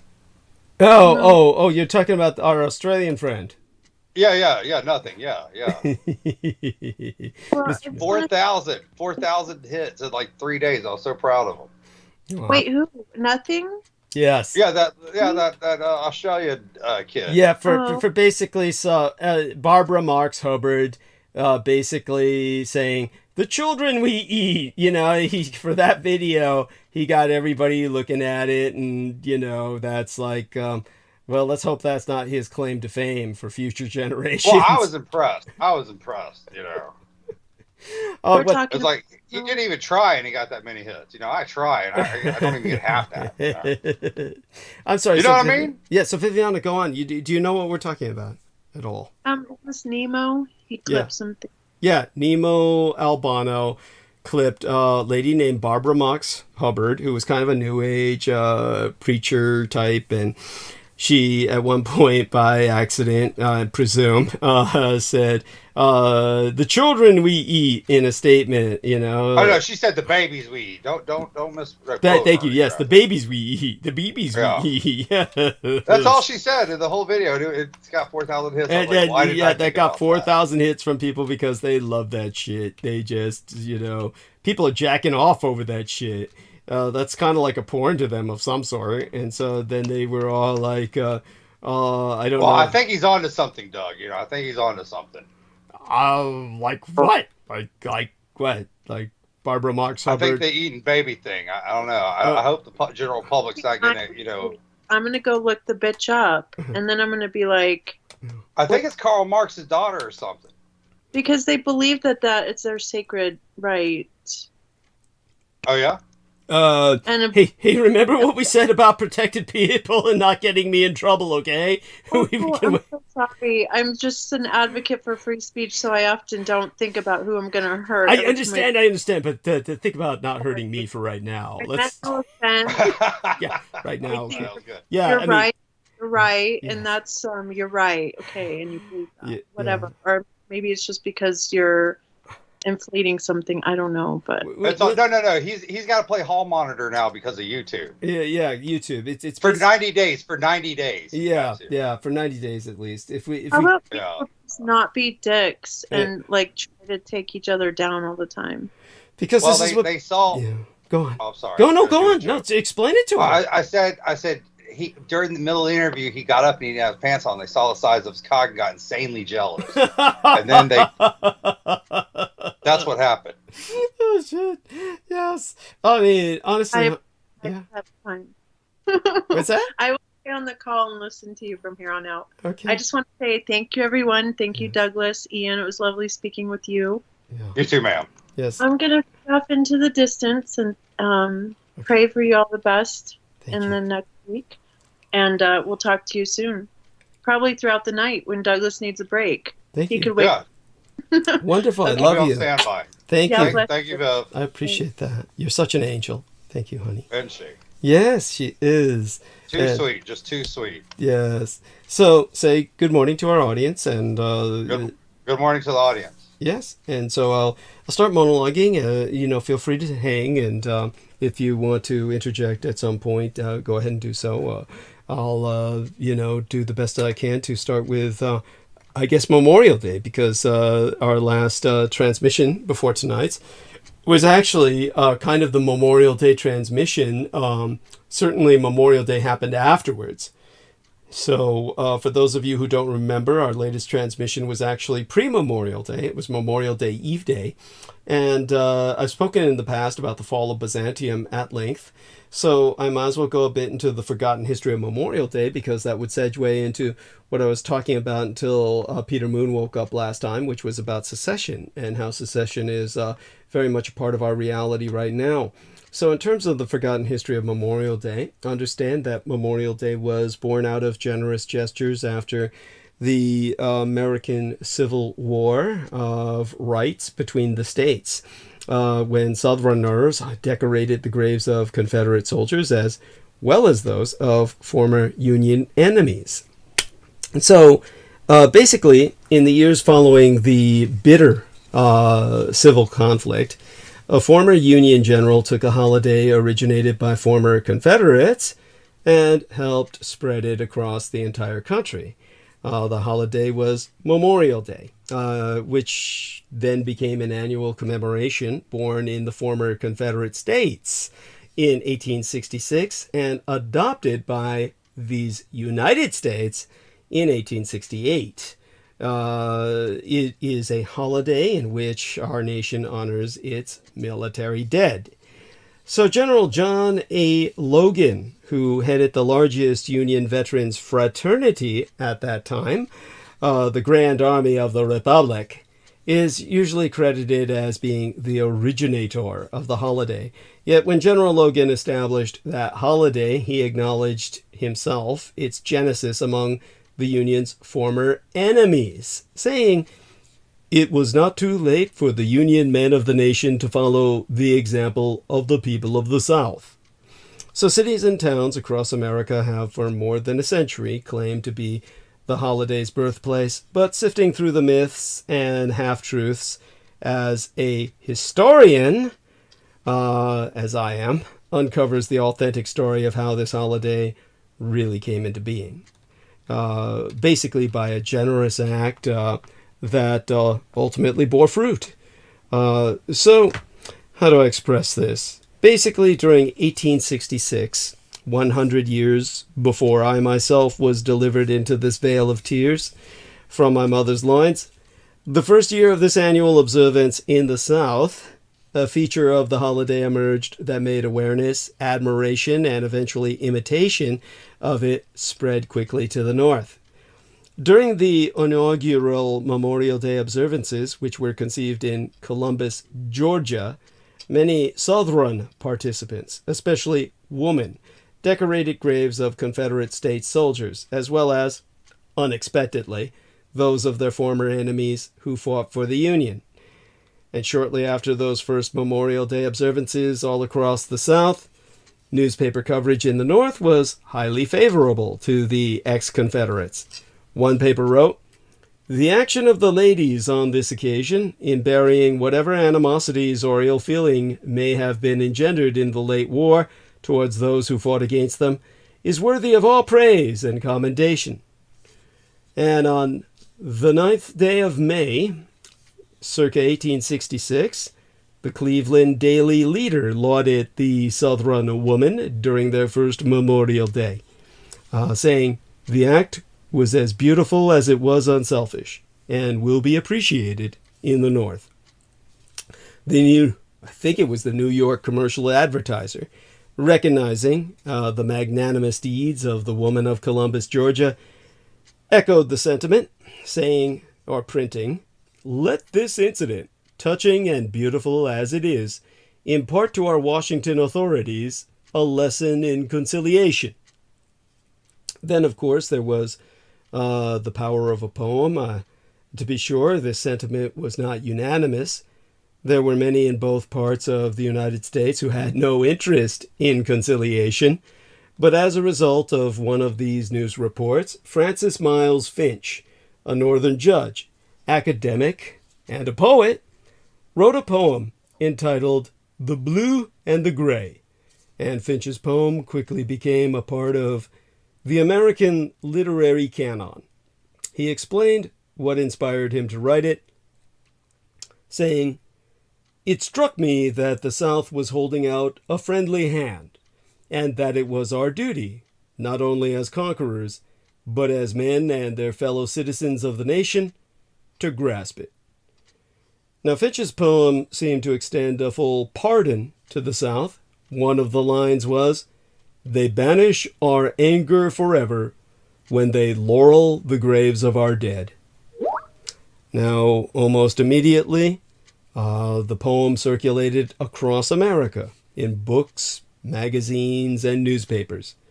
By the end of the 19th century, school children everywhere were required to memorize Finch's poem.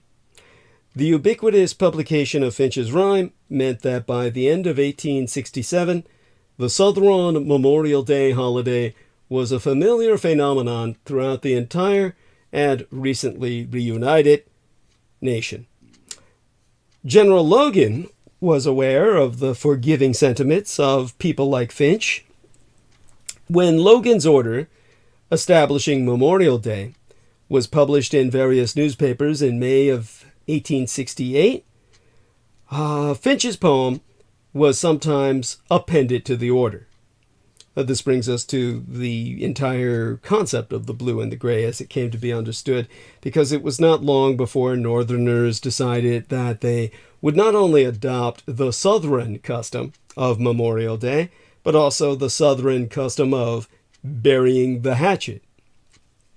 A group of Union veterans explained their intentions in a letter to the Philadelphia Evening Telegraph on May 28th of 1869, in which they said, "Wishing to bury forever the harsh feelings engendered by the war, Post 19 has decided not to pass by the graves of the Confederates sleeping in our lines, but divide each year between the blue and the gray, the first floral offerings of a common country.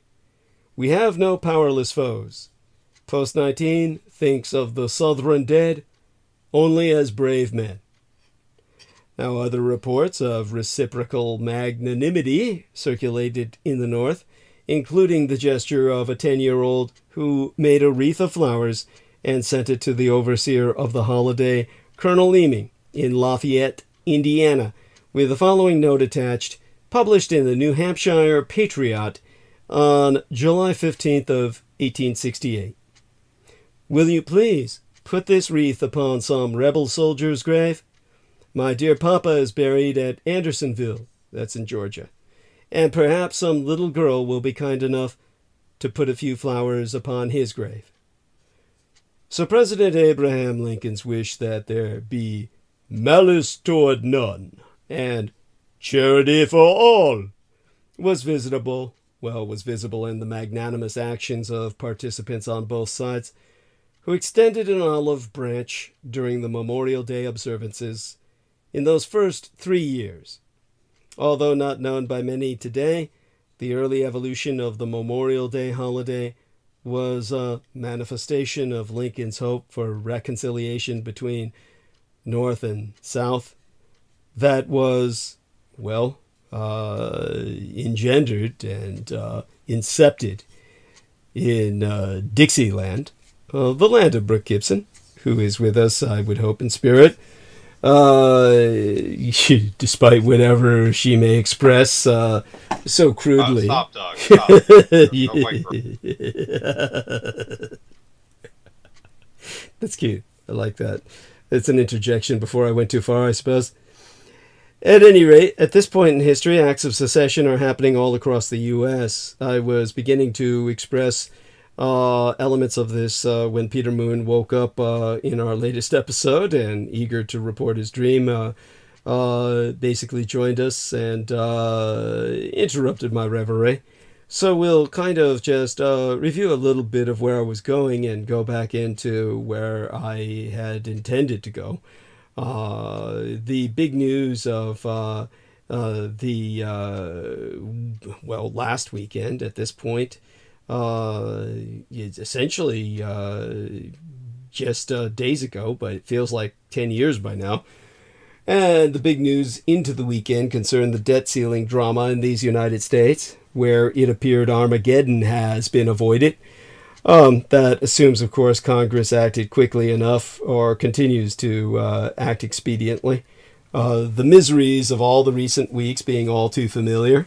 Our country was made to stare into the abyss of a government default before the twa sides struck a deal at the last minute. This is no way to run things, but at least compromise is still possible. But secession is already here. States, cities, and the wealthy are already withdrawing from America. So what I started off with was by pointing out Brooke Gibson's favorite punching bag, Representative Marjorie Taylor Greene, a Republican from Georgia who wants a national divorce. In her view, another civil war is inevitable unless red and blue states form separate countries. Now, she has plenty of company on the right, where a host of others, 52% of Trump voters, Donald Trump himself, and prominent Texas Republicans in particular, have all endorsed various forms of secession in recent years. Roughly 40% of Biden voters have fantasized about a national divorce as well. Some on the left urge a domestic breakup so that a new egalitarian nation might be, as Lincoln said at Gettysburg, brought forth on this continent. The American Civil War of rights between the states was a national trauma precipitated by the secession of 11 southern states over slavery. It is, therefore, understandable that many pundits and commentators would weigh in about the legality, feasibility, and wisdom of secession when others clamor for divorce. But all this secession talk misses a key point that I was just beginning to point out last episode that every troubled couple knows.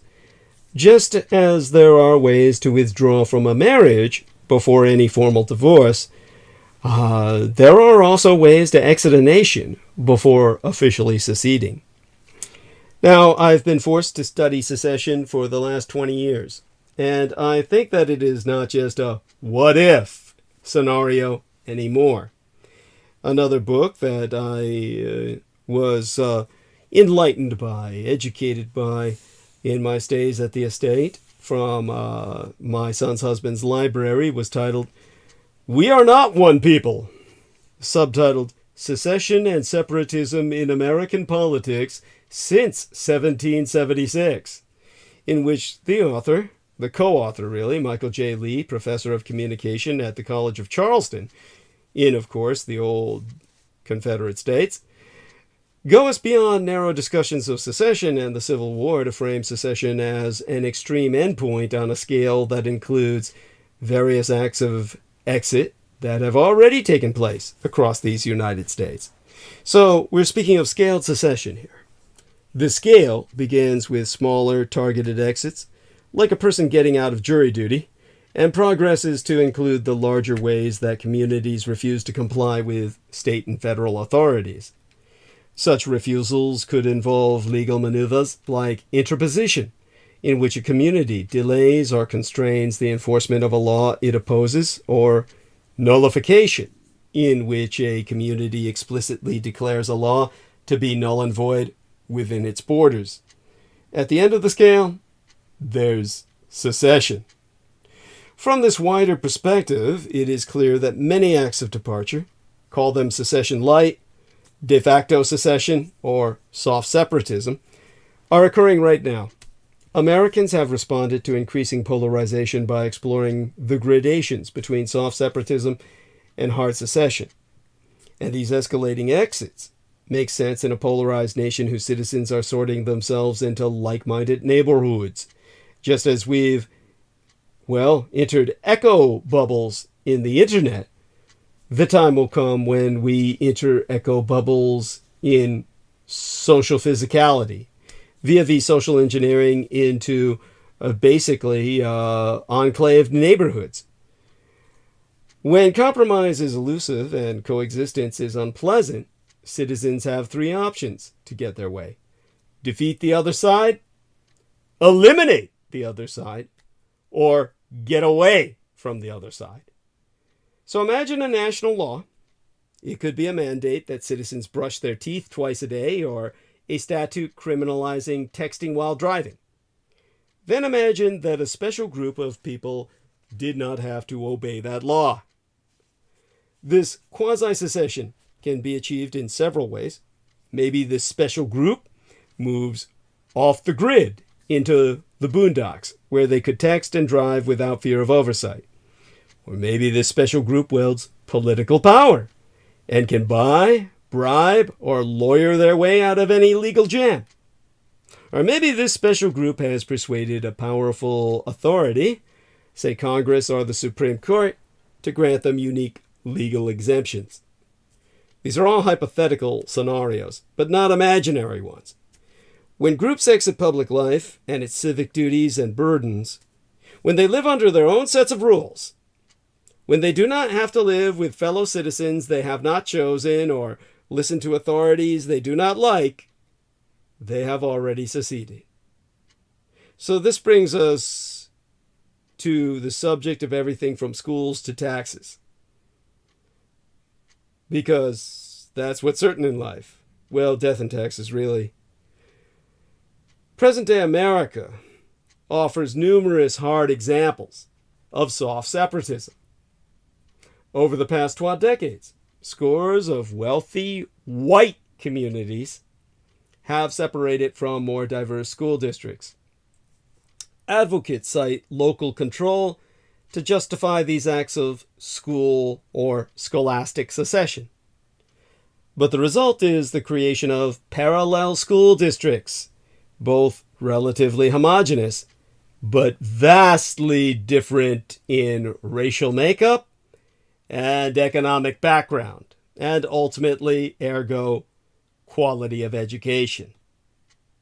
Several prominent district exits have occurred in the South, places like St. George, Louisiana, But instances from northern Maine to southern California show that school splintering is happening nationwide.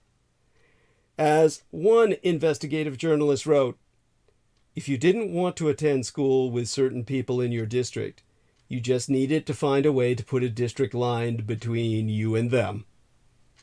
Many other examples of legalized separatism revolve around taxes. Disney World, for example, was classified as a special tax district in Florida circa 1967. These special districts are functionally separate local governments and can provide public services and build and maintain their own infrastructure. The company has saved millions by avoiding typical zoning, permitting, and inspection processes for decades, although Florida Governor Ron DeSantis has recently challenged Disney's special designation. Disney was only one of 1,800 special tax districts in Florida. There are over 35,000 in this nation. Jeff Bezos paid no federal income taxes in the year my late and sainted Cyrus, my womb matron, my mother, was slain. 2011. Elon Musk paid almost none in 2018. Tales of wealthy individuals avoiding taxes are as common as stories of rich Americans buying their way out of jail. As far back as the early 1990s, Robert Reich lamented, "Wealthier Americans have been withdrawing into their own neighborhoods and clubs for generations." Reich worried that a new secession allowed the rich to inhabit a different economy from other Americans. Some of the nation's wealthiest citizens pay an effective tax rate close to zero. As one investigative reporter put it, the ultra-wealthy sidestep the system in an entirely legal way.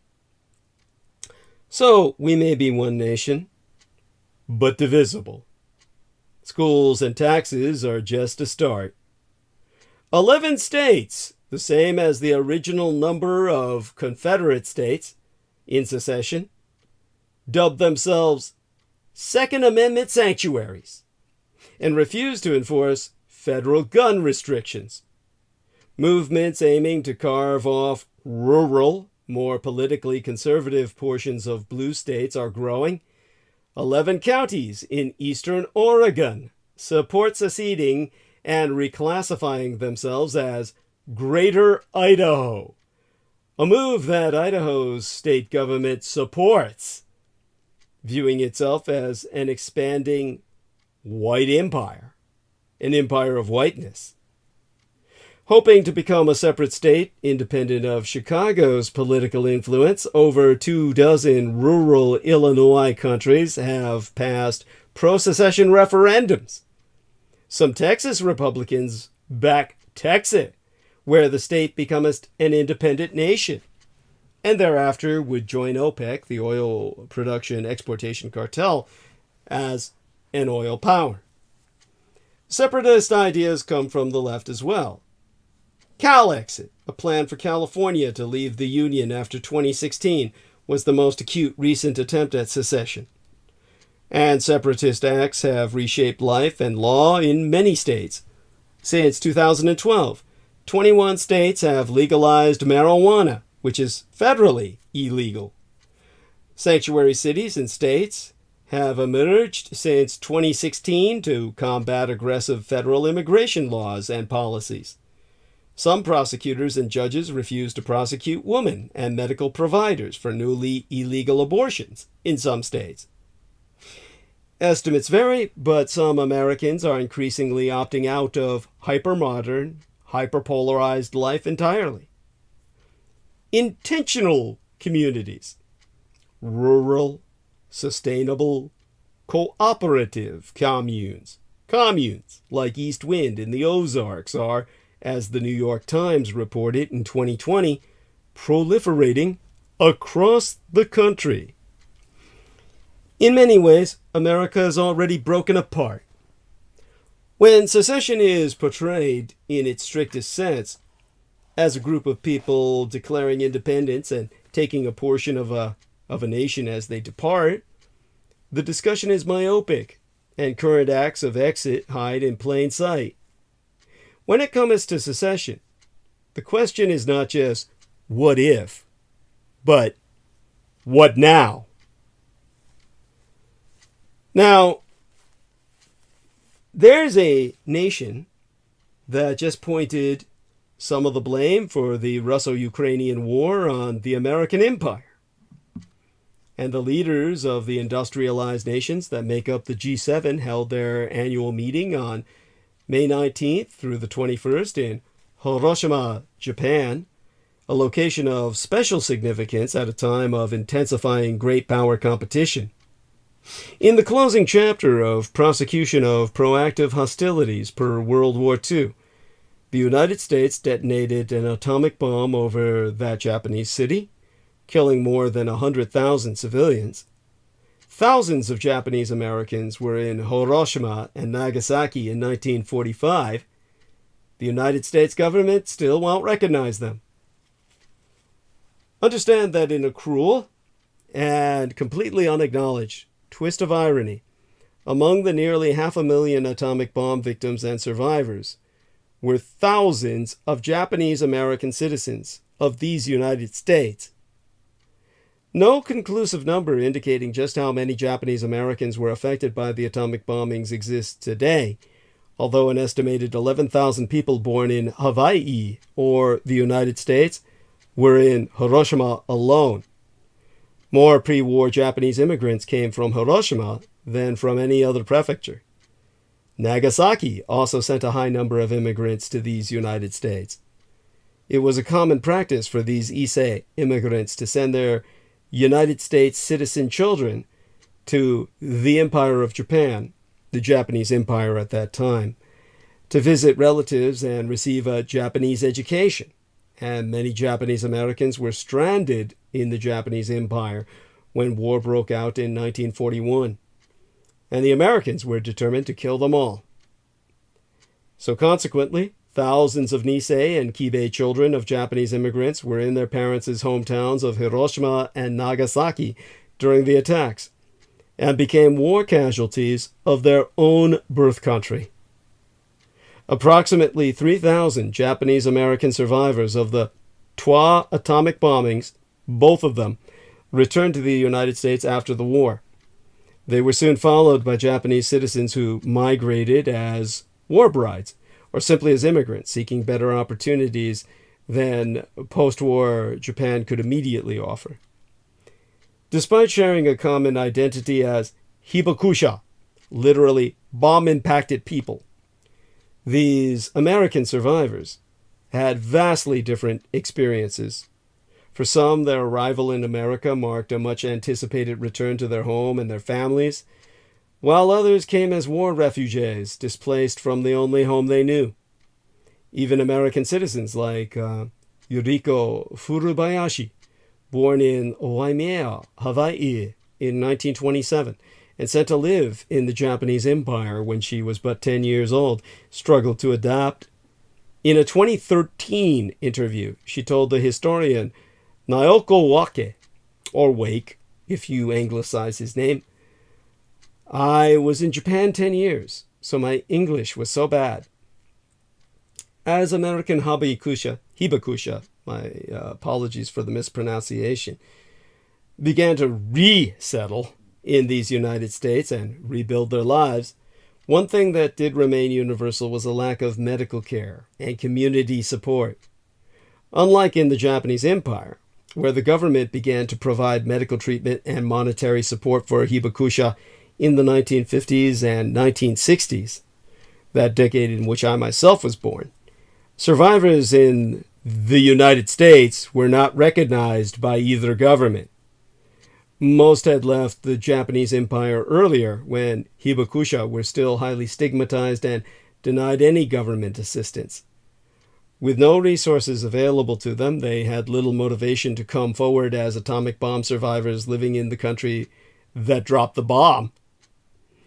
As Wake notes in his work entitled Surviving the Bomb in America, subtitled Silent Memories and the Rise of Cross-National Identity, their ability to speak out, or rather the American public's willingness to listen, was further strained by Cold War narratives that framed the American empire as a benevolent champion of democracy, taking a newly docile but still suspect Japan under its wing.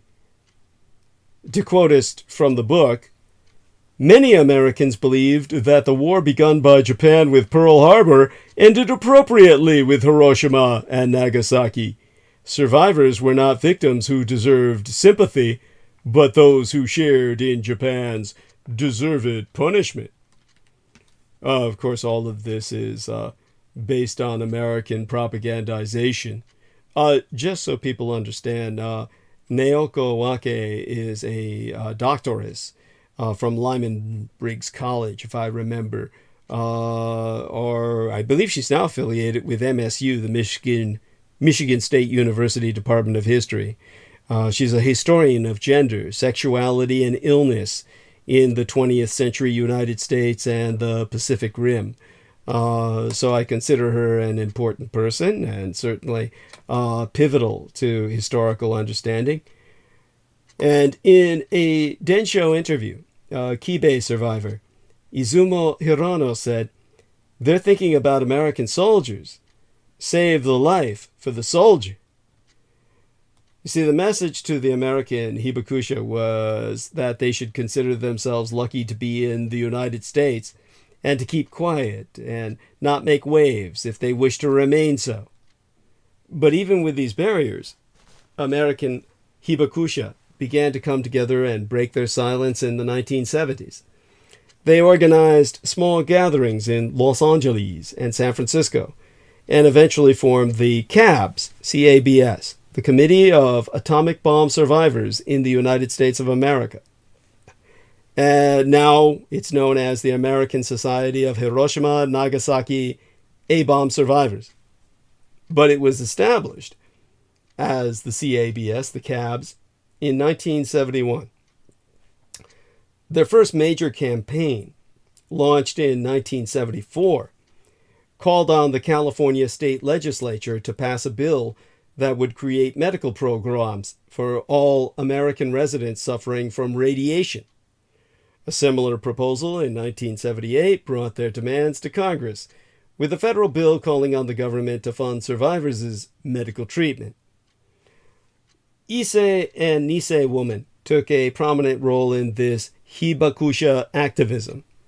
Kaz Suyeishi, a Nisei survivoress, served as a vice president of the LA chapter of CABS and was instrumental in both crafting the proposed legislation and putting pressure on elected leaders to bring it to a vote.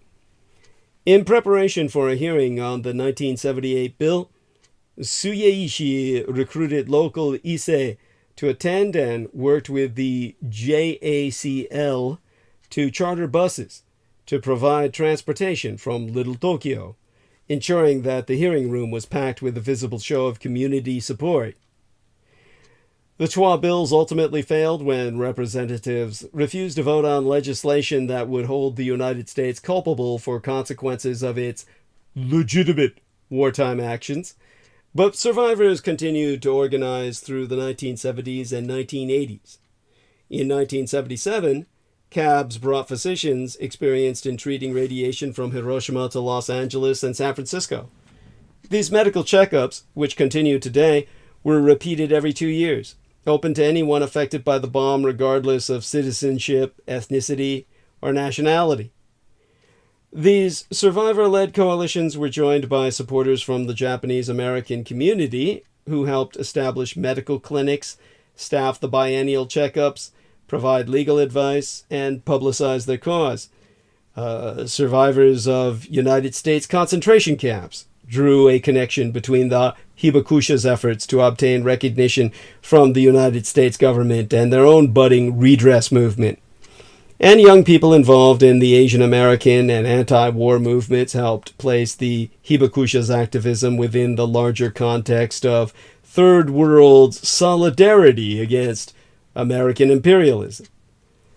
Today, there are fewer than 1,000 known American Hibakusha. But, as I've said before, the atomic bombs must have been miraculously beneficial in the radiation they emitted, because there are many people who survived both bombs, Hiroshima, relocating to Nagasaki after the destruction thereof, and then surviving a second atomic bomb attack. And yet these people seem to live to ripe old ages in general. And though they receive medical care and some compensation from the Japanese government, the United States still offers no recognition or support. But despite their limited gains, these survivors' advocacy and courage in coming forward deserves to be honored as a pivotal piece of American history, and a reminder that the lasting consequences of Hiroshima and Nagasaki are an undeniable part of that history. So this year's G7 summit took place in Hiroshima as Russia's invasion of Ukraine and an increasingly assertive communist Chinese empire test the resilience of the post-war order and make it more difficult to address transnational challenges, such as climate change. Now, the Empire of Japan dropped out of the cap on Russian oil because it's more dependent on Russian energy than any other G7 member, which is surprising when you take into account how much United Germany was dependent on Russian oil. At any rate, the Empire of Japan has been very tough on enforcing sanctions against the Russian Empire, especially considering its long history of aversion to such measures. But its Sakhalin projects in Russia are critical to ensuring its energy supplies. Other G7 countries understand that the Empire of Japan, a country completely dependent on imported energy, needed some leeway, so its decision to drop out of the bloc's cap has not caused disunity. The Empire of Japan invited a number of countries from outside the G7 to attend. 8 other countries received an invitation. These include Australia, India, Indonesia, South Korea, and Vietnam, all linchpins of the Empire of Japan's efforts to promote a free and open Indo-Pacific that challenges the communist Chinese empire's growth and their growing regional assertiveness. Brazil also received an invitation in response to growing concerns in the West, especially these United States, about its closer alignment with the communist Chinese empire. Finally, the G7 countries recognize that it will be difficult to push back against the Sino-Slav-Indic Synaxis, the Russo-Chinese alliance, without greater support from developing countries. Hence the Empire of Japan's invitations to the Cook Islands, which chairs the Pacific Islands Forum, and Comoros, which chairs the African Union.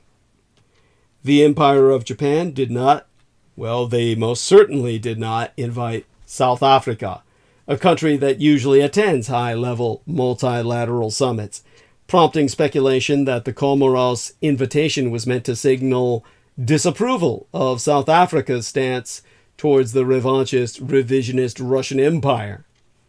The DUANE nations recently hosted joint military exercises, and South Africa has suggested that it is open to hosting Russian dictator Vladimir Putin in person at the upcoming BRICS summit, Brazil, Russia, India, China, South Africa summit, in Durban, the capital of South Africa, despite the International Criminal Court's arrest warrant against him.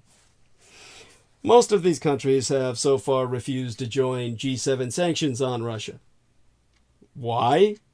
And could the group do anything to change their mind? Few non-G7 countries share the view that the war between Russia and Ukraine is a struggle between autocracy and democracy with profound implications for the international system. Instead, seeing it as an enduring source of disruptions to food and energy markets, they question why they should deprive their populations of discounted grain and oil supplies from Moscow to uphold a rules-based international order that they feel has done little to address their development needs.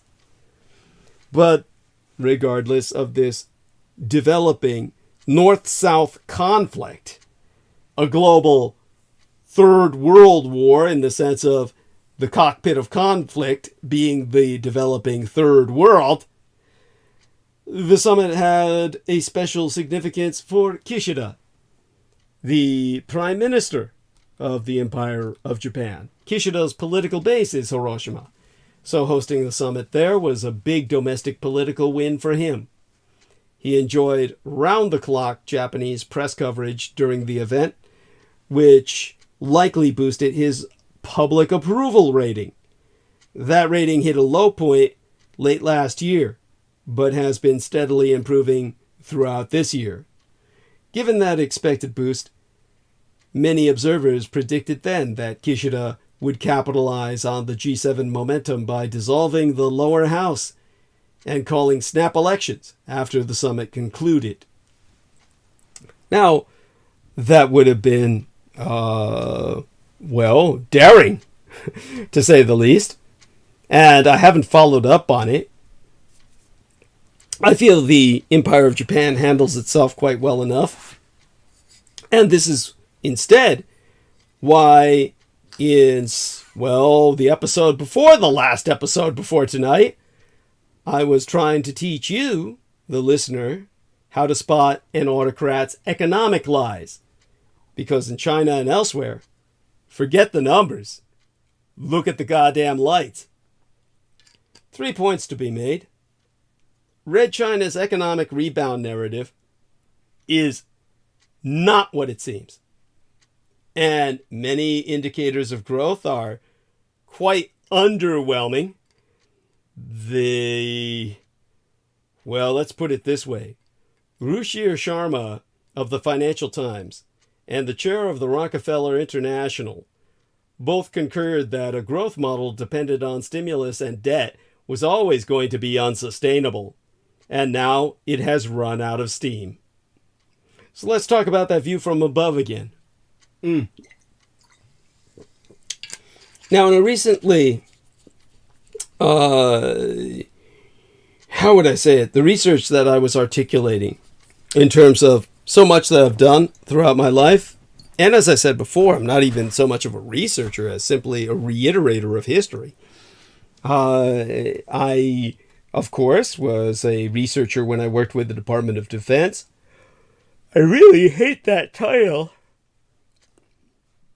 A research librarian, I don't mind that title, but I hate the title of researcher because any jackass cruising the internet these days calls themselves a researcher, and so they've done everything they could to discredit the term. Kind of like the way Brendan Soget hates the term drugs. But let's just put it this way. With all the research I've been articulating throughout the time I've hosted Critical Omissions, I've examined whether autocracies are more prone to overstating economic growth than democracies by analyzing both official GDP or gross domestic productive figures and the spread of nighttime lights as recorded by satellites. This would be my form of satellite reconnaissance or image interpretation, something that Ian West engages in compulsively. The scholars have begun to use such lights as a proxy for economic activity. And economic expansion leads to an increase in private and public infrastructure. More houses, more factories, more roads, and higher electricity consumption. All of these factors produce more lights in the night, which the United States Air Force's Defense Meteorological Satellite Program can measure at a highly granular level in publicly available data sets. This form of data has several key advantages for the study of economic activity. It covers much of the globe.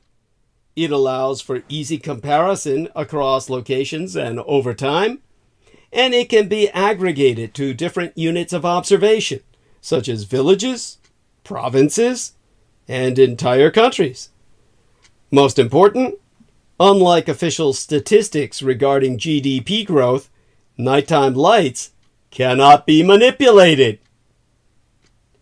So, I myself parsed the available data on nighttime lights in 184 countries between 1992 and 2013, comparing changes in the relative brightness of a country with its reported GDP, or gross domestic productive data. Autocracies reported higher GDP growth figures than democracies did for the same amount of growth in nighttime lights, overstating yearly GDP, or gross domestic productive growth, by a factor of 1.35 relative to democracies. This means that when the true growth rate is 1.0%, the authoritarian government reports 1.35%, or when the true growth rate is 10%, it reports 13.5%. These exaggerations of GDP growth are not constant across time or space. I found, for instance, that the discrepancy between nighttime lights and GDP is not apparent in developing countries during years that they benefited from concessionary loans and grants from the World Bank's International Development Association. But once their gross national incomes grow beyond the point where they are eligible for these programs, they begin to inflate their statistics. This makes sense. Governments that derive a relatively large share of their revenue from the fact that they are poor have a weaker incentive to overstate how well their economies are doing. But once they no longer have much to gain from being poor, they seek the consolation of inflated numbers. Governments exaggerate their GDP growth to a larger degree when their economies are underperforming relative to the rest of the world. Yesteryear was, by all accounts, a difficult year for the communist Chinese economy, following 3 years of strict pandemic-related restrictions. It may be coincidence, but just as Red China's political elite gathered in Beijing for the 20th Congress of the Chinese Communist Party, the country's National Bureau of Statistics announced a highly unusual delay in the publication of the official GDP figures. In his December address, Xi reported the robust figure of 4.4% GDP growth. If that figure is reduced by the factor of 1.35, as suggested by my own research, Red China's real growth rate would stand at 3.3%, the rate that was predicted by independent analysts. This brings us to real numbers. Based on official figures, autocracies tend to grow at higher rates than do democracies. Between 1992 and 2013, countries classified as not free by Freedom House grew at an average aggregate rate of 85%, whereas countries classified as free grew at an average aggregate rate of just 61%. 9 out of the 14 countries with the highest GDP growth during this period were not free. But these long-run figures change once they are adjusted based on the estimates derived from my own study of nighttime lights. Not free countries grew at an aggregate rate of 55% during the period in question, while free countries grew at a rate of 56%. These figures prove that the autocratic tendency to overstate GDP growth, not actual economic performance, accounts for most of the difference in official growth rates between democracies and autocracies in recent decades.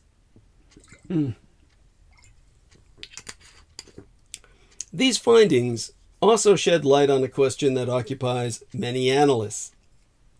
When will Red China's GDP overtake that of these United States and make the Communist Chinese Empire the largest economy in the world? Recent estimates have suggested that Red China could reach that milestone as soon as 2035.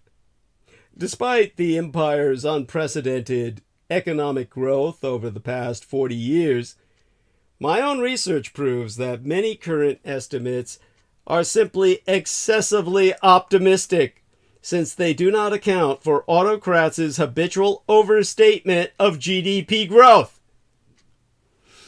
Although Red China's economic miracle is undeniable, and the empire's economy seems on track to one day overtake that of these United States, its leaders will likely try to speed the arrival to this milestone by relying on bloated numbers and hopeful accounting. You see, the Communist Chinese Empire's economy has turned rotten, and its reopening boom is a charade. Exempli gratiae. Wall Street's assumption of 5% GDP growth would suggest corporate revenue growth of 8%, but it rose by 1.5% in the first quarter. In fact, corporate revenue is slower than GDP in 20 of the country's 28 sectors, and the MSCI China Stock Index down 15% from a January peak. Imports, a strong indicator of consumer demand, dropped 8% in April, and credit growth, well, yestermensis, last month, was half as fast as forecasts. In addition, youth unemployment hit 20% and is rising. Since 2008, Red China's economic model has been driven by government stimulus and rising debt, especially in property markets. But now, Communist Chinese debt service already accounts for a third of disposable income. Excess savings in Red China are equal to 3% of GDP compared to 10% in these United States, and the Communist Chinese Empire's growth potential is only half of its 5% target due to a shrinking population. Instead of becoming the main drivers of growth, the property market has fallen into a debt crisis. The increasing inability to finance the debt has reverberated across markets, with industrial sectors slowing at a quicker rate than consumer-related firms.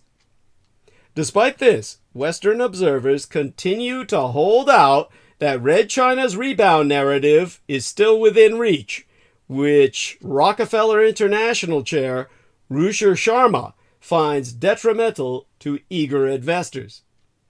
In the Financial Times, Sharma wrote that confidence that Red China's economy can rebound from COVID restrictions is untethered to economic realities, and listing several indicators that point to underlying weakness, he said, and here I read therefrom, "Something is rotten in the Chinese economy, but don't expect Wall Street analysts to tell you about it.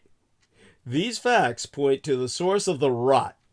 A growth model dependent on stimulus and debt was always going to be unsustainable, and now it has run out of steam. Boomy chatter has contributed to investors' loss of hundreds of billions of dollars in China in just the past 4 months. Further, global growth may prove weaker than expected in 2023, since the hope is that an American downturn will be countered by the communist Chinese imperial reopening boom, which may never come. It is time to expose this charade before the fallout gets worse. This brings us to one war, one speech, and one aggressive rising Red China. With Xi Jinping gaining influence in the Indo-Pacific region, Americans need to understand the history behind his ambitions. 12 pivotal events significantly shaped the trajectory of Asia today, indirectly giving Red China the liberty to dominate the region and extend the People's Republic of China's communist impact throughout Asia.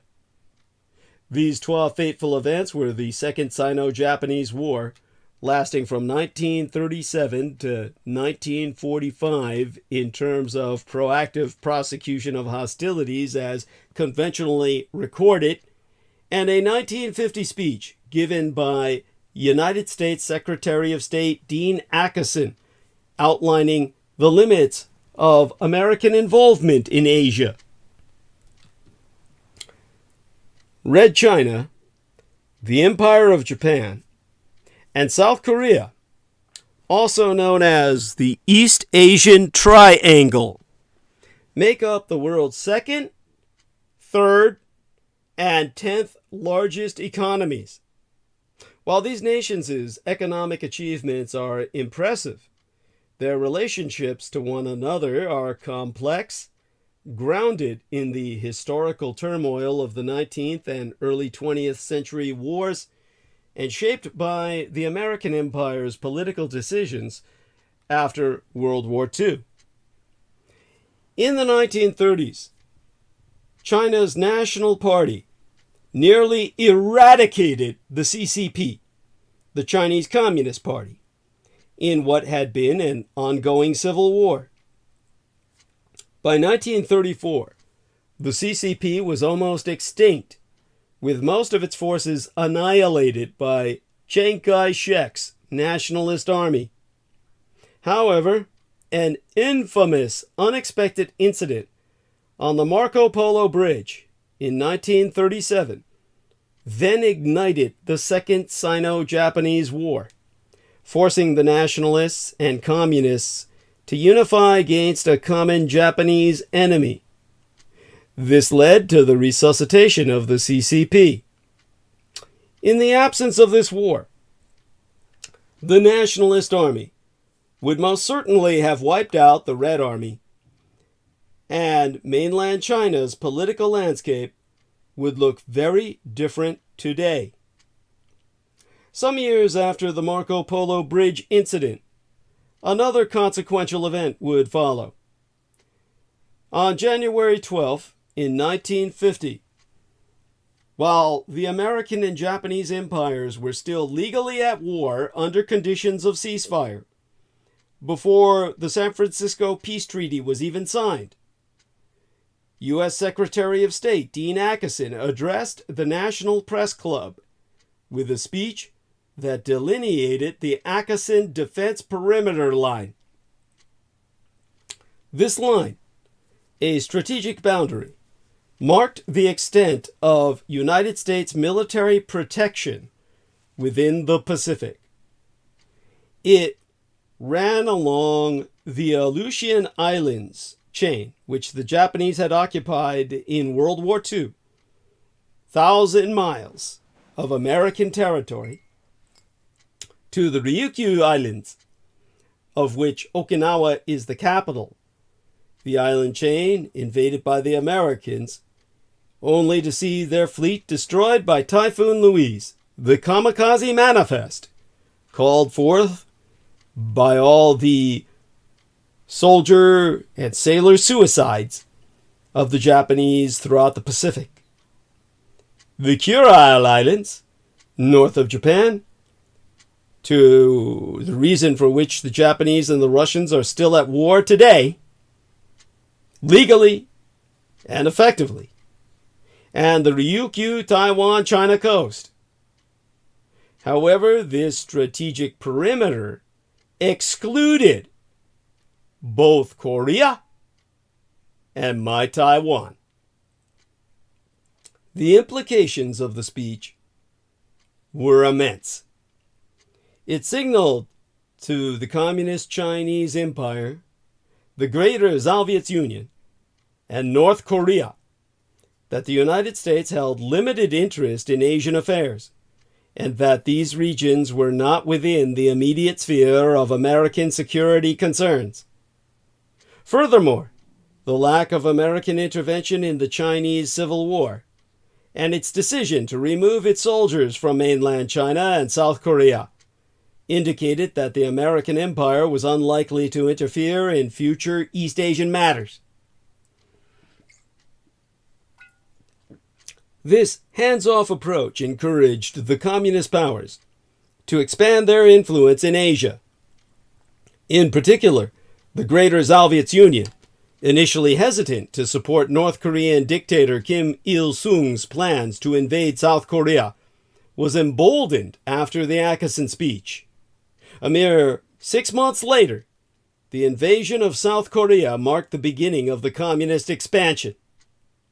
Over the next few decades, communists, backed by the Greater Soviet Union and the Communist Chinese Empire, moved into Vietnam, Laos, and Cambodia, triggering a series of civil wars. While the short-term consequences of the policy triggered communist expansion throughout Southeast Asia, the exclusion of My Taiwan from the defense perimeter and the refusal to recognize our independence as a nation have taken longer to evolve. The repercussions of the Aachen speech are still evident today. These two historically significant events underscore how minor policy shifts can profoundly influence stability. Some other examples include troop withdrawals, such as those from Iraq in 2011, the year of my latent sainted Cyrus, my womb matron, my mother's slaying, and Afghanistan in 2021, which inadvertently signaled a reduced American commitment to regional stability. Despite the absence of major conflicts in East Asia for over 40 years, underlying tensions exist. Persistent issues such as North Korea's nuclear ambitions and Red China's growing global influence are becoming increasingly problematic. In this geopolitical landscape, the strategic partnership with My Taiwan is paramount. We are the Vulcans to your federation.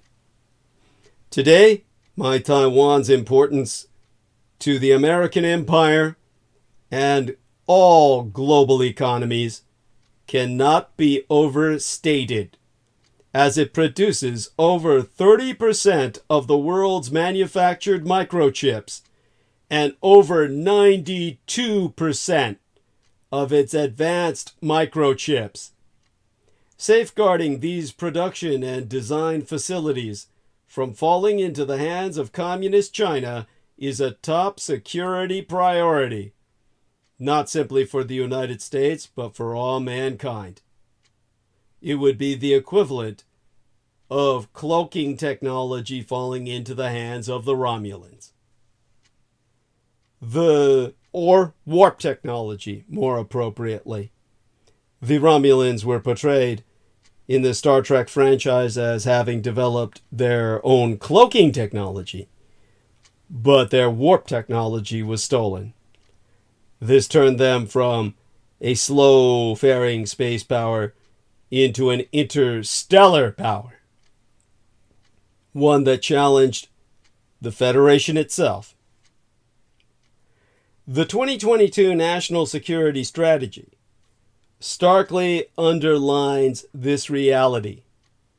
So noting, the People's Republic of China is the only competitor capable of reshaping the international order, equipped with the intent and the expanding economic, diplomatic, military, and technological power to do so. And as the Communist Chinese Empire flexes its muscles, the American empire must reassess its approach, considering historical perspectives and present complexities of the East Asia region. This requires long-term vision and clear goals, as well as a focus on assisting Asian allies in building internal defense capabilities. It also requires a robust and consistent American presence in the region. This strategic approach will not only help navigate the challenges presented by the likes of North Korea and the Communist Chinese Empire, but also contribute to lasting peace and stability in East Asia. Meanwhile, Erdogan has won the Turkish election, extending his dictatorial rule to a third decade.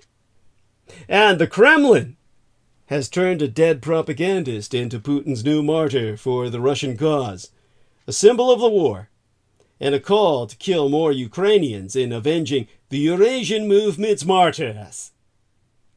The daughter of Putin's brain was killed in a car bomb explosion outside Moscow. It was an event that could only further inflame personal hatreds and ideological tensions around the war in Ukraine. The 30-year-old Daria Platonova, New Plato, as that transliterates, her very pen name inspired by the now dissident American defector to Russia named Lyndon Ermile LaRouche, Jr., himself once a top-level United States Department of Defense consultant and the open advisor to Ronald Reagan, responsible for conceiving the so-called Star Wars Strategic Defense Initiative, or SDI, that broke the Greater Soviet's war machine by bankrupting it. Dugina was the daughter of Alexander Dugin, a close ally of the Russian dictator Vladimir Putin and the chief ideologue behind the very influential ultra-pan-Slavo-nationalist doctrine of Neo-Eurasianism. This ideology provides the rationale for the Russian invasion of Ukraine. It asserts there be an epoch-shaping clash of civilizations underway between the globalism of Western liberal democracy led by these United States and the multipolarism of Eurasian authoritarianism led by Greater Russia. It is this ideology that has provided the philosophical and political rationale for the Russian assault upon its neighbors. Daria Platonova was a prominent journalist, a devoted follower of her father by all appearances, served as his media secretary and as a political commentatoress for the international Eurasian movement. She openly supported the Russian invasion and was sanctioned by the United Kingdom government for being a frequent and high-profile contributor of disinformation in relation to Ukraine and the Russian invasion of Ukraine on various online platforms, and for promoting policies or actions that destabilize Ukraine. Now, it was made to appear that Ms. Dugina and her father were due to leave a literary festival together on a Saturday evening yesteryear, but that her father changed his mind at the last moment, leaving Ms. Dugina alone in Dugin's Toyota Land Cruiser. This vehicle then exploded as it departed, was engulfed in flames, left the road, and crashed into a building, killing Ms. Dugina. Alerted, by all appearances, by the explosion and emergency vehicle sirens, Dugin himself apparently watched the car burn to make it certain she would not survive. It was conspired to appear certain that he was the primary target of the bomb. So a little background is necessary here. Dugin himself hails from a prominent military family, already a bad sign in any Allied citizen, with strong connections with the security and intelligence services. Said preconditions rendering any Allied subject the worst of the worst. He claims to possess several doctorates and has been the director of the Center for Conservative Studies and was head of the Department of Sociology of International Relations at Moscow State University. He also served as an advisor to the Speaker of the Russian State Duma, who was a leading member of the ruling United Russia Party.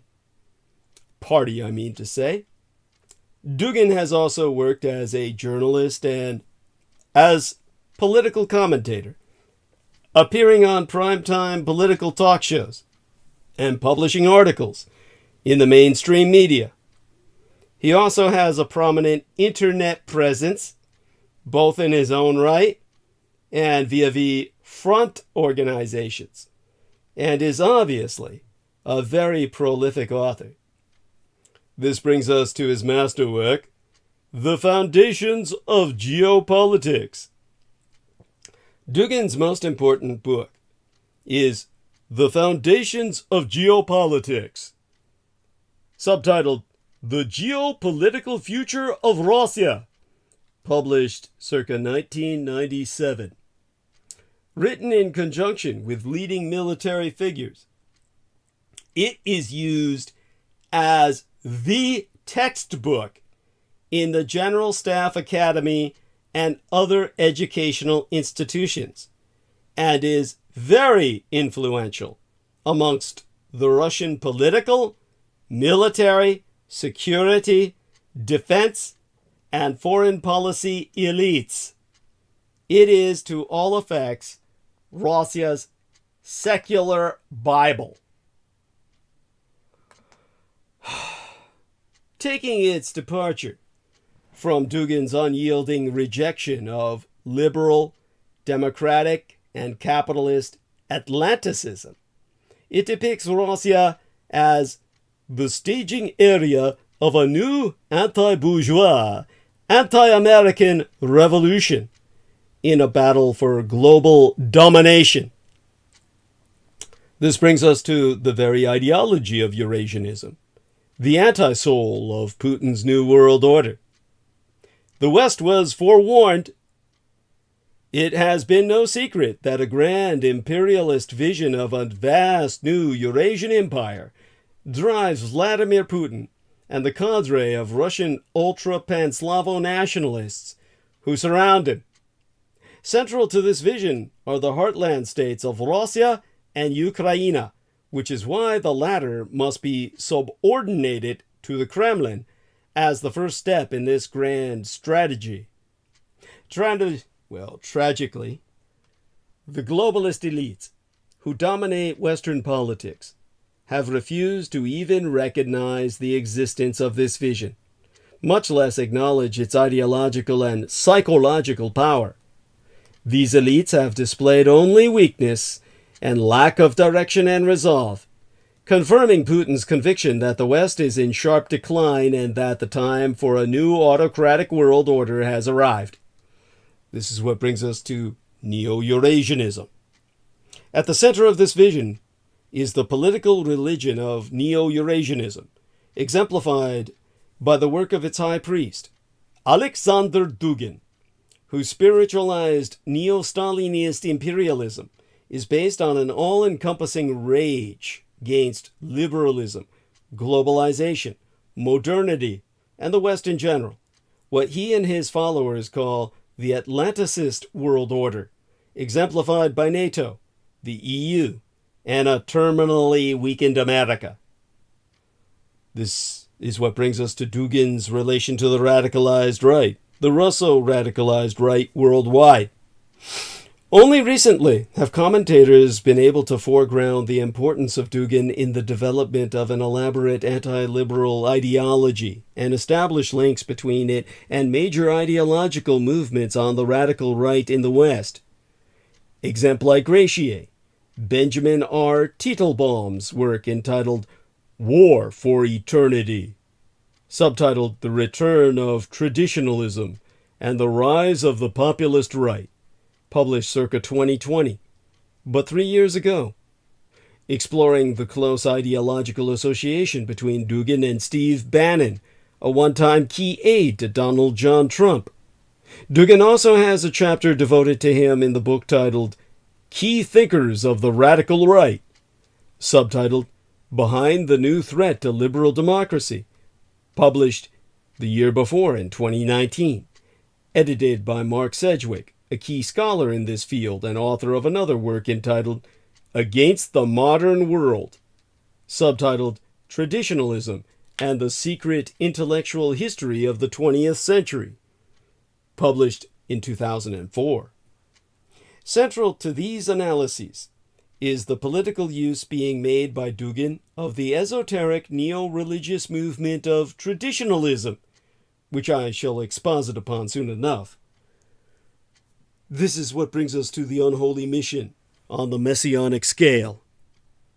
Dugin was a professor of sociology at Moscow State University, a prolific author, prominent media commentator, and political activist.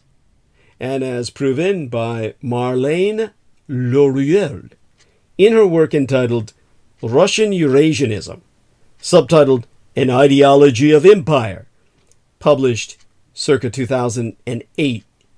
He exercises a quasi-monopoly over nationalist thought in Russia. He operates on the assumption that Russian society and Russia's political establishment are in search of a new ideology of imperialism, which it is his literally unholy mission to provide. As he makes clear in his own magnum opus titled The Foundations of Geopolitics, subtitled The Geopolitical Future of Russia, published in 1997. I read therefrom, translating the Russian for you. Eurasia and our space, the heartland Russia, remain the staging area of a new anti-bourgeois, anti-American revolution. The new Eurasian empire will be constructed on the fundamental principle of the common enemy, the rejection of Atlanticism. This common civilizational impulse will be the basis of a political and strategic union. It is the hate movement. This is what brings us to Ukraine's role. Within this grandiose geopolitical schemata, Ukraine plays an essential role, and Dugin has been an outspoken advocate of the Russian insurgents operating there, seeking to bind the country close to Russia. Along with other ultra-nationalists, he championed their cause, raising funds, recruiting volunteers, and using their influence within Russia's security establishment to provide more direct support for the insurgency. This support has been extreme, to say the least. Exempli gratiae.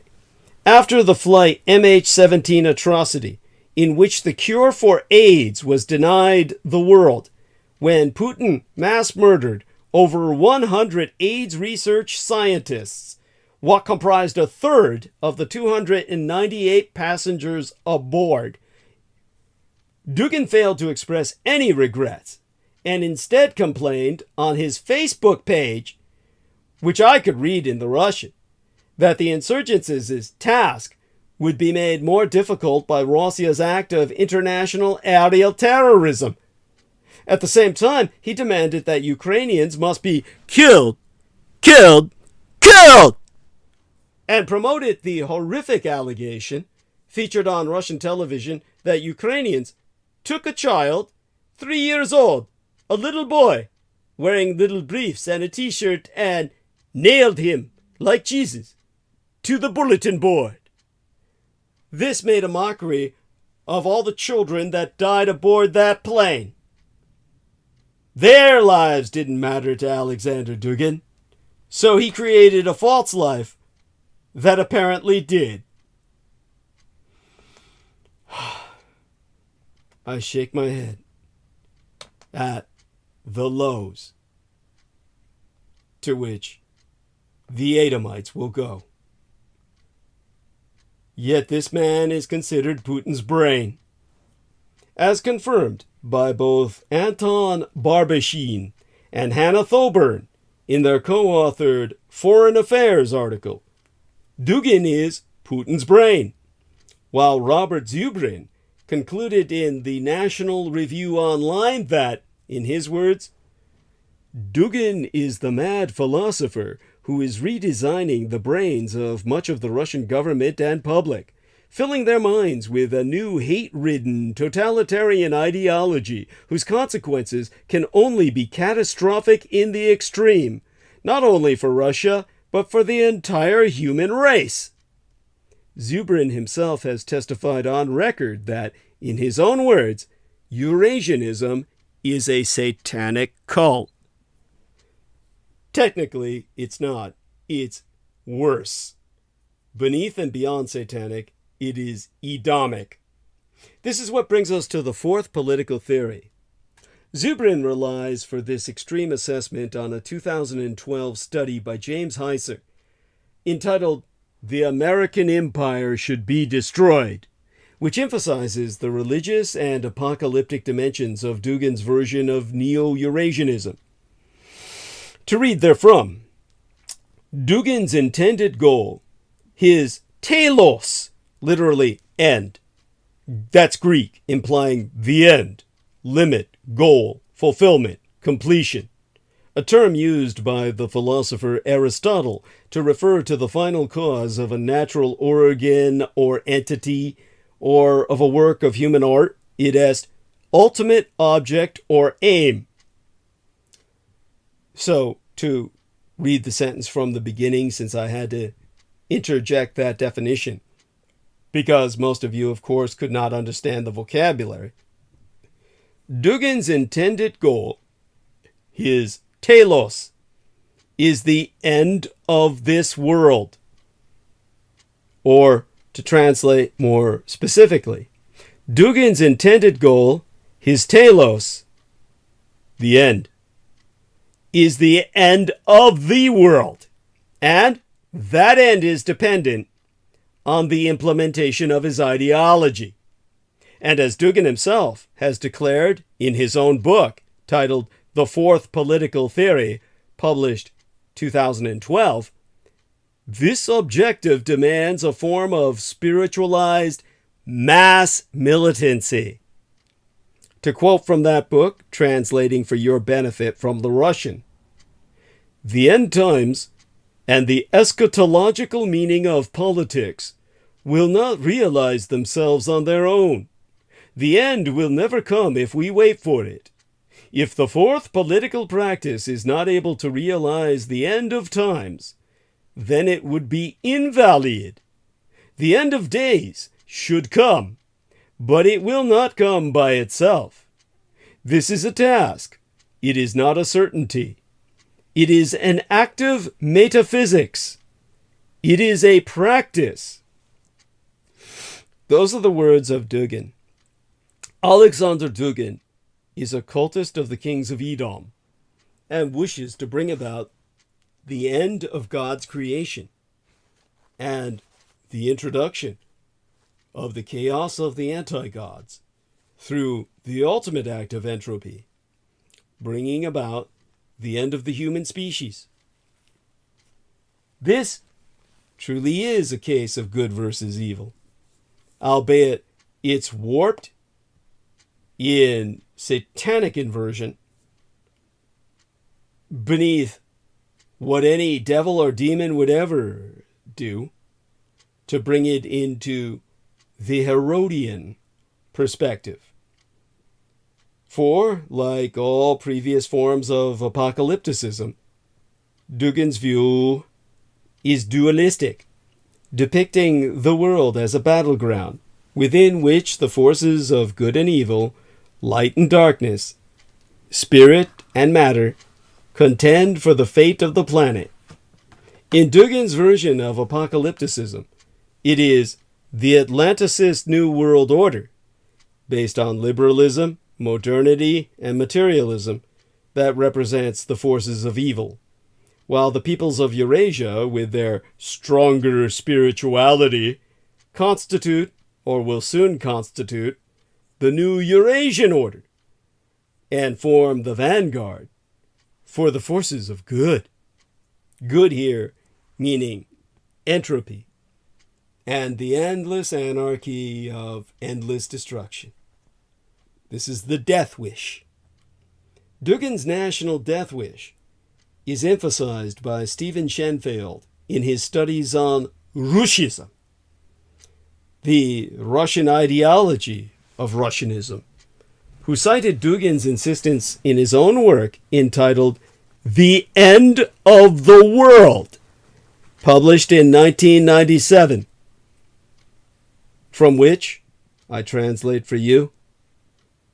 The meaning of Russia is that through the Russian people will be realized the last thought of God, the thought of the end of the world. Death is the way to immortality.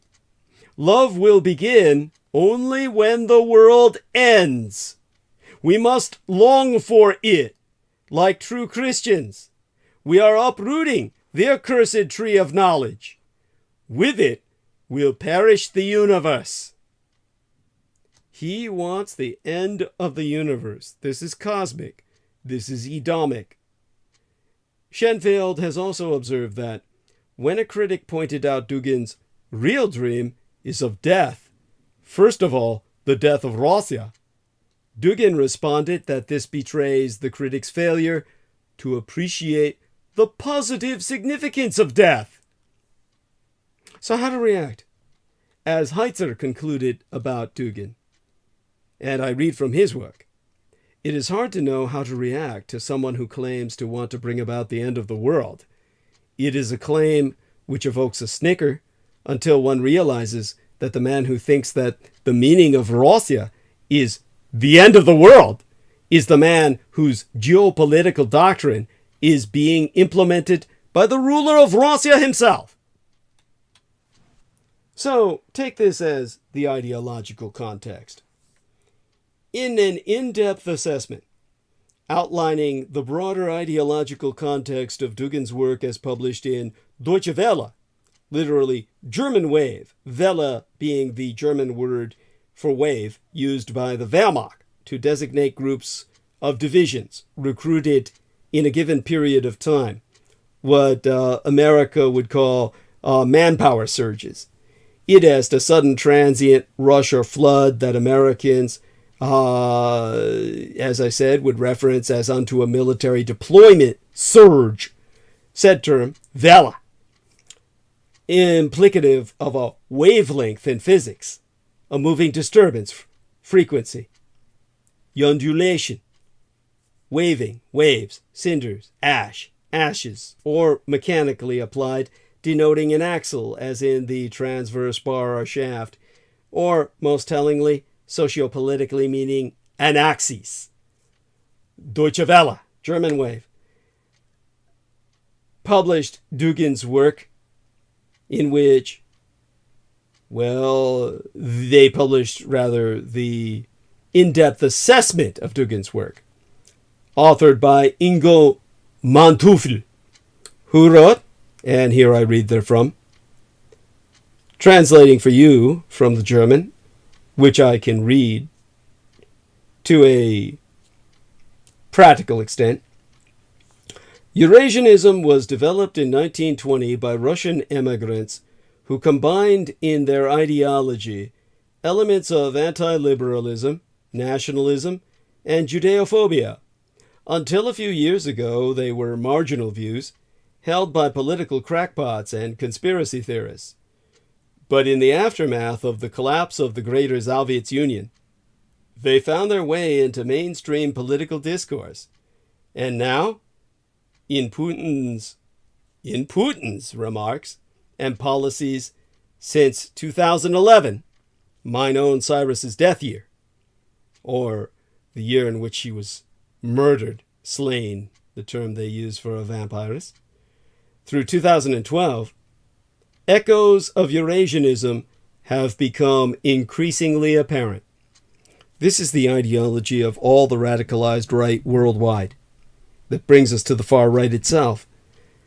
This aligned Russia with the far right in Europa, where the increasingly strong right-wing populist movements with their anti-liberal, xenophobic, homophobic, anti-American views correspond exactly to the Eurasian ideology being propagated in Russia. Unsurprisingly, Putin speaks positively about right-wing populist politicians and parties like Marine Le Pen's National Front, and consequently, Eurasianism and its individual ideological components will shape the European political debate over the coming decades. Eurasianism is not a Russian rejection of Europe, as is often erroneously thought. It's the concept of another Europe, namely an anti-liberal and anti-American one. So let's talk about this fear of Atlanticism. As profoundly articulated by Theodor Karezhik and Heinrich Mathe in their co-authored essay entitled Russia's Emerging Defense and Security Doctrine, as published in Eurasia Review on the 11th of June, or volume 11 in June of 2014, fear that the Atlantic Alliance will continue to remake the world to suit its own interests has long consumed the Russian defense establishment. To quote us therefrom, the Eurasia Review issue that I'm reading, Russian military strategists see a new world order emerging where an alternative and antithesis to the West is necessary. So speeches by the Russian defense minister and the military chief of staff revealed that the Russian security elites appear to be formulating a new Russian security and foreign policy doctrine based on the necessity for the Russian/Eurasian civilization to counteract aggression from the Atlantic civilization led by the American Empire, which intends to disassemble Russian statehood and gain global hegemony. So, this brings us to the unholy mission on the imperial scale. In response to this scenario, the Kremlin has adopted an unholy mission to preserve Russian culture and combat the moral decay promoted by their Atlanticist enemies. Much of the battle must be fought at the ideological level, and to combat liberalism, Russia must promote an alternative post-liberal statist form of conservatism, which defends tradition, conservative values, and true liberty within a new Eurasian anti-civilization of barbarism. It's all about chaos, spelled with a K-H-A-O-S, and confusion. Commentators have struggled to find a term to accurately describe this ideological position. As Aaron Rhodes pointed out in the Washington Times, it has been called, among other things, 19th century Russian Orthodox imperialism, neo-Tsarism, hypernationalism, national Bolshevism, neo-totalitarianism, neo-Sovietsism, anti-fascism, and Amero-republicanism. The simplest approach is to recognize that it has elements of all these positions, but to accept the name it gives itself, Neo-Eurasianism, and then explore in detail what Dugin means thereby. Well, he means new forms of warfare. Crucially, for understanding the Ukraine crisis, it is remarkable for the extent to which it describes the new forms of warfare that have become increasingly prominent since the 9/11 attacks and the War on Terror.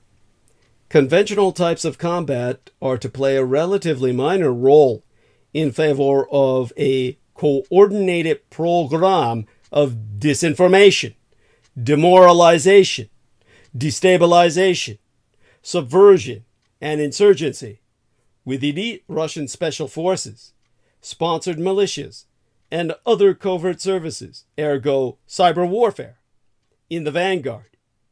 It describes in detail how Russia should use its oil, gas, and other natural resources to intimidate other countries with the ultimate goal being the Finlandization of Europa. Within this system of dependency, the United Germany would be allowed to exercise hegemony over Central and Eastern Europe and encouraged to form a Franco-German bloc as a bulwark against America.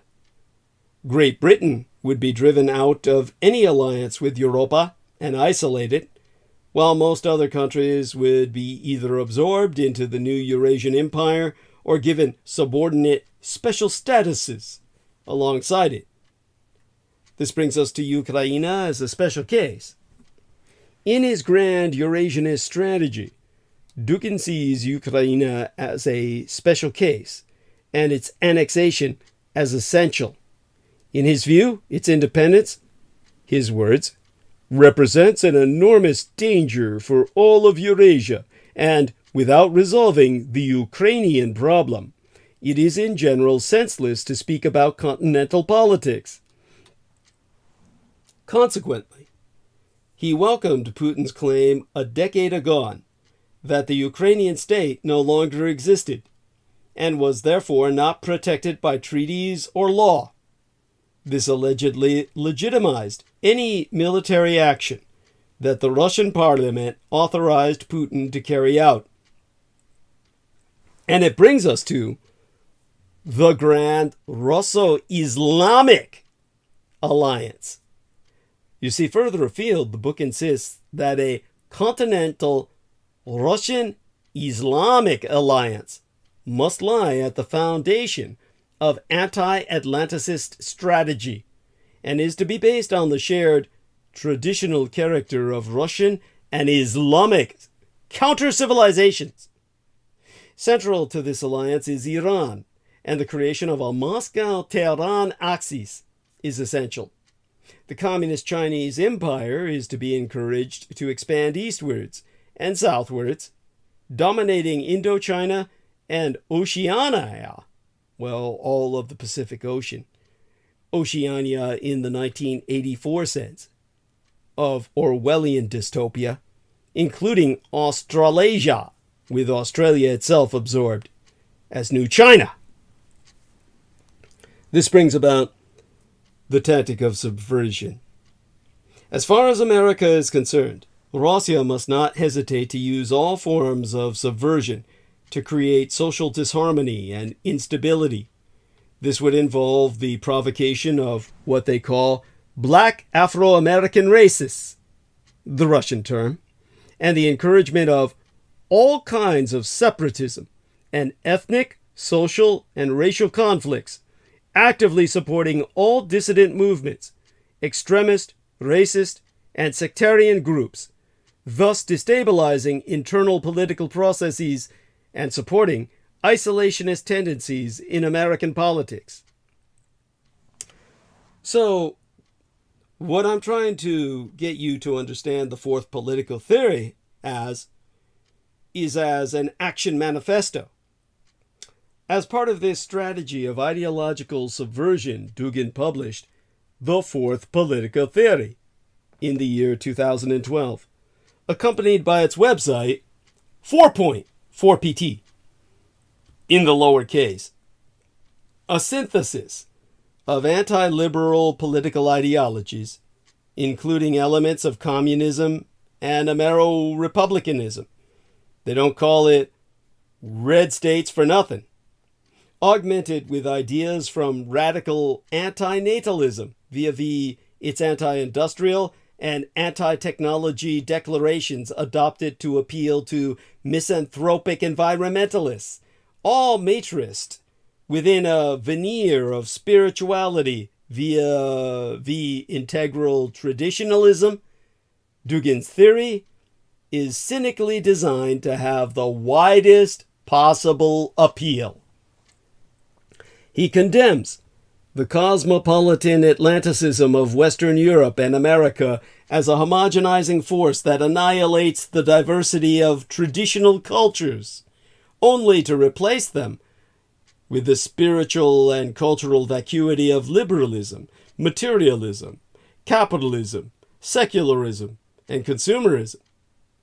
Dugin believes these are literally the forces of the Antichrist, and to combat them, he calls for the mobilization of the peoples of Eurasia, led by the revisionist Russian Empire, and absorbing all the former Soviet republics, United Germany, Central and Eastern Europe, Turkey, and Iran, thus forming a natural alliance with Islam, whilst also ensuring Russian access to warm water ports. All confounded by the evil of liberalism. According to Dugin, liberalism is an absolute evil, and only a global crusade against the United States, the West, and globalization is an adequate response. And the American empire should be destroyed, because it is the kingdom of the Antichrist.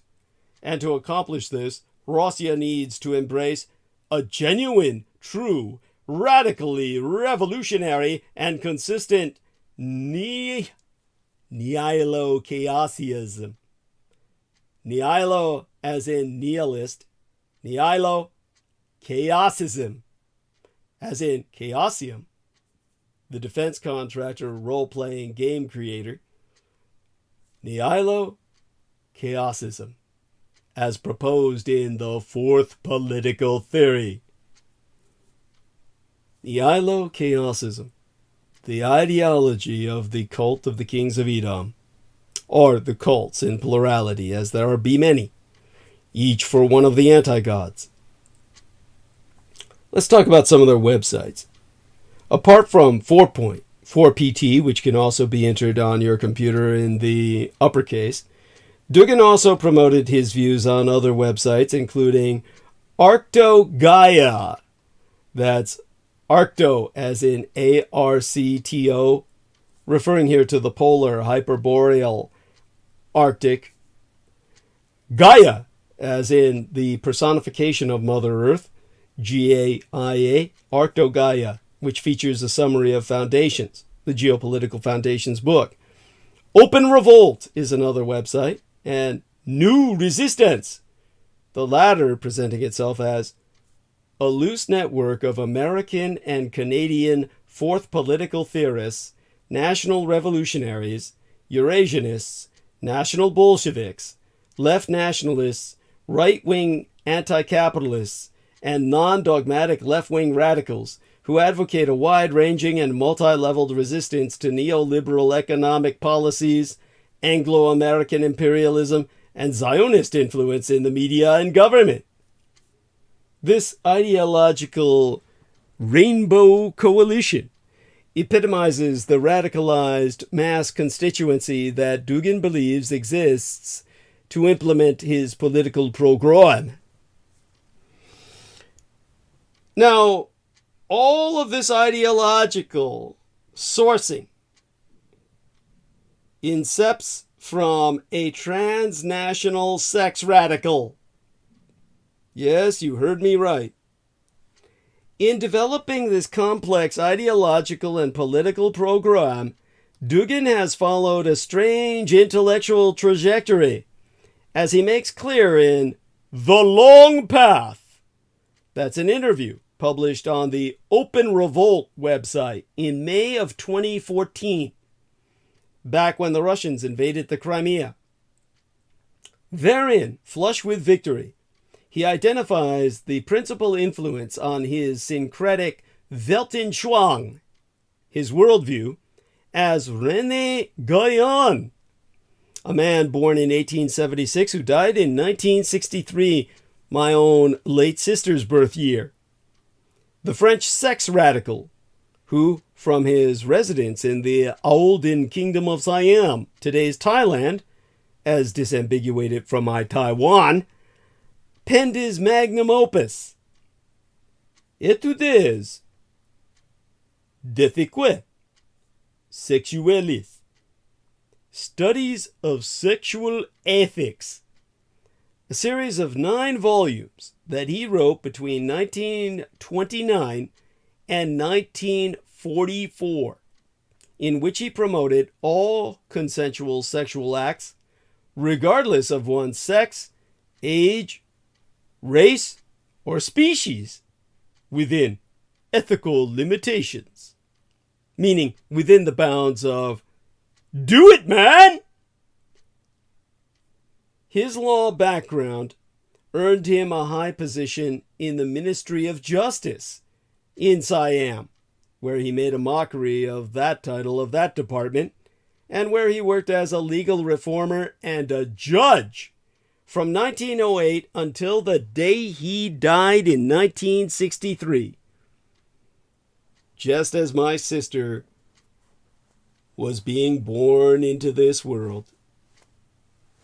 In a paper published by the National Center for Missing and Exploited Children, FBI Special Agent Kenneth V. Lanning wrote, "The Rene Guion Society, the North American MANBLA, Man-Boy Love Association, the Pedophile Information Exchange, or the PIE, the PI, and the Child Sensuality Circle, as well as the Pedo Alert Network, and the Lewis Carroll Collectors Guild, are all examples of groups that openly advocate hetero and homosexual adult child sex and changing the laws that make it a crime." So understand the PI, Pedophile Information Exchange, MANBLA, Man-Boy Love Association, which used to lurk in libraries to prey upon the vulnerable intellectual children escaping from the bullies in the playground. By the way, Amy Comu, Jesus Christ, honey, come on and help me with my French.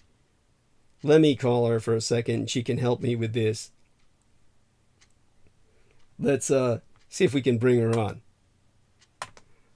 She's got no excuse. She's exposed herself as active. Here we are. Now, that shouldn't cancel my calls for the others. Oh, Jesus, maybe it will. Maybe I canceled the call already. Let's try again. Bring her on. Wasn't thinking when I asked. Probably knocked both others off the call while bringing her on. There she is, honey. So help me with saying in the proper French. Help me with the proper French for the Rene Guion Society with the studies of sexual ethics. Can you hear me? Yes, honey. Yes. Études. How do I say this? Études.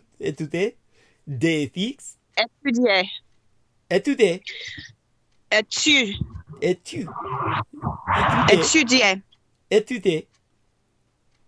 Close. It's like me trying to speak Cantonese. Okay. Yes. Understood. Étudier. Étudier. Étudier. Étudier. It's more breathy. Okay, more breathy. Étudier. Less punctuation, more breathy. Okay. Étudier. What are you looking at? The Guillaume Society is what you're looking at? Yeah, Guillaume Society. I'm looking at Studies of Sexual Ethics, the book, that 9-volume book he wrote. As a matter of fact, let's look that up together. Guion studies sexual ethics. That way I won't be fucking it up by trying to remember it from memory. This is so important. This is one of the most undiscussed topics about sexuality. Yes. That people can't even begin to address because of their own hang-ups. Yes. It's so important to talk about sex and children. Yes. And to do it in a way that's not, you're not trying to hurt children. You're not trying to promote adult child sex. Yes. But you're trying to make, like in the Reichian therapies, like to make it known, like the idea that these two children who are cuddling and showing affection in a field, like that's adorable and poetic. Mm-hmm. But when you take that and put that on a stage, mm-hmm. that's when it becomes a little bit foul and voyeuristic.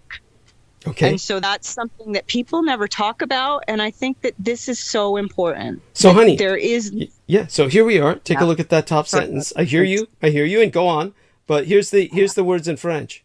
Études d'éthique sexuelle. Can you see that on my screen share, honey? Small, so I have to bring it up. Okay. Let's see if I can make that larger. Control. There we are. How's Sexual that? ethics. There we are. So Étude. it's moving. Hold on. Yeah. Étude. Let me make it smaller now. It's too big. Yeah, études d'éthique sexuelle. Yes. Okay. Does that sound right? Like, études d'éthique sexuelle. So if somebody else speaks French and they think that I'm wrong, I'd love to be told that I'm wrong. But yes, I've not read this. And it looks like it was printed in 49. Reprinted in 1949. Reprinted in 49. Yeah. And you're saying it's 9 books? Yeah, it's 9 volumes. 9 volumes, yeah. I'm sure there's a lot in there. The only one, like, Reich is the only one. Oh, and the Kinsey guy. I know that he's not as pristine as he might have been presented by the media when they made that film. Yes. He did what he did, though. Supposedly collected every bit of pornography that they could between him and the Vatican City-State Library. I guess they're neck and neck for, all the world's collected porn. We need to get in there, Douglas. What's We need to, people listening, get Douglas and I into the Vatican Library. We got some books we need to look up. We need to look at the Magi. We need to look at the Revelation of the Magi. Yeah, I imagine that the Vatican has a lot of things that people just don't get to see, and that would be super fun to go through their library and see what they've been hiding, right? Yes. Personally, I'd prefer to go through the Kinsey Library myself, but yeah, the Vatican's second best for me. I mean, that's the, shall we say, in my more lurid moments or just more vulgar moments. But yeah, the Vatican City-State Library would be enormous. I mean, you wouldn't know what to do, where to go. There's just too much. You'd be faced with books and works that some of them you'd have to figure out how to even open, because they would be almost like in lockboxes in their original form. So in a vacuum, you'd have to enter a vacuum to touch them so they don't disintegrate. Some of them would be like that if they have them on proper, which I only imagine they would have them in proper preservation situations. You'd probably need, somebody attendant. They would probably have an attendant go with you for situations like that. But would we even be able to read half of those books if they were rendered available? It's more like something that certainly some of them, like the Devil's Bible, that would be, you'd be just overwhelmed by the illustrations enough to knock your socks off, aside from the writing and all the rest that would have to be like studied for a while to even translate, I would presume. But so again, for our listeners, if you could say this in the French, let's see if I can mimic you. Étude, or étude, more breathy, right? Étude. Yeah. Diapique. Étude. Yeah. Étude. Étude. No, there's, yeah, Okay, étude. Just étude diapique sexuelle. Bravo. That was the best yet. Thank you, honey. That was really good. Okay. I love you. Yes, so stay on with myself, and Okay, I'm gonna mute though, because you're on a good thread. I just, it was a little dark when I got on all the Dugan stuff. It's dark. Yeah. Like, that's not great. But well, anyway, this is a great topic. It's super. Before I get back on the thread, do reemphasize what you can about the difference between, say, for instance, innocent child's exploration of each other's bodies, which happens all the time anyway, and that of the voyeuristic element when adults suddenly exploit that. So you were mentioning some of the studies by Reich. Could continue along those lines. Yes, go on. Yeah. So the thing that really is important to express is that a lot of children are exploited by other children and don't have a method to become able to talk about it. There's no discussion of this in a lot of cultures. Like, there's no speaking about your sexuality as a child or the things that happen to you because of other children. Sorry for the car. No, that's fine. So yeah, the Reich study was a really brief essay of his that was it was just asking the question, like, what is that difference between looking at the innocent child and their exploration of each other's bodies, as you said. And then when that becomes a play or a drama, or like if you're filming it, then or part of a theater, then it becomes something dirty and foul. And he was really it was such a short essay that he'd written. I'll have to find it and then maybe figure out how to get it to you. But yeah, I just feel like this is so important for people who are burdened with that experience, where they in their childhood had an experience with another child that became a shameful, guilt-ridden event. And then there's no discussion about it, and then it gets perverted, and then they start acting on it as an adult instead of being counseled and comforted and validated in the experience from their childhood. I've got a lot of traffic here. I'm so sorry. No, that's fine. I mean, we hear you very clearly. And yeah, we hear you very clearly despite all the traffic. Are you in your mobile home, so to speak? I'm sort of in between everything as usual, but it's so nice. We've had such beautiful weather. Like, it's actually been really hot this last week. Like, the rivers are still cold, but it's like enjoyable to be in the cold river because it's been like 90s. It's been really warm here. So yeah, I'm enjoying it. I'm doing really good. If anybody's worried about me, don't worry. I'm totally fine. Oh, that guy has a really big truck, which we all know what that means. Oh my God. Okay, I gotta move away from the road. There's people going to work and such. Oh, okay. Okay, understood. I'm doing fine. I'm with my friend, which is good. I was in New Hampshire for a little while. I know I sent you a little letter while I was parked in New Hampshire. Yes. But I'm doing really good. It's super nice out. So camping is like it's like almost better than having to stay inside. Like, it's really so much nicer than, being stuck in an office. Yeah. Well, do me a favor, stay on the call with us and just fade into the background, interject whenever you feel it will be constructive, and I would appreciate that immensely, okay? Well, I go back. I will do that. Yeah. Thank you. Thank you. Okay, wonderful. So we're tethering the call on this wonderful young lady who is helping us maintain audio quality. That way I can monitor what I say with her in terms of how audio quality sounds. She'll interject if she feels it's constructive. Now, according to European Union reporting rules established over 20 years ago, circa 1999, prostitution must be included in national statistics. The Center for Economics and Business Research Limited, which is a London-based think tank, then figured illegal prostitution was a $2 billion United States dollar a year business in Great Britain alone, averaging $16,500 US dollars a year in tax-free income for 115,000 prostitutes. Since the cost of inputs was minuscule, this sum dropped to the bottom line of national income statistics. Now, when we try to think of this on a more international scale, Lin Lien Lim, that's the lady's name, Triple L, just like I'm Triple D, and she bears my late and sainted mother's surname, my Chinese familial name from my Chinese side of my mother's families, she being both half Japanese and half Chinese from the Chinese side, the name is Lin.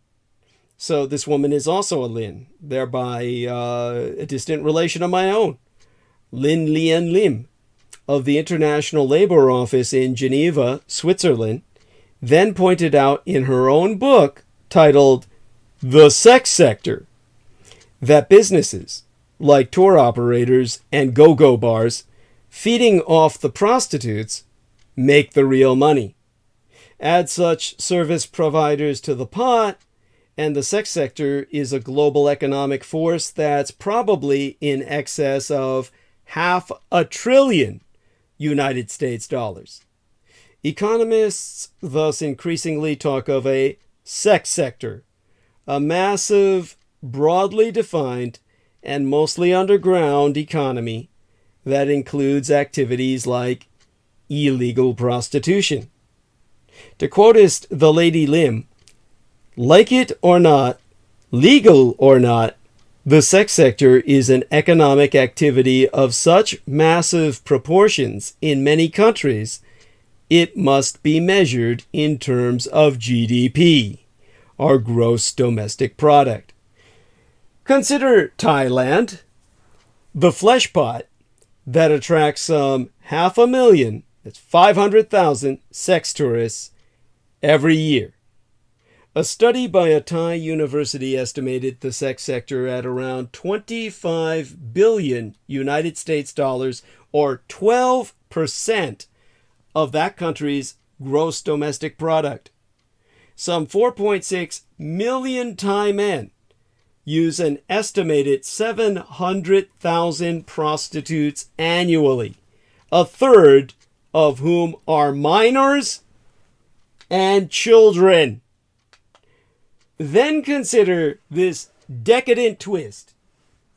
A chief surgeon in Bangkok, according to press accounts, claimed Thailand had become the preeminent country in the world for sex changes, with 35,000 transsexuals on surgeons' waiting lists. The doctor argued the sex change business, if properly developed, could help Thailand's economic recovery.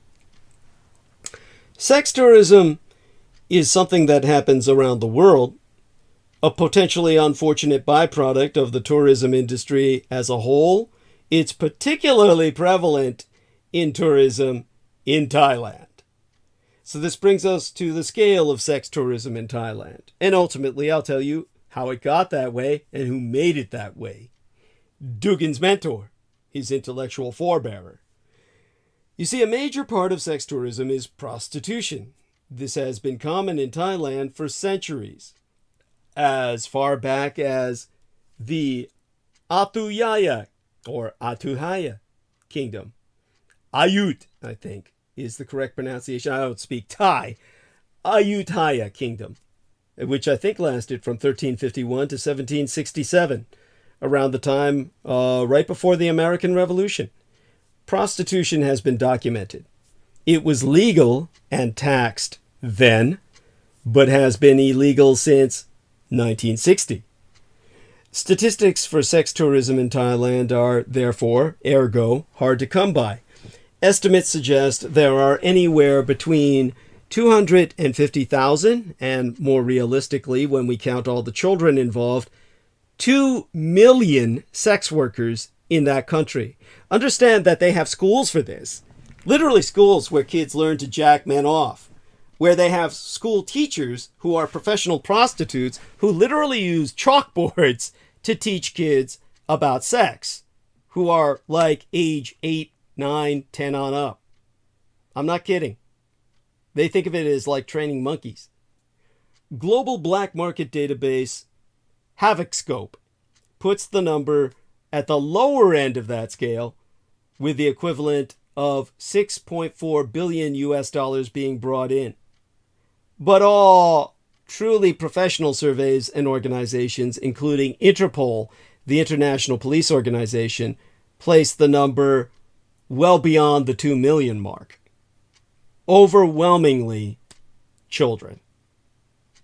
Either way, sex tourism in Thailand is a big deal.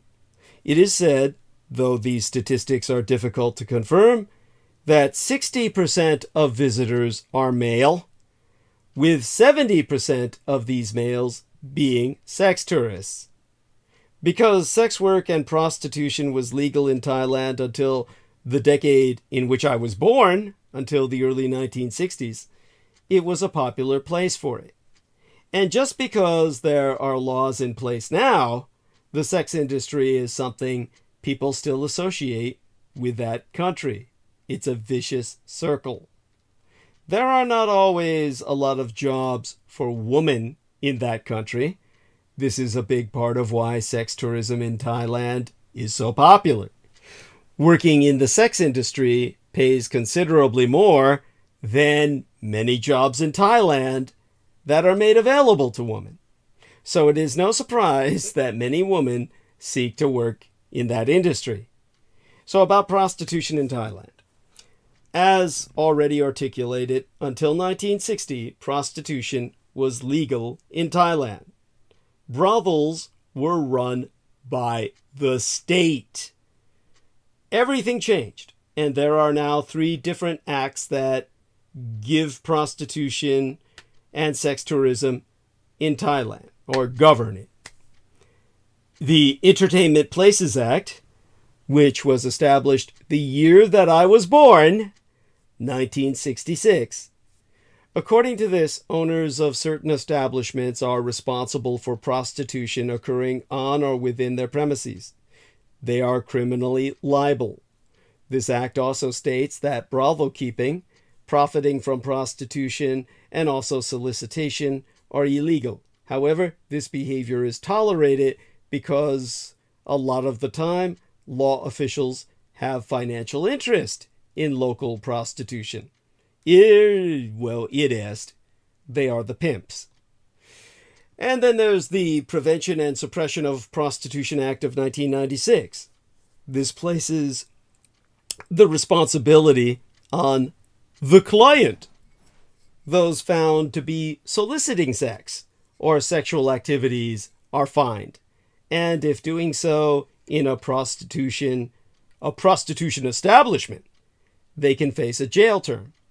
The law is not usually enforced in private places, but owners of prostitution businesses received heavier penalties too. The act has a particular focus on child prostitution and trafficking. Punishments vary, getting worse as the age of the sex worker gets younger, theoretically at least. Traffickers themselves receive heavier fines and long prison terms as well, supposedly. And then there's the Penal Code Amendment of 1997, and this act punishes the sex workers themselves. It does not label prostitution as illegal, but states that anyone living off money earned by prostitution will be fined and placed in prison. This extends to people living with prostitutes, receiving money from prostitutes, or helping them settle disagreements with customers. So that means that a prostitute who has children who receive money from her, those children will go to jail. That means if you just happen to be living with a prostitute, you will go to jail.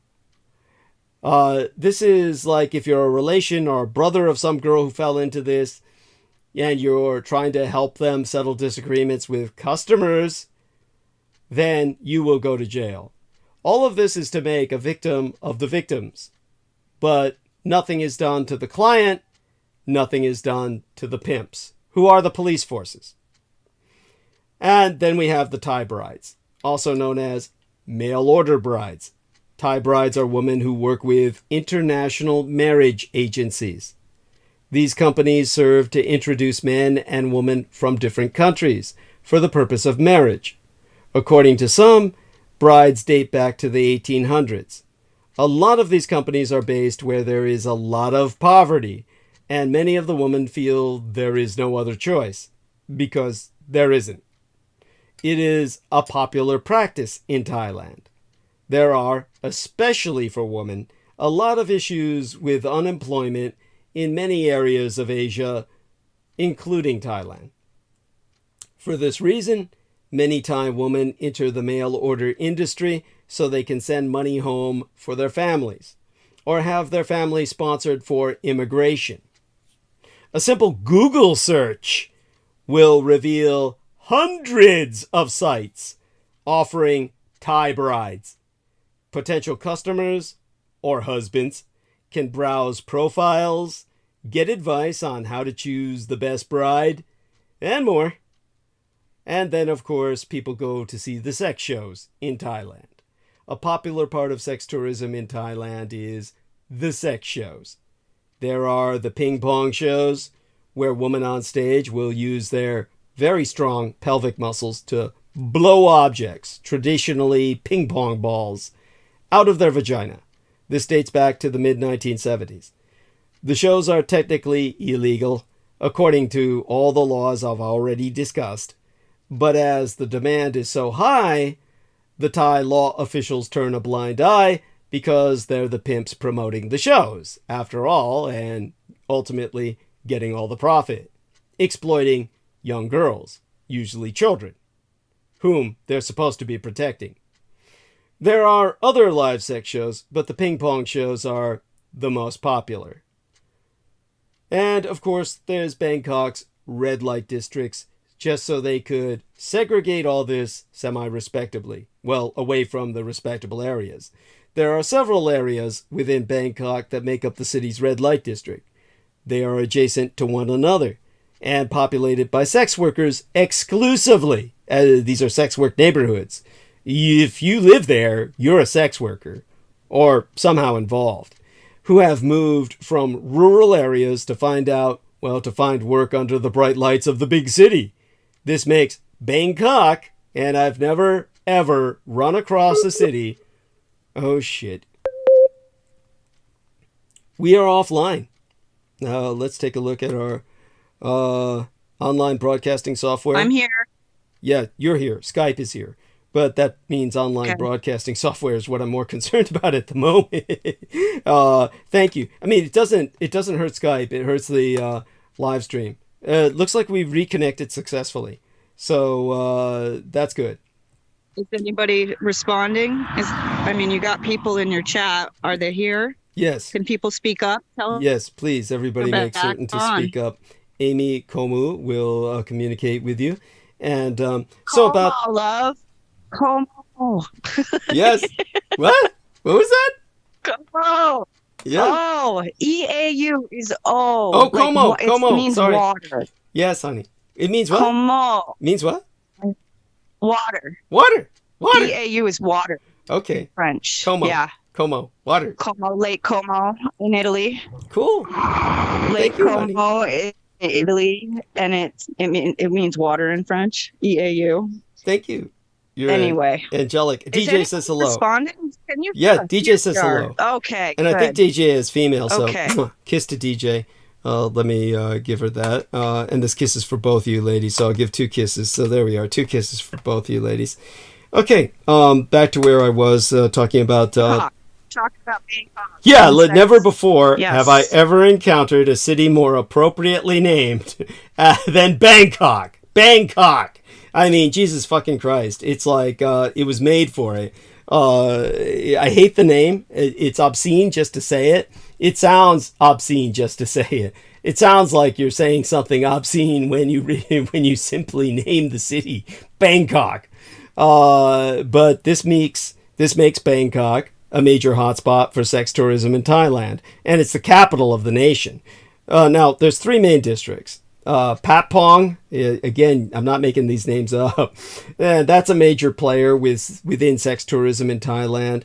The major player in terms of that sex culture is go-go culture. They're stuck in the past. Pat Pong is where that all started.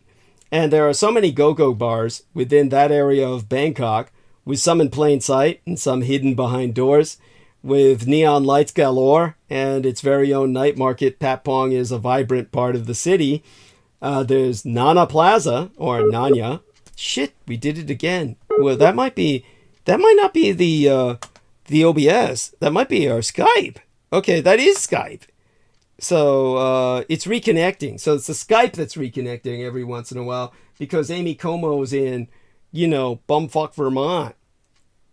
Any rate, I hope you all can hear me. So everybody do make certain that you maintain contact in live stream. DJ says thanks. Mwah. Yes, honey. Now, when it comes to Nana Plaza, since the early 1990s, there's been a night market at Pat Pong, and its popularity has helped sex tourism in Thailand soar. And with the feeling of a city that never sleeps came something else. Ñaña Plaza. So there's this 3-story building described as the world's largest adult playground with short-time hotels, rented out by the hour for sex, and over 30 bars. And finally, there's Soy Cowboy. This is where you'll find even more go-go bars. And despite being a relatively short street, Soy Cowboy is extremely important for sex tourism in Thailand. It is the home to over 40 go-go bars. And similarly to the area of Patpong, you will be surrounded by neon lights, friendly staff, and average drink prices. And finally, the other cities. Phuket, as many people call it, Phuket. That's not how it's pronounced. In Thai, it's actually pronounced like Bangkok or Patpong. Just another obscene name. It's pronounced fuck it. And there are the fuck it go-go bars. You will also find go-go bars in Phuket. Patpong Beach and the surrounding areas are said to be safer examples of sex tourism in Thailand. Most go-go bars are situated on and around the Bangla Road in Patong, and the shows are not particularly male-oriented. Then there's finally what's called the Pattaya Walk-in Street. This is the biggest and busiest party hotspot in the country, and therefore a prevalent place for sex tourism in Thailand. And with go-go bars, over 80 of them, and ladyboys, plenty of side streets, and a lot of public transport, it's easy to see why Waking Street is so popular.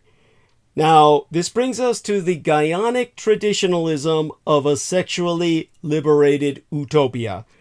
How did all this come about? How did this happen? What made this mockery of the human spirit? We begin with the esoteric form of spiritual philosophy called traditionalism, which forms the intellectual foundation of Alexander Dugin's thought, and he explored the field and its relevance to the Russian situation in works like those titled The Ways of the Absolute, printed in 1989, The Templars of the Proletariat, published in 1997, and The Philosophy of Traditionalism, circulated in 2002, wherein he emphatically declared, Alexander Dugin, his words, "Traditionalism is the philosophic focus of all my later developments. In my early youth, I was deeply inspired by traditionalism of René Guyon. That was my definitive choice of camp, on the side of sacred tradition against the modern and postmodern world. This choice and all consequences are still there in the present. I firmly stand for spiritual and religious values against actual decadent, materialist, and perverted culture." I mean, what a strange term to use, considering. You see, because René Guyon's work entitled Studies in Sexual Ethics, that was, well, the book copy I've got is from 1948, the republication, outlines principles of sexuality and a concept of sexual freedom that resonated with many sexologists in the first half of the 20th century. His American translator, George Russell Weaver, explains that René Guyon dreamed of and hoped for a future pro-sexual society. This was said by Weaver in 1986. Page 378 of one of the summary books I'm looking for. Condensation. Looking through it right now. Just found it, opened it. He calls the volumes, 9 volumes of the original work, the most monumental and important work on sex ever written, a complete blueprint for sexual relations in the world of tomorrow. He said this in 1947 on page 111 of this summary book I'm flipping through. Now, Guyon GUYON was a practical idealist.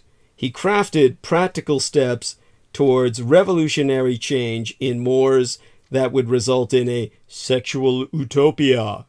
He envisioned himself as a crusader for sexual freedom and for the emancipation of the sexually enslaved. By this he means enslaved to their own repression, where they would finally let it all out. So he really was a crusader to emancipate the sexually repressed as opposed to the sexually enslaved.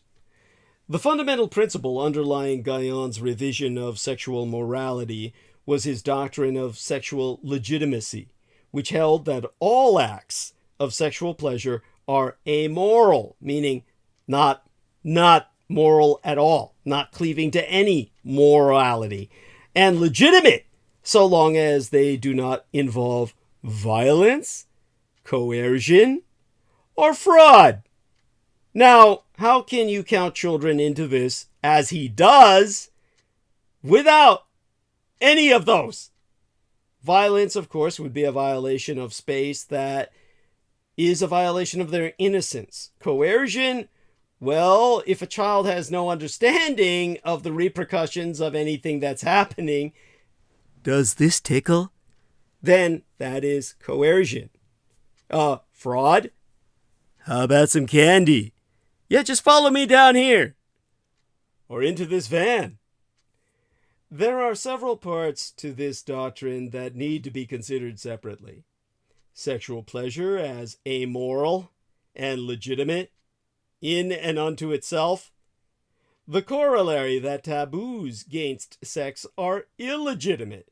And finally, the limitations placed on sexual acts based on the notion of mutual consent, nonviolence, and honesty, rather than deceit or fraud.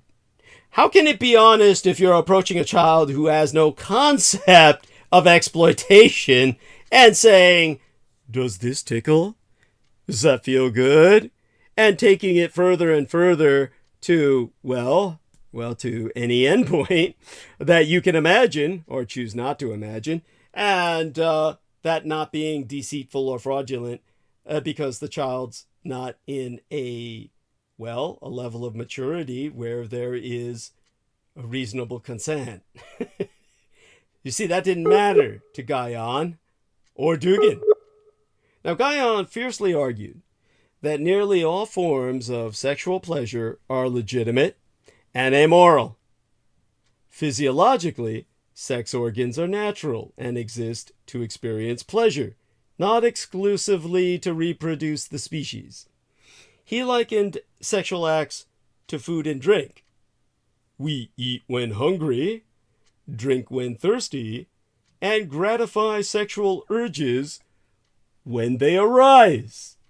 I mean, how's that for a 007 license to fuck?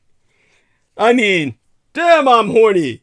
I'm stuck on this desert island with this family, and the parents died. Or I killed them in their sleep. But I got these kids, and I'll just release my frustrations because, they're not protesting. Because they're not of age to understand that there's anything wrong. I'm sorry, this is just horrific. But this is what he's promoting, and this is what the Russians are promoting. DJ says we can hear you. Thanks, honey. You have no idea how much I need that. Definitely need that as a reinforcement so I can continue to go on. So understand that Guyon basically was saying that these are essential human needs outside morality. The right to eat, the right to drink, the right to breathe oxygen. Feeling rather breathy at the moment, as a lot of perverts might be feeling just at the description of the scenarios that I've proposed. He says, about 1953, A republication of Guyon's work on page 341 cites, "The right to sexual satisfaction is just as inalienable as the right to eat." Guyon encapsulates this idea in what he calls the mechanistic theory of sexuality, in which he argues that all sexual objects are legitimate to use for the purpose of sexual pleasure. Now, this is on pages 430 through 431 of this particular volume. He says it doesn't matter what one uses, if anything, to achieve pleasure or what erogenous zone is stimulated. It could be your hand, someone of the same sex, your sister or brother or son or daughter, a vegetable, dildo, pornographic images, nudity, a dead body, that's necrophilia, excrement, that's coprophilia, or exhibitionism. It's not a stretch to imagine why, in the mid-20th century, transnational homophile organizations, such as the International Committee for Sexual Equality, found in his ideas, support for the legitimacy and decriminalization of homosexuality. Understand he also included animals in this. If you happen to have a cow, a sheep, a pig, a goat, a chicken, a duck, whatever's around that has a warm receptacle waiting for you to plug, just go for it. It's there to release into. Believe me, I'm not advocating any of this. I'm not effusing. I'm explaining to you this is the Russian political ideology from a Frenchman who turned Thailand into a sexual dystopia. For Guyon, it did not matter what part of the body is stimulated. Oral, anal, or armpits, inside or outside the vagina, with or without a penis. Orgasm was treated similarly as a psychophysiological, almost mechanical response. Sexual organs are not shameful. They are just like the nose or the tongue. The only conditions he considered truly abhorrent were chastity and virginity. The glorification of chastity was sheer claptrap that went against nature, while he considered the concept of the virgin an absurdity, a sort of monstrosity. He went so far as to argue that the chaste individual is not a valuable or desirable member of society. And that is emphasized, underlined, italicized in his original print, as it was reprinted in 1961 on page 254 of this particular volume I'm reading, that one's genital organs would atrophy if not used, and that a lack of sex would lead to illness. So there's several volumes here which I'm switching back and forth from. If you haven't guessed by now, I'm not going to cite the pages on all of them, but it's one of these things where, of course, I don't want Amy to think I hung up on her. Let's see if we can get her back. See if that tries to connect. So, for Guyon, human bodies were created as erogenous zones. By the way, the call dropped. I didn't want you to think I hung up on you.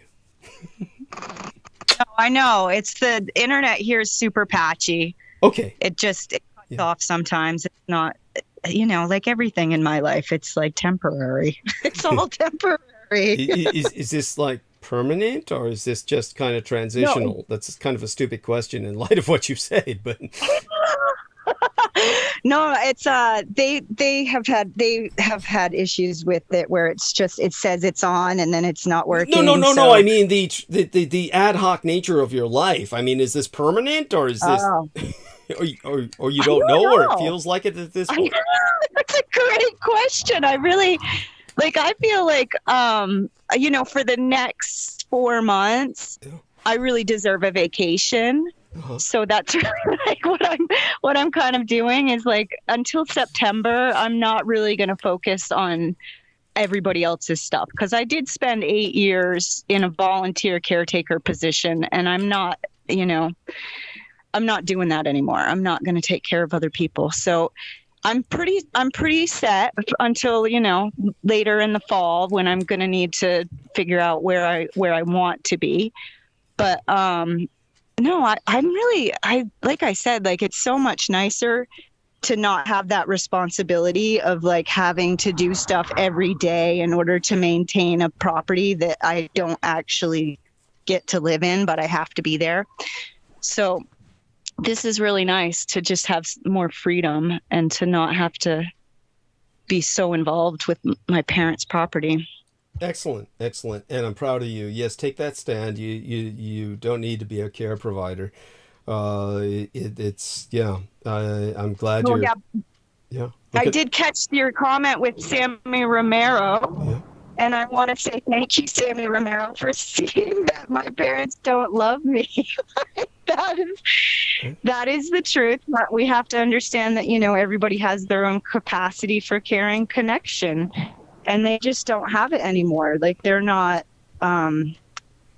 capable of being in a bonded, caring relationship. And I'm not blaming them. And I'm not saying that it's like, that it's their fault in any way. They're too sick. They're just not, it's like your mom with her head injury. Like you're not going to blame her for not being able to care for you anymore as a mother. Like I can't blame them because they're too sick to be aware of what they're doing. And then, essentially it was my brother who got control of their finances and then, made it impossible for me to be at the property. So I'm not upset with my parents in any way, but it's true. Like they don't have the capacity to care. And that's, I think, maybe Brendan Zoget and I could come on and talk about what nursing does to mothers, like how being a nurse and caring for others as a rule is just it. I guess the best argument for that is the book about how nurses eat their children. Wow. So there's an essay that somebody wrote back in the 90s. It's titled "Nurses Eat Their Children." Wow. And I think it's true. I think it is, it's such a depleting role to be a caregiver like that. But I want you to stay on this topic. Yes. I want you to stay with the sex trafficking, with the prostitution that happens across international lines, that's supported by the military, by politicians. Nobody discusses this stuff, and we need to have a more open and honest conversation about how we're going to handle this. Well, I appreciate that profoundly. Of course, what I'm concentrating on right now is talking about the ideology that has rationalized so much of this. So that's what's important, because it turned Thailand into what it is today. The single individual effectively ruled Thailand and reconstructed it in his image. So this is Goyon. Goyon did this, Rene Goyon. And so I'll continue with that. Thank you, honey. So for Goyon, human bodies were created as erogenous zones, and everyone had the right to exercise freely their sexual preferences so long as no violence or act of deceit was committed. But, therein lies the rub. Sadism, because it infringed upon the liberty of sexual partners and involved violence, was one of the few acts that he did not support as belonging within the sphere of sexuality. He believed that sadism, like mass murder, resulted from sexual repression or sexual abuse, so it and other neuroses would disappear in a society founded upon sexual freedom.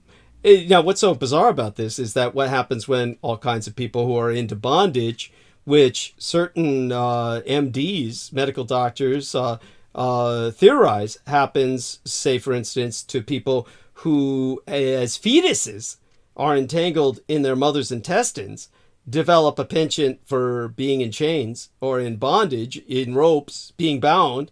What happens to people who enjoy it? So his own contradiction in this regard speaks for itself. But he was arguing that, in fact, any repression of this wide range of what he considered physiologically natural, legitimate sexual acts would result in neuroses. So he's trying to posit sadism as a result of repression, when in reality, of course, it could be something quite different, as many MDs have theorized. And some people are born innately with that particular proclivity. And therefore, if people are voluntarily engaging in it, why would that bother him? It's just insanity. In other words, Guyon argues that sexual aberrations or perversions do not exist a priori in nature, but are created by social conventions and sexual taboos. He believed that taboos merely strengthen the desire for that which it seeks to combat. Taboos compel the act that breaks the taboo. Unlike other French philosophers before and after himself, Guyon's theory of pleasure did not hinge on any form of transgression. Violence was a form of transgression, which made it central to Georges Bataille's and Sadian notions of sex and the erotic, but not to Guyon's. Whereas Bataille eroticized this process, Guyon preferred the removal of taboos, which he did not find erotic to transgress, in order to engage legitimately and freely in the erotic act. Taboos stemmed ultimately from the construction of a moral hierarchy of sexual acts, with legitimate sexual intercourse for reproductive purposes within heterosexual monogamous marriage at the top.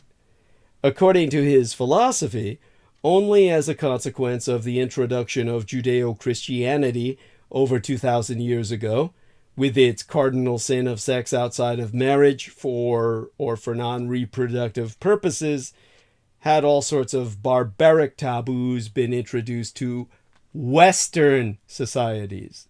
This is his fixation, not mine. The vehemence with which Guyon criticized the hypocrisy of Western morality is seductive in tone. To read from his writ: modern sexual life, as it has issued from 2 millenniums of Christian dictatorship, is indeed profoundly immoral. This immorality is not the kind supposed by the anti-sexual moralists. The immorality from which we suffer is falsehood, hypocrisy, and cowardice, with all of which vices we are drenched. Married couples clandestine in their infidelity and ending by murder, parents and children endlessly wrangling about the limits of authority, brains disordered by continence, characters embittered by window-dressing chastity, which is belied by dreams and by autoeroticism, sexual acts performed as furtively as theft, the lying utterances of those who publicly condemn what they secretly practice, servility in the face of the increasing violence of purity fanatics, the outrageous persecution of those who lead a natural sex life, the deliberate blunting of our intelligence when we come to examine the code of sexual morals, combine to make our civilization a scandal and a hissing. Now, Guyon's anger and disdain are palpable. He believed that the hustle and the bustle, the speed of modern civilized life, and the introduction of sexual taboos, including the most invidious one of the cardinal sin, all crippled Western society. Western civilization was steadily more exacting because of its repression of sexual acts, which led to all types of neuroses that manifested in the crimes of Jack the Ripper, flashers, drug addiction, lynching, and even the Russian Revolution. The restrictions imposed on sexuality by Puritans have created for mankind a civilization which is essentially a civilization of sexual slavery. This is what he means by sexual slavery, is repression, that will ultimately cause the downfall of modern societies. Now, in his vision of a sexual utopia, Guyon believed that marriage and the family required reorganization, but that this could be accomplished without harm to the social order by allowing a variety of arrangements such as free unions, polygamy, legal concubinage, the legal concubinage or trial marriage, another concept of his, companionate marriage, homosexuality, prostitution, and so on. These were all more or less considered equivalent contracts. His ideas about the state's role in reproduction, well, there's no point in covering that here, because he created Thailand, rebuilt it in his image, remade it in his image, so you see what you can see manifest. You can see his state involvement manifest therein, but entailed state-run institutions for women who desired to be mothers or procreatresses, and for children who may have parents unsuited by temperament to other or otherwise to raise them. So he did think about state orphanages that would take these children in and then raise them to be, well, obviously fucking each other day in and day out, since there's to be no limits on sex. He was otherwise against all types of sexual censorship, including pornography and all anti-sexual intervention in private and social life. Although monogamy, or what he calls individualized love, is allowable, it is preferable to have sexual companionship guided by sexual pleasure, non-monopoly of partners, and mutuality. Courtesanry.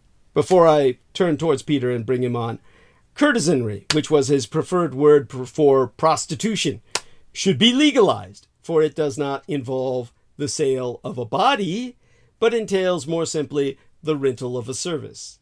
These and other radical ideas about pimps, venereal disease, and brothels fill all his later volumes.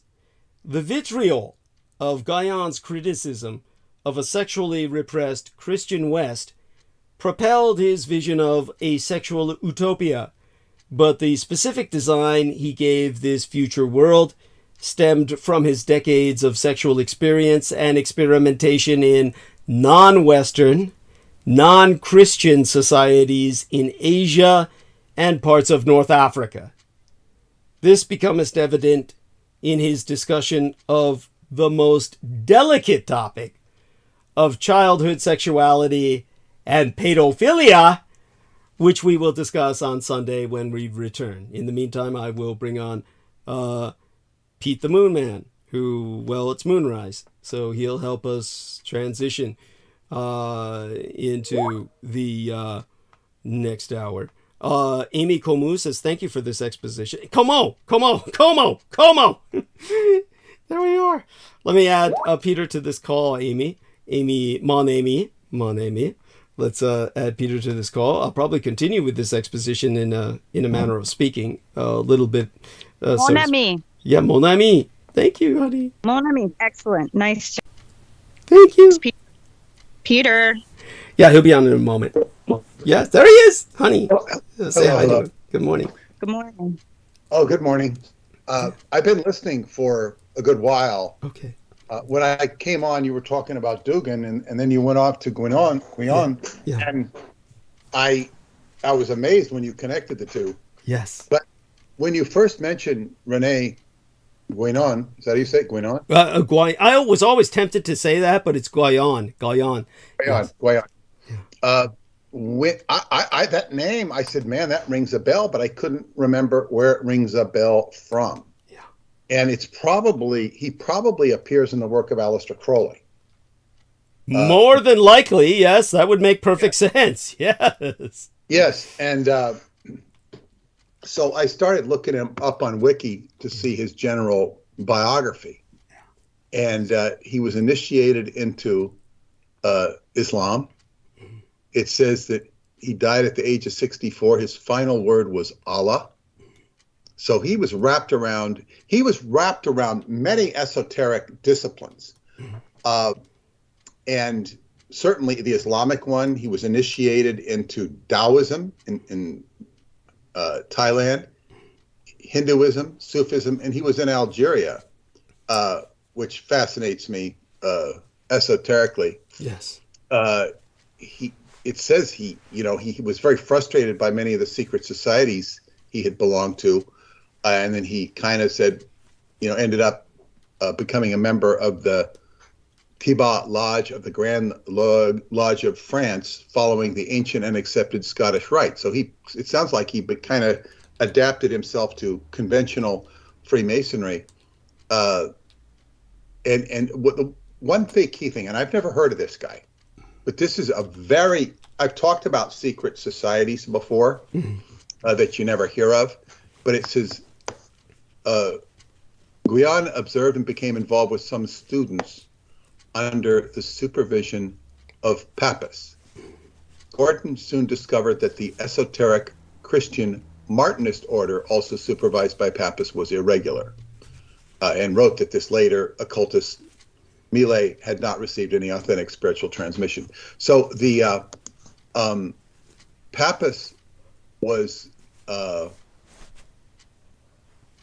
there was an esoteric pseudonym for Gerard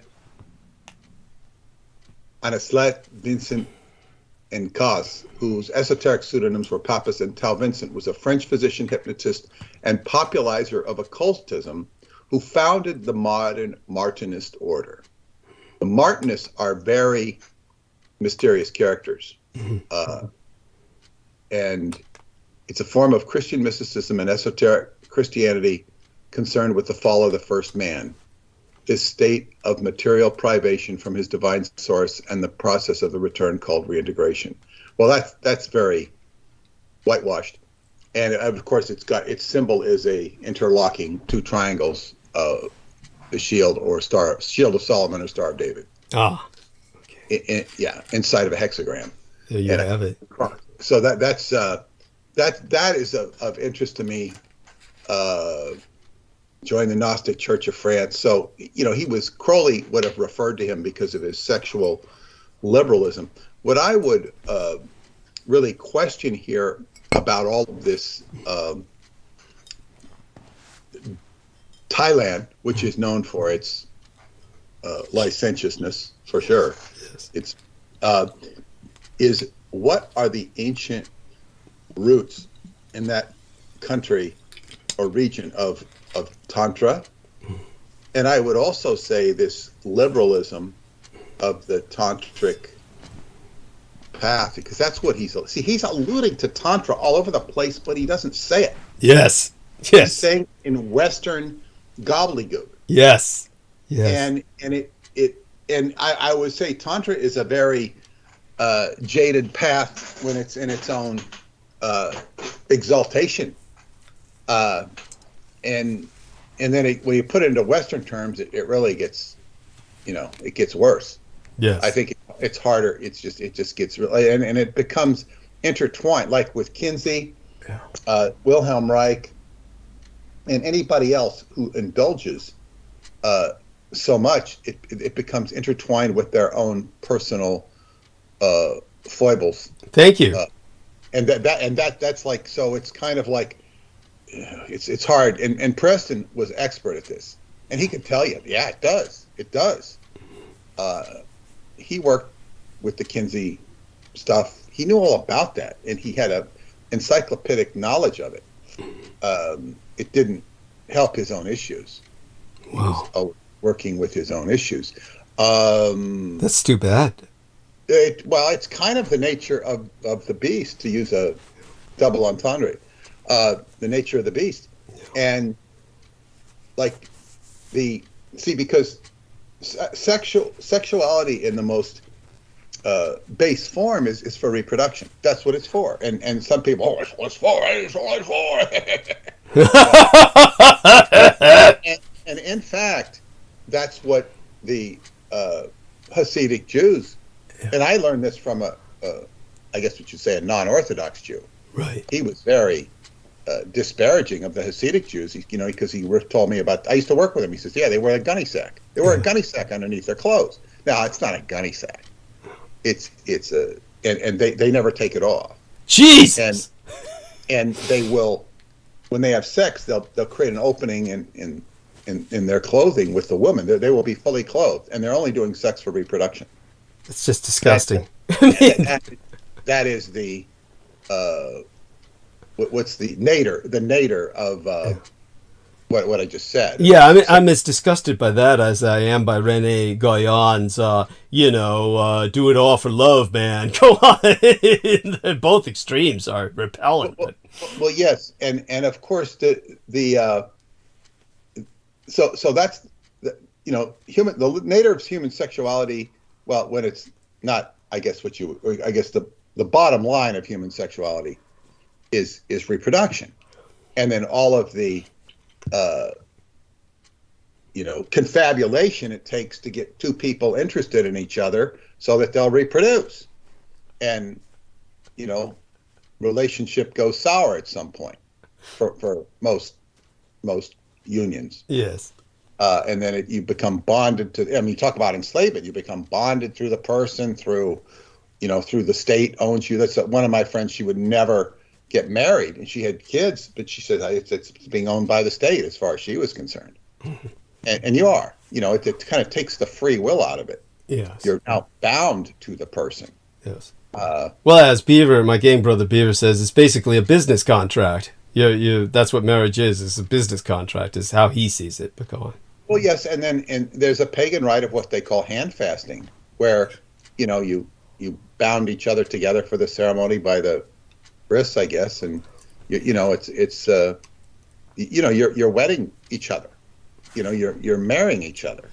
It's like you're not necessarily owned by the state, but you're owned by your commitment to one another. Yeah. And of course, this becomes a big problem when you have a kid and you don't take responsibility for the kid, or somebody doesn't, and that becomes a tribal issue. But we're so far away from that. But this is certainly a pivotal character. And when you bring him up, I mean, from what you've been saying about Dugan, yeah, it's like he just got all of this forum to blow his nose all over everything. It's like even like that big, what is his name? Big Nose Brzezinski? Big New. Yeah, it's Big New Brzezinski, whom nobody can ever look him up because they don't know how to spell his name. Go on. How can you write books like these guys do? They write these heady books that talk about pretending to understand. Who has time to read their books where they intellectualize and sort of lay the temper? I heard that Brzezinski wrote a book about saying Obama. He described the perfect template for Obama. Yeah. It's like, let's give black people to pacify them and say, oh, hey, look at it. He's a renegade becoming president, Yeah. Private joke between Peter and myself, having seen a poster of that idiot and who was it, the singer, saying they were the true renegades and shit. Bruce Springsteen. Bruce Springsteen. Yes, thank you. Go on. Yeah, yes. He didn't call him a renegade, but he's saying like let's give the people, give the rabble somebody they can identify with and make them think they're making some headway. Yeah. And it's just incredibly elitist, arrogant, and who has time to read these books? Yeah. And it's like who is actually reading Dugan's books and taking them seriously as it's like I can't imagine that somebody's sitting down to good book. The New York Times, they editorialize stuff, and they say, oh, right, this book, and it's just it's kind of like it's not real. They're not really alive. Yeah. It's like, I mean, your point's well taken. The way I would describe it is something similar to, with the correct pronunciation, by the way, for Zbigniew. He's a Polish name. As far as I can ascertain, I think this is the correct pronunciation. It's Zbigniew Brzezinski. That's what I think it is. So Zbigniew Brzezinski, when he writes a book, or Alexander Dugin writes a book, it's almost like, how would I say it? It's like this thing that where people may skim the books or purchase them because they feel obligated because they're working for the State Department, or say you're in a school and you're studying international relations, as they call it these days. They don't use the term geopolitics anymore, which they should, but instead they use IR, or international relations. But if you're majoring in political science or something, you at some point wind up buying these books. If you work for the State Department, you wind up buying these books. Maybe if you're working for the Department of Defense, many generals would wind up buying these books. So it's not that they read them. It's kind of like they buy them for display on their shelves. And then people say, oh, he's got that book. And it somehow makes you, oh, yeah, I'm aware of this man. I'm aware of his theories. It's your way of proving that by having the book on your shelf, on display behind you when you're interviewed. Yeah, and you have some sort of Cliff Notes version. It's even a Cliff Notes of the version. Yes. So you can know what you're talking about. Yeah. And this is, it's just like, but the influence, this undeniable influence that Dugin has. Yes.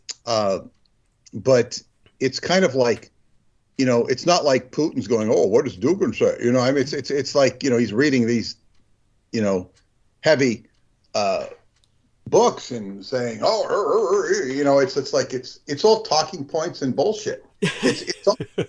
It's almost like if you watch the news, and sometimes you'll see on YouTube, somebody will send you where they have like 30 broadcasts of different newscasters from across the United States all reading the same script. Yes. Yes. And it's as if Putin has a script that he reads.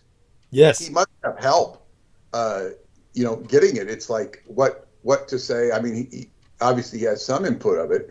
And by the way, there were some articles that I forget the name of the mercenary outfit that's been helping Putin.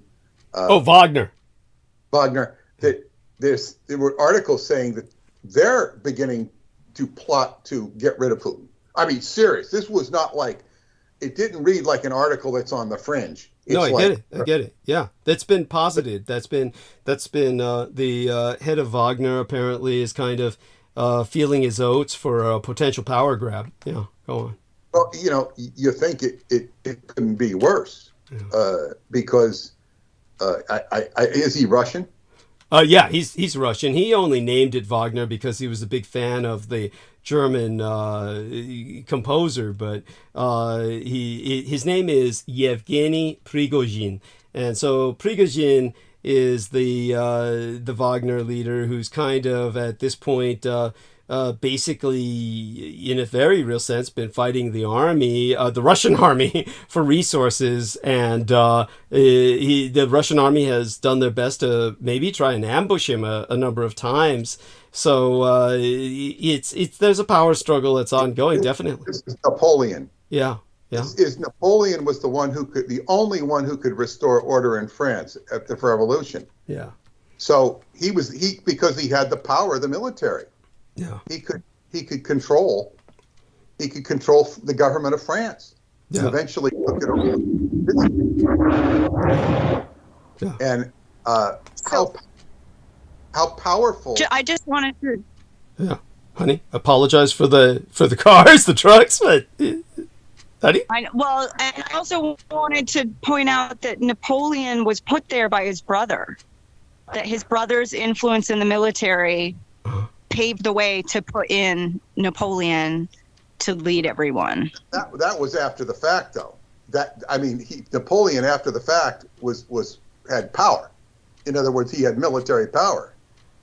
He could shoot people, and he could lay them down. What I'm saying is that it doesn't matter who put you there; it's the military power that Wagner was put into position, I guess, by Putin. Right. I guess. I mean, ami, as I call you, like mon ami. I certainly appreciate the detail. Yeah, and I understand what Peter's saying as well. So yeah, definitely. Thank you for that detail, honey. Thank you. And Appreciate that. Always interject when you feel you have something constructive to offer. Please. Yes. Thank you. But the point of it is this is the chess game is like, who is more powerful? And and you used to say he's feeling his oats. Yes. When is he going to where is the tipping point? And he must be saying this because he, as you say, I didn't know he was being attacked by the Russian troops because he's now become a threat to Putin. Yes, and, that's right. Quite true. This actually becomes good sport. Like if you're watching like sport. Yeah. By the way, so what happened was that Prigozhin, Yevgeny or Yevgeny, depending on which dialect you're speaking with, and there are different Slavic dialects, just so our listeners understand. But I believe most commonly it would be the Yevgeny Prigozhin. Basically, he offered to give Russian troop locations to Ukraine. And he's called for the investigation of into the crimes of some top Russian defense officials. So he's doing this to basically kind of set up a how would I say it? He's positioning himself. So he's offering himself as kind of like a balance point for the West, that the West can negotiate with him. That if the West wants to negotiate, they can negotiate with him. It's a brilliant move on his part, geopolitically. Yes. And as for Putin, indeed, there are former allies of his own, and you know this, that have said he could be ousted by the Wagner army. There's others, of course, who say that they lack the numbers as a mercenary force. They lack the numbers for a Putin coup d'état. But nevertheless, their soldiers are certainly far more professional, battle-hardened than your average Russian conscript, which is basically worthless.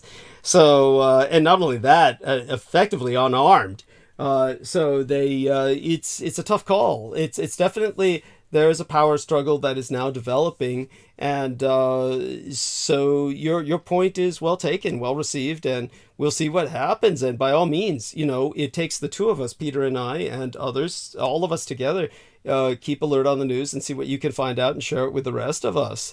The thing about this thing is this guy, he has he can look like such a good guy to the West. If the media supports him, he'll look like a super good guy. And like, hey, look, I was hired to do this. I don't want to do this, and let's make friends with Zelensky, and because he's not the perpetrator of the war. He's the enforcer of the war. Yeah. So he can switch his alliances, and all he has to do is get a few key Russian generals to turn, and if he can go in and basically capture Putin and oust him or just get to him. And so Putin's got to keep himself safe from the Wagner group. And, yes. And what is the exact relation? Is he still fighting for him or not? It's like it becomes very intriguing as a story. It does. It does. And we're going to see this, I think, pan out as Pluto goes back into Capricorn and finishes what it didn't finish with Putin. Yes. Some think I thought he would be gone by last year. Somebody else said he'd be gone, this summer. So. But by the way, these are all valid. It could very well have happened. That could have happened. In fact, I think that honestly. The thing keeping Putin in power has just simply been a lot of cowardice on everybody's part, particularly in the West. And the fact that they just kept buying into his bluff of using nukes and so many other factors that were just incredibly stupid. Mostly that factor. They're buying into his bluff that he was going to use nukes, and he would have used them by now. I mean, he's truly desperate. And if he wanted to draw a line and make a statement, he would have been forced to have done something. But it's all just been a bluff and bluster. And so with the Wagner group guy, just so people understand this, he's definitely not a good guy, but he's starting to try to represent himself as such. So Lewinsky basically did. Yeah. In other words, he stepped on the page on the stage. Yeah. And became a personality. Yeah. That people could relate to. Yeah. And he became a personality. Yeah. He became better or greater than what he was, and now he lives up to that image as the good guy who put his finger up to Russia. Yeah. And he's, I mean, he comes over. I mean, listen, who's Congress going to listen to the way they did? The UN and the Congress. He's had a better audience. Like, how do you get an audience like that? What if we could have their audience? Yeah. Like, how do you get an audience like that? Yeah. That's not all. It's not all just pure manipulation. There's a lot of manipulation involved. But he gets it. He's a stage performer. He takes the stage and he gives a moving speech to Congress. He gives a moving speech to the UN, and he gets money for it. I mean, he sells them on "We need money." It's like what an incredible orator he is, and this means a lot. If you had somebody stammering like Biden, "Oh, I need money to fight the Russians," he'd be laughed off the stage. Yes, people would just. Trump would. It's just not his personality. He'd be too forceful and demanding. He's another type of stage performer. Yeah. But Trump comes off like a bully. Yes. This guy does not. He comes off as somebody who's rallied his country, and we need this, and he's like, people can relate to him. So whatever his, I know he's got some personal issues or scandals, supposedly. I've not really followed them, but he's stepped onto the stage and been able to perform and do the job, just like Napoleon did, except Napoleon was creating far too many enemies. Right. And he was doomed from the day he took over. If he would have restored the monarchy, he wouldn't have had those enemies, but he would have had to deal with the revolt that was going on in France. Right. It was like he was a power hungry guy, but he definitely was, in a sense, his own worst enemy. I mean, the biggest problem with Napoleon Bonaparte, when Peter Moon says he was doomed from the beginning, at first one kind of halts at that. But then when you really reconsider it, there's a real truth to that. And the problem with Napoleon Bonaparte was that he was heir to the true cynics. He really did not trust anyone except his blood relations, which was this mafia mentality. Because remember, the man wasn't French. He was fucking Corsican. He was a Mediterranean. Corsica is like France's version of Sicily and shit. And his mother had actually fought for Corsican independence. So Napoleon Bonaparte was, he just put his brothers in power. Like, this was so totally unnecessary, what he called the Spanish ulcer, when he replaced the King of Spain with his brother. And this is what the Spanish were fighting for, was just, for God's sakes, put the king back on the throne of Spain. And, he, because of what was done to the King of Spain, the King of Portugal vacated Portugal and ran away to Brazil, where he created the Empire of Brazil, declared himself Emperor of Brazil. So strange things happened because of this, but the reality was, comparatively speaking, not to disparage the Spanish people at all, but at that point in history, that particular individual, the King of Spain, was an idiot. It was no threat to Napoleon Bonaparte. Napoleon Bonaparte could easily have restored him to the throne and just say, hey, it's cool, it's all copacetic, I leave you alone. And he would have left the French alone. And the Spanish would gladly have remained truly neutral. But no, he had to make his brother the king of Spain. And that caused this bleeding ulcer, as he called it, of guerrilla warfare. I mean, that's where we get the word guerrilla from, the Spanish insurgents fighting Napoleon Bonaparte. So this was the true war of horror that... that would have aggravated every monarchy in Europe. However, there is another issue with Napoleon, and what all of those other monarchies would have wanted was for him to restore the French crown, because that was also a big factor, because the French crown had been destroyed by the French Revolution. Yes. And he was ingratiated to the French, and he was, what was it? He was also heavily into the Freemasons, who were behind all of this. Mm-hmm. So you've talked about that with the what do you call it, the Illuminati, the Bavarian Illuminati. Yes. Is and you know, because it was the French who overtook. This was the time period of, what was Garibaldi? Yeah, this is Garibaldi comes later. That's correct. Yeah, and that's the Italian Revolution, which there was no Italy before Garibaldi, who was Argentinian. Yes. And Abraham Lincoln tried to get Garibaldi to come up and help him win the war, the Civil War. Right. But he was too busy working for the Freemasons or the Bavarian Illuminati. He was tied to, but they took over it gets confused, but they took over the Italian peninsula, and it became the state of Italy. Yes, just so people understand, the Bavarian Illuminati have always been at war with the Freemasons.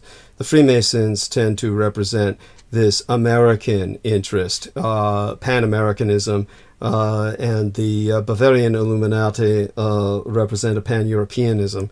And so the Bavarian Illuminati would have sided with the Germans, being Bavarian, and the Germans were subdued or subjected to occupation by the French under Napoleon Bonaparte. So Napoleon Bonaparte was not illuminated. He was not part of the Illuminati. He was Masonic. Whereas Giuseppe Garibaldi was illuminated. He was sponsored by the Bavarian Illuminati. So hopefully that puts that in some perspective for people. Except that the enemies of the Vatican were the Freemasons. Yes, that is quite correct. They're enemies. Yeah. So that's where it gets complicated. Well, that's why Napoleon Bonaparte effectively abducted the Pope and put him under house arrest, which is why Nostradamus saw him as an Antichrist figure. So he definitely was following a Masonic interest there, as you said. He was that reinforces. Yes, and then you have Giuseppe Mazzini, who was the successor to Adam Weishaupt, who founded the Illuminati. Yes, and Giuseppe Mazzini is the go-to guy for starting that Italian Revolution, and he was in correspondence with Brigham Young directly, and Albert Pike. And Albert Pike was, of course, Scottish Freemasonry. That's right. So you've got all this sort of incestuous secret society allies working, which means they're probably part of some other order, working this, that, and the other one. It gets very convoluted, but nevertheless, it creates history, because then you have Italy forming and being the Vatican being like a little closet, a little closet. Now, I wanted to ask you, with vis-a-vis the Vatican Library, as you and Amy were talking about, it's all of that. I would imagine. I mean, there's all sorts of different languages, none of which are English in there, pretty much. Yeah. Did Aquino ever ask you to get anything from the Vatican Library, and did you ever do that? Were you able to exchange with that, or to get something from them? That's a very interesting question, because Michael Aquino did definitively have me try to get some items from the Vatican Library on loan. And the Vatican Library asked me some questions because he was doing this in a sub rosa fashion where he felt that the Vatican Library would not be familiar with whom I quote unquote represented or whom I was affiliated with or who was giving myself orders. It was done under some, shall we say, false fronts. So under some false fronts, it had to appear to be of international security relevance. It had to appear to involve the United States as an imperial power, meaning as basically a superpower, imposing its will and asking for certain of these relics on loan. And because of that, I was therefore fronted as being affiliated with other departments, not affiliated with the Kino, to take away any satanic taint. But the Vatican Library was very inquisitive and had an excellent intelligence network of their own. And they figured it out quite quickly and just denied it. And there was also the potential that they simply would not loan anything to the United States military. So they certainly were adamant in their refusal. Indeed, even offended that the question was even asked for the various relics, and simply said no and never asked us again. So there was he was refused. The Vatican Library, well, of course, part of the Vatican City State. For those of you who just don't get it, who think that, okay, the Pope is entirely emasculated because he's not choosing to consecrate armies or summon various forces to impose his will, understand that the Vatican Library is, well, the Vatican City State is very much an economic empire.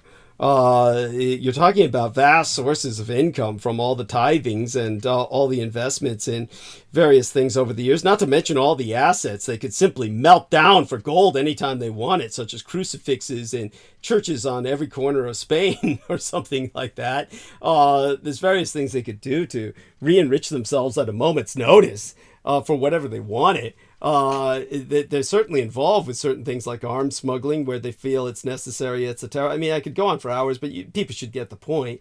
This is an empire, and the term for the empire is the Holy See. They call it the Holy See, which is the Vatican Empire, essentially, and meaning the holy jurisdiction of the church worldwide. So the church is definitely never got to the position that it's in without being cynical and very sophisticated in its maneuverings and its Machiavellian understanding of secular power.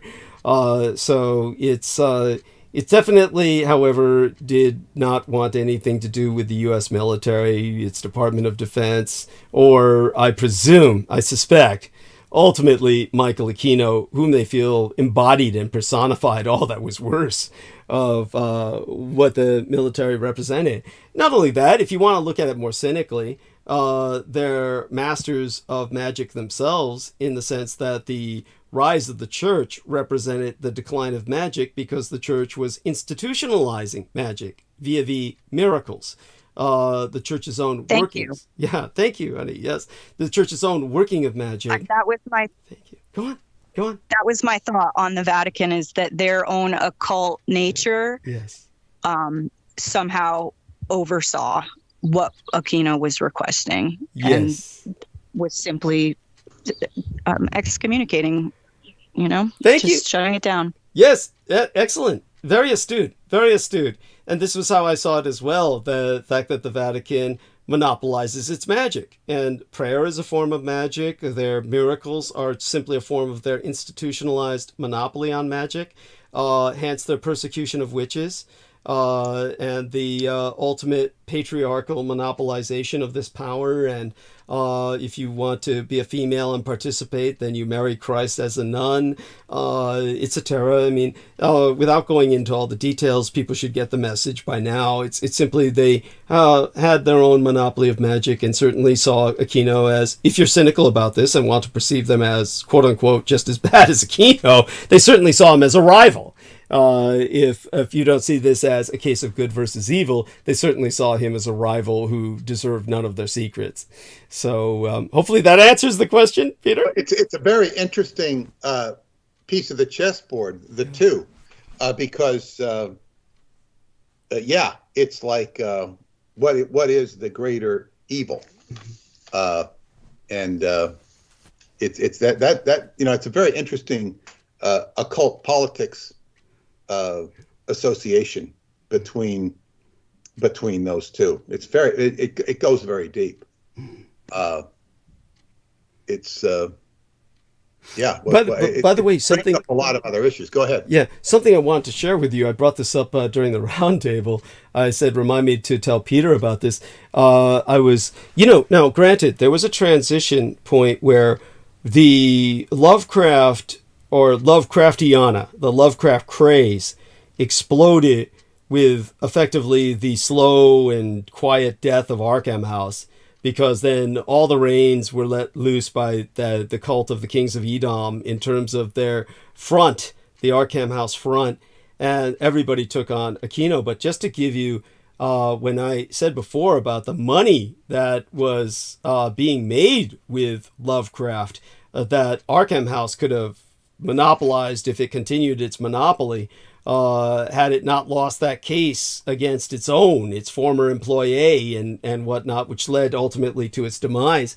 I just found out that the Teenage Mutant Ninja Turtle franchise is, by the way, which actually did start in Japan. I knew that years and years ago. I didn't know that at the beginning. I thought it was just pure American trash. But it actually started in Japan with a bunch of little manga and comic books, and then got translated to America. So there's a transnational aspect to this. The American Teenage Mutant Ninja Turtles and the Japanese version are not necessarily the same, but I never bothered to investigate because it's a franchise that does not interest me at all. But the one thing I found out, and what I always suspected due to its enormous popularity and its involvement with gaming contracts and all the rest of that, and films and all that, it's an 18 billion United States dollar franchise. 18 billion United States dollars worth of franchise. So Lovecraft's is well beyond that. So in terms of Lovecraftiana, its involvement with games, video, and role-playing and otherwise, and everybody involved in the Lovecraft game and co-opting, you're talking about something well beyond 18 billion United States dollars. So the attempt by the cult of the Kings of Edom to monopolize and monetize this through Arkham House was obviously prescient and stopped that from happening for a long time. And the chokehold they had on it was definitely enriching the Arkham House staff, meaning first the asshole himself. I'm even blocking out his name at the moment. August Derleth, and then his daughter. So God knows they must have been quite wealthy, at least to a degree, unless they were completely mishandling all of this. By the way, Amy Como, do say good day to everyone since your battery is drained. If you can, say good day to everyone before you go.